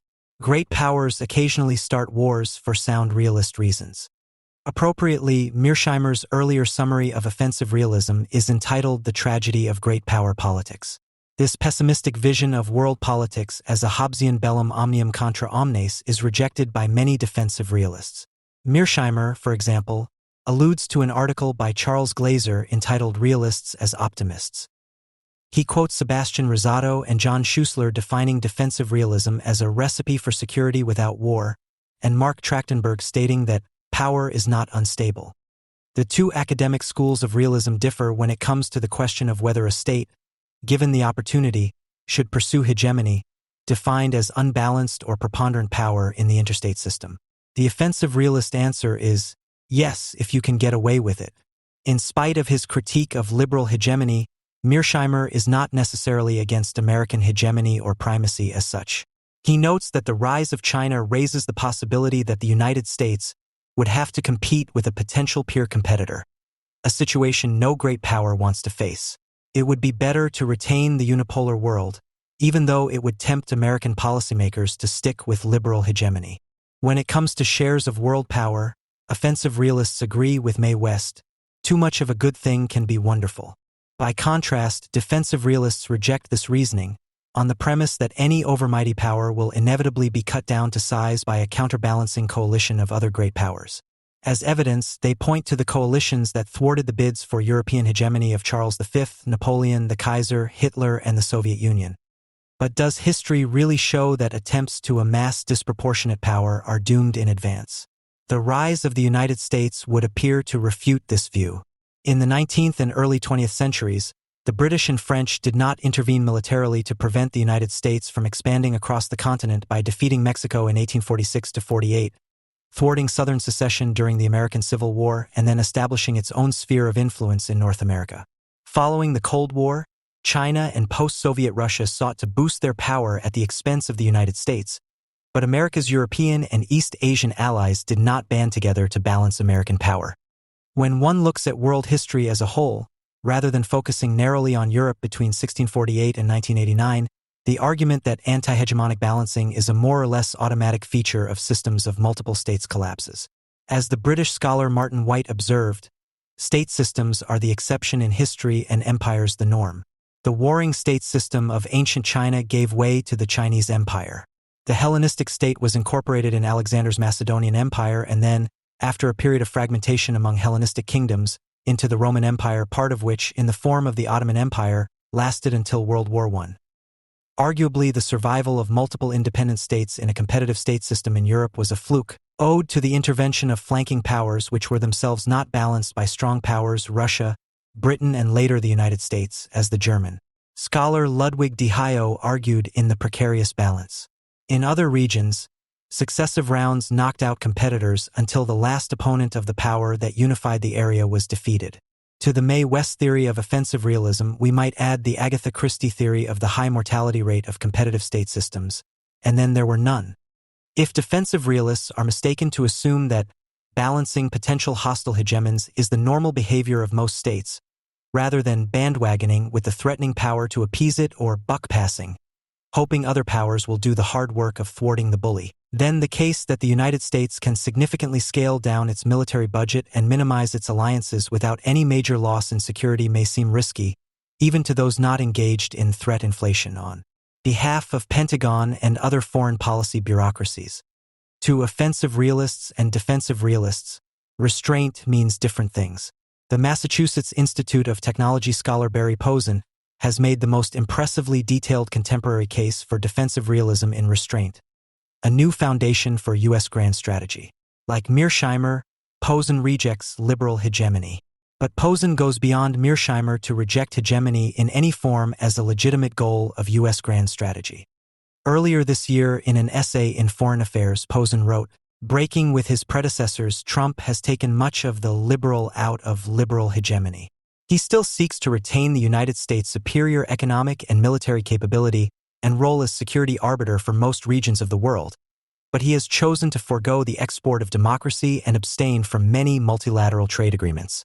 In other words, Trump has ushered in an entirely new U.S. grand strategy, a liberal hegemony. Defensive realist proponents of a scaled-down foreign policy of offshore balancing want a grand strategy other than U.S. hegemony in any form, liberal or illiberal. In 2016, Mearsheimer himself co-authored an essay in favor of offshore balancing with another leading realist thinker, Stephen Walt, in Foreign Affairs. But the logic of Mearsheimer's offensive realist approach might lead one to conclude that some version of what Samuel Huntington in a 1993 essay in International Security called international primacy is preferable not only to liberal hegemony, which risks doing too much, but also to offshore balancing, which risks doing too little, too late in response to the rise of a regional or global hegemon outside of North America. Indeed, in their essay, Mearsheimer and Walt argue that their version of offshore balancing would preserve American primacy. This is Mearsheimer's own conclusion in The Great Delusion. Moreover, realism dictates that the United States should seek to remain the most powerful state on the planet. It should maintain hegemony in the Western Hemisphere and make sure that no other great power dominates its region of the world, thus becoming a peer competitor. Still, a foreign policy based on realism is likely to be less warlike than one based on liberalism. On examination, then, the proposed American strategic alternatives of restraint or offshore balancing are defined in varying ways by different realists, proving that the logic of structural realism extends to academic international relations departments. The success of American realist thinkers in overthrowing the dominant liberal hegemonic consensus would likely be followed by conflict among the former allies. In addition to internal disagreements, a factor that is likely to limit the influence on American foreign policy of a restraint school is the focus of most academic realists on traditional military threats to the neglect of trade, economic development, and industrial policy. To be fair, neorealists do pay attention to industrial capability as one of a number of attributes that would qualify a great power as a pole in a system. But with some exceptions, including the late Robert Gilpin, American International Relations, IR thinkers have not had much to say about industrial development. That is surprising, given the obsession of practitioners of realpolitik throughout history with improving the economic capacities of their city-states, empires, or nation-states. From Alexander Hamilton through Henry Clay to Abraham Lincoln and William McKinley, tariff-based import substitution and national infrastructure development along with foreign policy were united in a plan to turn the United States into a major power, equal or superior to industrial Britain. Protectionist economic nationalism was also central to the realist strategies of Otto von Bismarck and the Meiji reformers. Far from being based on free trade and labor mobility, the world economy in the period studied most by academic neorealists, from the 17th century to 1945, was the heyday of mercantilism and colonialism, in which trade wars and military wars were treated as legitimate and complementary tools of strategy. If you list famous Western realists, Hamilton, Benjamin Disraeli, Bismarck, Charles de Gaulle, you will not find a free trader among them. Of all American presidents, William McKinley suffers the most from the gap between his historical significance and his public reputation. The 25th President of the United States, he was elected in 1896 and assassinated by an anarchist, Leon Zalgas, in 1901, 6 months into his second term in office. Few presidencies have been as consequential. In domestic politics, his election in 1896 and re-election in 1900 marked the decisive defeat of the Jeffersonian agrarian populism of William Jennings Bryan in favor of the Hamiltonian vision of an urban industrial society organized on the basis of corporate capitalism. He inaugurated 4 decades of Republican domination of the federal government, a political realignment on the scale of those that followed the presidencies of Andrew Jackson and Franklin Delano Roosevelt.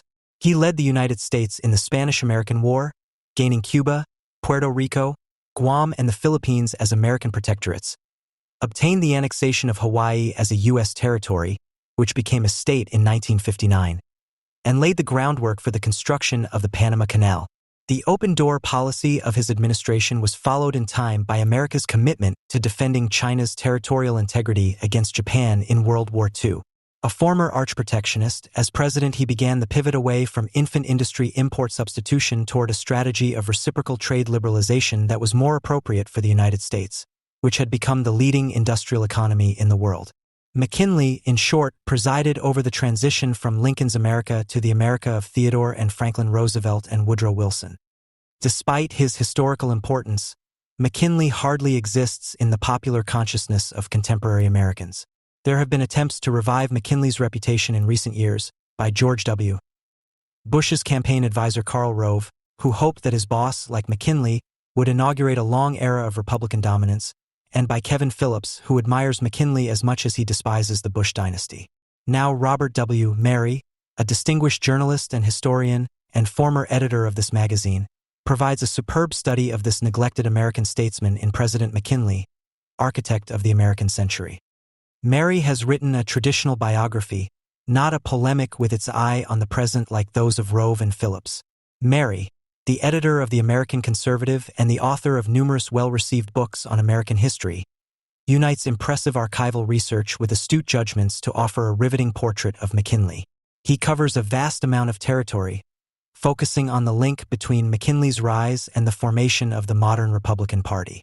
But Mary is also cognizant of the challenge that he faces, not least the bad luck that the quiet, self-effacing McKinley, a Civil War veteran known throughout his life as the Major, was succeeded in the White House by one of the most flamboyant characters in American history, impetuous, voluble, amusing, grandiose, prone to marking his territory with political defiance. Theodore Roosevelt stirred the imagination of the American people as McKinley never had. To the Major's solidity, safety, and caution, the Rough Rider offered a mind that moved by flashes or whims or sudden impulses, as William Allen White described it. He took the American people on a political roller coaster ride, and to many it was thrilling. The dutiful son of pious Protestant parents, McKinley grew up in Ohio, dropped out of college because of a mysterious illness, and became a schoolteacher. Volunteering for the U.S. Army in the Civil War, he served under Rutherford B. Hayes, later his predecessor as President of the United States. Following the war, he practiced law and went into Congress, where he became an expert defender of high tariffs. Popular anger at the McKinley Tariff of 1890 led to his defeat for re-election. But in alliance with Mark Hanna, an iron manufacturer and kingmaker in Midwestern politics, McKinley became governor of Ohio in 1891 and 1893. His life was not without pain. His 2 daughters died in childhood, and the ill health and frail mind of his wife Ida was a challenge, one that he met with his customary kindness and patience. His reputation and career were briefly endangered when a loan to a friend that he had co-signed went bad. But remarkably few obstacles confronted this calm and deliberate individual as he ascended the cursus honorum of late 19th century American politics. If he ever raged at subordinates, went out on a bender with cronies, or flirted with a floozy, history has not recorded the event. Indeed, McKinley's career formed a resume as free of blemish as that of a class president or valedictorian whose yearbook entry reads, "Destined to succeed, liked by all." Mary is a first-rate scholar and an accomplished writer, but the entire animation team of Disney's Pixar Studios would have trouble bringing William McKinley to life. Because his life and personality were so lacking in drama, the case for McKinley must be made on the basis of his accomplishments. Here, the greatest challenge to McKinley's reputation in the 21st century is the legacy of historians of the mid-20th century. William Jennings Bryan and the Democratic Party lost the election of 1896, but they won the Battle of the Books. The 4-decade hegemony of the McKinley Republicans was followed, from the 1930s to the 1970s, by 4 decades of political dominance by Roosevelt Democrats. With a few exceptions, like Harvard historian Samuel Eliot Morison, most academic and popular historians in the middle of the 20th century were slightly or significantly to the left of center and tended to be New Deal Democrats, when they were not Norman Thomas socialists. The farmer-labor base of the New Deal Democrats united 2 groups that had been on the outs during the McKinley to Hoover period: agrarian populists in the South and Midwest, and the disproportionately European immigrant working class in the industrial cities of the Northeast and Great Lakes region. Sympathetic scholars wrote histories in which the Northeastern industrialists and Republican politicians whom Democrats had dislodged were the villains. The economic nationalism of the McKinley era can be described as dual protectionism: tariff protection for selected American industries, and protection of the wages of American workers from competition by immigrants, both Asian and European, whose numbers were curtailed beginning in the 1880s by measures that were often justified by nativism and racism. This nationalist and protectionist political formula worked to ensure Republican dominance between the depressions of the 1890s and 1930s. However, the agrarians in the Democratic Party had always been free traders, seeking foreign markets for American food, fiber, and lumber, and denouncing tariffs as a tax on farmers to subsidize greedy industrialists. and the national origins immigration quota system instituted by the Republican-dominated Congress in the 1920s was rigged in favor of British and Northwestern European immigrants.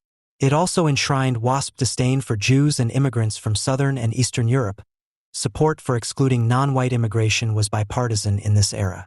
Naturally enough, then, in the transvaluation of values that took place when the Odd Bedfellows coalition of Southern and Midwestern agrarians and European white ethnics in the big cities overthrew the Republicans during the Great Depression, industrial protectionism and immigration restriction were demonized, and free trade and generous immigration policies came to be seen as symbols of virtue. Populist views of banks and big business also shaped the culture of the New Deal Democrats. As it had been since the days of Jefferson and Jackson, the Democratic Party was still based largely in the agricultural and mining regions of the South, Midwest, and West, in which most businesses were small and local farmers and merchants viewed themselves as colonial subjects of Northeastern industry and finance. The term robber baron came to be applied retrospectively to most of the major bankers and industrialists between the Civil War and the New Deal, including J.P. Morgan, Andrew Carnegie, and John D. Rockefeller. The whimsical 1873 novel The Gilded Age by Charles Dudley Warner and Mark Twain, which depicted the pervasive corruption of the Reconstruction era, lent its title to the entire period between the Civil War and the Progressive Era, whose beginning was dated not to the McKinley administration, but to that of his vice president and successor, Theodore Roosevelt. To this day, pundits and politicians refer casually to the robber barons of the Gilded Age, as though these terms were not just crude and propagandistic smears. In foreign policy, too, there was a transvaluation of values when the Roosevelt Democrats replaced the McKinley Republicans after 1932. As heirs to the Hamiltonian tradition, the McKinley Republicans, like their predecessors the Whigs and Federalists, favored a strong national government and a modern, professional military. They shared American Republican values, but did not believe that preserving Republican liberty at home was incompatible with a standing army and a world-class fleet. But that is exactly what many Jeffersonians believed. For generations, Jeffersonians insisted that the modern nation-state and modern large-scale corporate capitalism in themselves were inimical to Republican liberty, defined as a largely agrarian society dominated by economically independent yeoman farmers and small business owners. It was not enough for the United States to stay out of foreign wars, which could cause the militarization and regimentation of American society. The very instruments of a modern great power state had to be shunned by Americans. For national defense, Jeffersonians believed that the United States should rely on militias, with the smallest possible standing army. Even a navy was suspect. Article 1, Section 8 of the U.S. Constitution gives Congress the power to grant letters of marque and reprisal, and make rules concerning captures on land and water. This authority to hire privateers, that is, pirates, as military naval contractors was used by the United States in the American Revolution and War of 1812. Although the United States ceased relying on privateers in wartime after 1812, as late as 1856 the administration of President James Buchanan, a Democrat, rejected the Declaration of Paris, which sought to ban piracy. In 1894, Theodorus Woolsey, a supporter of the international ban on piracy and a critic of what was still U.S. policy, explained U.S. opposition in the Yale Law Journal. The action of the United States was thus explained. The policy of this country was against the maintenance of a large navy. To supplement that navy in the work of commerce destroying and of enforcing the rules of naval war against neutral trade, the issue of letters of marque and reprisal might be necessary. In Jeffersonian ideology, just as a standing army too small to threaten the Republic should be expanded only on a temporary basis during wartime by state militias, so a small navy should be augmented by privateers as well as the merchant marine. Not until 1961, when the U.S. Senate ratified the 1958 United Nations Convention on the High Seas, did the United States formally renounce the use of privateers. Because war is the health of the state, to use Randolph Bourne's phrase, and the centralized, bureaucratic state is the enemy of freedom, according to Jeffersonian theory, it followed that mere participation in great power politics threatened to convert the American Republic into a tyrannical, militarized European-style regime. Both Jeffersonian isolationism and Wilsonian internationalism sought to address the threat of U.S. militarization in different ways, the former, by withdrawing the United States from Old World military competition, the latter by transcending it. In this way, Woodrow Wilson's idealistic vision of a war to end war, followed by perpetual peace under the League of Nations, can be seen as a modification of Jeffersonian ideology rather than a repudiation of it. If militarization threatens democracy, then a world without great power war would be safe for democracy, even though many or most states might not themselves be democratic. This Wilsonian argument, recovered from historical obscurity by contemporary historians of Republican security theory, like Daniel Dudney and David C. Hendrickson, is far more subtle than modern democratic peace theory, which calls for world peace through democratic regime change everywhere. This explains why 20th-century Democrats could view the navalism of McKinley and TR and the liberal internationalism of Wilson as entirely different and incompatible projects. The turn-of-the-century thinkers and policymakers whom Samuel P. Huntington described as neo-Hamiltonians, like Alfred Thayer Mahan, Theodore Roosevelt, and Henry Cabot Lodge, wanted to equip the United States with the traditional tools of a great power to play the great power game more or less as it had always been played. Woodrow Wilson wanted to replace great power politics altogether. To Jeffersonian Democrats, then, the Hamiltonian Republicans of the late 19th and early 20th century were evil incarnate. They were identified with the interest of big banks and big businesses, which threatened the small farmers and small shopkeepers fetishized by Jeffersonians. They were protectionists, when according to Jeffersonians free trade was the only rational and moral policy. Their support for a large army and a large navy with global reach under the control of a strong president threatened to replace the decentralized American Republic with a militaristic American empire. These views shaped the version of U.S. history that several generations of Americans were taught, beginning in the 1930s and 1940s. Popular historians of the New Deal era succeeding in creating a usable past for the New Deal Democrats by disparaging all Republicans except for one. With the exception of Abraham Lincoln, every Republican president from Andrew Johnson to Herbert Hoover was portrayed as a callous servant of plutocratic interests, the enemy of the family farmer and the industrial worker. The Democratic historian Arthur M. Schlesinger, Jr., for example, sought to portray Andrew Jackson as a kind of proto-FDR and the Jacksonian Democrats as precursors of the New Deal Democrats. In his own Oval Office, FDR's protege Lyndon Johnson had portraits of three presidents: Washington, FDR, and Andrew Jackson. One might guess that, given the attempt by Schlesinger and others to rehabilitate the Jacksonian Democrats, there would have been an attempt to cast a heroic light on the central events of U.S. foreign policy during the Jacksonian era of the 1830s and 1840s. And indeed there was, in Bernard DeVoto's popular historical trilogy about America's Jacksonian-era expansion, The Year of Decision 1846, 1942, Across the Wide Missouri, 1947, which won the Pulitzer and Bancroft Prizes, and The Course of Empire, 1952, which won the National Book Award. A similar rewriting of history in the service of New Deal liberalism took place in the realm of foreign policy. According to liberal New Dealers, Franklin Roosevelt during World War II fulfilled the heroic vision of Woodrow Wilson, in whose administration he had served as Assistant Secretary of the Navy.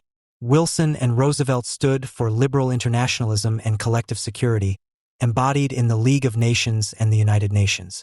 Enlightened liberal internationalism had nothing to do with the benighted European-style imperialism of McKinley and TR. In this way, the foreign policy of McKinley and TR came to be defined as an aberrant and un-American interlude of imperialism between the Jeffersonian isolationism of the 19th century and the noble 20th century liberal internationalism of Wilson and FDR. Today's Democrats, many of whom have repudiated the party's tradition of annual Jefferson-Jackson Day dinners, are more inclined to identify with women and minorities in the American past than with white male yeoman farmers and white working-class men. But with the exception of Sean Willents, unlike Schlesinger and DeVoto, today's partisan Democratic historians are mostly academics who write for each other and have little influence outside of the academy. Nor does the radical leftist tradition of William Appleman Williams, Howard Zinn, and Noam Chomsky have any purchase on the imaginations of Americans outside of campuses. The New Deal version of history thus persists in popular consciousness. The treatment of turn-of-the-century U.S. naval imperialism as a brief and discreditable fluke preceding the glorious dawn of Wilsonian internationalism continues to have influence. So does the enduring image of the election of 1896 as a melodrama, in which pawns of big banks and big business like McKinley forever destroyed the Arcadian America of Thomas Jefferson and William Jennings and set the United States on a path of perpetual war and conquest. Mary's book demonstrates how little this familiar cartoon version of history resembles reality. For one thing, Mary shows that McKinley was not the puppet of Mark Hanna or anyone else. Quite the contrary. While he was opposed to Bryan's inflationary free silver policies, McKinley was flexible with respect to the gold standard. nor was he a mere pawn of big corporations. As a lawyer and governor, he had won the respect of workers in disputes with employers, and he struggled with the question of what to do about the new corporate oligopolies and monopolies or trusts, a question his successor Theodore Roosevelt would struggle with as well. On questions of race and civil rights, he was cautious and paternalist, but like other Lincoln Republicans, this veteran of the Civil War was more liberal than most Democrats of the time.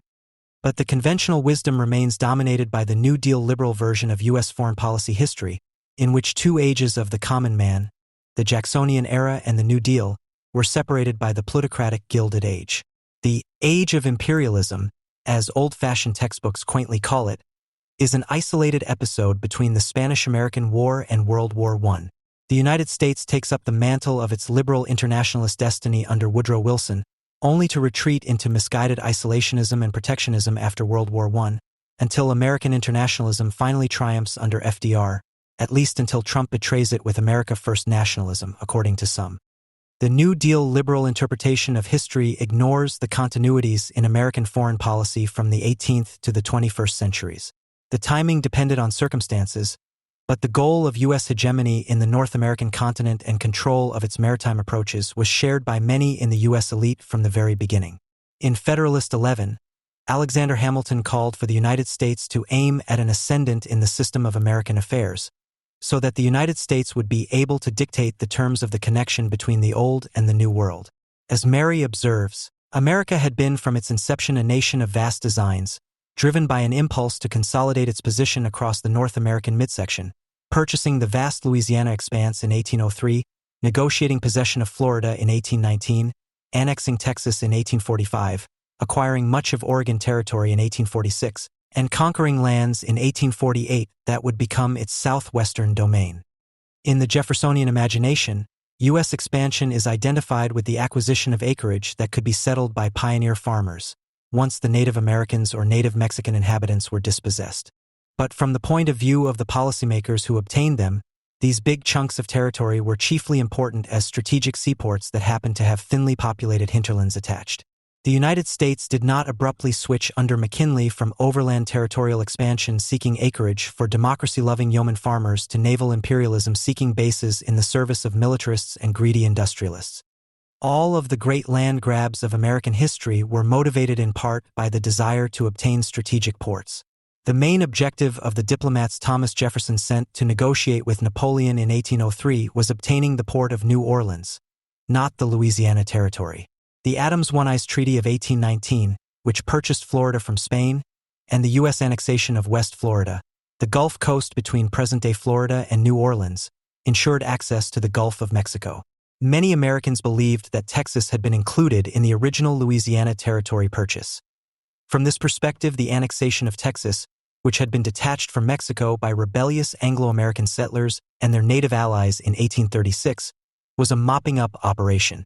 When Mexico went to war with the United States over the annexation of Texas, the Polk administration, which had tried to purchase California, obtained its prize by conquest, the port of San Francisco. Earlier, the United States had risked war with Britain to partition the Oregon Territory, on terms that allowed the United States access to Vancouver Bay while leaving Vancouver Island in British hands.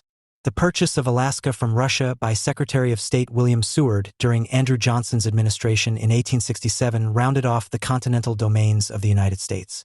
Moreover, even though several of these sought-for ports and attached hinterlands were purchased or stolen from the weak states of Mexico and Spain, a major motive for their annexation by the United States was to deny them to more important powers who might obtain them if they slipped free of control by Madrid or Mexico City or Paris. Thomas Jefferson purchased the Louisiana Territory from France, and James Monroe purchased Florida from Spain to deny them to Britain. For 10 years after the Texas Revolution of 1836, anti-slavery forces denied the admission of Texas to the United States as a slave state. The desire of British policymakers to keep Texas independent of the United States was a factor in persuading Congress to annex Texas in 1846. Keeping the Alaska Territory out of British hands was the motive for Seward's folly. In light of the Anglo-American rapprochement of the late 19th century and the deep Anglo-American alliance of the 20th and 21st centuries, it is easy to forget how long the British Empire was viewed as the greatest strategic threat to the United States by American policymakers. Anglo-American geopolitical rivalry was central to both of the crises of the 1840s the Oregon Dispute, and the Mexican War. Alta California, populated by around 10,000 Mexican nationals, had already achieved de facto independence from Mexico City, and it was widely assumed that the region would drift either into the U.S. or British spheres of influence, at a time when Britain was still the dominant naval and commercial power in North America. Americans who coveted California in general, and the ports of San Francisco and San Diego in particular, exaggerated but did not invent the possibility that California would become a British ally or protectorate, as Texas had threatened to become.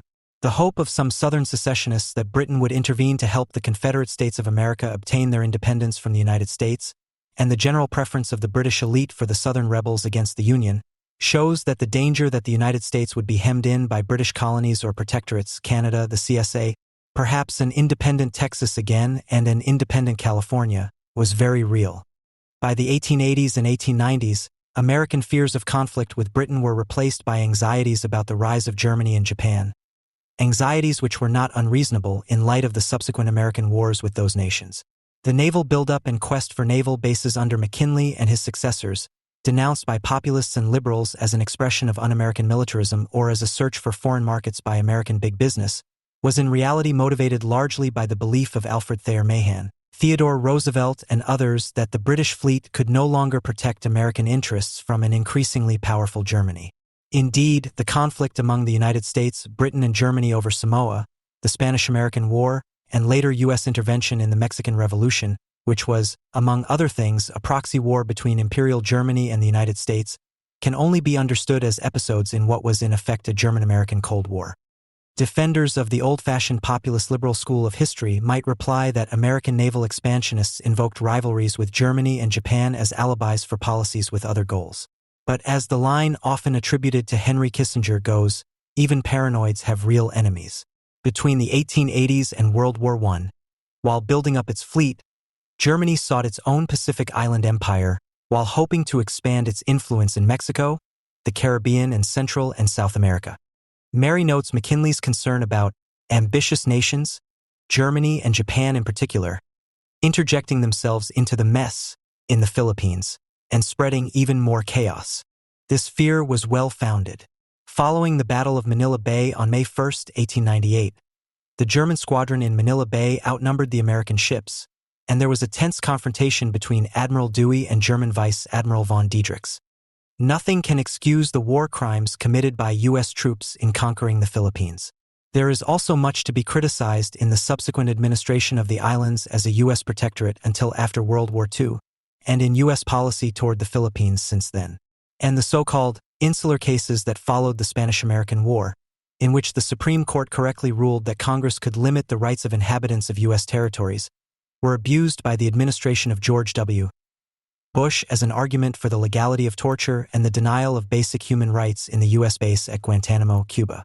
But the McKinley administration was almost certainly right that a great power potentially hostile to the United States, most likely Germany, possibly Japan, would have made the post-Spanish Philippines a protectorate if the United States had not done so.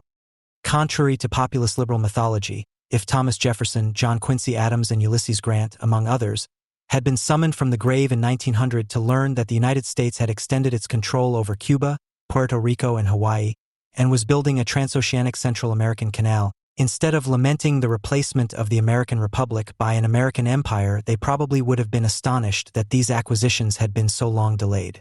And they might have been surprised that Canada had not yet been absorbed into the American Union.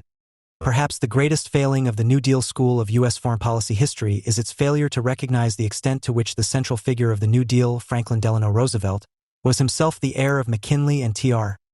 FDR is often portrayed as the second coming of Woodrow Wilson, in whose administration he served as Assistant Secretary of the Navy.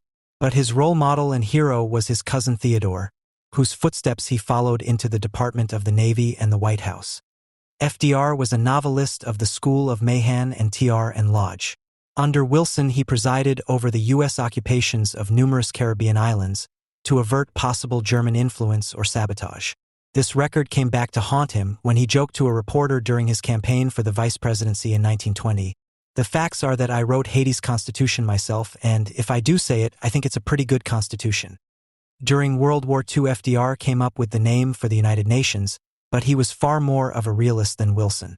FDR hoped that the post-war world would be policed by a great power concert of the major World War II allies, the United States, Britain, and the Soviet Union, with the Chinese nationalist regime enlisted as a pro-American fourth policeman. He seems to have envisioned not joint policing of every region of the world by the 4 founding members of the Security Council, to which France was later added, but rather distinct great power spheres of influence in which the United States, as the hegemon of North America and the dominant naval power in both the Atlantic and Pacific, would be first among equals. This idea of a sphere of influence in which the regional military hegemon exercises the police power against misbehaving neighbors, while the region remained open for commerce with the rest of the world, might be traced back to the Theodore Roosevelt corollary to the Monroe Doctrine and the Open Door Doctrine in China announced by John Hay, the former secretary of Abraham Lincoln who served McKinley and TR as Secretary of State.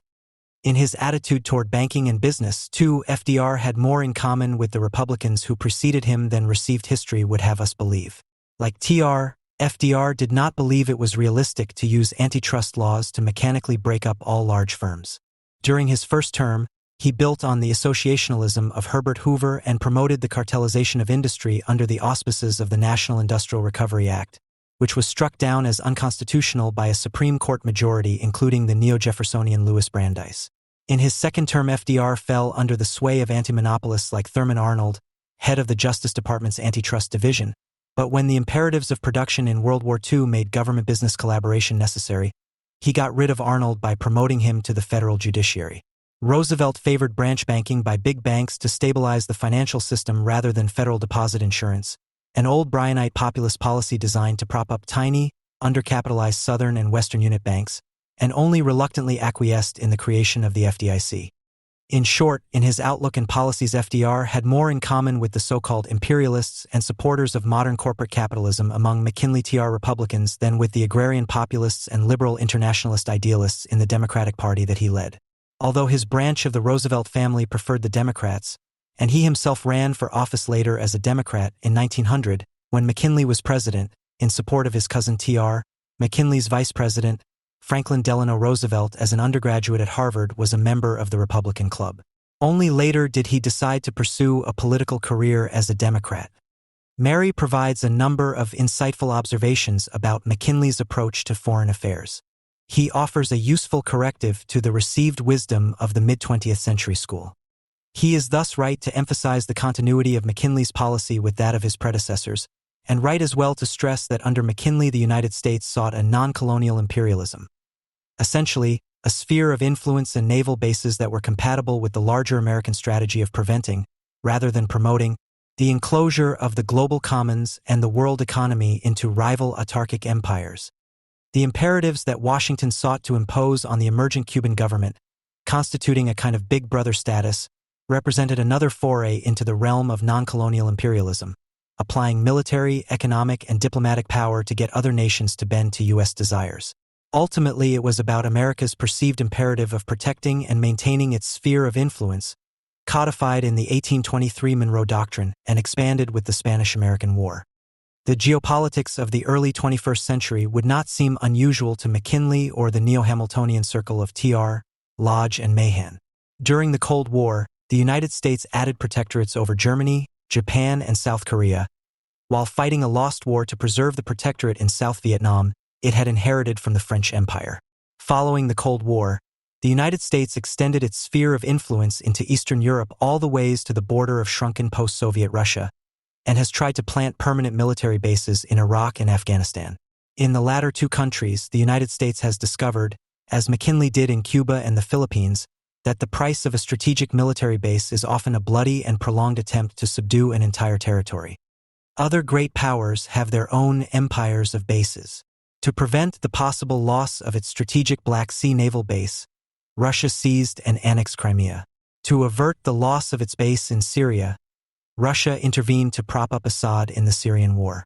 Meanwhile, China is building artificial islands to reinforce its claim to the South China Sea, a claim contested by U.S. freedom of navigation exercises.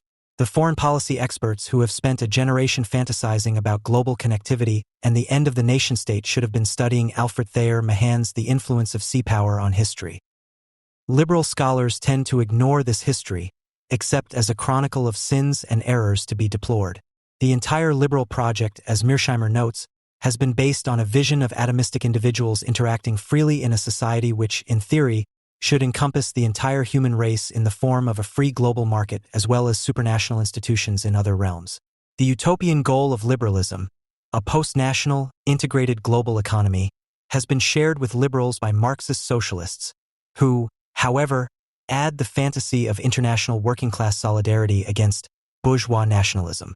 Rejected by liberals and socialists alike, the defense of economic nationalism and state-sponsored industrial capitalism has been left to realists, with the striking exception of IR departments in U.S. universities. Why? The answer, I think, must be sought in the evolution of the U.S. research university after World War II. At that time in economics departments, neoclassical economics, a simplified, highly mathematical version of 19th century economic liberalism, marginalized rival traditions, including the more pragmatic tradition of historical or institutional economics identified with various kinds of economic nationalism and developmentalism. At the same time, in the 1950s, 1960s, and 1970s, American neorealism as a discipline emerged as a reaction against pre-war international relations schools, which had been dedicated to idealistic schemes for world leagues, world courts, and the like. Influenced by classical realists, many of whom were continental European refugees like Hans Morgenthau and Henry Kissinger, American neorealists in IR departments sought to develop rigorous and systematic theories of realism which met the standards of positivist American social science, unlike the belletristic and aphoristic wisdom literature penned by the classical realist her professors. So it was that academic neoclassical economics and academic neorealism divided the world among them. Neoclassical economics ignored war and diplomacy, and neorealists ignored trade, immigration, finance, and state-sponsored industrialization, subjects left to the IR discipline of international political economy, which, however, approached them with a liberal rather than nationalist bias. Academic economics was based on stylized thought experiments involving generic firms or individuals. In the next seminar room, much IR theory was devoted to similar abstract thought experiments about polarity. Drawn toward the idea of explaining society in terms of the action of social forces or structures on individuals, neoclassical economists and defensive realists in different ways fetishized equilibrium, defined as the clearing of prices in economics and as more or less automatic power balancing in world politics. Push an element of the system, and it will wobble until balance is restored. Within the post-1945 American university system, in which the prestige of a discipline increases the more it resembles physics, trying to turn messy world politics into a parsimonious social science may have been a good career move. But academic neorealists, in their focus on states as coherent, rational actors, have been woefully blind to the centrality of integrated transnational empires and blocs in world politics. It is impossible to understand contemporary relations among, say, the United States, Germany, and Japan on the assumption, shared by classical realists and neorealists alike, that they can be treated as similar independent, full-spectrum states. Instead, Germany and Japan continue to be both semi-sovereign states, dependent on U.S. military protection and economically specialized in manufacturing in an American-led bloc.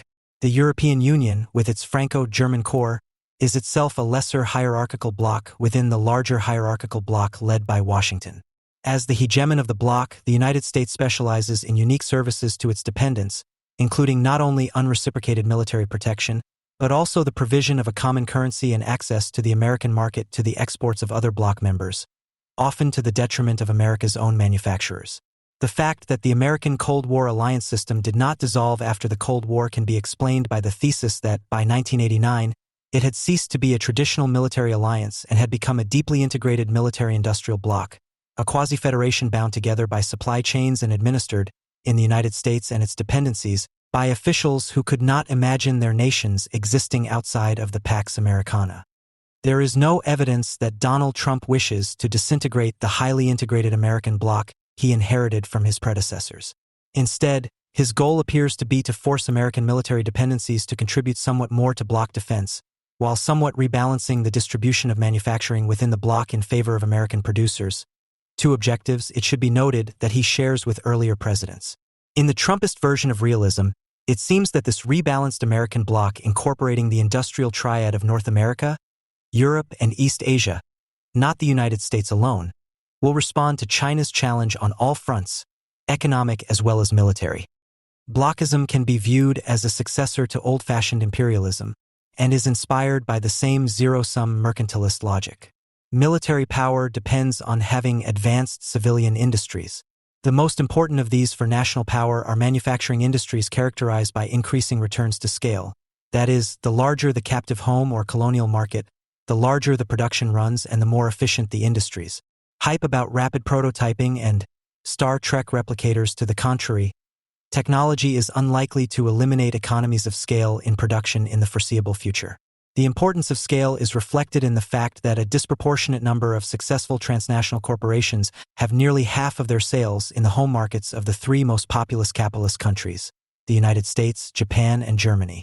The home market effect helps to explain why Boeing and Airbus are the dominant players in global jetliner construction, and why search engines and social media platforms are dominated by American companies like Google, Amazon, and Facebook. The benefits of scale for modern industrial production undermine the argument, shared by many offensive realists and defensive realists alike, that the United States should focus only on near-term military threats from already developed industrial countries and forego competing with rivals for influence in undeveloped areas. Echoing most realists, Mearsheimer writes, "This means the United States should not fight wars in Africa, Central Asia, or areas of the Middle East that lie outside the Persian Gulf." During the Cold War, for example, realists maintained that American policymakers should avoid wars in the Third World or developing world because it was populated with minor powers that were of little strategic significance. But 17th and 18th century mercantilists, 19th and 20th century colonialists, and American and Soviet strategists during the Cold War often sought to incorporate poor populations and territories into their blocs while denying access to them to their rivals. They did so not on the basis of immediate contributions of these areas, if any, to the wealth and power of the metropole, but rather with an eye to their future potential as captive markets for national manufactured exports, sources of raw material, and, in some cases, sources of civilian or military labor. Formal and informal colonialism has often been immoral but not irrational. It is much easier for a great power to expand its relative power by incorporating foreign nations into its alliance system and its extended home market than it is to boost its power by purely internal national population or productivity growth. Like defensive realists, anti-imperialists in the past have often argued that the costs of empire outweigh the benefits. But that depends on the time frame. The British, French, and other European colonial powers who extended their control over much of Africa, Asia, and the Middle East in the late 19th century, and between the world wars assumed that their empires would exist for generations. They were willing to pay initial costs as down payments on future contributions to the military and economic might of their empires.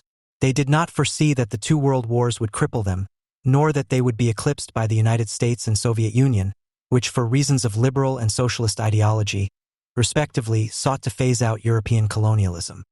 Nor does popular nationalism inevitably doom empires and their modern successors, transnational blocs. On the contrary, multi-ethnic regional empires have been the norm in world history. National independence movements tend to succeed only when the imperial power is weakened by war or when its rival intervenes on behalf of the rebels.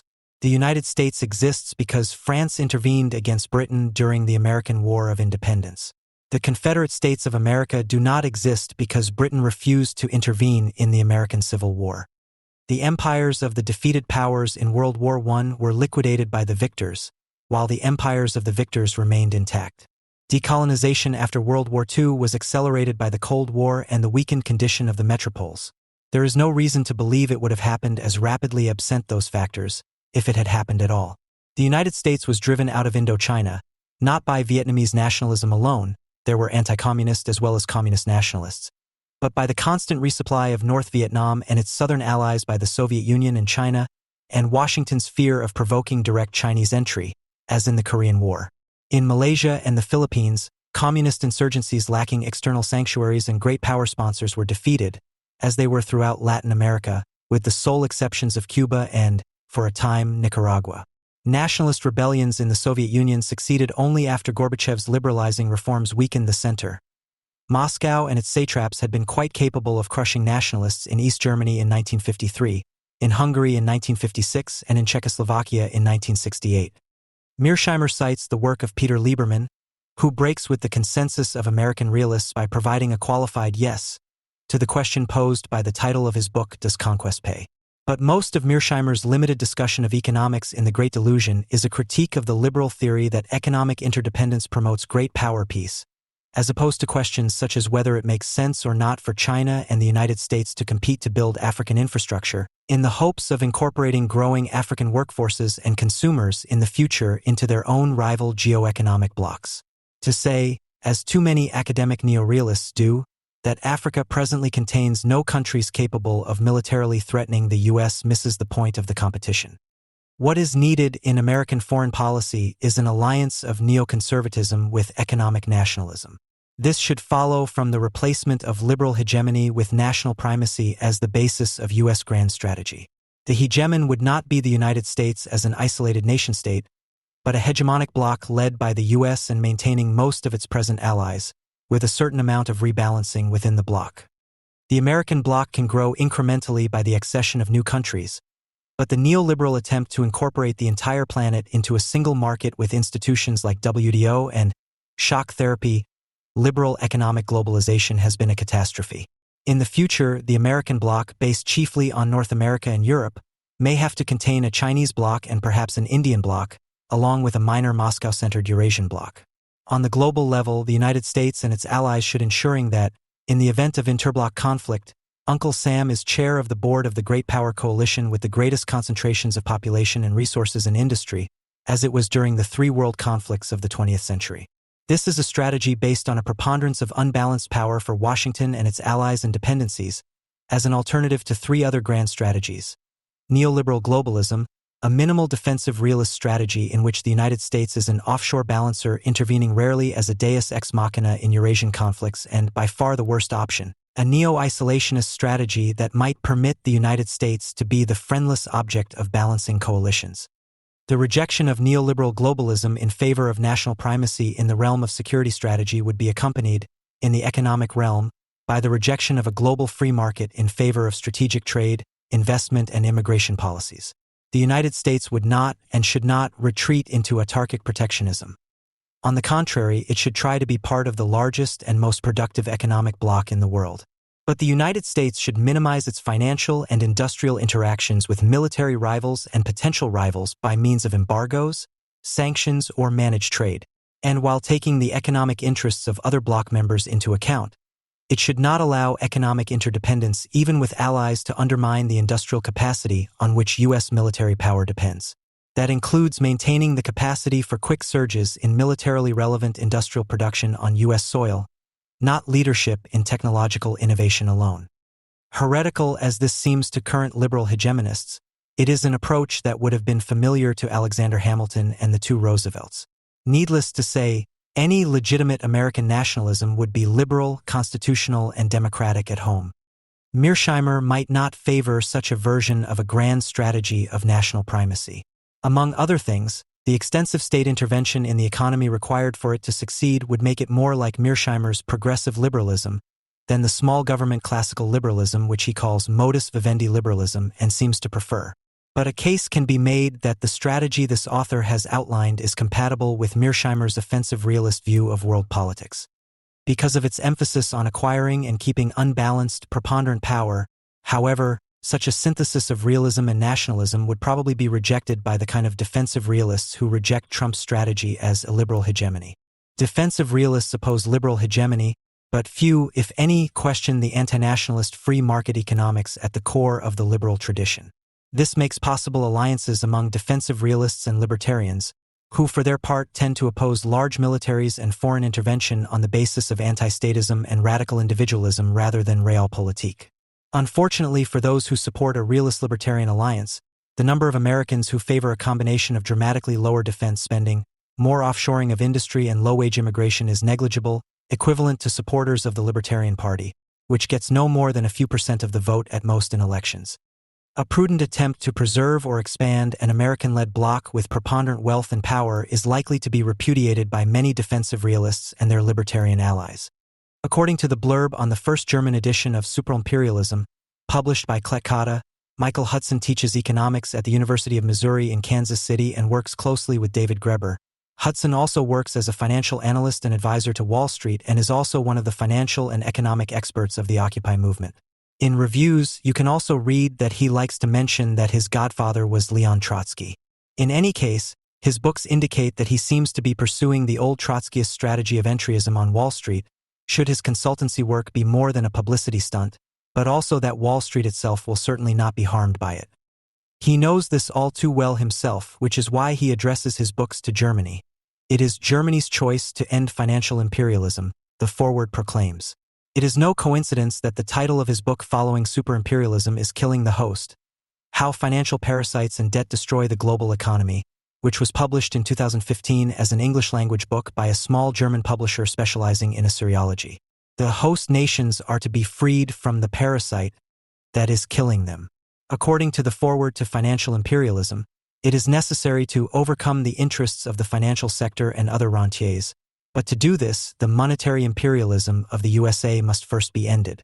To this end, he advises Germany to join the Shanghai Cooperation Organization, SCO, which was founded in 2009 and to which China and Russia belong, and in which Iran has already been granted observer status. This would make it possible to avoid the isolation with which the U.S. strategists threaten countries that oppose their financial imperialism, and only in this way would it be possible to bring trade and investment in their own national currencies back under control and stand up to the U.S. sanctions. China and Russia were following the example of good old capitalism, which had not yet been dominated by finance capital. They were following the classic path of development, sticking to a mixed economy with public and private components. The choice is therefore between short-term gains through dependency, which leads to austerity, and long-term independent development, which ultimately guarantees prosperity. Whether to follow the classic path and start from public infrastructure measures, or whether to privatize the public sector and leave planning to profit-oriented companies. It is generally known that Chinese expansion in Asia, Africa, and Latin America is based on providing loans primarily for infrastructure investments, thereby creating direct political dependencies that are linked to the promise of prosperity. This expansion is the exact opposite of the method of the U.S. hegemon, which links the promise of prosperity solely to the accumulation of capital, which as an end in itself must also run counter to immediate political dependence. The hegemon's form of rule is based on this, which can only be mediated by financial capital and the world market. The purpose of Hudson's books, however, is to portray precisely this form of rule as unmediated.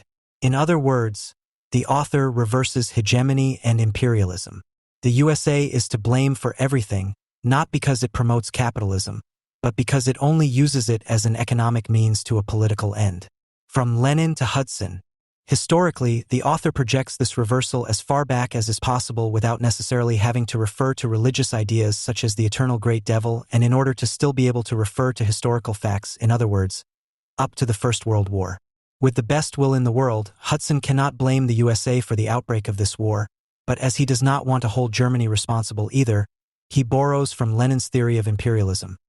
Governments in a capitalist world are the executive organs of the national bourgeoisie. The conflicts of interest between competing national groups of finance capitalists must inevitably turn into international disputes involving states. To follow that war was inevitable. Hudson follows Lenin to the extent that he states that the World War arose primarily from competition in international finance capital. However, in his capacity as a backward-looking political and Wall Street consultant, he then asserts what Lenin would never have said: it was short-sighted of the individualistic actors of international laissez-faire finance capitalism to demand that their governments divide up the world and its markets and thus risk a global war. With the entry of the USA into this war and its financial demands on the Allies, the scope of Lenin's theory has already been exceeded for him. The war had in fact led to this private financial capital being replaced by a system overburdened with interstate claims and debts.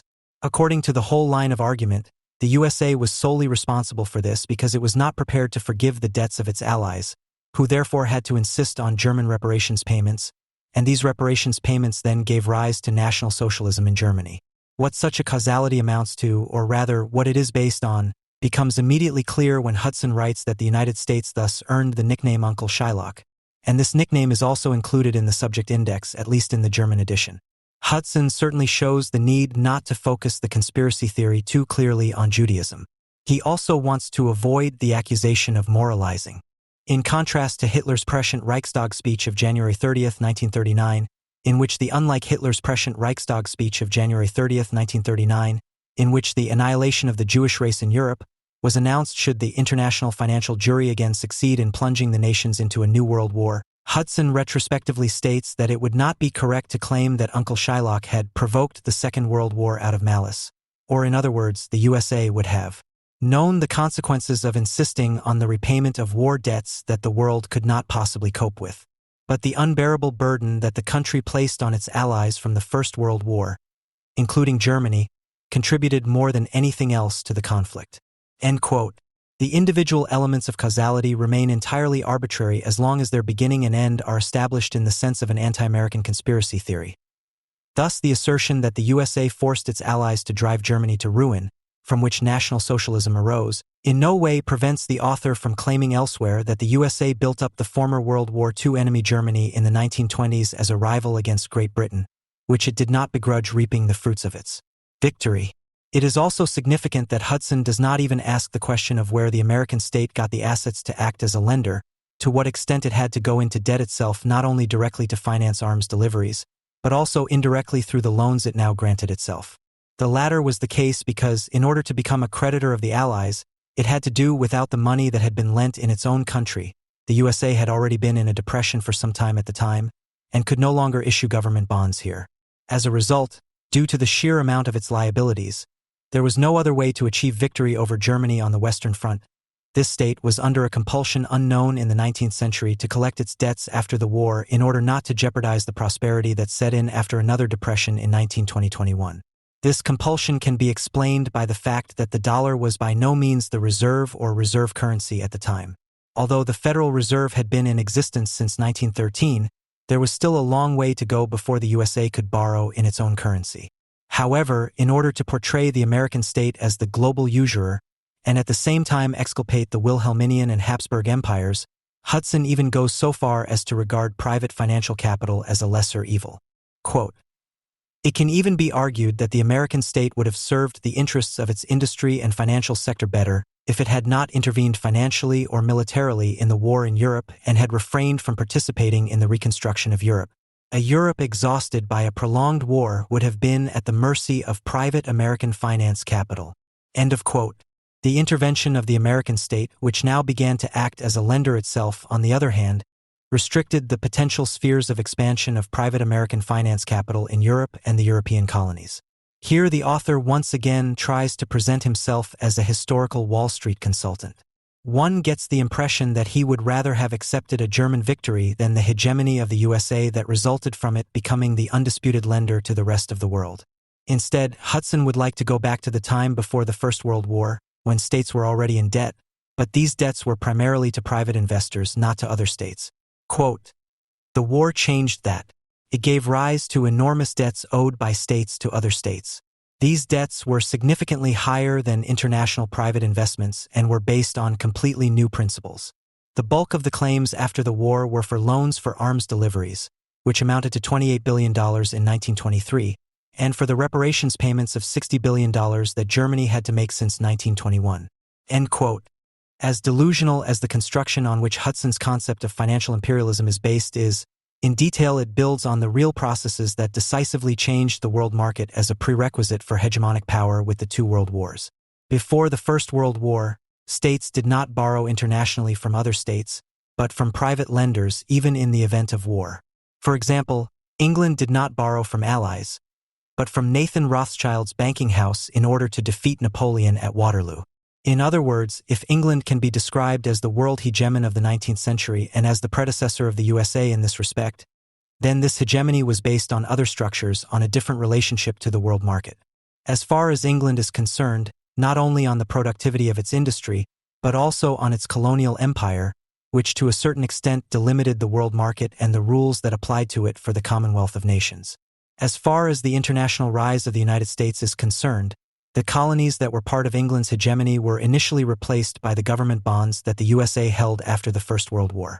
Before this war, one ally had supported the other primarily in the form of subsidies, not least in order to share in the spoils after victory, which consisted of immediate material assets, above all the gain of territory. The USA, however, and Hudson sees this as the source of all evil, offered loans instead of subsidies. The rationale was that they were not entering the war with territorial or colonial claims. End quote.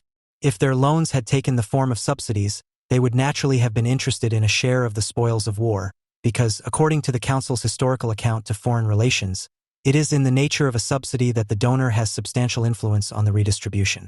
For giving such subsidies, Prime Minister William Pitt had led the coalition against Napoleon to reorganize Europe. The U.S. interest in World War I, on the other hand, was to defend its own sovereign rights, and once they were secured, it was left to the Allies to divide the spoils of war among themselves. The USA concluded a separate peace with Germany, which did not include reparations, and only insisted on repayment of the loans to the Allies. This approach was geared towards enforcing the mediations of the world market over the traditional policy of colonialism, so that the immediate appropriation of wealth was necessarily replaced by fictitious capital, which the state claimed for itself. However, Hudson presents it in such a way that the USA was actually claiming the primacy of politics. Quote, "It was not the investments of private finance capital that decided the foreign policy of the United States, but the government that decided, more or less indirectly, the growth and destinations of American investments abroad." End quote. This is the new theory of imperialism that Hudson presents, which is not new at all, but merely systematizes the anti-imperialist delusions that have long circulated about U.S. neo-colonialism. He is not at all interested in the fact that the U.S. government determines investments indirectly rather than directly, and this is precisely how he is able to make the difference between hegemony and imperialism disappear. He also writes that the USA had cast an eager eye on the British Empire. They wanted to smash this world empire in order to be able to incorporate it, and does not realize that he is contradicting his own distinction between subsidy and debt. In fact, the USA broke with the primacy of the political by not doing what Hudson would have advised them to do, namely to write off the arms deliveries to the Allies as war costs. Quote, "By refusing to negotiate with its European allies over their debts, the United States took an even more irreconcilable stance than the Entente did towards Germany in the Treaty of Versailles." End quote. The author does not even consider that the World War should not be regarded as a war like any other, that the new dimension of its costs could rather have enforced the primacy of economics, which the USA merely complied with, indeed had to comply with, insofar as the world market itself was not to be abolished. Furthermore, Trotsky's Godchild perfectly demonstrates what characterizes all anti-Americanism. No matter what the USA does, whether it intervenes or withdraws, whether it fulfills functions of the hegemon or refuses to do precisely that, it is and remains the epitome of the reprehensible. In the period after the First World War, Hudson accuses the USA of refusing to take over the leading role from Great Britain in maintaining stability in the international financial system. And he quotes George Auld, "Sterling had lost its leading role, or so it seemed. But the dollar was not yet an indispensable part of the world economy. The international monetary system was trying to function without its partner, the credit system. There was no state that fulfilled the function of a global lender." However, Hudson accuses the USA of assuming this function in the period after the Second World War. On the one hand, he says that the United States had numerous opportunities after the First World War to maintain its financial claims on Europe without destroying the global economy, that it could have pursued a policy like the one after the Second World War even then, and thus conceals the fact that the USA in the 1920s and 1930s was still far removed economically and militarily from the opportunities it had after the Second World War. On the other hand, the main interest of the later chapters of the book is precisely to portray U.S. policy after the Second World War as even worse. What happened after the Second World War was nothing less than a reversal of international law, and even Europe and especially Great Britain would have to accept the accusation that they had accepted without resistance the American plans for such a pernicious post-war order. It hardly occurs to the author that this acceptance could have anything to do with the military importance of the USA in the Second World War. Nor does it occur to him that, in contrast to the period after the First World War, the USA was therefore able to waive its demands for debt repayment, namely by settling these debts in a different way, and the US dollar, together with its link to the gold reserves, which reflected its military superiority, could now become the hegemonic currency. On this basis, the currency parities could be fixed relatively permanently. The productivity and balance of payments imbalances of the individual countries were balanced out by the exceptional productivity of the American economy. All interest groups in the USA agreed that a return of the crisis after the Second World War had to be avoided. This was only possible if the USA gained access to foreign markets. It was precisely this promotion of U.S. exports that took the place of loan repayments and reparations. Although Hudson takes note of this new strategy of opening up foreign markets for American exports, in 1945, there was a consensus that 60 million jobs had to be created. He clearly sees it as a particularly insidious maneuver to drive other countries into dependency.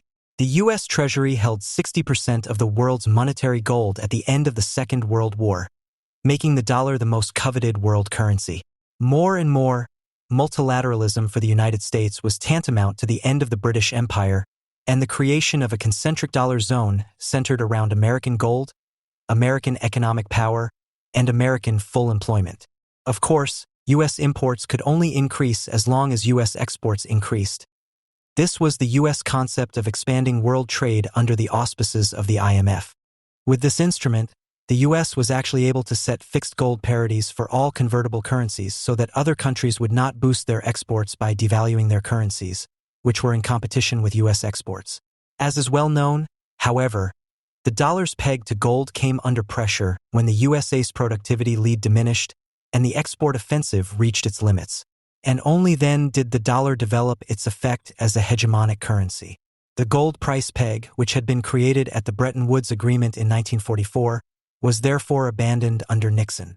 Since the central banks of other countries could no longer buy gold after 1971, without encountering a clear rejection in the USA, there was only one asset in which they could invest their balance of payments surpluses: American government bonds.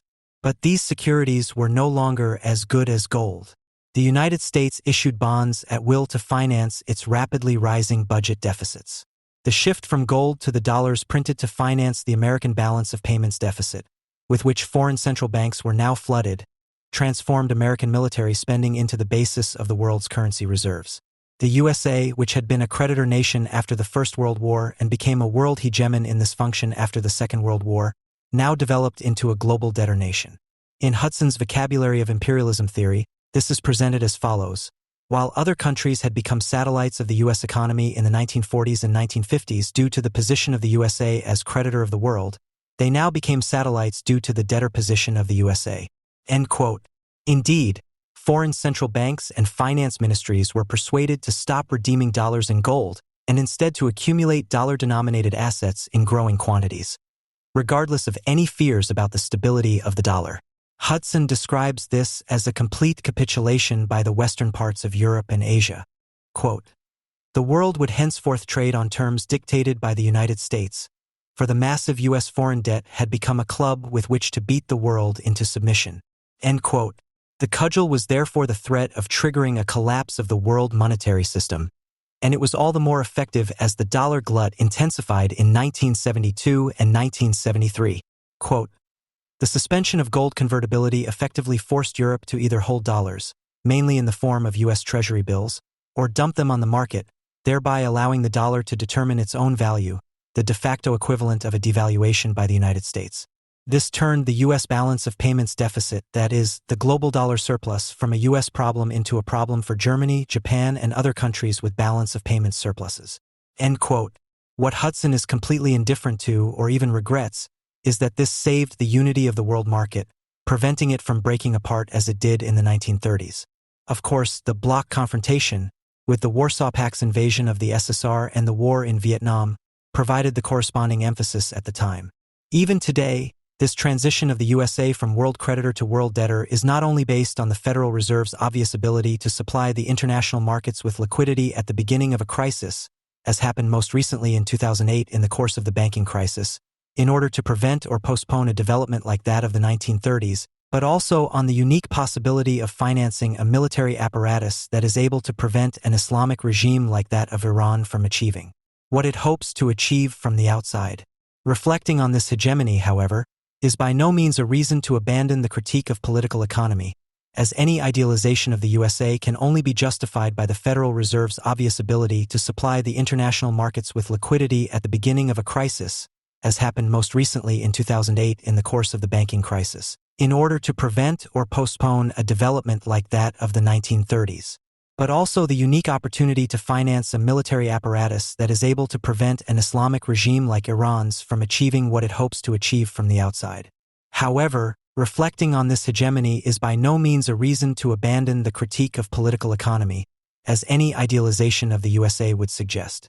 as categorically as the hegemon speaks of the values of the West instead of the value of the capital relationship, as emphatically as democracy and human rights are invoked, the hegemon per se is only ever concerned with enforcing the world market and removing the boundaries of capital accumulation, and only under this condition with values, democracy, and human rights, which, like all moral questions in the face of the capital relationship, must therefore be regarded as side effects or positive collateral damage.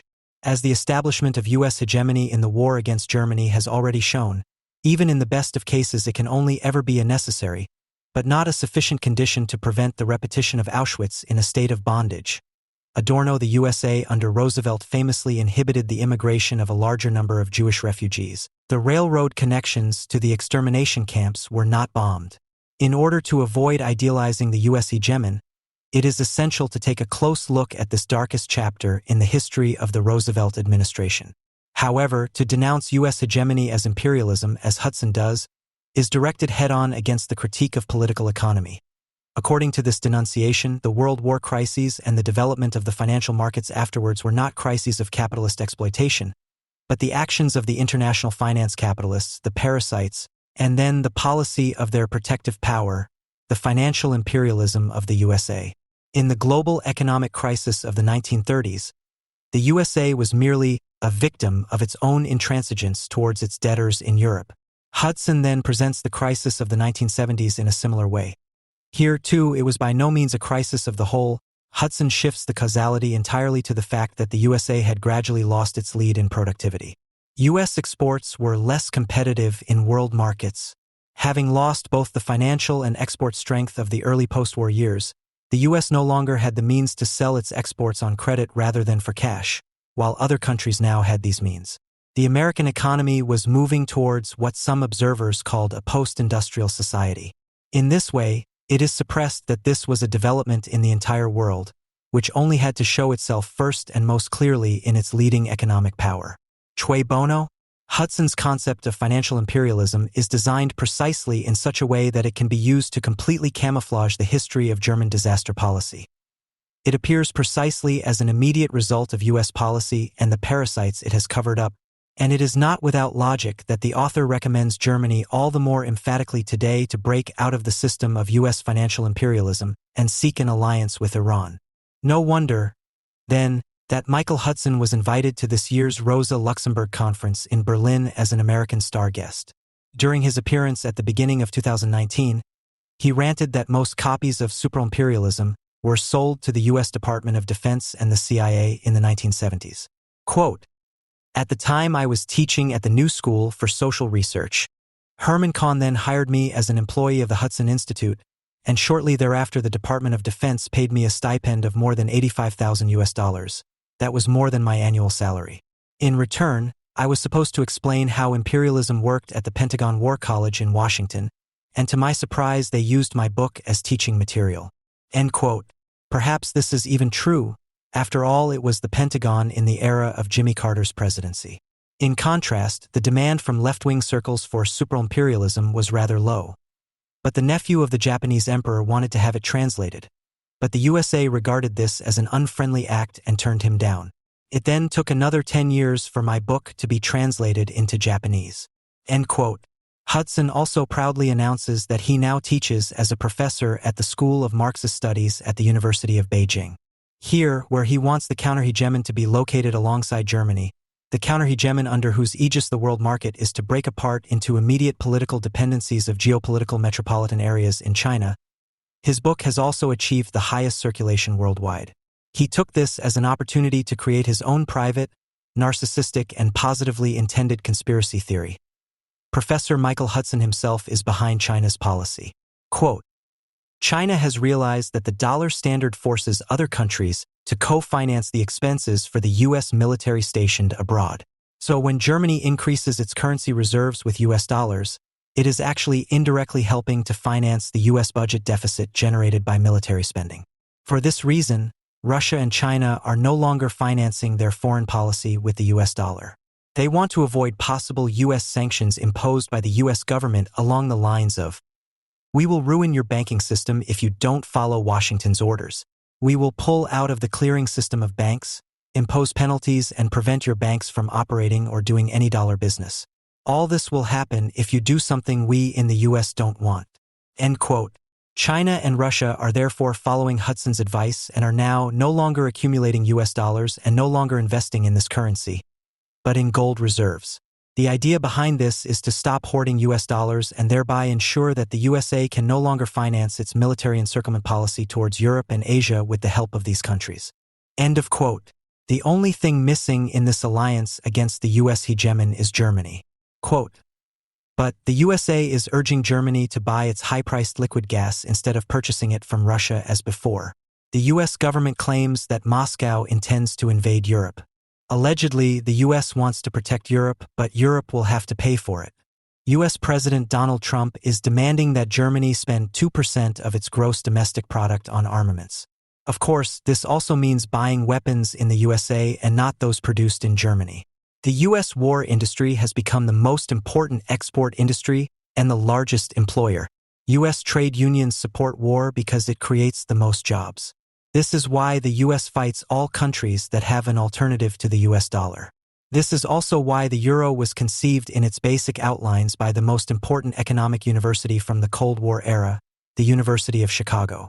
The euro was to become a satellite currency of the U.S., a part of the dollar, so that any European balance of payments surplus would flow to the U.S. Treasury in the form of U.S. dollar bonds. In this way, the euro acquired characteristics that would prevent an active economic policy from the outset. End quote. So the USA is also to blame for the euro crisis. Quote. This means that the EU does not pursue a policy according to Maynard Keynes' theory, cannot work itself out of a recession and stimulate the economy because the source of the necessary money is the commercial banking system. And the problem with bank money as opposed to government money is the interest that is charged.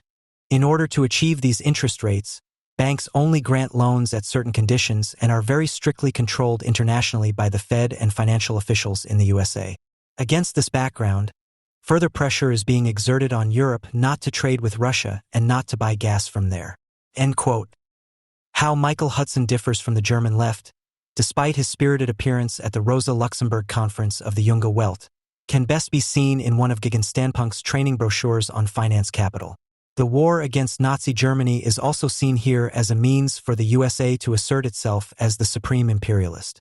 Quote, by winning world wars, 2 hot and 1 cold, the USA has enforced the competitive regime to which the nation-state heirs of the Soviet Union and its satellites, as well as the People's Republic of China, have joined after the dissolution of the socialist camp and after the rejection of the planned economy conceived as a precursor to communism, and they continue to maintain a readiness for war which they consider indispensable in order to sufficiently exclude alternatives to civil intercourse between states in conformity with capitalism. End quote. The worldwide marketing of American national debt, this noble way of using foreign wealth for America's financial strength and power, enables this country, it is quite rightly said here, to constantly develop an apparatus of military force which does not always have to be used, but is indispensable in order to discipline the rest of the world to some extent in the interests of the USA. End quote. In contrast to Hudson, the anti-imperialists from the opposing point of view are also better able to assess the strength and weakness of the hegemon, and here one may perceive remnants of Marx studies. On the one hand, they recognize the strength much more clearly in the military power, in the sheer size and power of the U.S. military apparatus. On the other hand, they do not simply ignore powers such as Germany or the EU as competitors within the same system, even if this is a competitor outside of competition, or even see them as alternatives to financial imperialism as Hudson does. They name the balance of power within the IMF and World Bank more precisely, for example that it is only a particularly high proportion of U.S. votes that constitutes hegemony here, and they note that on the world market itself it is merely a matter of a quantitative overweight of the US dollar in the basket of several currencies that are available as reserve currencies for refinancing states in payment difficulties. Quote, with the capitalist power of credit which is embodied in these currencies, they compete with the USA at its own level, namely in the crediting and utilization of the world economy for the success and justification of its credit creation, and thus attack the exceptional position of the USA and its dollar. America, for its part, is fighting with the power of its capital and with intensive economic relations with all countries from which it can earn money, not least with free access for its strong economic sectors to the European market, against the emergence of equal competitors in its like-minded partners and the emergence of an equal alternative to its world money in the euro, which would not tolerate the loss of its dominance in world business because of the vast amount of government debt held in value by the U.S. central bank system. The competition between the major world money powers is therefore fundamental. It affects the foundations of their position in global capitalism. Nevertheless, it does not break their agreement on the competitive order, nor does it end the cooperation of the major opponents in the preservation and further development of the established regime with its freedoms for capitalist property. Both sides know what they have in it." End quote. So at least the Gegenstandpunkt knows that these powers do not have a definitive grip on the system on whose global functioning they had made their own capitalist wealth dependent, that the world's money competitors are not automatically masters of their own conditions for success. This is precisely what the hopes of the German left are pinned on. While Michael Hudson is very specific about the SCO alliance and would like to see it viewed hopefully as the beginning of a counterworld market, they prefer to follow their general and apocalyptic hatred of mediation. Nothing is therefore more symptomatic of their concept of imperialism than the derision poured out by the Gegenstandpunkt on the forms of hegemonic politics, insofar as they make it possible to postpone or limit the use of force. Quote, "Via the global financial market, its constitutional guardians are getting hold of all third powers and their protégés. An encroachment on foreign sovereignty in a completely civil form that can otherwise only be achieved by force." End quote. The sympathy for the fact that it can again be done by force is expressed discreetly, because the Gegenstandpunkt does not want to make common cause with the ordinary left and right anti-imperialists. The way in which the IMF takes action is described in detail, namely by linking loans from its funds fed by the powerful world economic powers with tough, strictly controlled conditions with the sole aim that the governments of countries in difficulty regain access to the credit markets, even at the expense of the remaining subsistence resources and opportunities of the capitalistically unused people of the state. End quote. Not a word is said about the alternative offered by a power like China, where loans are granted not so that these governments can regain access to the credit markets, but in order to create direct political dependencies. In any case, counterpoint means thinking from the state in order to unmask the hegemon, who of course wears no mask at all. What is disturbing is actually the renunciation of force that it can impose on other states. It is about the premise of civil interaction between states, which provides the world powers with such beautiful civil means of coercion, namely the general fundamental renunciation of violence itself. And ultimately, no one is as clear about this as the great world leaders themselves. This can only be ensured by their superior power, a power that takes the freedom of decision on this fundamental issue out of the hands of the other rulers on the globe. End quote. They need a force with which they can effectively restrict the freedom of foreign sovereigns, deter them from the sovereign use of their power, and force them to respect the constraints they have established. Only then are they, sufficiently in their terms, masters of their own destiny. So the equation that the global regime of finance capital can only function as the political economy of their imperialism is also true from their point of view. End of quote. The Gegenstandpunkt hesitates to openly advocate that foreign sovereigns should no longer be restricted in their exercise of power, that they should be given complete control of the decision on this fundamental issue. Just as Michael Hudson hesitates to openly take sides with the Islamic Racket Republic of Iran. What such critics of finance capital have in common is their silence about the fact that Germany has already taken the decision on this fundamental issue completely into its own hands and what the use of force means in this case. What they have in common is their silence about the extermination of the Jews. The common assertion since Chancellor Angela Merkel's term of office that Israel's security is non-negotiable as German raison d'etat is causing more resentment than ever. Incorruptible human rights watchdogs, confirmed by the global intifada mood, no longer want to hold back and finally declare German opinion on Israel to be Israel's reason of state, against which the Jewish state must be measured in future. For this reason, Green MP Lamia Kader, who is usually busy calling for more Islam against Islamism, went on the offensive on August 12, 2024 in the program Hart Aber Fair. The security and existence of the State of Israel is our reason of state, and it applies permanently and always. But it does not apply to every Israeli government. That's a big difference, and we need to make that clear again. End quote. Up to now, Germany's special responsibility meant that it had to stand up for Israel's security interests regardless of day-to-day politics. But Israel should finally play by European, i.e. German, rules, peacefully, pluralistically, and against the right. However, It didn't take a green talk show prankster to disavow the state's promise of reappraisal. A state that does not even manage to stand up to the anti-Semites in its own country should not pretend that it could do anything decisive for Israel's security in the Middle East. Nevertheless, it is symptomatic of current German policy that it is contributing to the weakening of Israel in a chummy, lecturing pose. Hamas won the war of television images after October 7th because the Western media and governments are reproducing the jihadists' propaganda. However, a Green foreign minister, who traveled to the Middle East for the 11th time at the beginning of September, is also contributing to the depoliticization and trivialization of the Palestinians' anti-Semitic campaign of destruction. After Annalena Baerbock showed shock and solidarity immediately after the massacres on Israeli soil, she switched to the routine mode of equidistance just a few weeks later. In view of the images of injured children in the rubble of Gaza, which are used as evidence against Israel without any source criticism, she no longer felt affected only as a politician but also as a mother. Meticulous protocols of one's own emotional state are considered proof of political authenticity, which is why it does not attract negative attention when a high-ranking representative of the state, instead of remaining in her role, tends to reveal inner emotions, Richard Sennett, beyond the average level. The problem is that the obligatory concern sabotages political judgment and elevates mere arbitrariness to a principle.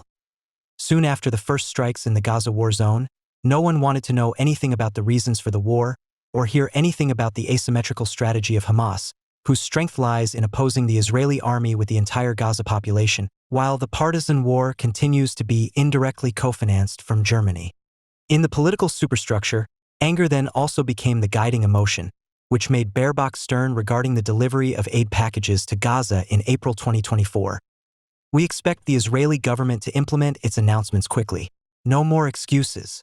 Even more corrosive than the kindergarten supervisory tone is the hubris with which she pathologizes Israel, which has every right to retaliate, as a patient on the German couch. Our reason of state means standing up for the security of the State of Israel. It also means doing everything to ensure that Israel does not lose itself in this war. End quote. Only Annalena Baerbock knows the true nature of Israel, and therefore knows better than Israel whether it is in its right mind or whether it is giving up. The invectives critical of Israel from the German Foreign Ministry disappointed those friends of Israel who have learned to appreciate the Greens as pro-Israeli, and therefore pro-Western, and who have to ignore the notorious equidistance of habitual opportunists as well as appeasement towards Islam at home and abroad. Point for the Greens have transformed themselves, but this is not a political success story in which sinister esoterics have successively become westernized contrary to what is usually reported in the humorous historical accounts of bearded wool sweater wearers. Rather, the suicidal West has adapted to the modernized Greens to such an extent that the latter can nowadays throw themselves on the chest as the protective power of liberal values without any great contortions. In their early days, the Greens focused on environmental and homeland protection, ranging from ecologically interested neighborhood networks to nonpartisan socialists and folkish spiritualist rural communards. The initially harmless idea of environmental protection escalated into a chronic fear that the piece of earth one inhabited would not be polluted, poisoned, or covered in nuclear death. Foreign countries were either perceived as a threat to one's own clod, for example in the form of American medium-range Pershing II missiles, or romanticized in anti-imperialist terms. Consequently, the Greens had very little to do with foreign policy. The only book that explicitly deals with the foreign policy debates in the early days of the Greens is from 1998 and is aptly titled, "The Greens and Foreign Policy, A Difficult Relationship." End quote. The Greens first came into the spotlight of foreign policy when a 6-member parliamentary group and party delegation set off for the Middle East in 1984 to declare peace with Israel. The delegation had drawn up a final declaration before the start of the trip, which was made public during the trip. It stated that the Israeli government would bear full responsibility for the looming bloodbath in the Middle East if it does not change its policy decisively. End quote.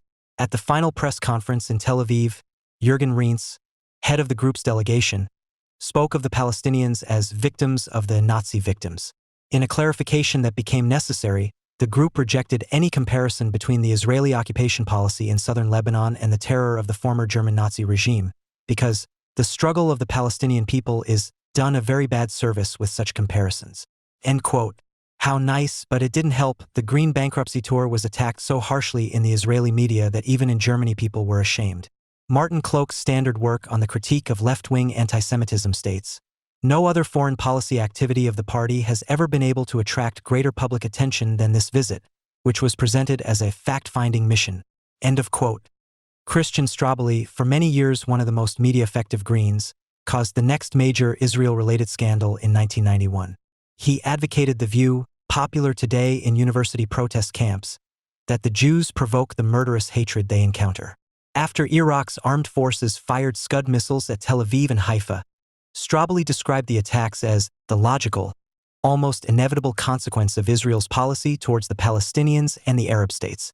While Merkel was still in office, the Green parliamentary group in the Bundestag called for Israeli goods from the West Bank to be labeled. It has little to do with Israel that Green bashing tends to be considered right-wing today. In times when polemical criticism was not yet ubiquitously identified with hate speech and state delegitimization, contempt for the Greens was still widespread even among sensible leftists. Not least because of the striking similarities in the arguments of Green and Brown friends of nature or peace who were committed to an alternative reformed idiocy of rural life. The authoritarian eco-movement was not concerned with the humane shaping of the environment, but with the protection of fetishized nature from humans, who were seen as pests. This certainly links them to the Greens of today, who are no longer concerned with the local environment, but with the global climate, who like cities so much that they condemn them, and who essentially aim to minimize the human risk by means of technocratic population control. The early Green resentment against Israel stems from the same regressive obduracy against civilization that correlates in post-Nazism with the collective urge to expose Jews as perpetrators. Hence the pathologically self-referential obsession with pity for Palestinians, whose struggle for folkish self-determination against the Jewish state is projectively fueled as the counter-image of proper statehood. Joachim Brun. This obsessive neurosis is expressed in the talk of the victims of the victims. Unlike in smaller sects, however, there have always been people in the Greens who disliked the anti-imperialist abstraction of German history. The so-called Reylos recognized early on that hostility towards Israel and anti-imperialism are a hindrance when it comes to coming to power. The initially consensual radical pacifism was abandoned in favor of a responsible realpolitik. The first Green foreign minister, Joschka Fischer, paved the way for a general German foreign policy that was obliged to take action in other countries because of Auschwitz. Since then, the special relationship with Israel, which is inevitably linked to the self-description as a nation that has successfully come to terms with the past, has forced German politicians to dispense with ordinary anti-Zionism. The Greens also enjoy the counterfactual reputation of being pro-Israeli because they are open to academic criticism of anti-Semitism.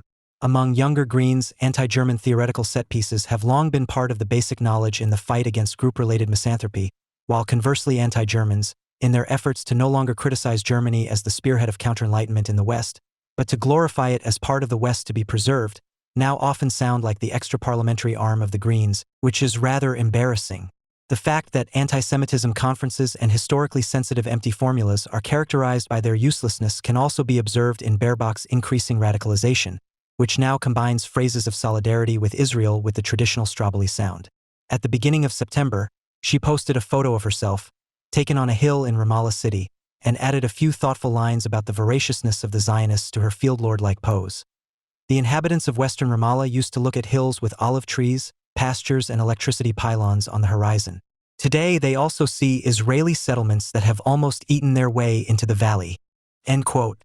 In the face of such enlightened arrogance, the question arises as to whether the vulgar hostility to Israel of traditional leftists like Sarah Wagenknecht is any less devastating, because at least with them you know where you stand. Chancellor Merkel had already made a course correction to Gerhard Schroeder's grumpy male-bonding diplomacy by focusing on a foreign policy more strongly oriented towards values. According to Merkel, we do not want to remain silent about human rights violations against anyone in the world, no matter how hopeful our trading partners or how important countries are for stability and security.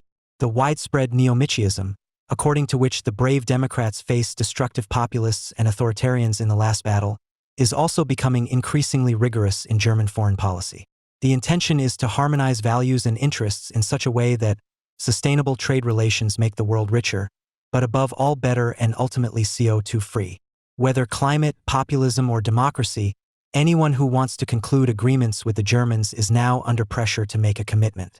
The assumption is that the countries included in the partnership of values have an immediate stake in what is true, good, and beautiful. To illustrate this, just take a look at Germany's national security strategy, which states in 2023 in Pippi Longstocking style, that security means being free to shape our lives and our economy as we wish, without political coercion, without economic dependencies. End quote. Shortly after her inauguration, Baerbock said the following about her political self-image. I understand foreign policy as world interior policy. Crises have an impact across borders. They can only be overcome globally and cooperatively. End of quote. The vocabulary introduced by the peace researcher Carl Friedrich von Weizsäcker before Jürgen Habermas polished it up as a paradigm for post-national governance resonates with the will to manage the deregulated accumulation regime across borders. The Greens feel called to morally enforced regulation. Their competencies include unconditional strength of will, which is expressed, for example, in the fact that they are not even irritated by the failure of their planned fantasies within Germany's borders. Meanwhile, the instrumentalization of global crises and wars for national labor and social policy is a reliable side effect of such policies. For 30 years, the mobilization for competition on the total world market has been enforced with reference to the unavoidable demands of globalization. The global climate is decided in Germany, and in recent winters there has been a cross-party opinion that the belt must be tightened because of Putin. Political events outside Germany are thus perceived almost exclusively as an extension of Germany's own problems, while behind the pseudo-humanist moralism lies the voluntarist view that politics can override both the laws of capitalist production and the objective competition between states. In this sense, world interior policy is a title for the renunciation of predictable foreign policy and a domestic policy that serves the national interest in a reasonable manner, fueled by megalomaniacal intentions of world happiness. This self-referentiality explains the retreat of classic diplomacy. Whereas in the old Federal Republic, for example during Helmut Kohl's time in office, so-called quiet diplomacy was cultivated, for which it was constitutive that only the results of the intensive negotiations usually reached the public. Today the later tweeted, camera appearance of the negotiating partners seems to be the actual purpose of the meeting. As right as it is for Baerbock to reproach her Chinese colleague in front of a live stage, the staging is based on the fact that, apart from a brief phase of Chinese offense, the whole thing remains inconsequential at intergovernmental level. The fact that the Greens, in particular, have been inspired by Chinese totalitarianism and its destruction of all privacy and individual freedom of choice in their games to implement climate, energy, and health policy goals into the everyday lives of citizens is not even considered. Left-wing and especially green politics are no longer characterized by the demand for more time and a greater share of social wealth for all. Instead, they offer permanent meddling in private affairs, more control thanks to digitalization, and the demand to tighten our belts even more in order to overcome the crisis. The world interior policy is also a reminder to all privileged people who are too lazy and not empathetic enough for global progress. In a series of articles in the Frankfurter Rundschau, now published in book form, which aimed to sharpen the concept of world interior policy, Ulrich Beck proclaimed years ago that in the age of world interior policy, the legitimacy of ignoring foreign suffering was dwindling, because the new information flows ensured that people almost everywhere were aware of what was happening in other parts of the world. Of course, this cannot be done without relativizing the Nazis. We reproached our parents. How could you not know about the atrocities committed by the Nazis? Today, thousands are dying at the EU's borders.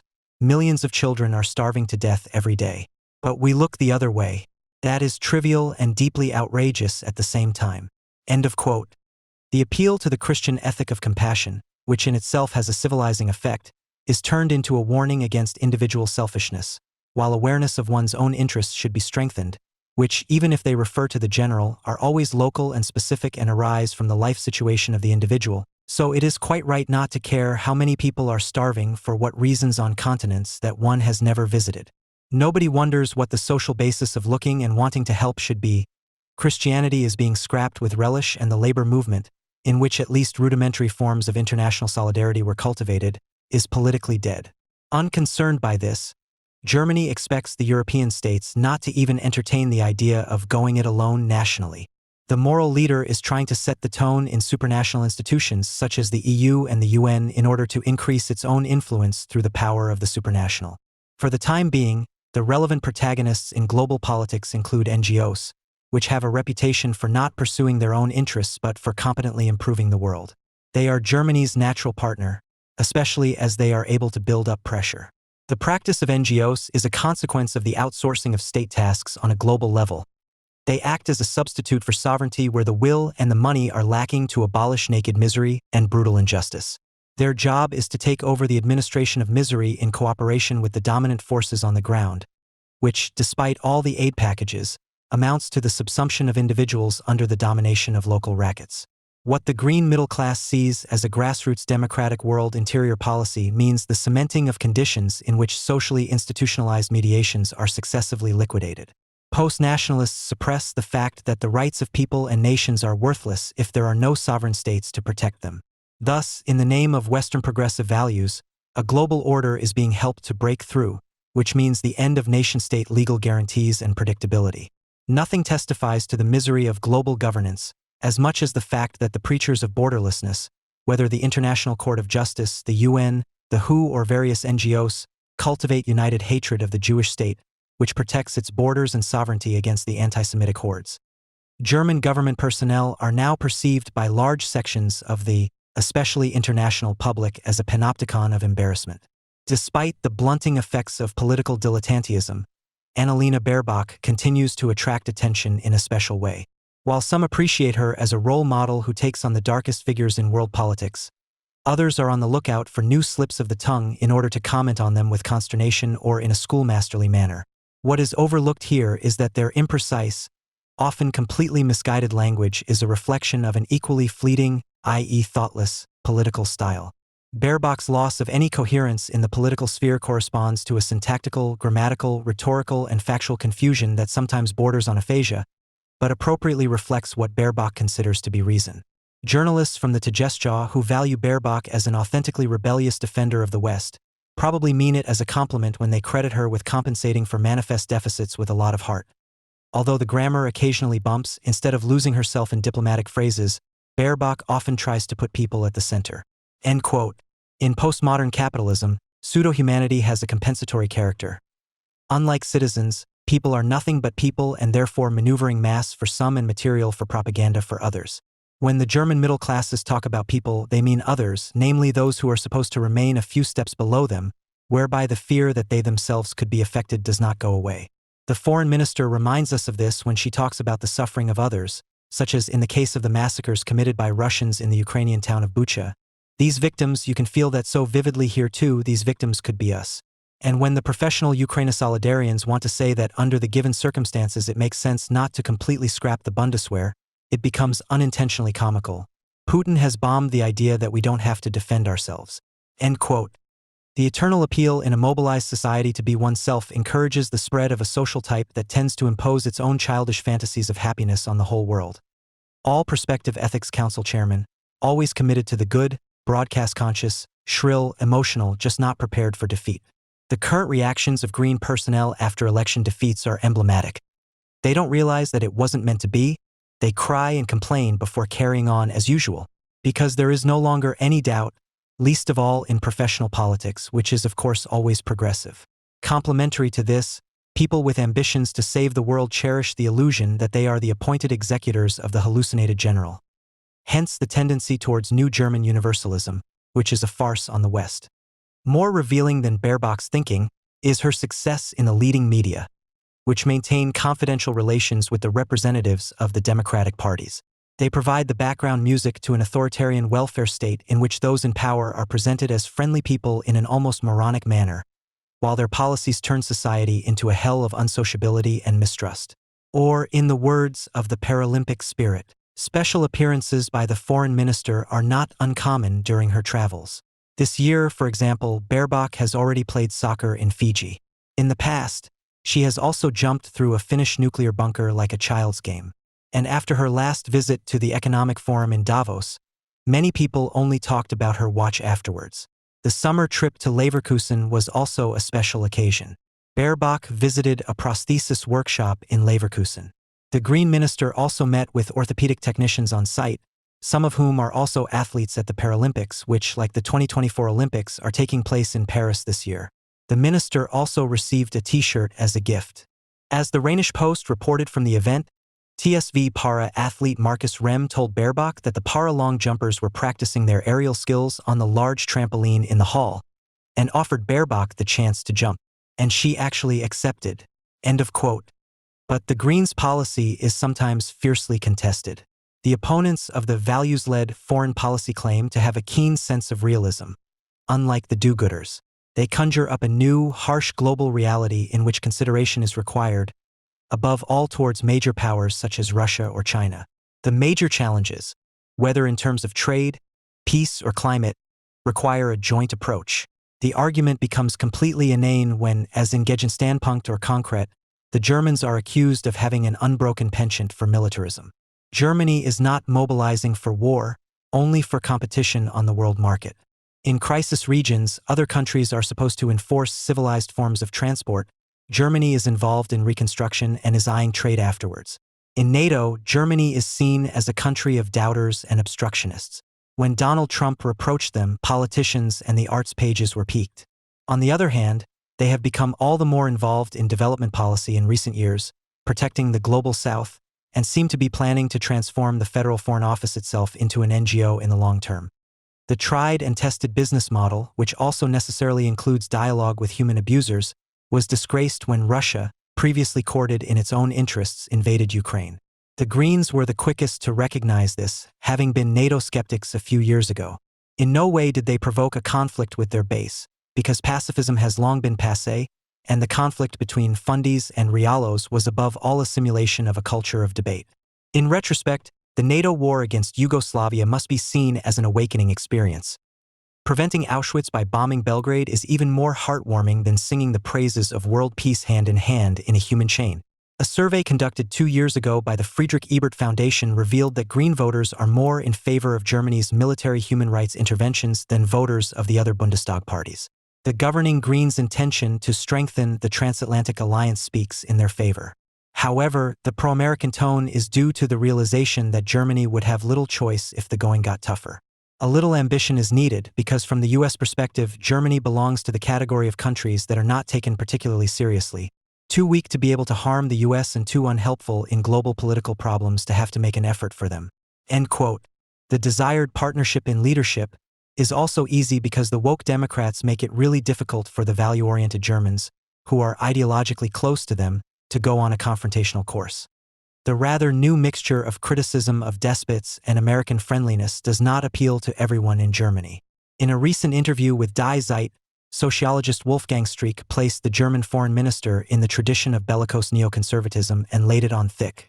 Quote, "Furthermore, right-wing conservatives believe that there can be no peace in this world.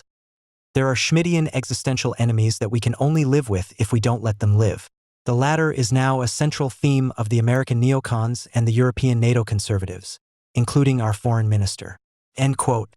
However, peace presupposes that the parties concerned want it or are forced into it by the threat or use of force. For the imperialist Russian state power, it is probably more true that it escalates regardless of attempts at appeasement when it deems it appropriate. At the same time, however, Streeck overestimates the foreign minister's aggressiveness. Despite all the talk about the need to subdue Russia, current foreign policy differs from that of the neocons in that, in the absence of a strategy or even an informed, consistent political theory, even the simple definition of the enemy fails and it fundamentally lacks any willingness to be consistent. The condition of the nagging is precisely the planned lack of consequences. Participation in war is out of the question for Germany, which is already skimping on the supply of weapons. In Germany, war is a diffuse scenario for the moral blackmail of its own population and other states, not a political possibility. In terms of foreign policy, there are also no potentially destabilizing upheavals in mind. It would be enough if disagreeable rulers adapted their jargon and refrained from invasions. This applies to activist politics in general, which has little to do with non-discursive reality. Where this illusion prevails, resistance ceases to be a symbol. It becomes the thing itself, but as its caricature, which is at the same time the renunciation of the thing. End of quote. Political analyses of the enemy would presuppose that the government strictly renounces moral evaluations. Apart from the fact that, despite all the military rhetoric about strengthening Russia, they are not fighting against Russia themselves, but only cheering on Ukraine, they are forgoing an appropriate assessment conveyed to the public of Russian goals, the political-economic dynamics within the country and the associated subject deformation in a society based on violence in favor of an infantile demonization of Putin. All of this should be the issue if Russia is, according to unanimous opinion, the greatest threat to Germany's security. So the right decision to support Ukraine is an expression of needs that have nothing to do with this war. No one can say what exactly is at stake, except that Russia must not win. which is why it is fundamentally possible to change values, enemies, allies, and fronts at any time, depending on how the situation changes. The same applies to the feminist foreign policy that has been put forward as the new premise. The cranky Islam appeasement alone sufficiently refutes the claim that one wants to take decisive action against misogyny and the oppression of women. However, the silliness is topped by the fact that, despite all admonitions, a permanent critical dialogue is maintained with Iran in terms of personnel and diplomacy, thereby undermining a policy in favor of the opposition. Germany keeps one of the most misogynistic regimes in the saddle, but there are more quota jobs in foreign missions that suit its own clientele. And that is probably what counts. Contemporaries interested in world politics are certain that the wars led by the USA have brought nothing but disaster to the world in this millennium. The interventions in Afghanistan in 2001 and Iraq in 2003 are not only regarded as a bad decision, but also as a catastrophic expression of American arrogance. Apart from the fact that the accusations made then and now are contaminated with anti-American sentiment, there were reasonable reasons for the war that the Germans could not be taught even then.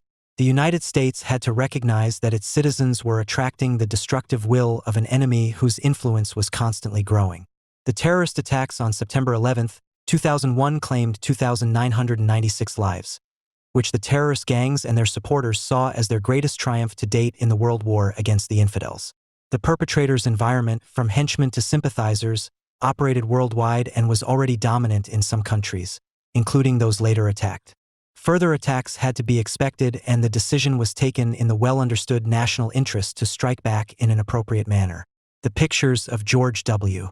Bush and firefighter Robert Beckwith, who died earlier this year, in front of the destroyed World Trade Center are unforgettable. They show the president with a megaphone in his right hand, his left arm over the fireman's shoulders. Bush's message was not only directed at the assembled firefighters searching for survivors in the rubble. "I can hear you. The whole world can hear you, and the people who brought down these towers will all hear from us soon." It was about retribution, but above all about defending the achievements of freedom, of which the citizens of the United States are proud for good reason. In his second inauguration speech on January 20, 2005, George W. Bush reaffirmed the goals of the war. As long as entire regions of this earth suffer tyranny and feed its resentment, as long as people fall prey to ideologies that preach hatred and excuse murder, violence will grow broader and more destructive, crossing even the most secure border and threatening us mortally. There is only one historical force that can break the regime of hatred and resentment, expose the deceptions of tyrants, and fulfill the hopes of the decent and tolerant: the force of freedom. Events and common sense allow only one conclusion: the survival of freedom in our country increasingly depends on the success of freedom in other countries. End quote. Even in the West today, one could no longer speak so pathetically of the power of freedom. The strategy was risky, the justification ambiguous. The fact that the US government of the time, as an actual world power, attributed the state of the world to the enemy without exception was, of course, only half the truth. The murderous madness is not identical with the capital relationship, but has political-economic preconditions that neither the liberals nor the conservatives want to know anything about.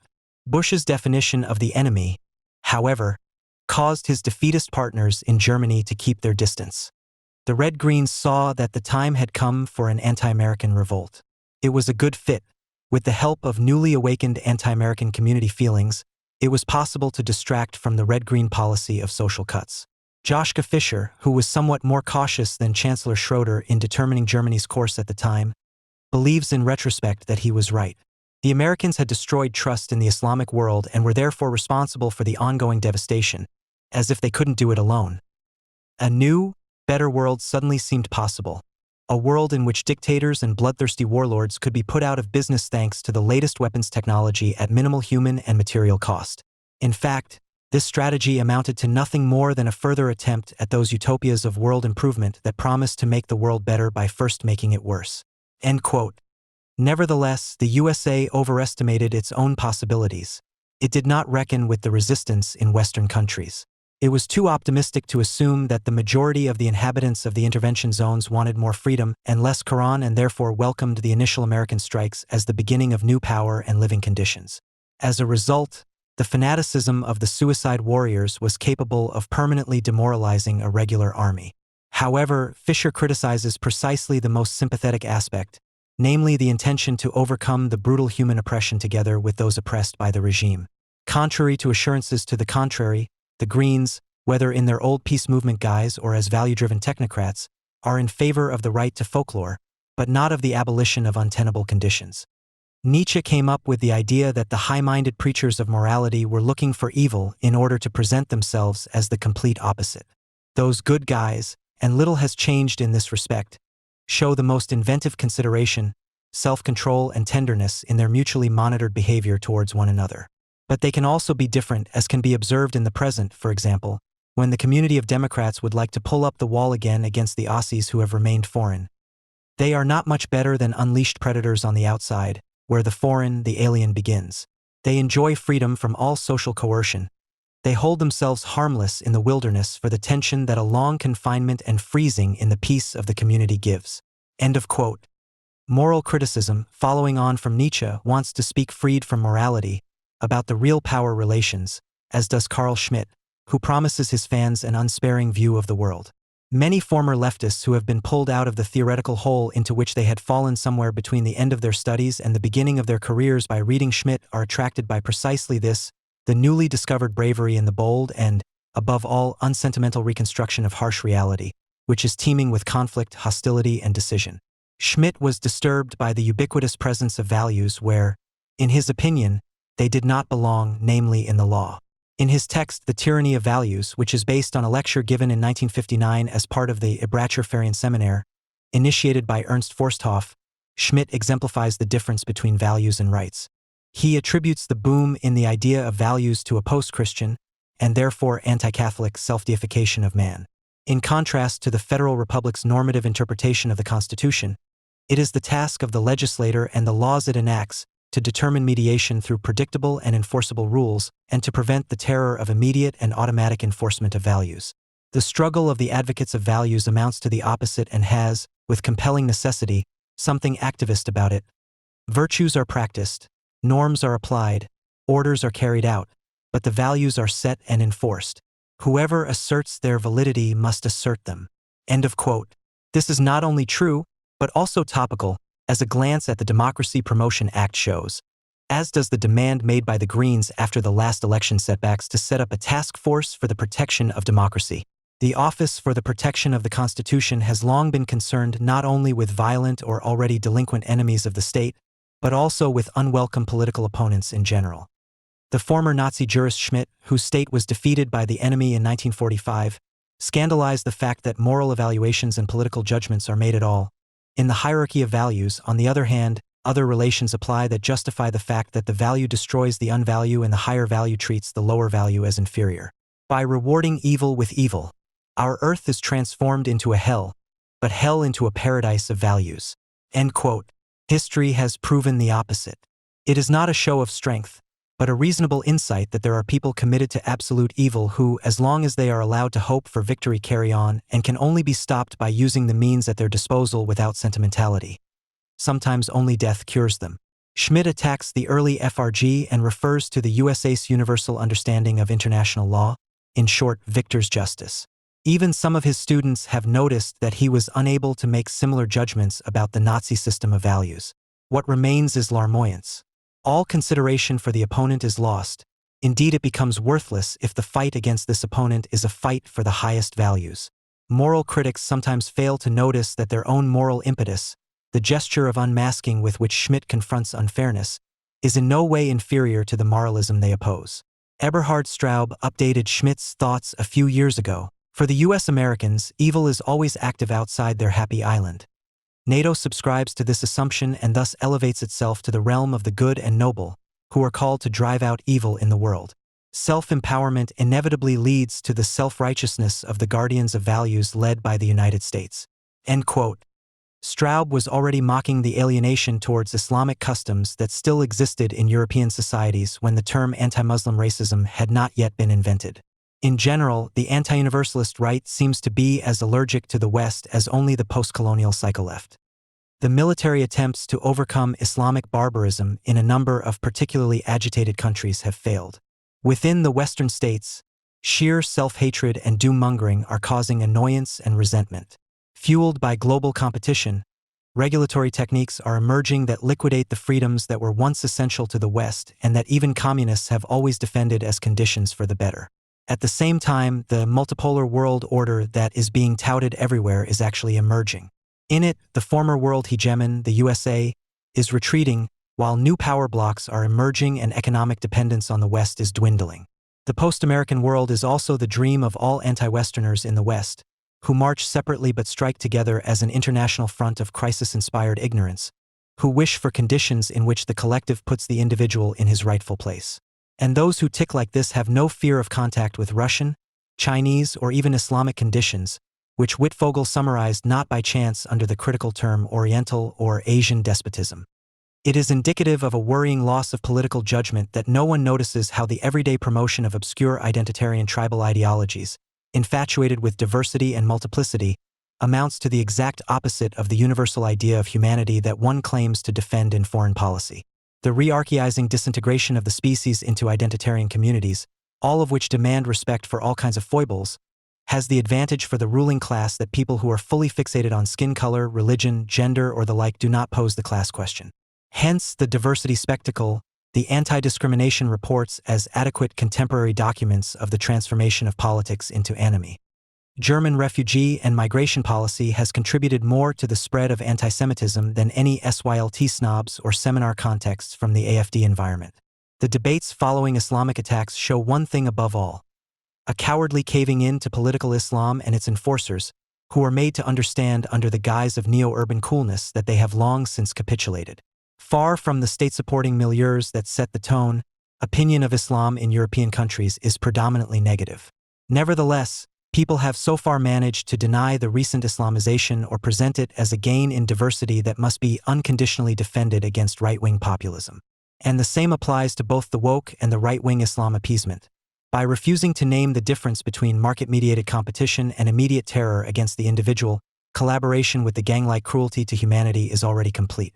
This callousness is also the reason why Israel has been stabbed in the back, even though the global civil war for Palestine is also raging on German streets. Preventing October 7, 2023, as Henrik M. Broders recently put it, from being the beginning of the end of Israel must be at the heart of a truly Western foreign policy, which cannot be separated from what is done domestically. One wonders why the pathos and the declared willingness to fight against Russia is possible, but not against Hamas, Iran, and their supporters and friends. In any case, we must reflect on the fact that the self-demonized West cannot and will not, and this is precisely what the nonsense about values belies. However, defending the promises present in what exists despite everything is not about sentimentality.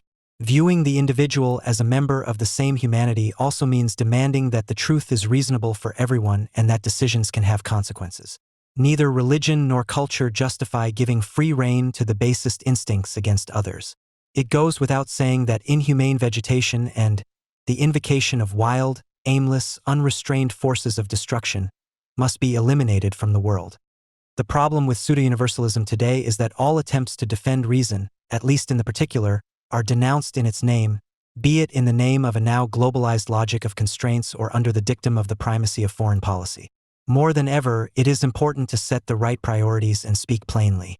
In Germany, however, moral hypocrisy has diffused into society as a whole to such an extent that many people consider it normal to be preached to in a fanciful manner until they can no longer hear or see.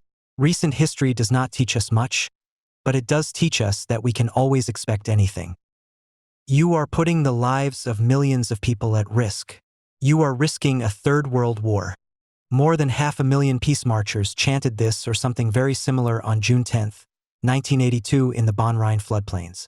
Their discontent was directed against German Chancellor Helmut Schmidt, who had pushed through the so-called NATO double-track decision against considerable opposition.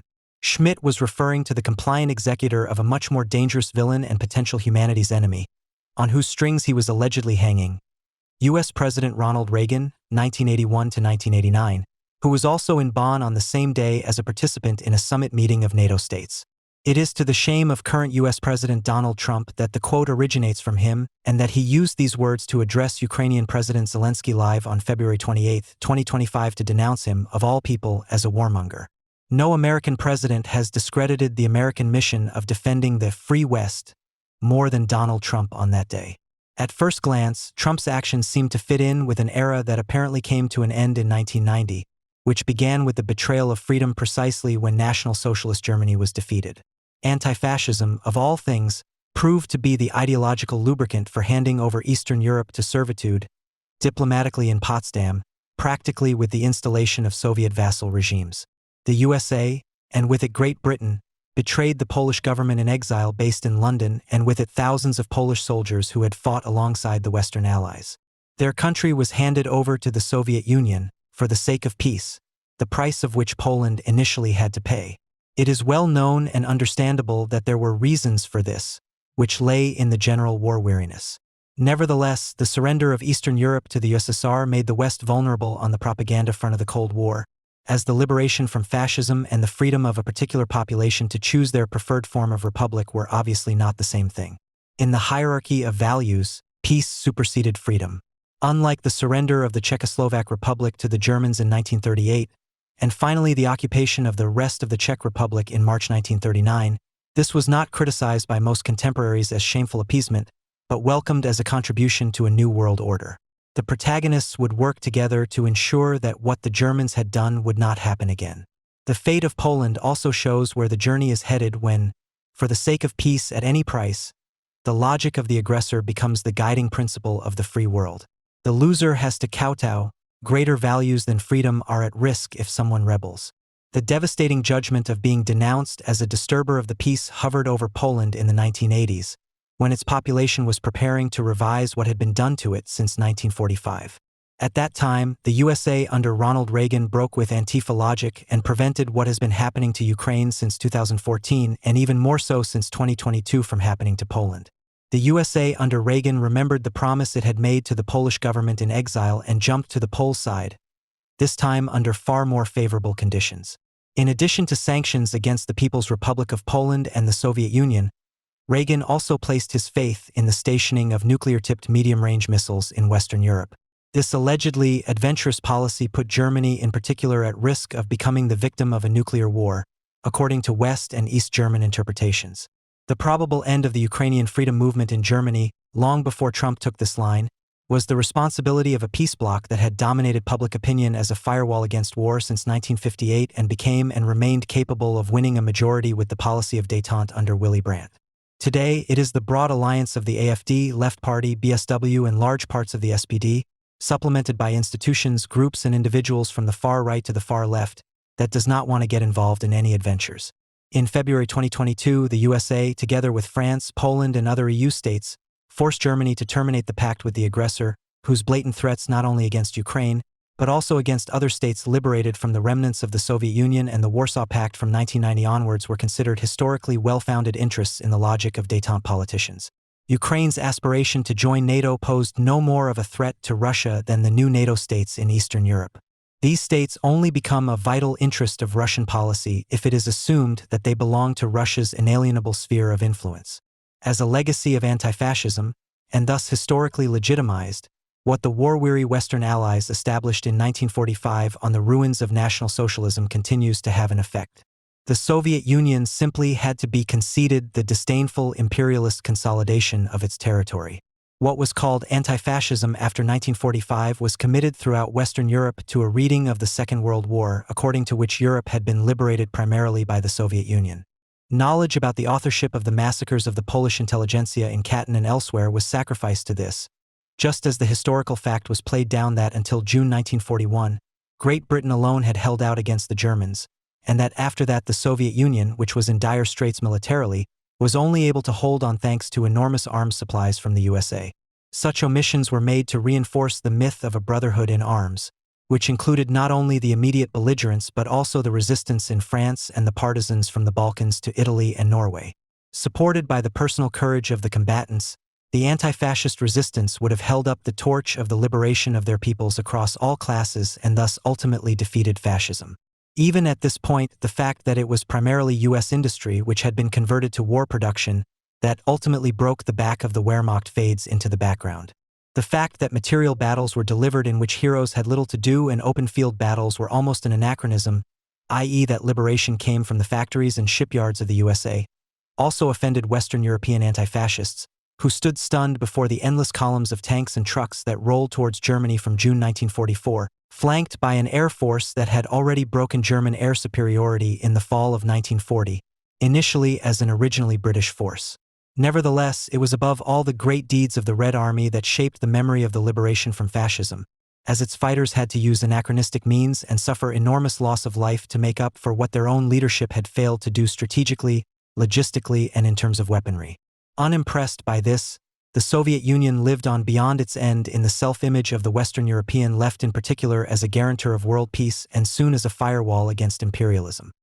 German social democracy acted seemingly contradictorily in this field and, as early as the Cold War, when Ernst Reuter and after him Willy Brandt as the ruling mayor of West Berlin praised the frontline city as a haven of freedom with the utmost pathos, made a pact with a peace camp, at the latest with the atomic death campaign in 1958, for which Germany's own self-evidently painful history, especially in the bombing war, was a reason to join the ranks of the victims of fascism and war.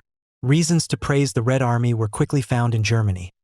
Unlike the U.S. Army, it would not have fought cowardly from the air or with distance-creating artillery, but man-to-man as representatives of fair warfare, just like the Wehrmacht.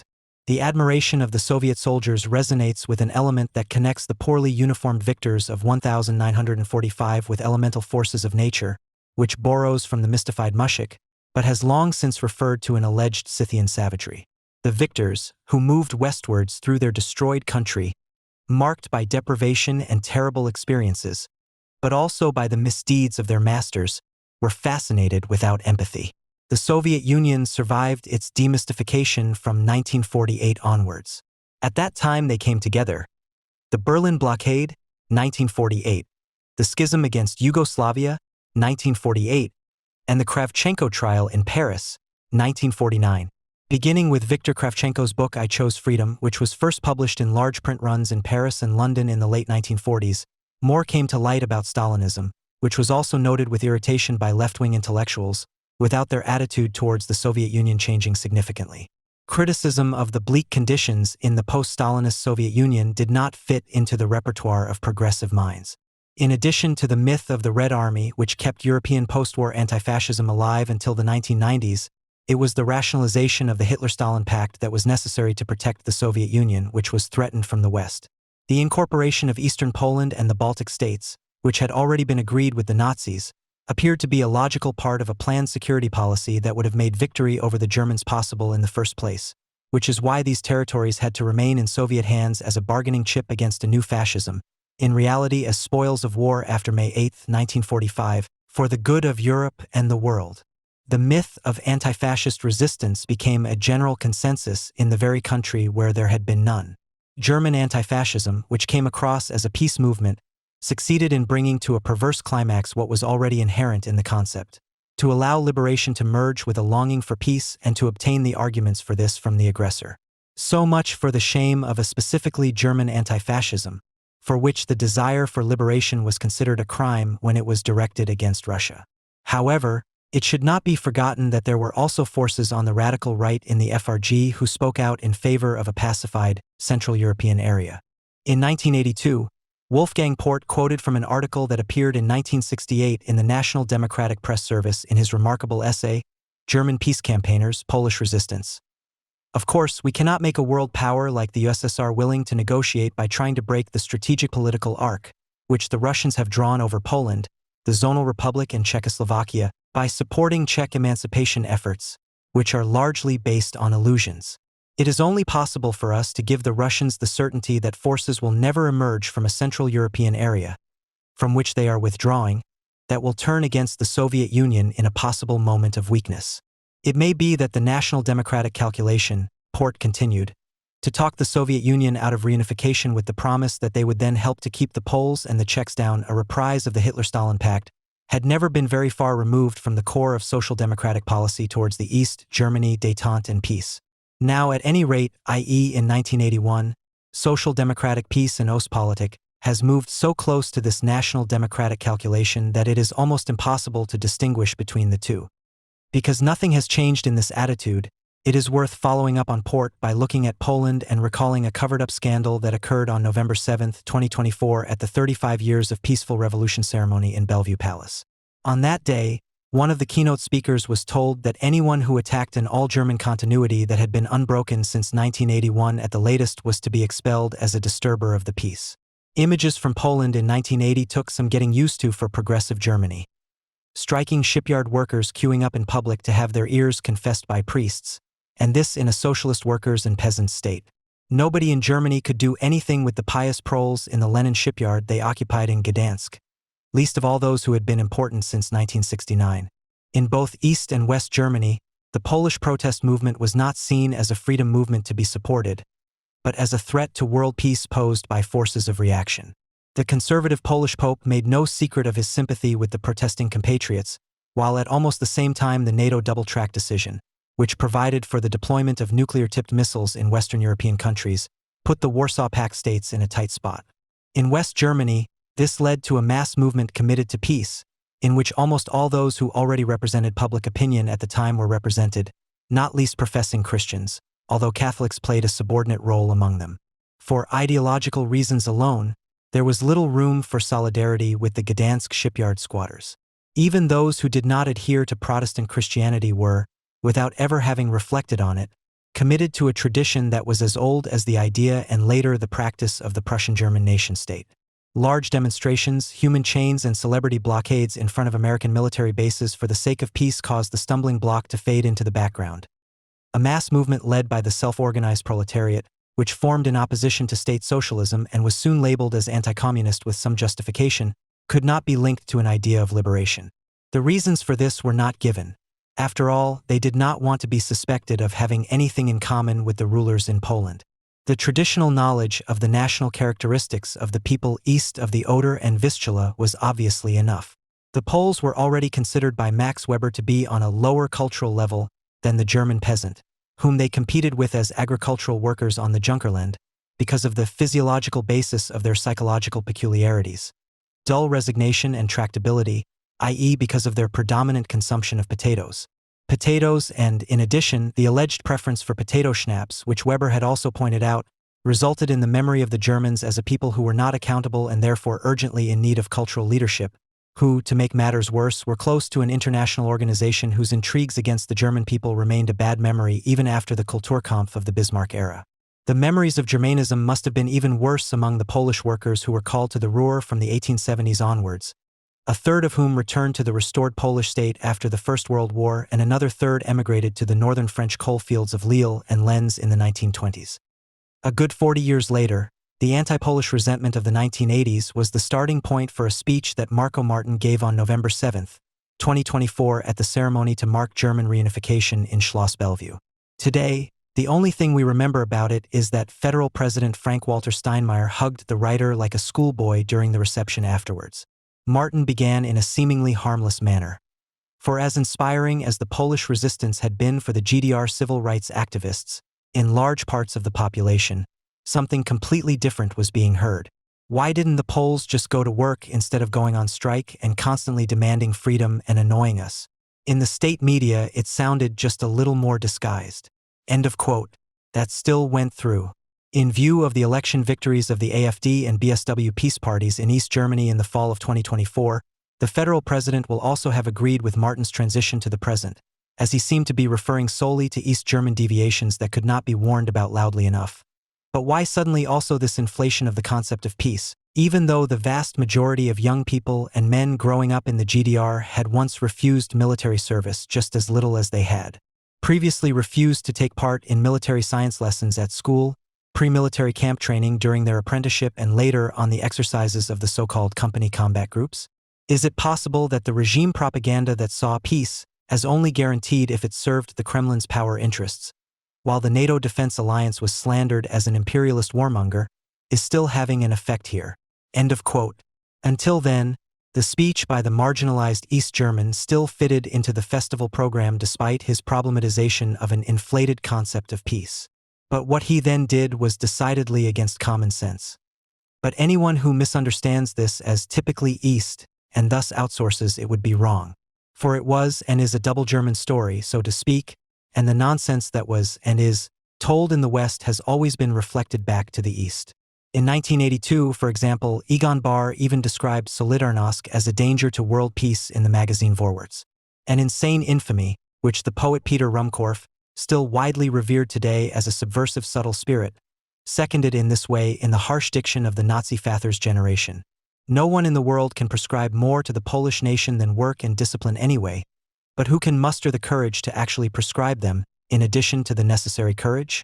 Marco Martin remained self-conscious in his role as the last East German dissident and was close to rejecting his realization that German unification was strongly supported by a longing for peace, which can have nothing to do with an empathetic idea of freedom and therefore nothing to do with revolution, and becoming the all-German keynote speaker. But what does this have to do with the 35th anniversary of the peaceful revolution in the GDR? Certainly more than we would like. Because this perverted concept of peace, which is completely devoid of the question of duration, stability, and justice, is now whizzing back and forth between East and West like a weaver's shuttle. And hand on heart, is it really recognized in the collective memory that the first stone of the Berlin Wall was once cut at Lenin's shipyard in Gdansk? Recognized that the much-praised policy of détente was based on increasing defense spending in West German GDP, and of course on the protective umbrella of NATO, and on an American policy that impressively showed the Soviet Union the limits of its expansionist power. End quote. He was right about everything except for his assertion that the Poles' struggle for freedom in the 1980s and similarly that of the Ukrainians since 2014 was comparable to the "We Are One People" cries in Leipzig and elsewhere. Cries that fell into their laps for what had been fought for in Poland, Czechoslovakia, and the Baltic states for decades, many of whom are still drawing attention to themselves today as activists of a special consciousness zone, with all the ugly side effects. Significantly, this includes what Thuringian Nazis and Mecklenburg SPD comrades have in common: a turn towards the former Soviet Union and its successor state.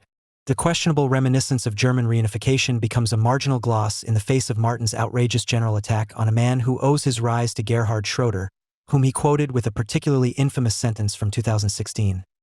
Gerhard Schroeder, still an unrepentantly grandiloquent friend of the mass murderer in the Kremlin, is already being guaranteed by the new Secretary General of the Chancellor's Party that there is still room for him in German social democracy. This, incidentally, to the same horror of Eastern Europeans and seasoned Social Democrats that they had to hear from the then Foreign Minister in 2016 that the NATO maneuvers on the eastern flank to protect the democracies there were saber-rattling and warmongering. Saber-rattling and howls of war? Mr. President, and with all due respect, the Nord Stream project, which the SPD and CDU held on to for so miserably long against all well-founded criticism, was only a bridge your words from spring 2022 insofar as it further encouraged Putin in his aggression, in his calculation that the Germans, otherwise world champions in moralizing, would not let the lucrative business go, Ukraine or no Ukraine, and again, it was with considerable arrogance that the clairvoyant warnings in Eastern Europe were ignored. And it is also the threatened Eastern Europe that has to bear the consequences, in the near future, moreover, possibly even without American assistance. End of quote. This refers to a statement by Alexander Gall and from February 2019, which reads as if it had been taken from a strategy paper by the SPD Mecklenburg-Vorpommern in the National Democratic Press Service. As a NATO member, Germany is a close ally of the USA for good reasons, but we must not make the mistake of becoming unilaterally strategically dependent. The Nord Stream 2 project is a good opportunity to broaden Germany's foreign policy and deepen its ties with Russia in the spirit of Bismarck's reinsurance policy. End quote. Ronald Reagan's promise of freedom was not convincing in Europe. He did not succeed in drawing a line under the anti-fascist lie of life, which initially sacrificed the freedom of only Eastern Europeans to a Pax Sovietica. Nevertheless, he is to be praised for the fact that, unlike his predecessor Jimmy Carter, he did not submit to the European and Soviet peace rhetoric, whose protagonists did everything to ensure that Ukraine bled to death on the fronts and in the hinterland. A rhetoric that Donald Trump, the traitor in the Oval Office, has now also adopted. On November 7, 2024, it was Marco Martin in Germany who announced in a prominent place what is happening today and will probably end with a military and moral defeat for Ukraine. For our and your freedom, it is the tormented civilian population in Ukraine as well as the soldiers of the Ukrainian army who, with their resistance, are also trying to protect our freedom, which has existed throughout Germany since 1989, even now, at this minute and at unimaginable sacrifice. And no, those military and Eastern European scholars and politicians in Germany, often so criminally isolated in their own parties, who think day after day about how the invaded country can be supported more appropriately than before, these committed men and women do not deserve to be denounced as caliber experts, suggesting that they are exuberant troublemakers who are willing to shoot. Let's call a spade a spade. These are all more than verbal slips of the tongue, which are then dutifully retracted. After all, fatal thought patterns become visible here, from quasi the highest level, and assertions are made which then immediately diffuse into the public sphere and create additional confusion there. Especially in times of heightened crisis, however, clarity of thought is of great value. The perverted concept of peace of the 1980s survived the fall of communism, and what Poland was spared in 1980 etc. is affecting Ukraine today. It was not specifically German resentment to insult as imperialists the nation in whose occupation zone the Germans lived best, which guaranteed its inhabitants peace until the end of the Soviet Union and beyond, imperialists by virtue of military power and imperialists by virtue of the erosion of Europe's indigenous culture. Nowhere, however, did the hatred of America increase as much as in Germany's educated circles after its own liberation, when the victor showed himself to be unexpectedly generous. Declaring freedom suspended where it was most powerful has continuity in Germany. The policy of the USA, whose inhabitants were accused of self-interest, was said to be responsible for the threat to world peace, among other things by undermining its own healthy foundations. As early as 1925, this knowledge prompted Stefan Zweig, a highly overrated vaporous chatterbox of the German-language feuilleton, to come to this insight. The historians of the future will mark on the next page after the Great European War that the conquest of Europe by America has begun in our time. Or even more, it is already in full swing and we just don't realize it. Every country, with all its newspapers and statesmen, still rejoices when it receives a dollar loan. In reality, we are becoming colonies of their life, their way of life, servants of an idea that is deeply alien to the European idea, the machine idea. In cinema, in radio, in dance, in all these new means of mechanizing humanity, there is a tremendous power that cannot be overpowered. For they all fulfill the highest ideal of the average, to offer pleasure without demanding effort. End quote. Such cheap phrases, which were supposed to help the Germans and Austrians, who were defeated in 1918, gain some aristocratic dignity in meager times and make them forget their war guilt, have stood the test of time in relation to the USA and have been used to greater effect since Donald Trump's re-election. The most recent outcry against the USA came just as the new president was putting an end to his country's European involvement within the realms of possibility. In reality, this only meant the withdrawal of support for Ukraine, which Trump denounced as a rogue state in order to justify his appeasement of the aggressor, but rather the possible withdrawal of European military and not least nuclear protection. The egotistical imperialist that the USA has always been regarded as could comply with European wishes for more independence from Big Brother, which in turn is regarded as the height of imperialist arrogance. While West Berlin proletarians still knew what they had in the Americans and never missed a German-American folk festival, if only because until 1961 they could visit relatives to see the alternative system more or less unhindered, their more educated West German compatriots already had their Stefan Zweig in their luggage and warned of massification and cultural decay. Western resentment against Eastern European dissidents or even insurrectionary efforts after Stalin's death in Hungary, Czechoslovakia, and, since the 1950s, Poland, overshadowed all assumed American self-interest. For the sake of their own peace, they did not want to be bothered with the reprisals to which others were subjected. However, the ideological ingredient for cultivating one's own good conscience soon became independent and took on a life of its own, trained by Stefan Zweig. Neither in Poland nor in the CSSR or Hungary was it about socialism with a human face, but initially only about an independent, preferably social democratically oriented state without Soviet tutelage. Although no one is likely to have believed the foolish claim often made by left-wingers that working people in the Soviet Union lived a life committed to culture, with lots of chess and world record-breaking reading of the classics, it seems to have suited everyone as a declaration of hostility against the real main enemy with its cultural imperialism. The world empire of unfreedom was to remain untouched. The ban on freedom of movement that prevailed there, especially for the collective farmers, for example, was just as little the subject of criticism as an everyday culture that was characterized by the party demanding obedience in all areas of life and not least by rampant alcoholism and brutal domestic violence. For leftists, and not just the radical leftists among them, the fact that private ownership of the means of production had been abolished on Soviet-ruled territory was so deeply satisfying that the question of how the producers benefited from it was put to one side. After all, you didn't have to live there.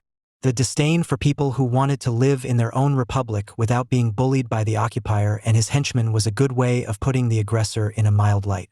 They look like us, only shabbier, demand the same consumer goods as we do, only less critical of consumption, and in return demand European solidarity in all seriousness, including armed solidarity. People who don't want to be representatives of other cultures, who look suspiciously similar to us in terms of hair color and pigmentation, presume to demand our solidarity for a project that we had long since written off. This should not have happened, especially as we are now committed to another project against freedom, the effects of which were felt by Ukrainians when the agencies responsible for impeding Islam in the German social industry warned in March 2022 that Ukrainians could be preferred to their own clientele. The disenchantment with freedom, which one naturally claims for oneself but begrudges to others, has led to a united front of Germans in which everyone can contribute their own experiences of suffering state repression. This tired attitude creates the comfort of those who do not want to question the conditions of their existence and therefore know what they owe to figures like Frank-Walter Steinmeier. People who seriously want to live like we do are doomed by the left-wing Philistines' weariness with their own world, which has grown into self-hatred. What kind of freedom is this that can apparently only be realized within the framework of our possibilities?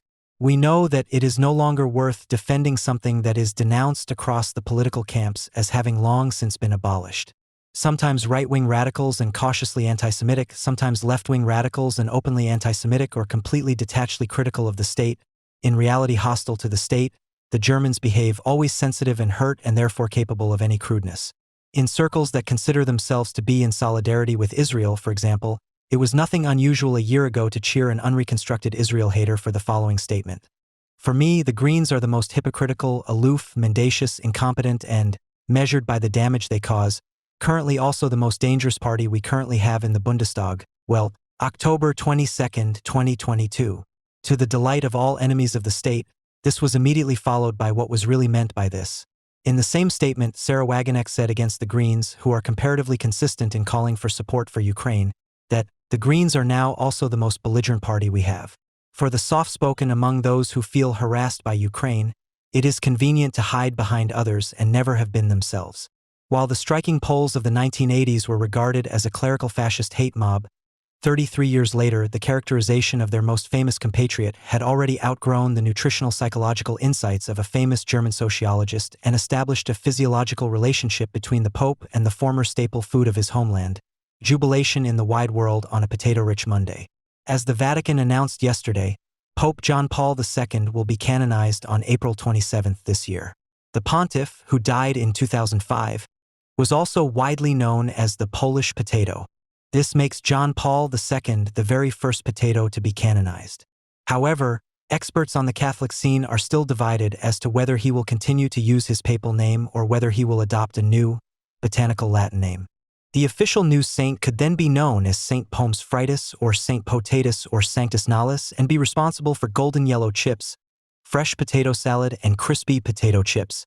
For the first time, the Catholic potato lovers of this world would have their own saint to watch over them and protect them from harmful potato bugs, unclean chip fat, or burnt rosti. Taz, October 1, 2013. You wouldn't talk about the Ukrainians like that, you think? A glance at a magazine for communist enemies of the state that is read more secretly than openly corrects this misconception. There, they know how to humanize the peace movement. Never is the contrast between state and man so obvious and brutal as in war at the same time. Never is it so adamantly insisted that the two are inseparably one, Gegenstandpunkt, for 23rds. In what appears to be nothing more than satirized Nazi jargon, the story continues briskly.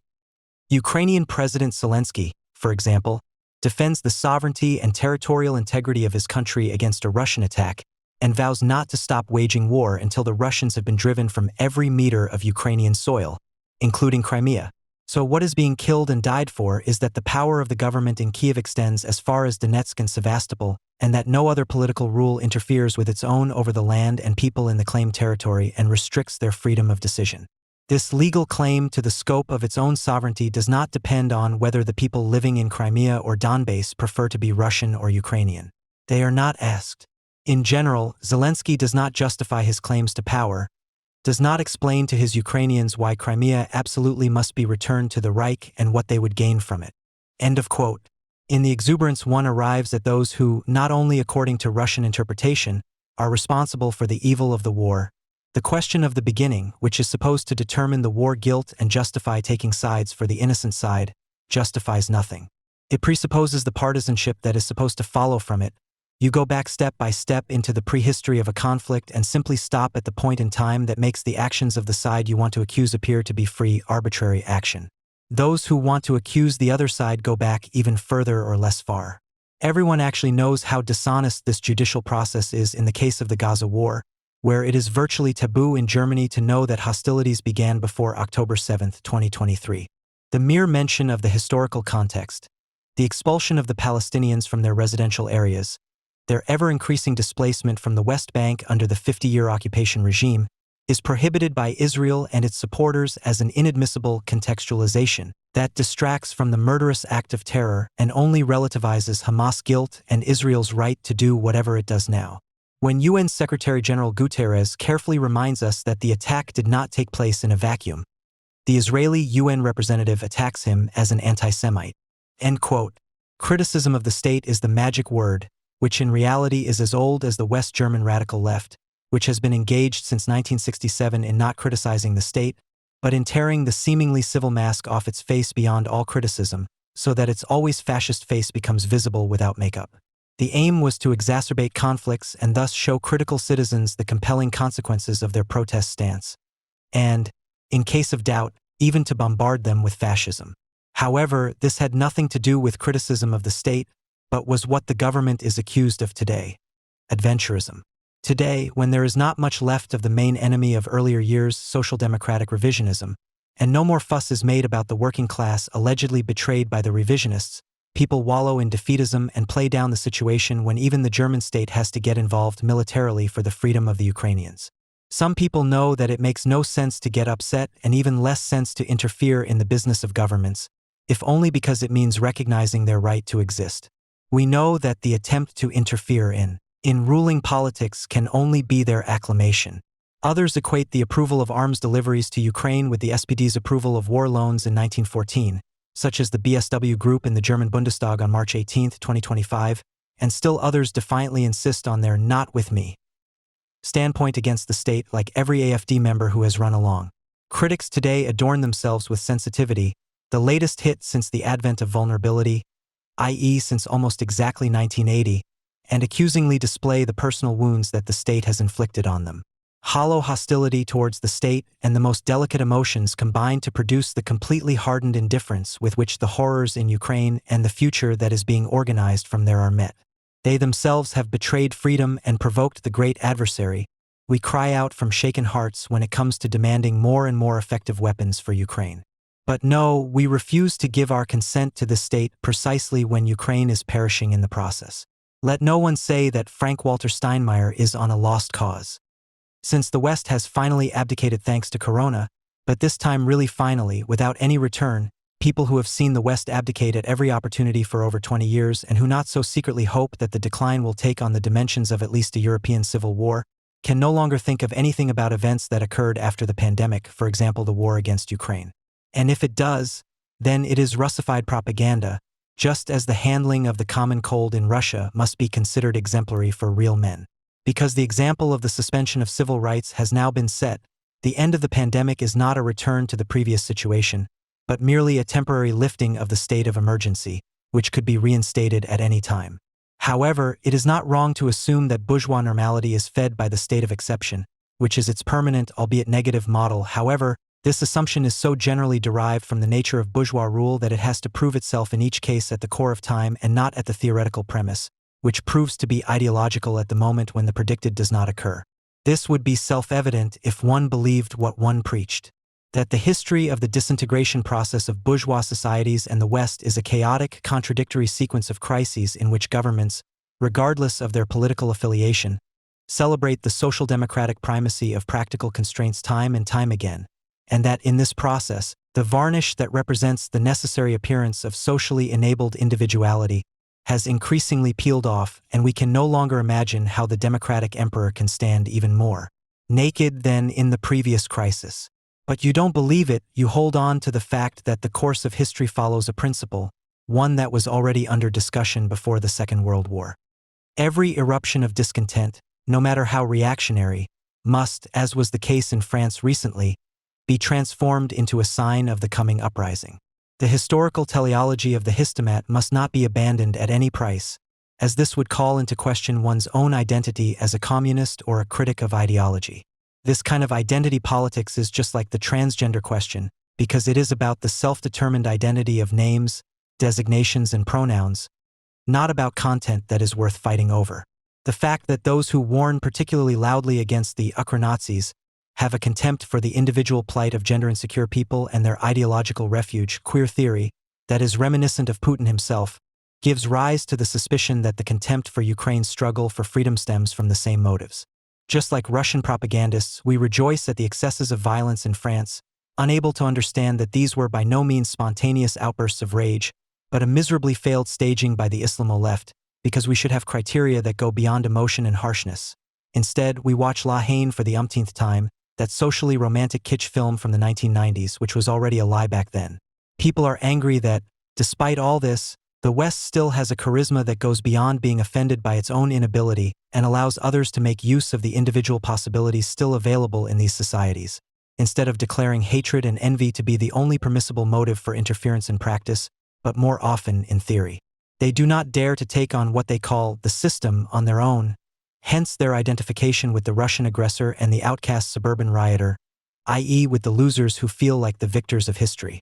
If we believed in a course of events that had some kind of meaning, we would have to perceive this victory as comprehensive destruction, and fear it. The fact that individuals no longer want to or can no longer admit this fear testifies to the fact that they no longer want to differentiate between the real West and the much worse that threatens everyone. Understanding the speed with which social change is taking place as a symptom of crisis is one thing.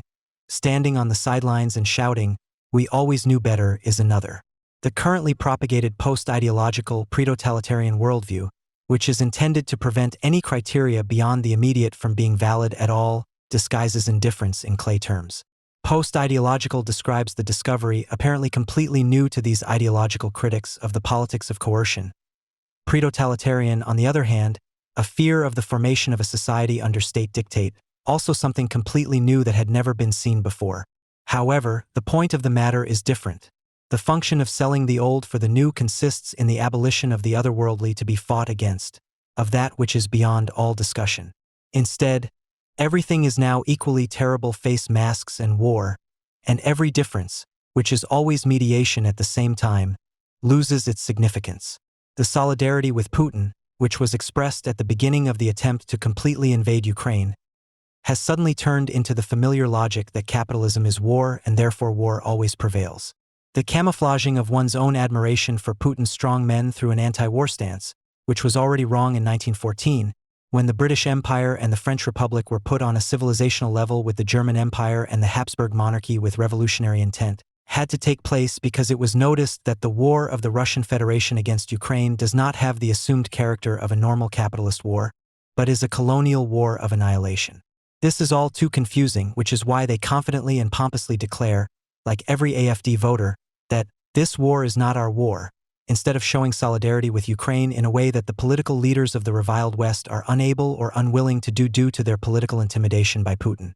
However, this is not surprising, as the relevant personnel have had nothing to contribute to Israel and anti-Semitism for a long time.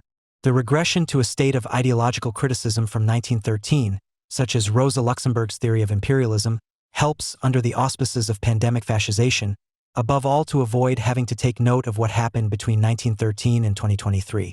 Not only since 1914, but since then at the latest, the history of the world has been one of successive catastrophes that are better ignored in order to be able to declare compulsory masks as a sign of final oppression and at the same time to trivialize the catastrophe taking place in Ukraine. The break in history is no longer represented by Auschwitz but by the corona measures, and that is why there is no need to talk about anything else.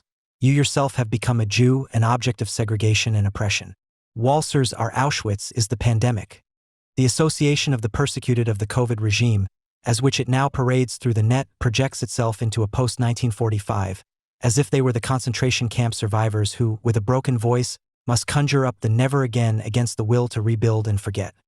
What really bothers these ideological critics, along with many left-wing, right-wing, and other European admirers of Russian imperialism, about Ukraine has nothing to do with its incomparably bloody history, the ethno-nationalism of the Bandera fascists, the widespread corruption or the oligarchs, but rather the opposite, that there is apparently now a majority in Ukraine that does not want the spectacle of gang rule under a leader like Putin and the elimination of even the last relics of the rule of law that goes with it, but is afraid of it and will fight it with all means at its disposal. The fact that Ukraine has no right to exist because of its alleged Nazi affinity and corruption is not only nonsense because there are many states beyond Ukraine, many of which are ruled by Islamists, in which Nazi affinity and corruption are incomparably more stable due to the majority conditions prevailing there. The reality of regional gang rule, as it has apparently existed for decades in many states on the African continent, which apart from their borders and their rulers no longer have much that could distinguish them as states or even republics, is just as much a part of the general crisis of capital as the signs of decay in Western states, such as most recently in France, but this insight is useless in its abstraction. Rather, it is a question of answering the question of whether this horror is understood as an opportunity, in which the self-destruction of the West opens up the option for the association of free people, or as a final rejection of the condition of every opportunity. Seen in this light, Ukraine's struggle to defend itself has a lot in common with the Iranian women fighting for a little wind in their hair, Taz, November 8, 2022, or with the efforts of African states, corrupt as they may be, to prevent the destruction of their remaining structures by Wagner mercenaries, Islamists and other gangs, or even with those of mayors, firefighters and police officers in small French towns who were left alone by the central state when the mob roamed the streets. Shortly after the start of the full invasion of Ukraine by the Russian Federation RF on February 24, 2022, Ukraine Pride, an alliance of sexual minorities formed in 2021 to fight for legislative reforms in Ukraine, received a request from the Azov Regiment. Ukraine Pride had started collecting donations and, due to the success of the campaign, decided to support not only members of sexual minorities who had opposed the Russian invasion, but all territorial defense units as well as the elderly and migrants. Yulia Fedosiuk, a leading member of the Azov Regiment, which by this time had long been subordinated to the Ministry of the Interior as part of the National Guard, asked for money for the communications infrastructure. However, she also wrote that she could understand if Ukraine Pride rejected her request. There had already been contact between the Pride organizers and Azov. Fedosiuk's husband, Arseny, one of the Azov commanders, and Sofia Lipana from Ukraine Pride had exchanged views on political issues. Arseny Fedosiuk, meanwhile, was fighting in Mariupol, where the Azov fighters were to become the epitome of the Ukrainian will to resist. We did not refuse. We never had direct conflicts with representatives of the regiment, Lipana told Vogue Ukraine in April 2022. In previous years, Azov was not among those who attacked LGBTQ people. This was mainly done by RF-sponsored radical groups to prove the pro-Russian propaganda of so-called Ukrainian neo-Nazism. End quote. In fact, after 2014, there were increased attacks on events organized by Pride alliances in various Ukrainian cities, where counter-demonstrators with Nazi and Azov symbols were seen. However, there were no direct calls from the battalion or later the regiment. Julia Fedosiuk confirmed Lipana's view in Vogue. We communicated with Sofia long before the full invasion. We exchanged views on the problematic aspects of subcultural ideologies of the left and right. Our views differ significantly, but that hasn't stopped us from exchanging ideas. Now all differences must take a back seat because we are under attack from an enemy against whom we must defend ourselves together. I am grateful for the financial support from the organization, precisely because the reputation of the regiment, as it has been built up over the years by Russian propaganda in the Western media, is untrue, to put it mildly. End quote. The war that the RF is waging against Ukraine began in 2014, when Russian troops invaded the Donbass without identification and, with the help of local collaborators, attempted to secede the eastern districts from Ukraine. Although the special military operation, as it was called at the time, which resulted in Crimea being annexed by the RF in March 2014, was successful, the invasion known as the Liberation only succeeded in parts of Luhansk and Donetsk. The Russians were driven out of Mariupol and other cities. Even then, today's friends of the Russian-speaking population in Ukraine would have noticed that even at that time, most Russian-speaking areas did not want to be liberated at all. Far from taking over the entire Donbass and founding the projected puppet republic of New Russia, the fighting continued for more than 8 years until the full invasion, despite several ceasefire agreements under international mediation. The RF always appeared as an uninvolved third party and as a mediator between the groups, which were divided primarily along linguistic lines, and the West readily believed the fairy tale of a civil war between Russian and Ukrainian-speaking Ukrainians, in which the Russian speakers were only defending themselves against the threat of their language being banned and Ukrainian nationalist paternalism.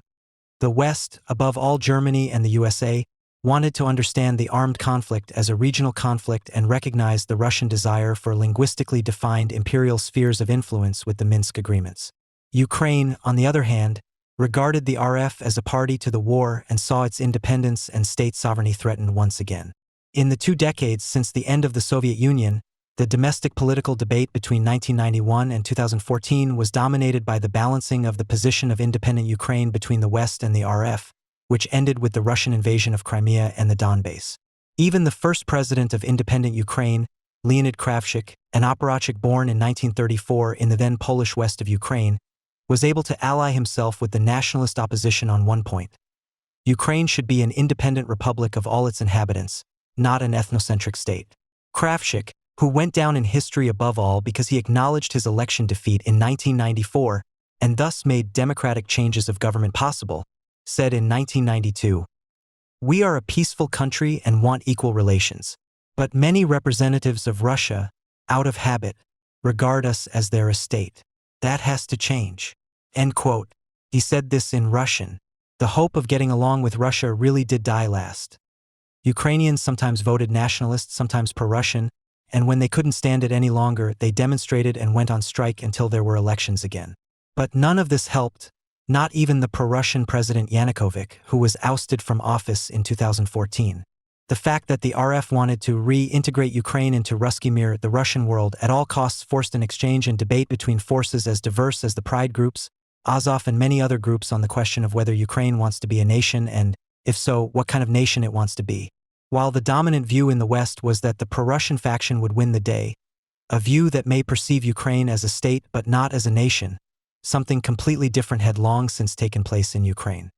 How nice it was in the 1980s when Ruski Mir was translated exclusively as peace and one could ignore the fact that the Soviet Union was merely an updated and brutalized facade of Russian imperialism for the 20th century.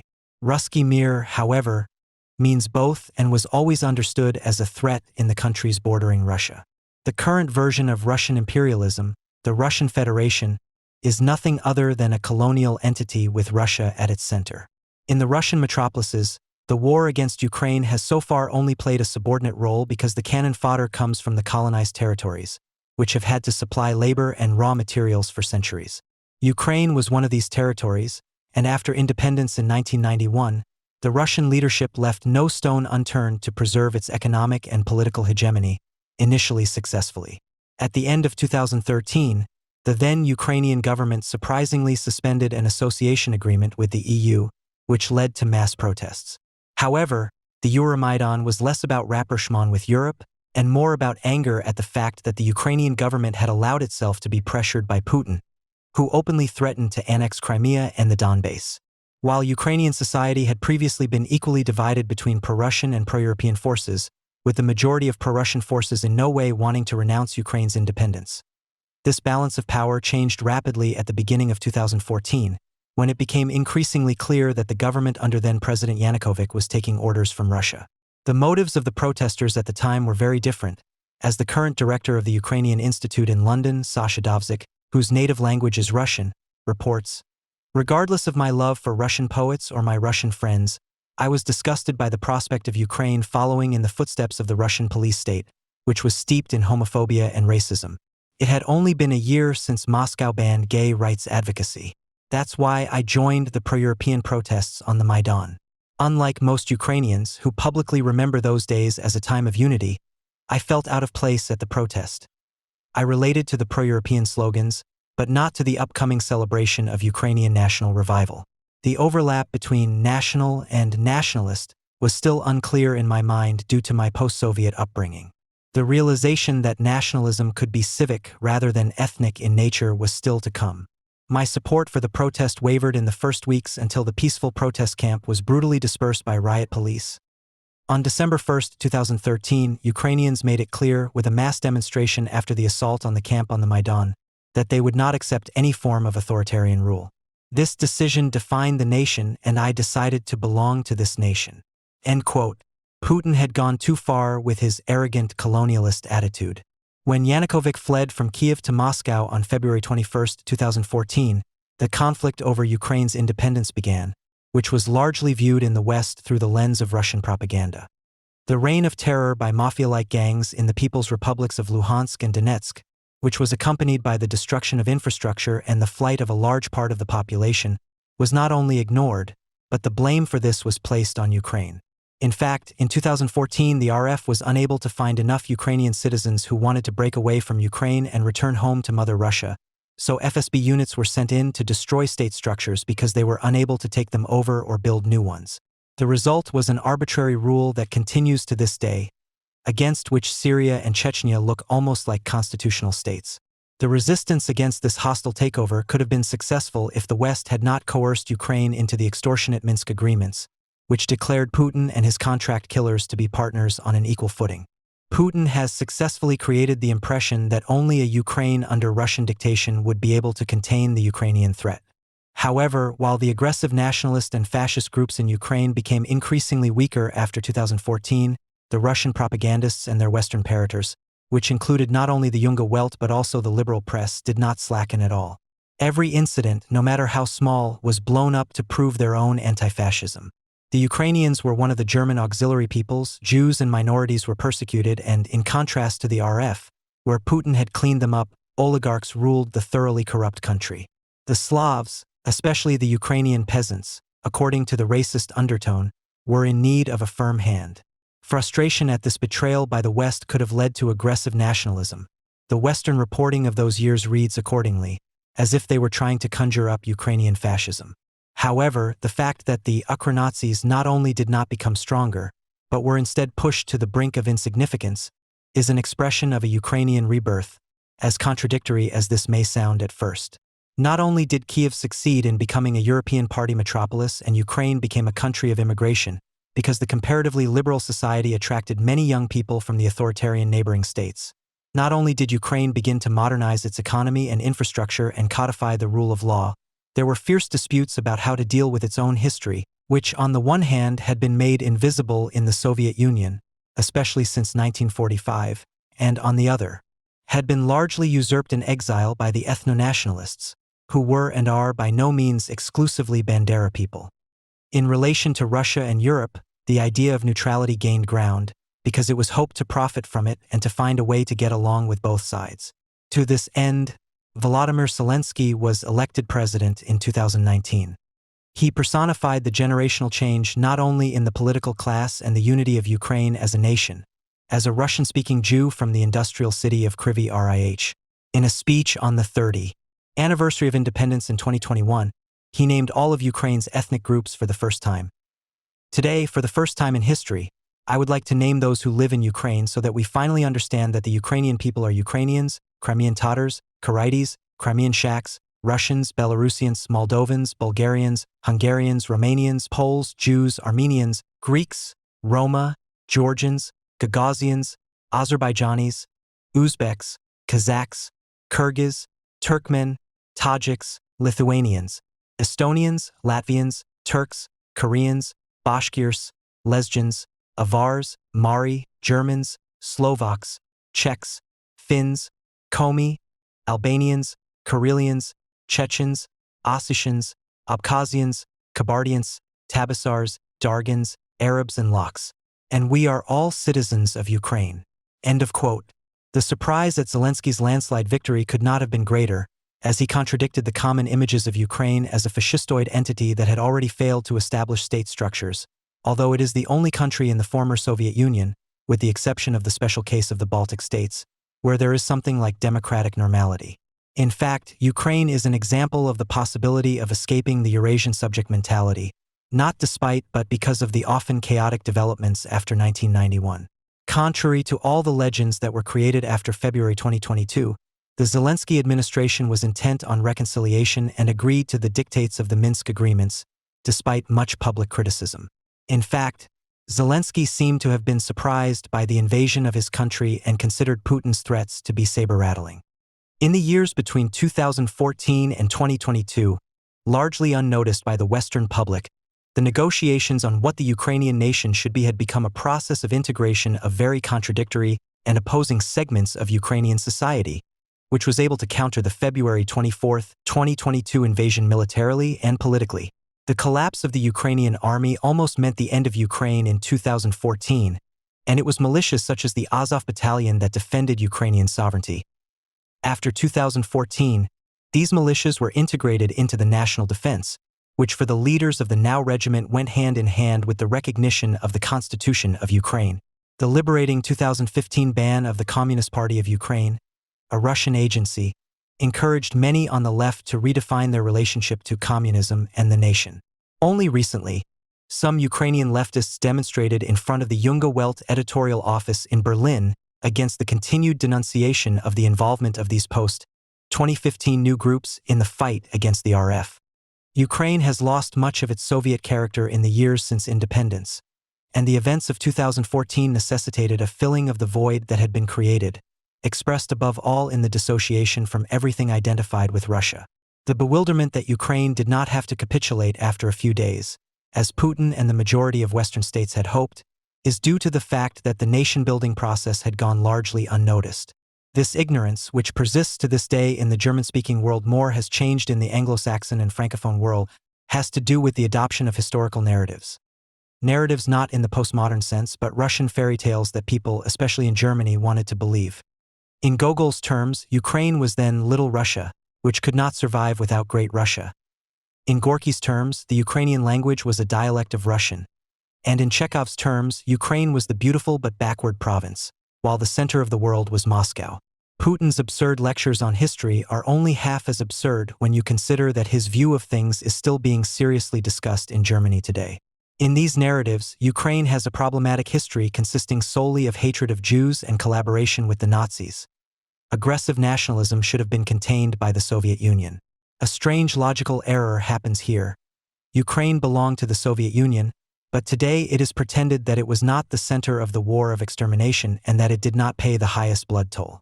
The fact that there were collaborators, as everywhere in the republics of the Soviet Union that were subjected to Russification under Stalin, should be seen as proof that a strong hand was and is needed to keep the Ukra-Nazis under control. Who wants to know today that the Declaration of Independence of the Ukrainian People's Republic was published in January 1918 in 4 languages: Russian, Polish, Ukrainian, and Yiddish. The end of the Tsarist Empire was not just a Russian revolution, it was a Ukrainian, Georgian, Latvian, etc. revolution. Ukraine alone, however, gave priority to the nation over the people. The importance of languages became evident. Georgian, for example, was discriminated against in Russian as the language of dogs. The importance of languages became a central aspect of national emancipation from Russian colonization at the end of the First World War. The brief period of independence of the Ukrainian People's Republic ended in a bloodbath. As the new government failed to establish state structures and could not agree on how independent Ukraine should really become, the territory of Ukraine became the scene of a bloody war between competing gangs. The White Legions, who demanded the restoration of the monarchy. Ukrainian nationalists, who also wanted a feudal system based on the old Rus. Various green gangs, who consisted mainly of peasants and simply took advantage of the absence of a state monopoly on the use of force.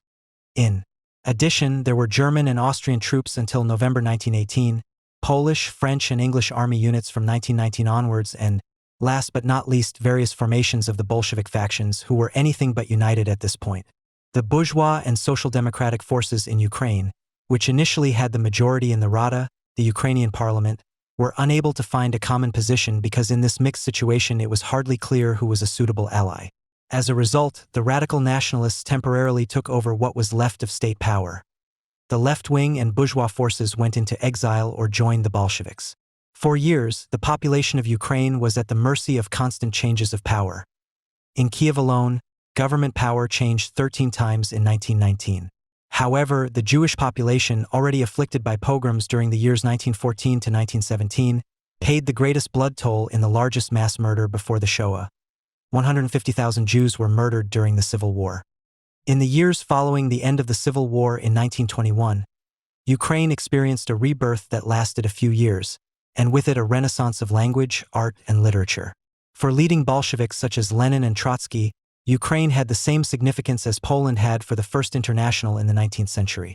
After centuries of division and oppression, national sovereignty was to enable the independent development of class contradiction and the path to socialism, albeit under Soviet conditions. A period of prosperity also began for the Jews and for Yiddish in particular, with Kiev becoming a center of Jewish intellectuals. After the First World War, Ukraine was divided up, with the West largely belonging to Poland. The Polish government under Pilsudski implemented a radical nationalization policy that was directed against everything Ukrainian. The radical nationalism of Stepan Bandera was born here, not in the Ukrainian Soviet Socialist Republic. Until the end of the 1920s, Ukrainian and Jewish parties ran for office on joint lists. Until 1934, Kharkiv in the east was the capital and the artistic and literary center of Ukraine. The House of Words, the Budynek Slovo, which was built in the 1920s in the style of Soviet modernism, was home to the Ukrainian Renaissance. Not only were there event halls and a publishing house, many artists and writers also lived there. Lenin's Ukrainization, which Putin so deplores today, found its place here. Who still knows today about Mykola Kviliovi, Dmytro Zahul, Mykola Zyrov, Maxim Rilsky, Mikhailu Drakmara, Hryry Kasinka, Volodymyr Sasyura, Vasil Ellenblaketny, Mike Johansson, Serhiy Pilipenko, Volodymyr Koryak, Pavlo Tichina, Mikhailu Verikivsky, Boris Antonenko Davidovich, Hryry Kasinka, Maria Halich, Ivan Plauchnik, Valerian Pidmohilny, or Todos Uzmachka. The Renaissance ended brutally in the 1930s, when more than 300 artists and writers were murdered between 1931 and 1937 as part of the purges, and more than 50,000 other Ukrainian intellectuals disappeared in the gulags. In 1957, Ukrainian exiles in Paris published an anthology of works by murdered artists under the title La Renaissance Fusillée, the Executed Renaissance, and thus gave this short period of time a name. These artists and writers by no means represented a reactionary or even folkish line. They were surrealists, futurists, expressionists, but they saw themselves as Ukrainians and their language was Ukrainian. Their persecution and murder was the consequent end point of Stalin's extermination project against Ukraine as a nation. It is debated whether the famine in the early 1930s was a genocide or not, whether it is not presumptuous of the Ukrainians to call it the Holodomor in reference to the Holocaust. The fact that Kharkiv's inhabitants initially greeted the Wehrmacht with salt and bread could not only be understood as an indication of a pro-German attitude, but above all as anti-Russian resentment. Anyone who does not want to take note of the perverse interplay between the communist and National Socialist murder campaigns against the Eastern European nations during the Second World War should in any case not want to add up the anti-Semitism that united them all. The fact that things have been able to continue so casually in Germany since 1945 is not least due to the fact that the mass graves were located elsewhere. The end of Ukrainian autonomy began in the late 1920s with Stalin's victory in the internal party disputes of the CPSU after Lenin's death. The famines associated with forced collectivization throughout the Soviet Union were deliberately exacerbated in Ukraine, the traditional breadbasket of the Russian Empire. The peasants' freedom of movement was restricted so that they were unable to look for food elsewhere, and at the end of November 1932, the Central Committee of the Communist Party of Ukraine under Molotov decided to impose punishment in kind, as was already known from the times of serfdom in Tsarist Russia. In practice, this meant the targeted plundering not only of harvests but also of household and everyday items. These measures were explicitly aimed at the assumed resistance of the Ukrainian peasants, the kulaks. The term Holodomor, which was coined in exile in the 1960s and etymologically has nothing to do with the Holocaust, but is a combination of the words holod, Ukrainian for hunger, and moridi, Czech for killing in agony, meaning targeted killing through hunger, is quite accurate. The recognition of the Holodomor as genocide is an important issue for Ukraine, as the collaboration of part of the Ukrainian population with the Germans during the Second World War is to be understood as a reaction to the Russian crimes. It is doubtful whether the recognition of the Holodomor as genocide allows for a differentiated view of history, as even today Poland, Ukraine, and the Baltic countries are still regarded among Eastern European states as areas in which the Germans had to stop the population from acting even more radically than they had already planned. This was the case in Lviv. The Germans marched in together with the Ukrainian nationalists on June 30, 1941, and initially organized a pogrom in which hundreds of Jews fell victim. In the days before, Ukrainian underground fighters had attempted an uprising because the Soviet administration Lviv had fallen to the Soviet Union as part of the Hitler-Stalin Pact, had initially fled immediately after the invasion of the Soviet Union on June 22. However, The NKVD returned at short notice and put an end to the uprising before they had to withdraw for good. When the Germans and their Ukrainian henchmen arrived, they found around 4,000 corpses in the prisons. The Ukrainians blamed the Jewish Bolsheviks for the mass murder, falling back on the propaganda of the Civil War. Together with the proclamation of a Ukrainian state, the pogrom began, the cruelty of which disgusted even some Germans. Unlike the Croatian Ustaša state, however, this Ukrainian state was to remain a chimera. Under German occupation, almost all of Lviv's 150,000 Jews were murdered. The Ukrainian nationalists soon fell out with the Germans, which did not prevent them from continuing to attack Jews and then preferably Poles, but also Ukrainians who wanted nothing to do with their idea of ethnic purity and Cossack romanticism. In Kiev, the ethno-nationalists were involved in the massacre of Babyn Yar, just 2 days after the city was conquered after a battle lasting almost 6 weeks. Following an attack in the city center, the remaining Jewish population, most of whom had fled, were called to appear at assembly points. From there, they were led to a ravine near the city, and over 33,000 Jews were shot. The Ukrainians were responsible for propaganda and assistance, but it was of no use to them. Many of those who had previously dreamed of a fascist Ukraine were shot by the Germans a few months later, some even in Babyn Yar. Stepan Bandera ended up in Sachsenhausen concentration camp. After the liberation from the Germans, the Jews were not remembered as Jews in the Soviet Union and the real socialist states, but as Soviet citizens just like the Ukrainians or the members of other Soviet nations. The mass murder of the Poles was concealed. If the collaboration of nationalist Ukrainians became an issue, then only their anti-communism and their proximity to the Nazis. This created a paradoxical situation after the end of the SU, from which Putin and the RF are benefiting today. Suddenly the SU was Russia again, and therefore all Soviet victims of the German mass murder in the East were therefore Russians. And all collaborators were therefore nationalists of their respective countries, which now regained their independence. The RF adopted the good aspects of the Great Patriotic War as its own and blamed the bad aspects on the renegade New Foundations. However, this did not prevent Putin from having the mortal remains of Anton Denikin, the leader of the Whites and responsible for the organized pogroms of the Civil War in Ukraine, transferred from the USA to Moscow in 2005, because the Jews are only talked about when the anti-Semites are the others, Ukrainians, Poles, or Latvians, for example. Reducing Ukrainian nationalism to Bandera was successful for a long time, although the majority of the worldwide diaspora, especially in Canada, Quebec, and France, where it was very strong, had a social democratic orientation. Stalin's persecutions, the Holodomor, the German War of Extermination, and the silence afterwards had buried the traces of other lines. In contrast to Germany and large parts of occupied Europe, a great deal of work had been done. For independence in 1991, Ukraine first had to start digging the mass graves itself, partly in the literal, partly in the metaphorical sense. Only now, in the midst of the war, is research into the Ukrainian Renaissance beginning. Biographies are being compiled, books are being republished, but above all, new books are being written, even if they can currently only be printed abroad. However, the Russian attack is also aimed specifically at these excavations.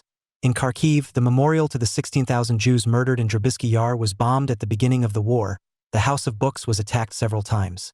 In Chernihiv, the archives of the NKVD and the KGB, in which the written evidence of Stalinist persecution could be found, were burned.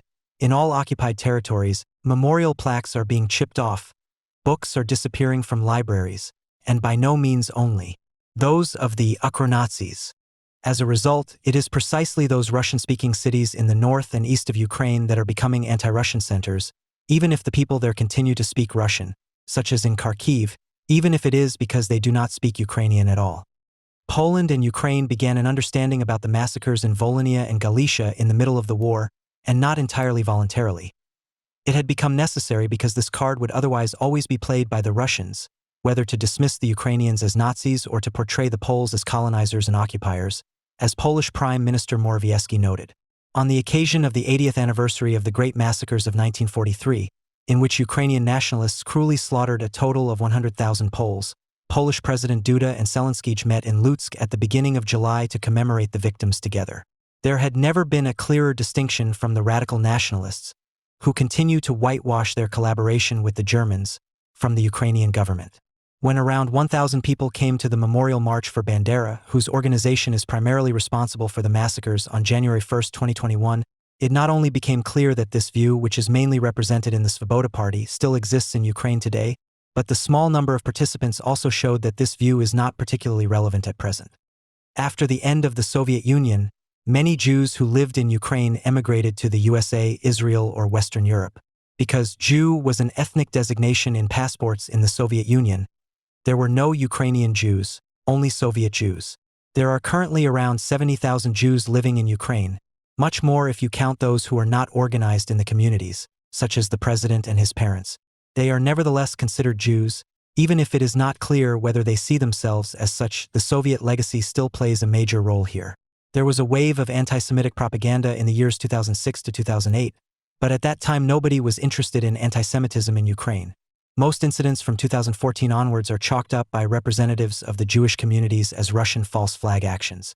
Of course, anti-Semitic attacks or assaults trigger memories of the atrocities that were made possible by the German War of Extermination, but to conclude on the basis of their occurrence that the same forces are at work in Ukraine today as they were then not only suppresses the fact that in Ukraine in particular there is no continuity that can be said to exist in relation to Germany, Western Europe, and even Poland. The war of extermination was a war of extermination that broke off continuity.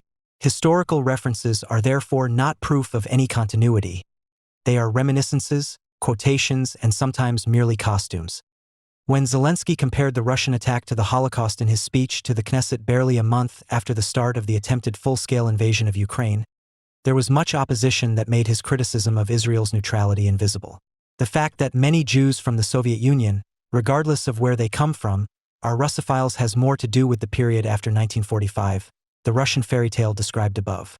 Shortly after the invasion, the Russian chief rabbi emigrated because he didn't want to stand for the lies of the propaganda. Since then, an incessant stream of Russian Jews has been moving to those countries where immigration from Russia is still possible. The Israeli position has to do with precisely this. One cannot afford, despite Russia's close cooperation with Iran, to alienate Russia in order to protect the Jewish population worldwide, and especially its own against Hezbollah, Hamas, and the PLO. It is astonishing that no one has yet come up with the idea of linking the rise in anti-Semitic violence in Israel over the last year and a half to the invasion of Ukraine, while conversely, Ukraine's will to resist has certainly been noticed and used by opposition forces in Iran and Syria. Israel is caught in this dilemma, torn between the civilizing mission to which Zelensky appealed and the fight for survival. Nevertheless, the question of which struggle the Republic of Ukraine is waging is an all-embracing one. What one calls it regional war or colonial war of annihilation determines, how could it be otherwise, the positioning on Ukraine and the significance that is attributed to this conflict. Those who conjure up the extent of the horror for which Ukrainian nationalism is partly responsible and at the same time emphasize how little they care about national identity, etc., are entangling themselves in a contradiction. By conjuring up nationalism as the work of the devil, they confirm that it exists as a category of collective identity. The commitment to be against all nationalism is cheap and, since it became a German government program, has harmed Israel in particular and is currently harming the Ukrainian nation.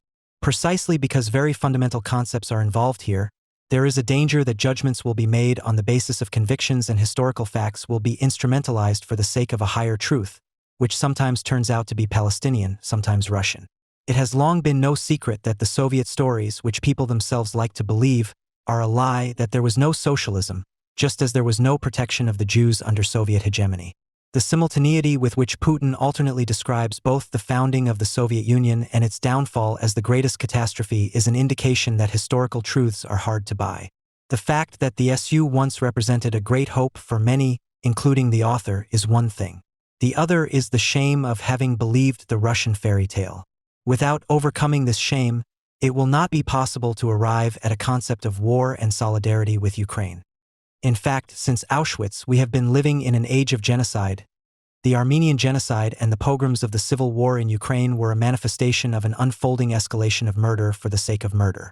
There were numerous genocides before Auschwitz, as the concept of unprecedentedness is intended to remind us. However, the ideological preconditions recur, as in the case of Rwanda, for example, where the murder was not industrially organized, but is more reminiscent of the slaughter of Jews and Poles in Galicia between 1941 and 1944.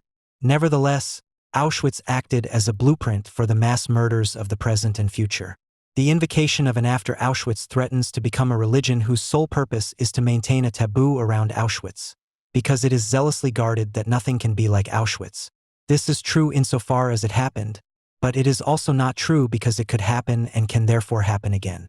taking the basic condition of thinking that Auschwitz is in the world as a starting point, i.e., that Auschwitz will not be repeated, that nothing similar will happen, means that similarities with other mass murders must be examined and weighed up.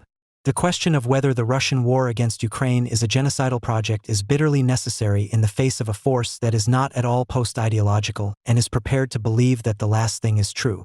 For it is not about the identity of Ukrainians, about language or customs, but about the definition of aspirations aimed at the subjugation and annihilation of others.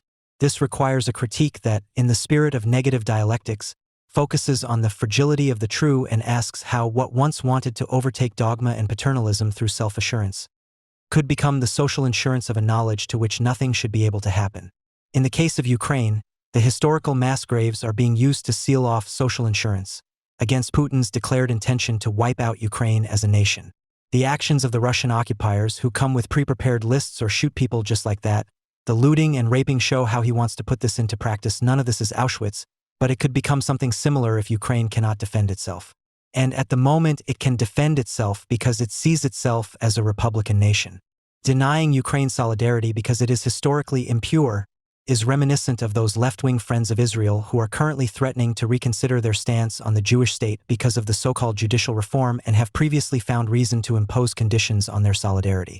Solidarity, however, only has a peripheral connection with the attacked. It is always negatively determined by the goals of the attackers against whom the attacked must be defended. Firstly, Putin has clearly formulated these goals in several speeches. Secondly, they can be found every day in the news when you can read how military targets such as schools, theaters, or supermarkets are bombed and thousands of children are abducted to Russia. The eloquent silence of many ideological critics on the Russian cult of doom, on the insane fact that Russian propagandists have nothing to offer except the destruction of Ukraine, means consent to a work of destruction that no longer has any positive purpose and produces chaos for the sake of power. People for whom the attribution that someone is an anti-German is synonymous with capitulator, lickspittle, opportunist, the well-known insults from the Stalin organ, everything is convenient, whether it happens in France, Nukoln, Niger, or Ukraine, no matter who is acting there, as long as it contributes to the downfall of the West, which has actually just gone under for good because of Corona, but never mind. Solidarity with Ukraine in its self-image as a multi-ethnic nation that wants to be a republic and adheres to the faded values of the West, on the other hand, requires the realization that this war represents a destructive attack on the already fragile norms of the rule of law worldwide, with the aim of handing over every individual to the arbitrariness of the strongest. Putin's propaganda of a multipolar world order means nothing else. Confronted with such an attack, the thinking individual, who feels no longing for a collective or a gang, cannot remain indifferent. February 28, 2025 was a dark day for diplomacy, but above all for Ukraine. Shortly after the scandal in the White House, the United States announced the end of military and financial support. This seemed to be tantamount to abandoning the country, to which Volodymyr Zelensky quickly tried to respond with concessions. The local reactions were also catastrophic. Just a few hours after the press conference in the Oval Office, a big game began. The question was, who was fooling themselves the most? Was it those who ignored Donald Trump's claim that Ukraine was to blame for the war and talked Putin into being a trustworthy business partner in the style of the POTUS? Or was it rather the majority faction that trumpeted the fact that Europe could finally take America's place in the free world, a term that was suddenly chic again? The unbridled anti-Americanism that broke out on February 28 was met with delusions of grandeur. At the same time, it was noticeable that most politicians, commentators, and social media strategists had little to offer apart from pathos and indignation. Hardly anyone was able to get to the heart of what is happening in the relationship between the United States, Ukraine, and Europe, and not just since Donald Trump took office. Instead, idealistic categories such as betrayal and disrespect, personal vanity, or breaking with diplomatic etiquette were used, as if unconventional ideas about protocol and choice of dress could destroy deep friendships. In view of this general lack of conceptualization, it is worth recalling Joachim Brun's writings, but not in order to canonize them. Instead, they should be treated as Brun and the CAIRA publishing house, which he co-founded, treated suppressed, banned, and dispersed traditions in the 1980s, 1990s, and 2000s. They took the often misunderstood talk of the time core of truth, from the preface to the new edition of the Dialectic of Enlightenment seriously. For this formula does not conceal a distancing historicization. It means less that a previously correct statement is transformed into a lie by the mere course of events. Rather, a text becomes false when it is no longer placed in relation to the present day. This alone can sharpen our view of both the past and the present. In this sense, Joachim Brun's writings, almost all of which were written for the Melee, are neither about historicizing documentation, as in an edition of his works, nor about dehistoricizing analogies, as with those who believe they have said all they need to say with a few quotes from Marx, Adorno, or Port. His pamphlets and essays should not be seen as templates, but rather as the intellectual tools that can be used to think ahead, understand, analyze, and, above all, criticize the changed conditions of the present. This also applies to the question, what is currently happening to the West? But who or what is this West anyway? Nobody knows for sure. However, there is broad agreement that it is the scope of those values that became significant with the three great Atlantic revolutions, the Glorious Revolution of 1688–89, the American Revolution of 1776, and the French Revolution of 1789. Their point of reference is the individual, their central vanishing point the law, the separation of powers, the rule of law, and directly linked to this freedom, property, security, the first three natural and inalienable human rights of 1789. Even if these values were proclaimed with great fanfare, they are not quite as friendly as they might appear at first glance. Joachim Brun never tired of emphasizing this. The West is not only based on values, but on values and interests, or, in the words of historian Heinrich August Winkler, values and power. The incorrigible materialist Brun, who wrote his final thesis with Winkler in the 1980s, would certainly have added, the power that Winkler speaks of in good social democratic terms is the power of capital. Values and interests, values and power, are not in competition with each other, but are dialectically related, as one would have said in the past. This means, first of all, that the development of Western values was based on the necessities of the commodity-producing society, and at the same time promoted their emergence. Quite simply, the separation of powers protects the entrepreneurial self from overly hasty encroachments by the state. Human rights, in turn, determine people according to their ability to be exploited. The sellers of labor power, which the bourgeois mode of production demands, must be legally free and equal persons. A serf cannot offer his labor power on the market because he cannot freely dispose of it. In other words, the Declaration of the Rights of Man and of the Citizen of 1789 not only symbolizes liberation from the constraints of clan and class, but historically also stands for the establishment of people as commodity subjects. Freedom, property, and security refer to the freedom to offer the commodity of labor power, the core of private property in oneself, on the market under the protective gaze of the ideal overall guardian, the state.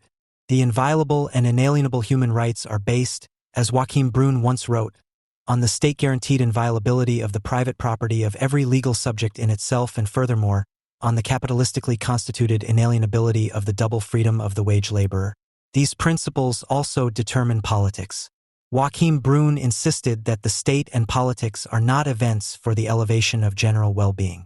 This is another reason why Niccolò Machiavelli was one of his favorite philosophers. According to his book Il Principe from 1513, any means is justified to maintain power, regardless of morality, ethics, and law. Politics had to maintain a friendly appearance, but in the interests of the reason of state, it also had to be prepared to resort to bloodshed. Because of such statements, Machiavelli is considered a cynic of power. He is frowned upon, keyword, Machiavellism. In contrast, Joachim Brun once wrote that the Principe is so hated because it is the relentless and true to the point of cruelty textbook of applied political science. Machiavelli had pronounced the secret of all statehood and all rule of men over men organized as politics as loudly and penetratingly as only Marx did the secret of value, money, and capital. The juxtaposition of law and violence, consensus and arbitrariness, and, it could be added, of values and interests is illusory. The statehood of capital, sovereignty, according to Brun in an obituary for the state critic Johannes Agnoli, is the mediated unity of both moments. This is another reason why fascism and National Socialism, for example, are not completely different from bourgeois society, which is often equated with the West, not quite rightly but also not quite wrongly. They are connected to it in many ways. Brun liked to refer to Hegel for this train of thought. In his philosophy of law, Hegel not only referred to the contradiction between bourgeois and citoyen, between market citizen and citizen, which constitutes the subject. At the same time, Hegel had shown that the negative reconciliation of the two, which later became the main concern of National Socialism, already took place in the form of the conventional soldier in the event of war. Its reconciliation is mediated through devotion and sacrifice. Its true absolute end, according to Hegel, is the sovereignty of the state. Joachim Brun saw in this something like the archetype of the metamorphosis of bourgeois society into the Volksgemeinschaft. The subject form is the uniform, the legal form is the order to kill, he concluded. However, this is only half the truth of Carl Schmitt. He had taken up the cause of demystifying the law and the values associated with it. In this way, the actual conditions were to be revealed, and what Nazis, fascists, and leftists alike like to criticize about bourgeois society was to be destroyed. Appearances. Whoever says humanity wants to deceive, according to Schmitt's famous sentence about human rights. Schmitt and his followers, however, as I once pointed out many years ago in the Bahamas, deliberately ignored the fact that Western values such as the rule of law, the separation of powers, or the universal human rights of 1789 were not absorbed in their political economic function. In view of the National Socialist destruction of the law and its replacement by regulations and measures, his former correspondent Franz Neumann therefore emphasized against him that the generality of the law would also leave behind traces of personal and political freedom. Individuals were granted at least a minimum of freedom due to the negative and abstract generality. The weak were at least granted legal opportunities. The generality of the law, Neumann summarized, was also, but not only, a means of satisfying the needs of free competition. Joachim Brun certainly held back with benevolent passages about bourgeois society, the state, and law. At times, he even criticized what he called a certain tendency among Frankfurt students. Some of them would ontologize the West in such a way as to make us forget that Hitler, and here Brun quoted Adorno, saw through the untruth in liberalism like no citizen did, that Nazism was the consummate self-criticism of liberalism. But Brun also knew how to differentiate. This becomes clear not least in his well-known statement that National Socialism sprang from the capital relationship. He meant this in both senses of the word. Although the Nazi regime and the Holocaust had emerged from the socialization of value, they had also gone beyond it, escaped it, as he explained. The National Socialist War was the intrusion of a completely different form of socialization into the capitalist world market. The German crimes were still separated by an abyss from the horrors of normal capitalist operations. For this reason, too, he generally insisted that bourgeois society had to be given the benefit of the doubt against the worse. The defense of the separation enforced by the Enlightenment between a state that legally safeguards the conditions of capital reproduction, which organizes the rights and duties that apply equally to every citizen beyond their actual differences, and a society in which these differences can and should be played out, is the essential point of materialist criticism. This is because this institutional separation is one of the few safeguards against the German, against the barbaric abolition of capital on its own basis. This is written in an old text by his friend Manfred Dahlmann, which Joachim Brun wished for as a foreword to the new edition of his book was Deutsch ist when he himself was already struggling to write. But back to the values of the West. There were certainly many reasons why they did not fulfill their capital function. The central, and often overlooked, one probably lies in the origin of transcendence itself, namely in religion. Strictly speaking, Western values originate from Judaism and Christianity, or more precisely, the Christianity of the Western Church. Anthropocentrism is programmed into both Judaism and Christianity, which culminated in the concept of the individual during the Enlightenment. Because God created people in his image, they could become godlike. Whoever sheds the blood of a man, for the sake of that man his blood will be shed. For he made man in the image of God. It says in Genesis. There is something else that is at least as important. In Judaism, the guiding principle is, the law of the land is the law. It was incorporated into the Talmud in the 3rd century and is intended to mean, abide by the laws of the land. In case of doubt, they even take precedence over religious laws. The principle of Dina di Malchutadina, which not all religions are familiar with, already contains some of the central divisions between spheres on which the West is based: secular and spiritual power, state and religion, public and private. They can also be found in Christianity. The foundation is Jesus' response to the trick question. In your devotion to God, do you think it is right for the emperor to take taxes? The well-known answer, render unto Caesar the things that are Caesar's, and unto God the things that are God's. In the Western Church, and only there, This developed into what Brun's academic teacher Winkler once called the European primordial difference. In contrast to the Eastern Church, Eastern and Southeastern Europe, the Middle East and Northeast Africa, a dualistic basic principle emerged in the European Occident via the investiture controversy and Magna Carta. Ultimately, it amounted to the limitation of rule, arbitrariness, and violence. This means that Western values are the ideological lubricant of bourgeois society, of exploitation, social, and psychological misery. But their origins lie further back. Western values are ultimately secularized religious ideas that have been transferred from the sacred to the profane. For this very reason, they were never absorbed into their political economic function, but transcended it. Due to their origins in religion, which for a long time continued to have an effect even in secularized society, not only under the Christmas tree or in front of the menorah, they are deeply rooted in individual and socio-historical cultural patterns. But what does all this have to do with Ukraine? A lot, because even if Western values come from religion, they are nothing superhistorical. Let's stick to the law, even if something similar could be said about the individual. Here it might be worth reading Franz Neumann. In his major essay on the change in the function of the law, he declared in 1937 that the sphere of rational law had met the requirements of the free market. In the age of competition, Neumann wrote, general law had ensured the predictability on which both small and large entrepreneurs had depended. That time is long gone. The era of free competition has long since been replaced by monopolization. This term is now considered smut, but was used much more frequently by Horkheimer, Adorno, and other critical theorists than the overrated term racket, which seems to me to be more of a search term. In contrast to the liberal order, at least according to Neumann, the monopoly economy is no longer dependent on legal protection from competitors. On the contrary, general laws are even a hindrance to monopolies. They would rather take advantage of short-term measures or broad general clauses, a development that also extends into the state apparatus and the mentality of the people. The irrational norm is predictable for the monopolist, as he is strong enough to dispense with formal rationality, says Neumann. As a result, law, one of the cornerstones of Western principles, not only loses its socio-economic function, but also tends to disappear. In other words, the values of the West were already at rock bottom in the interwar period, not only but especially in Germany. Germany, as Joachim Brun repeatedly explained, was above all the avant-garde of general crisis management. The West's life-prolonging measure was called the Cold War. It was the defibrillator of Western values.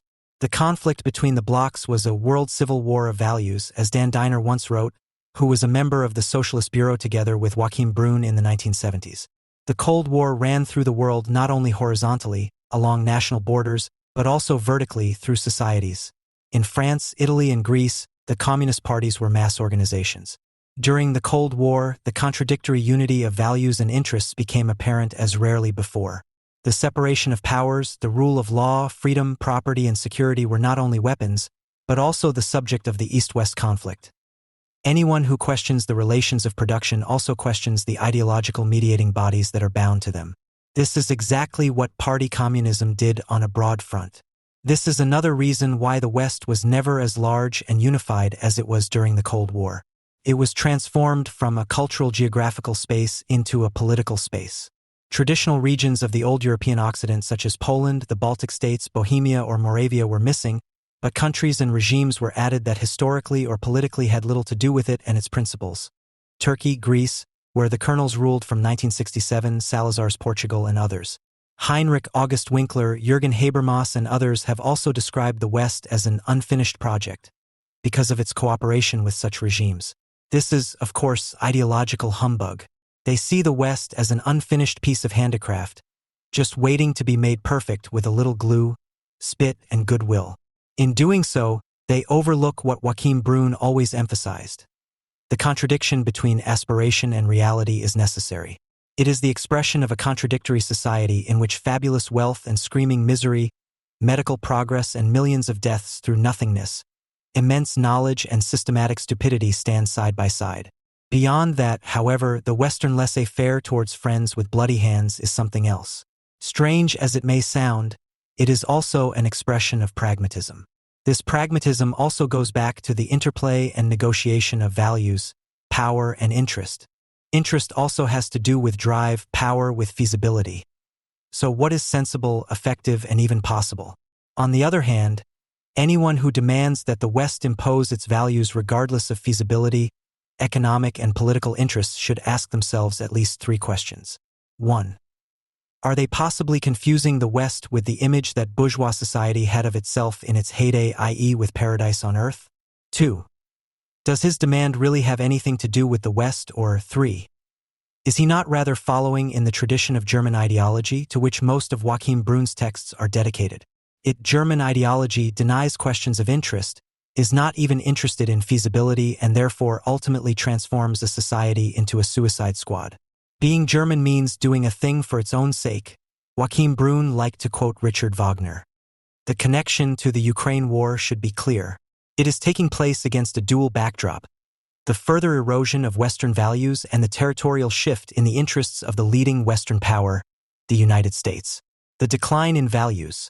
The decline of Western principles, which had already begun in the interwar period, continued at an accelerated pace with the end of the Cold War.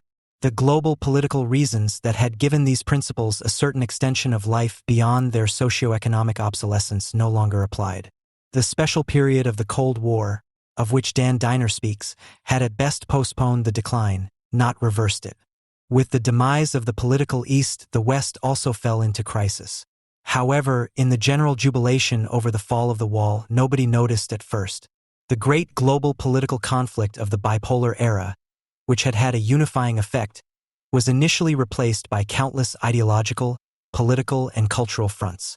The term multipolar world order made the rounds. The concentration of economic power, which had already pushed the concepts of law and the individual to their limits in the 1920s, also took on new dimensions. The car industry, which is grouped around 5 or 6 large corporations, online retail, and social media are just the best-known examples. Farsightedness, autonomy, and spontaneity count even less than they did during the Cold War. Instead, the central imperatives are permanent adaptability and conformism. They are just not called that, but flexibility, teamwork, self-optimization, and competence orientation. However, something else is at least as important: the process of secularization. Because as religion continues to withdraw, the prerequisites for the Western values that have emerged from it to surpass their already outdated economic function are also dwindling. There is no question that secularization is not purely an act of destruction, but a process of abolition.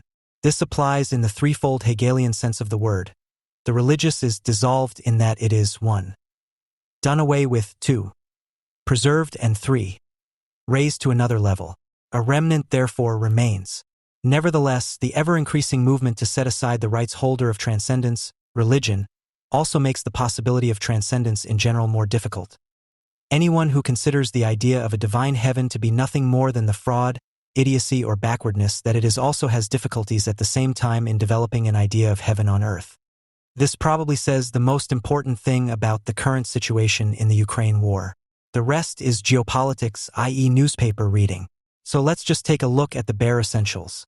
The decline of Western values coincides with the shift in the territorial interests of the United States, much to the chagrin of Ukraine. The main geographical stage of the Cold War was Europe. With the end of the East-West conflict, the focus of American foreign policy has shifted from the Atlantic to the Pacific to Asia.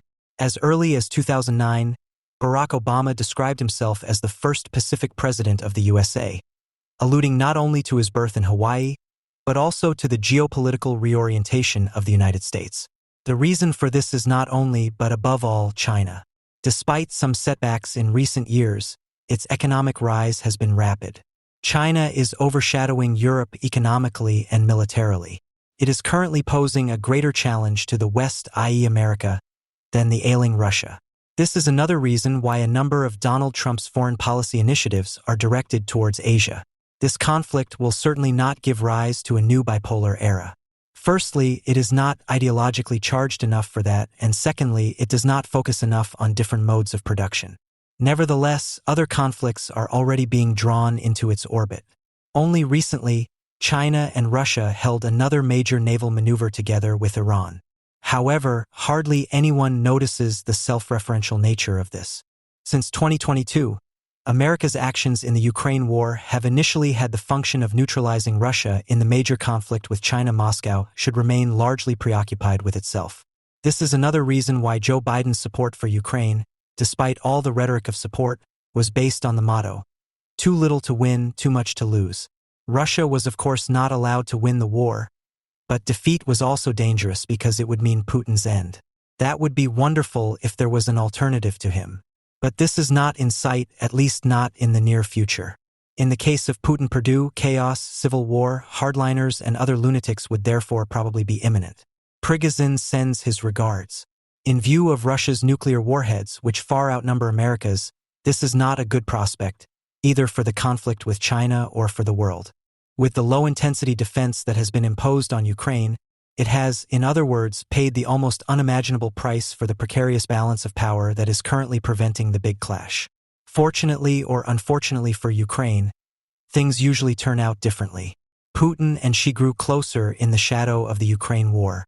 The war may even have furthered the liaison between Moscow and Beijing. Russian weapons are equipped en masse with Chinese electronics. The more than 10,000 North Koreans deployed west of Kursk are not fighting without approval from Zhongnanhai.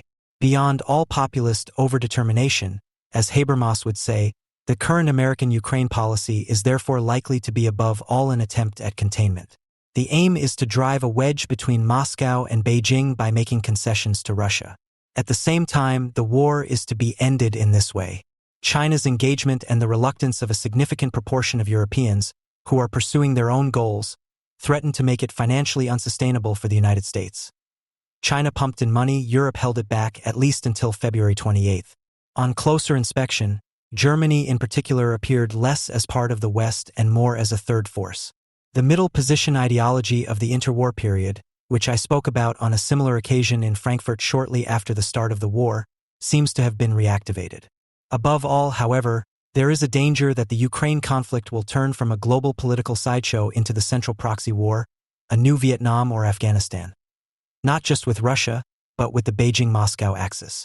It is far from clear where Germany would stand in this conflict.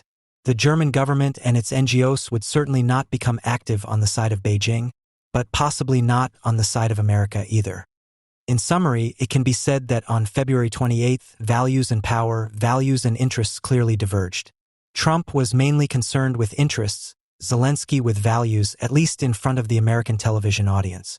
In Ukraine, some of these values have already been suspended in order to preserve the country's sovereignty. Elections, freedom of the press, the right to life anyway. Conscription and war prevail. It should have become clear that this separation is nothing special. It is rooted in the nature of statehood. States do what states do, especially in a state of emergency. Sovereignty is the synthesis of both exception and rule. What Joachim Brun once said about the automatic subject, as Marx described capital, should apply to it. It is precisely in the change of form identical with itself. Beyond the internal logic of sovereignty, it is also worth repeating that the current change of form in American Ukraine policy is nevertheless not due to Trump's defection to Putin, as is sometimes assumed, nor, as others claim, is it due to concern for the Ukrainian soldiers who are dying en masse and probably also deserting. Instead, his background is the major geopolitical conflict with China, which people in this country do not want to acknowledge any more than they want to acknowledge Russia's preparations for war before 2022. In other words, Ukraine is being sacrificed to the new, still Cold War with Beijing. It is far more dangerous for the United States and the rest of the West than the fight in Ukraine has been so far. From the point of view of the American sovereign with a view to its own interests, the deal with Putin is therefore not entirely illogical.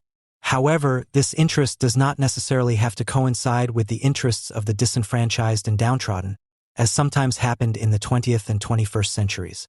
This is helped by the fact that the scandal of February 28 does not just seem to reflect a customary change of form. Rather, it made clear what could have been known beforehand. Western values are losing their surplus content. They tend to become, and the emphasis is on this, what they always were for Carl Schmitt: rhetoric, deceit, a disguise for business. This is probably one of the reasons why Donald Trump finds it so difficult to distinguish between the language of diplomacy and the jargon of business. "I will make a deal in 24 hours, he declared in January 2025 with Putin in mind.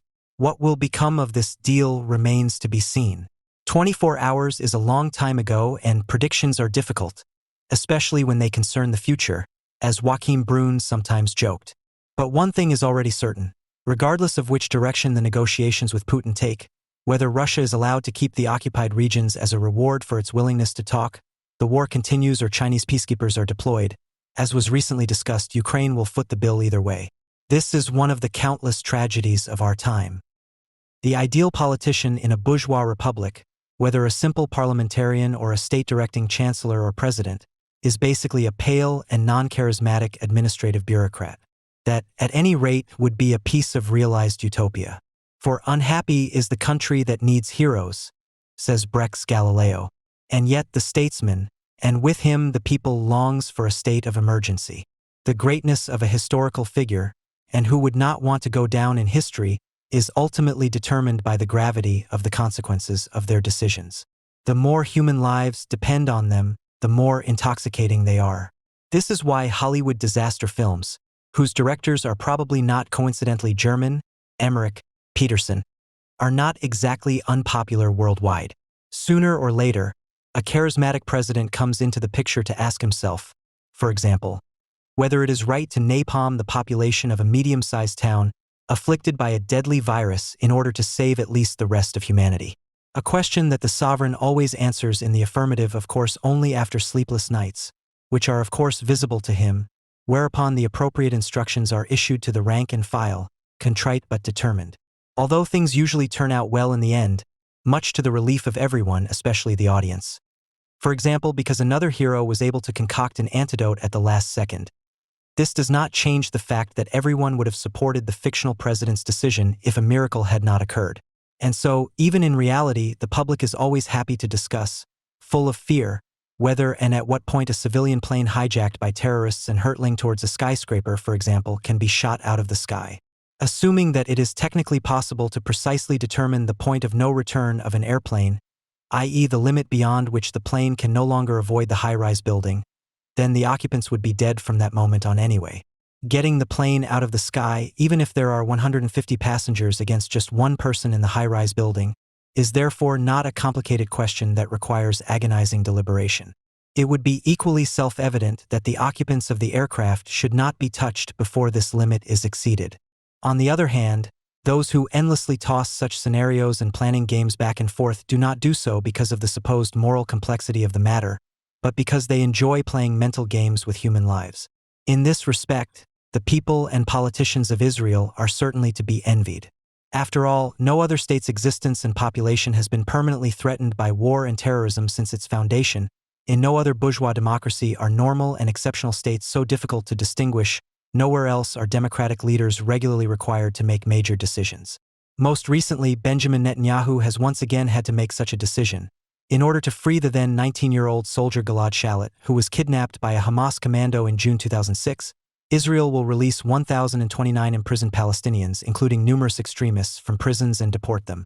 Similar exchanges already took place in 1985, 3 Israeli soldiers for 1,150 terrorist Palestinians, and 2004, the businessman Tenenbaum and the bodies of 3 Israeli soldiers for 435 terrorist Palestinians. The German reactions to these decisions, which are controversial in Israel, but have majority support in parliament and among the population, range in the serious press from strangely calm and factual, to Faz, to expressively critical of Israel. For example, when Peter Munch asks himself for the Süddeutsche newspaper why the historic victory of Hamas could not be a victory after all, but rather could pose a threat to both sides. Quote, "The blockade remains in place, and after Gilad Shalit returns home, Israel could even tighten the screws again." In the small print, this deal also shows how the government in Jerusalem sees the Gaza Strip as a black hole in which explosive substances can be dumped. There is no other explanation for the fact that a considerable number of those released are not allowed to return to their homes in the West Bank due to the danger they pose, but are instead deported to Gaza. Israeli security circles say that a few hundred more extremists hardly stand out among the many thousands there. However, this will further promote the radicalization of the Gaza Strip. The next armed conflict seems to be only a matter of time anyway. The triumphal procession could very soon be followed by funeral marches. End of quote. However, you don't have to be as critical of Israel and gloating as Peter Munch to eloquently conceal the crucial aspect of the ransom of a hostage, which has been trivialized everywhere as a prisoner exchange, which is why it was initially only cautiously heard on internet forums. The humane greatness and moral grandeur of the Israelis, for whom no price seems to be too high for the rescue of one of their own, whether dead or alive. Richard Herzinger's commentary for Die Welt, October 15, 2011, is therefore, as so often, a laudable exception. Quote, is agreeing to such a deal, which seems to reward criminal acts, therefore a sign of Israel's weakness? Not if one considers the moral dimension of this exchange. The fate of the young soldier who fell into the clutches of Hamas at the age of 19 has deeply touched the soul of Israeli society. The tent that his parents had erected near the Israeli Prime Minister's residence in Jerusalem as a reminder of their son's fate had for 2 years become something of a moral center, a thorn in the nation's conscience. It was a reminder of a commandment deeply rooted in the religious and cultural tradition of Judaism. Pikwach nefesh, the obligation to save lives, is one of the highest principles of Jewish ethics, which stands above all religious laws and regulations. End of quote. Herzinger can also be agreed with when he writes, the civilizational, humane standard of a society can be measured not least by how highly it values individual human life. Seen in this light, the agreement on exchange is a lesson. End quote. But then he makes it a little too easy for himself. The lesson merely shows the fundamental difference between an open, democratic society and a cynical collectivist system of oppression. What a contrast such a value system offers to the maxims of an culture that propagates martyrdom as the highest ideal, especially for young men, and is not afraid to abuse them as suicide bombers in the name of a religion. End quote. After all, the appreciation of individual human life would also be the yardstick for distinguishing between open, democratic societies. It is not the obvious contrast to the unculture of insane and anti-Semitic murder collectives that allows us to fully appreciate the civilizational, humane standard of Israeli society as such. Even democratic Germany, albeit post-fascist, but no less so, reacted completely differently to a similar albeit comparatively harmless political situation than Israel in the 1970s. Only the Benjamin Netanyahu-Helmut Schmidt comparison would therefore provide a true political lesson, namely about two opposing models of interpreting civic state sovereignty, whereby it is probably no coincidence that in one case it is the state of the Holocaust survivors and in the other the legal successor to the Third Reich. The fact that the Germans played an important role as mediators in the rescue of Gilad Shalit certainly honors them, but is no guarantee that they would act like the Israelis from now on. In his Jungle blog, October 18, Thomas V. D. Ostensacken refers to the necessity of such a comparison, but does not make it himself. However, this comparison is systematically avoided in the German reception of the rescue of Shalit, because this would result in the denunciation of the tacit agreement with recent German history. Just as Munch merely by way of example claims to criticize the results of the negotiations as a at least short-term historic victory for Hamas, although he and his ilk otherwise always accuse the Israelis of not talking enough to their anti-Semitic mortal enemies, the Germans remember their state's persistence in the face of terrorist blackmail attempts as a historic victory over the RAF. In reality, however, the RAF succeeded in teasing the fascist essence out of the state. Not, as the RAF, the left and other defenders of the rule of law believe in the state's measures against the terrorists, for as long as the exceptional situation remains the exception, it not only confirms the rule, but constitutes the normal case, i.e. also the rule of law, but in the refusal, committed in the name of the state or collective, to save human lives in dealing with terrorists. Herzinger also avoids breaking with this national history. What's more, consciously or unconsciously, he resolutely reserves the defense of the German solution. Quote, the case of Gilad Shalit does not in fact offer a universally valid model for dealing with terrorist blackmail. Liberal societies will not be spared the specific, agonizing consideration of whether saving one life could endanger too many others in the future. End of quote. There it is again, the agonizing consideration, which can sometimes lead to this result, Netanyahu, sometimes to that, Schmidt. Every journalist, politician, and TV viewer has this formula down pat. Hardly anyone asks what is so agonizing about accepting the merely future and abstract endangerment of many, once the saving of a present and concretely threatened individual life has been elevated to a generally and universally valid, and not just a particular Jewish imperative. as if it could no longer be faced when the time comes, i.e., as soon as the initially speculative threat has become present and concrete. Even if, as Caroline Glick, for example, points out in an article for the Jerusalem Post on October 14, 2011, all statistics indicate that released terrorists will become active again. This remains an abstract threat. Certainly, not every released terrorist will change his mind, suffer a heart attack, or fall victim to a targeted liquidation by the Israelis. We know that Israelis could become victims of terrorist attacks again in the future. We don't know how many and who exactly, nor do we know how many of these attacks we will be able to prevent. However, we have a different moral responsibility towards these abstract variables in the present than towards the concrete lives that are threatened, which we are very personally guilty of not saving even though we could. Once again, the only thing we don't know about these future victims is their names, Glick's article says.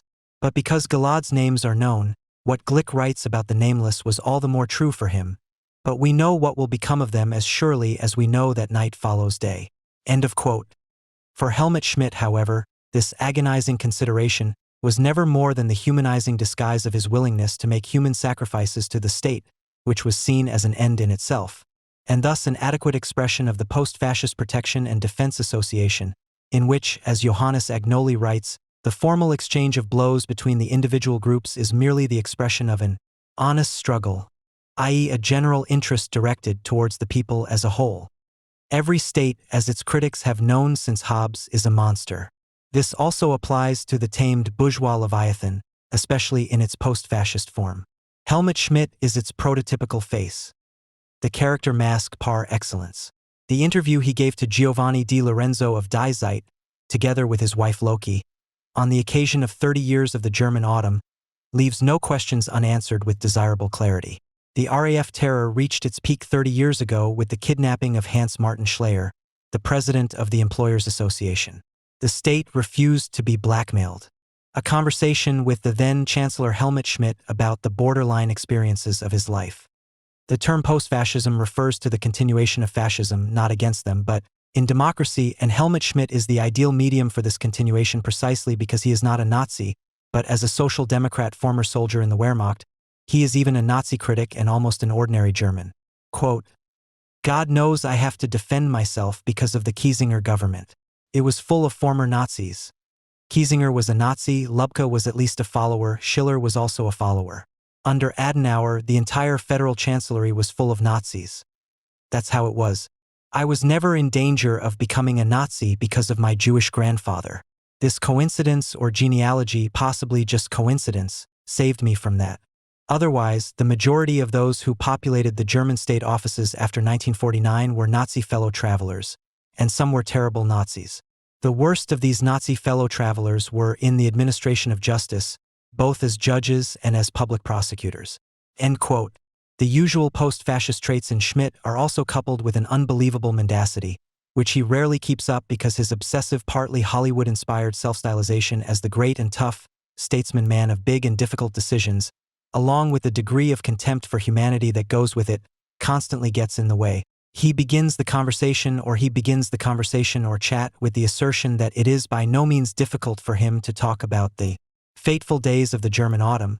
He just has no desire to do so because there is a climate in the media that deals too much with the terrorists and too little with the victims.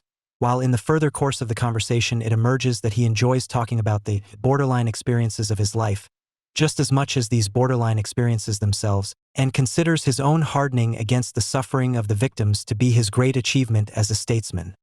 Thus, the admission of complicity in Schleyer's death, for example, is part of the statesmanlike staging of the person who has to bear the consequences of his difficult decisions, admittedly after agonizing considerations, as a weight and great burden for all eternity.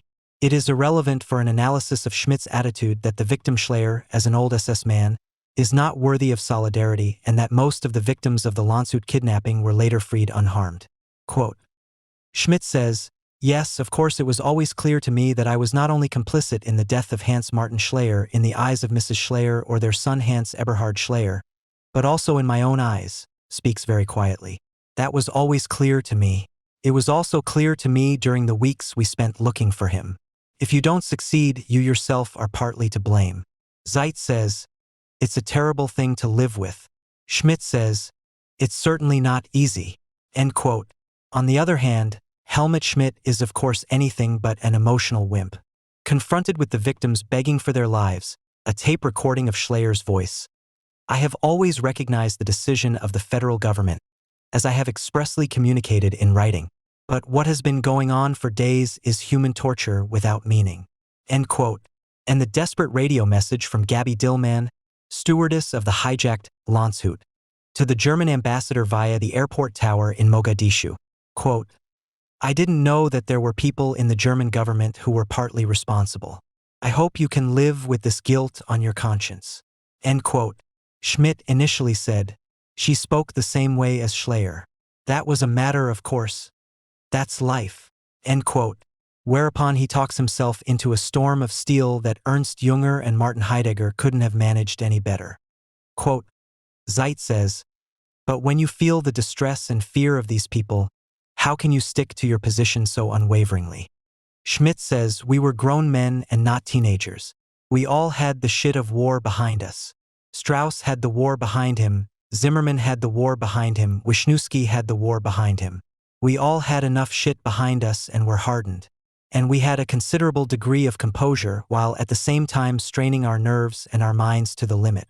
The war was a lot of shit, but not losing your mind in the face of danger was something you learned back then.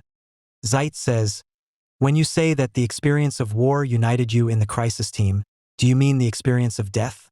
Schmidt says, for example, the experience of death, the experience of mortal danger. Zeit says, is it also the experience of being killed? Schmidt says, speaks very quietly and cautiously. That's the same thing. Zeit says, so after that you were all grown up, hardened? Schmidt says, yes. Zeit says, also brutalized? Schmidt says, every war brings brutalization with it on all sides. End quote.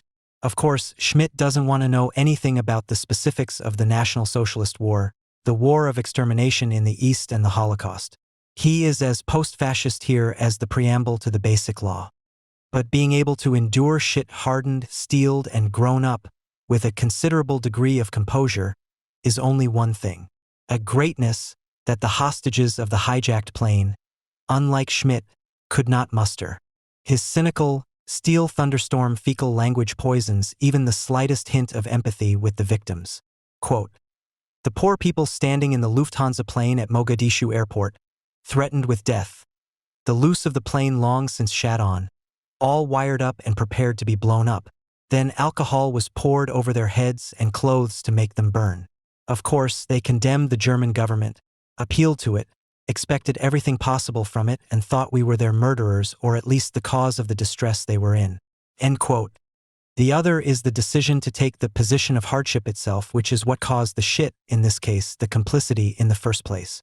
According to Schmidt, this can be explained by the following history. In 1972, a German plane was hijacked to free the imprisoned hostage-takers of the Israeli Olympic team. The Brandt government went along with the deal. In 1975, the Berlin CDU politician Peter Lorenz was kidnapped and exchanged for 6 captured terrorists. Even before Lorenz was actually released, Schmidt claims to have decided, quote, you'll never do that again. In fact, the people released in Berlin continued to commit terrorist acts. So that was the second successful blackmail. I suspected that there was now a chain of kidnappings and blackmail attempts. End of quote. When Schleier was kidnapped in September 1977, Schmidt made a 5-minute statement 4 hours later, which had been recorded shortly beforehand in the ARD studio in Bonn and, as Di Lorenzo says, came up with a sentence for the history books. Quote, the state must respond to this with all necessary severity. End of quote. However, this necessary severity was not primarily directed against the terrorists. On the contrary, many a proposal was and still is rejected as a breach of the rule of law, even as fascist. And not only the ideas circulated by, for example, Federal Prosecutor General Kurt Rebman, to amend the Basic Law so that it would be possible to shoot people who were to be ransomed by terrorists or Franz Josef Strauss, to kill 1 RAF prisoner for every hostage shot, or the proposal of a BND agent for a covert operation against international terrorism with the aim of liquidating the European leadership cadres. In other words, a strategy of toughness, which the Israelis, for example, certainly use, is, as Di Lorenzo and Schmidt agree, at least hair-raising and inappropriate for a democratic state. On the other hand, it seems appropriate if the necessary severity is directed against the hostages, i.e. if the state, in order to demonstrate that it will not be blackmailed or that such blackmail is not worthwhile in the long term, instead of covertly and systematically liquidating terrorists, simply does not give in to their short-term demands. Quote, Zeit says, "So the historian's account is correct, that you were determined from the first day of the Schleyer kidnapping not to give in to the terrorists." Schmidt says, "The portrayal is wrong because I had already been determined to do so since the Lorenz kidnapping. I didn't give in afterwards in Stockholm either, and I didn't want to do that in a third or fourth case either." Zeit says, "At least you told Sandra Maischberger. I found the enormous responsibility for the lives of others existentially oppressive." Schmidt ponders for a long time, says, "You can also say in Hamburgian, that's a bit lean." End quote. However, the enormous responsibility for the lives of others, which Schmidt also proudly displays at another point in the interview, is only the civilizing disguise of the barbaric, which is already expressed in the fall into the provincial, in this case Hamburg, and is then also clearly formulated by Loki Schmidt. But the state was also threatened, and that was just as clear to us and to my husband even more so, of course. End of quote. For the Schmidts, the concrete other people can therefore so quickly become something abstract and inhuman like the state, because they simply do not recognize any difference, which in a way proves them to be connoisseurs of their basic law. Even Article 1:1 speaks of the dignity of man instead of human beings. The latter alone would mean all human beings, i.e. the empirical individuals, as they walk and stand. Man in and of himself, on the other hand, is a real abstraction that is objectified in the sovereign. This is the general man who subsumes the particular men by subordinating the provisions of repressive generality to the concrete individuals as a juridical fiction, Marx, ISF. The subject form is the epitome of all economically set and politically explicated requirements that the particular individuals have to meet, and therefore the truth of Article 1:1 is, as Johannes Agnoli critically noted, the dignity of the state is inviolable. Conversely, this makes the dignity of specific individuals inviolable for the purposes of the state. And as an old soldier, Schmidt knows that Article 2:2, everyone has the right to life and physical integrity, is not far off the mark either. For the life generously granted by the state, in this case everyone instead of the individual, immediately implies the duty to sacrifice for the Volksgemeinschaft, as the Basic Law already stipulates in the provisions on the abuse of fundamental rights to fight against the free democratic basic order, Article 18, and as Section 5 of the Criminal Code states under the heading Crimes against National Defense. Whoever incapacitates himself or another with his consent by mutilation or in any other way for the fulfillment of compulsory military service, or causes him to be incapacitated, shall be punished with imprisonment from 3 months to 5 years, Section 109 StGB, and therefore this, after all, the jurist knows, even if he knows nothing else. There is no right of disposal of the individual over his own life. The Schmidt couple's thoughts and actions are such that the provisions of sovereignty as defined by Hegel should be read as an immediate instruction manual and put into practice. On Hegel's philosophy of law, Joachim Brun writes, "The state, says Hegel, must not only be regarded as a bourgeois society, Grundlinien Section 324 edition, but as the nation in its limit, which implies the surrender of personal reality to the absolute final end, to the sovereignty of the state, Section 328. It is the soldier who reconciles in himself the contradictory determinations of the bourgeois and the citizen in extreme negativity, i.e., the concrete egoism with the abstract altruism of the individual constituted in the form of the subject. He embodies the readiness to sacrifice himself in the service of the state, Section 327. Which means, the being that Hegel wanted to establish as an affirmative being reveals itself as an unbeing, which the Schmidts have taken upon themselves to embody with all the consequences of body and soul in agonizing consideration.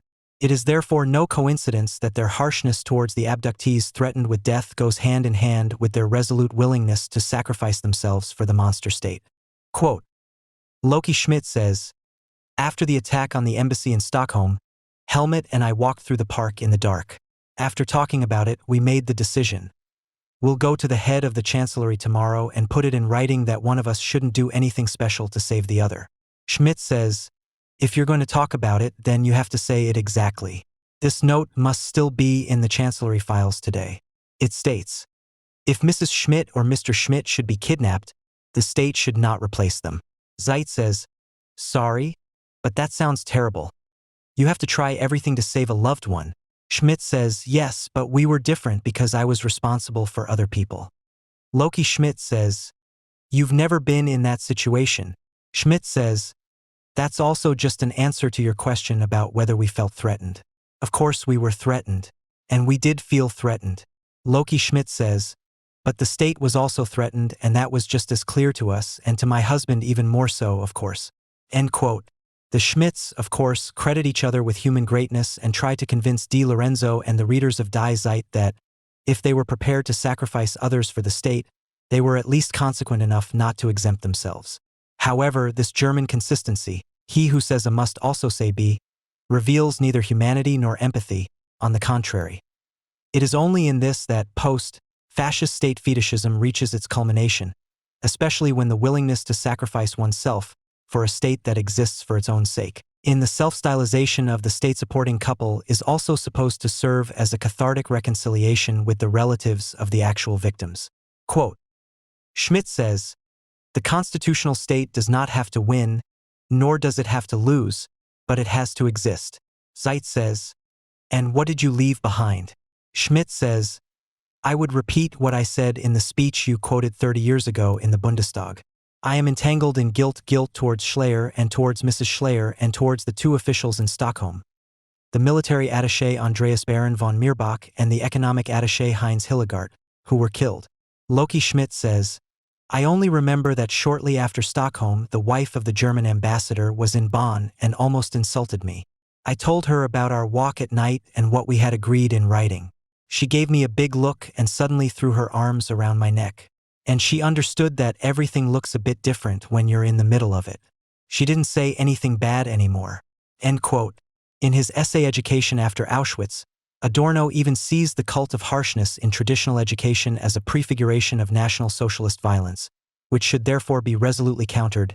The educational image of harshness, which many may believe in without thinking about it, is wrong through and through.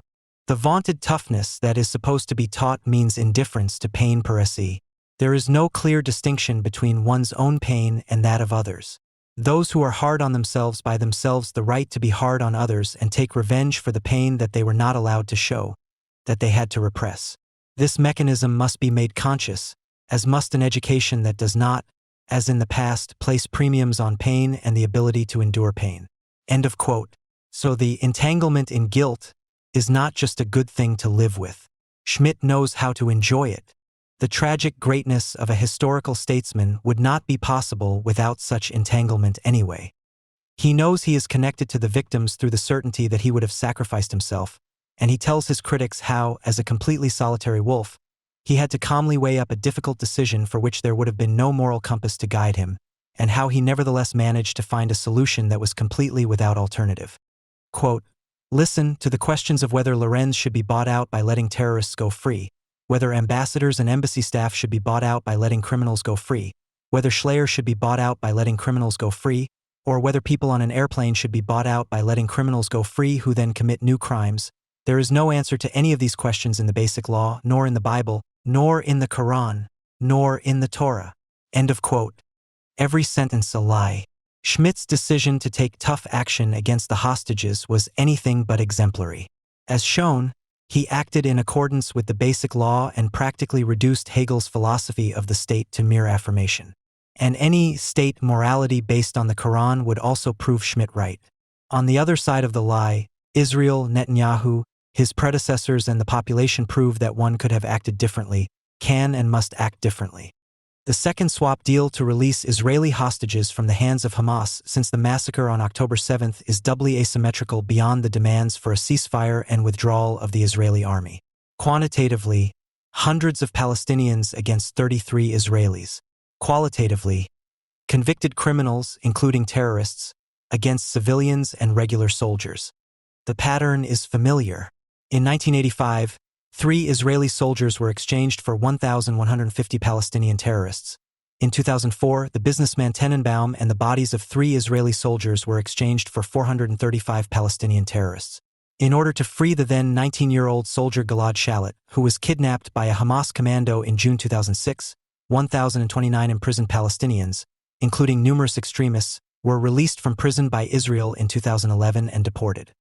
The so-called moral dilemma is always the same, and the corresponding discussions are similar, with one exception which will be discussed shortly.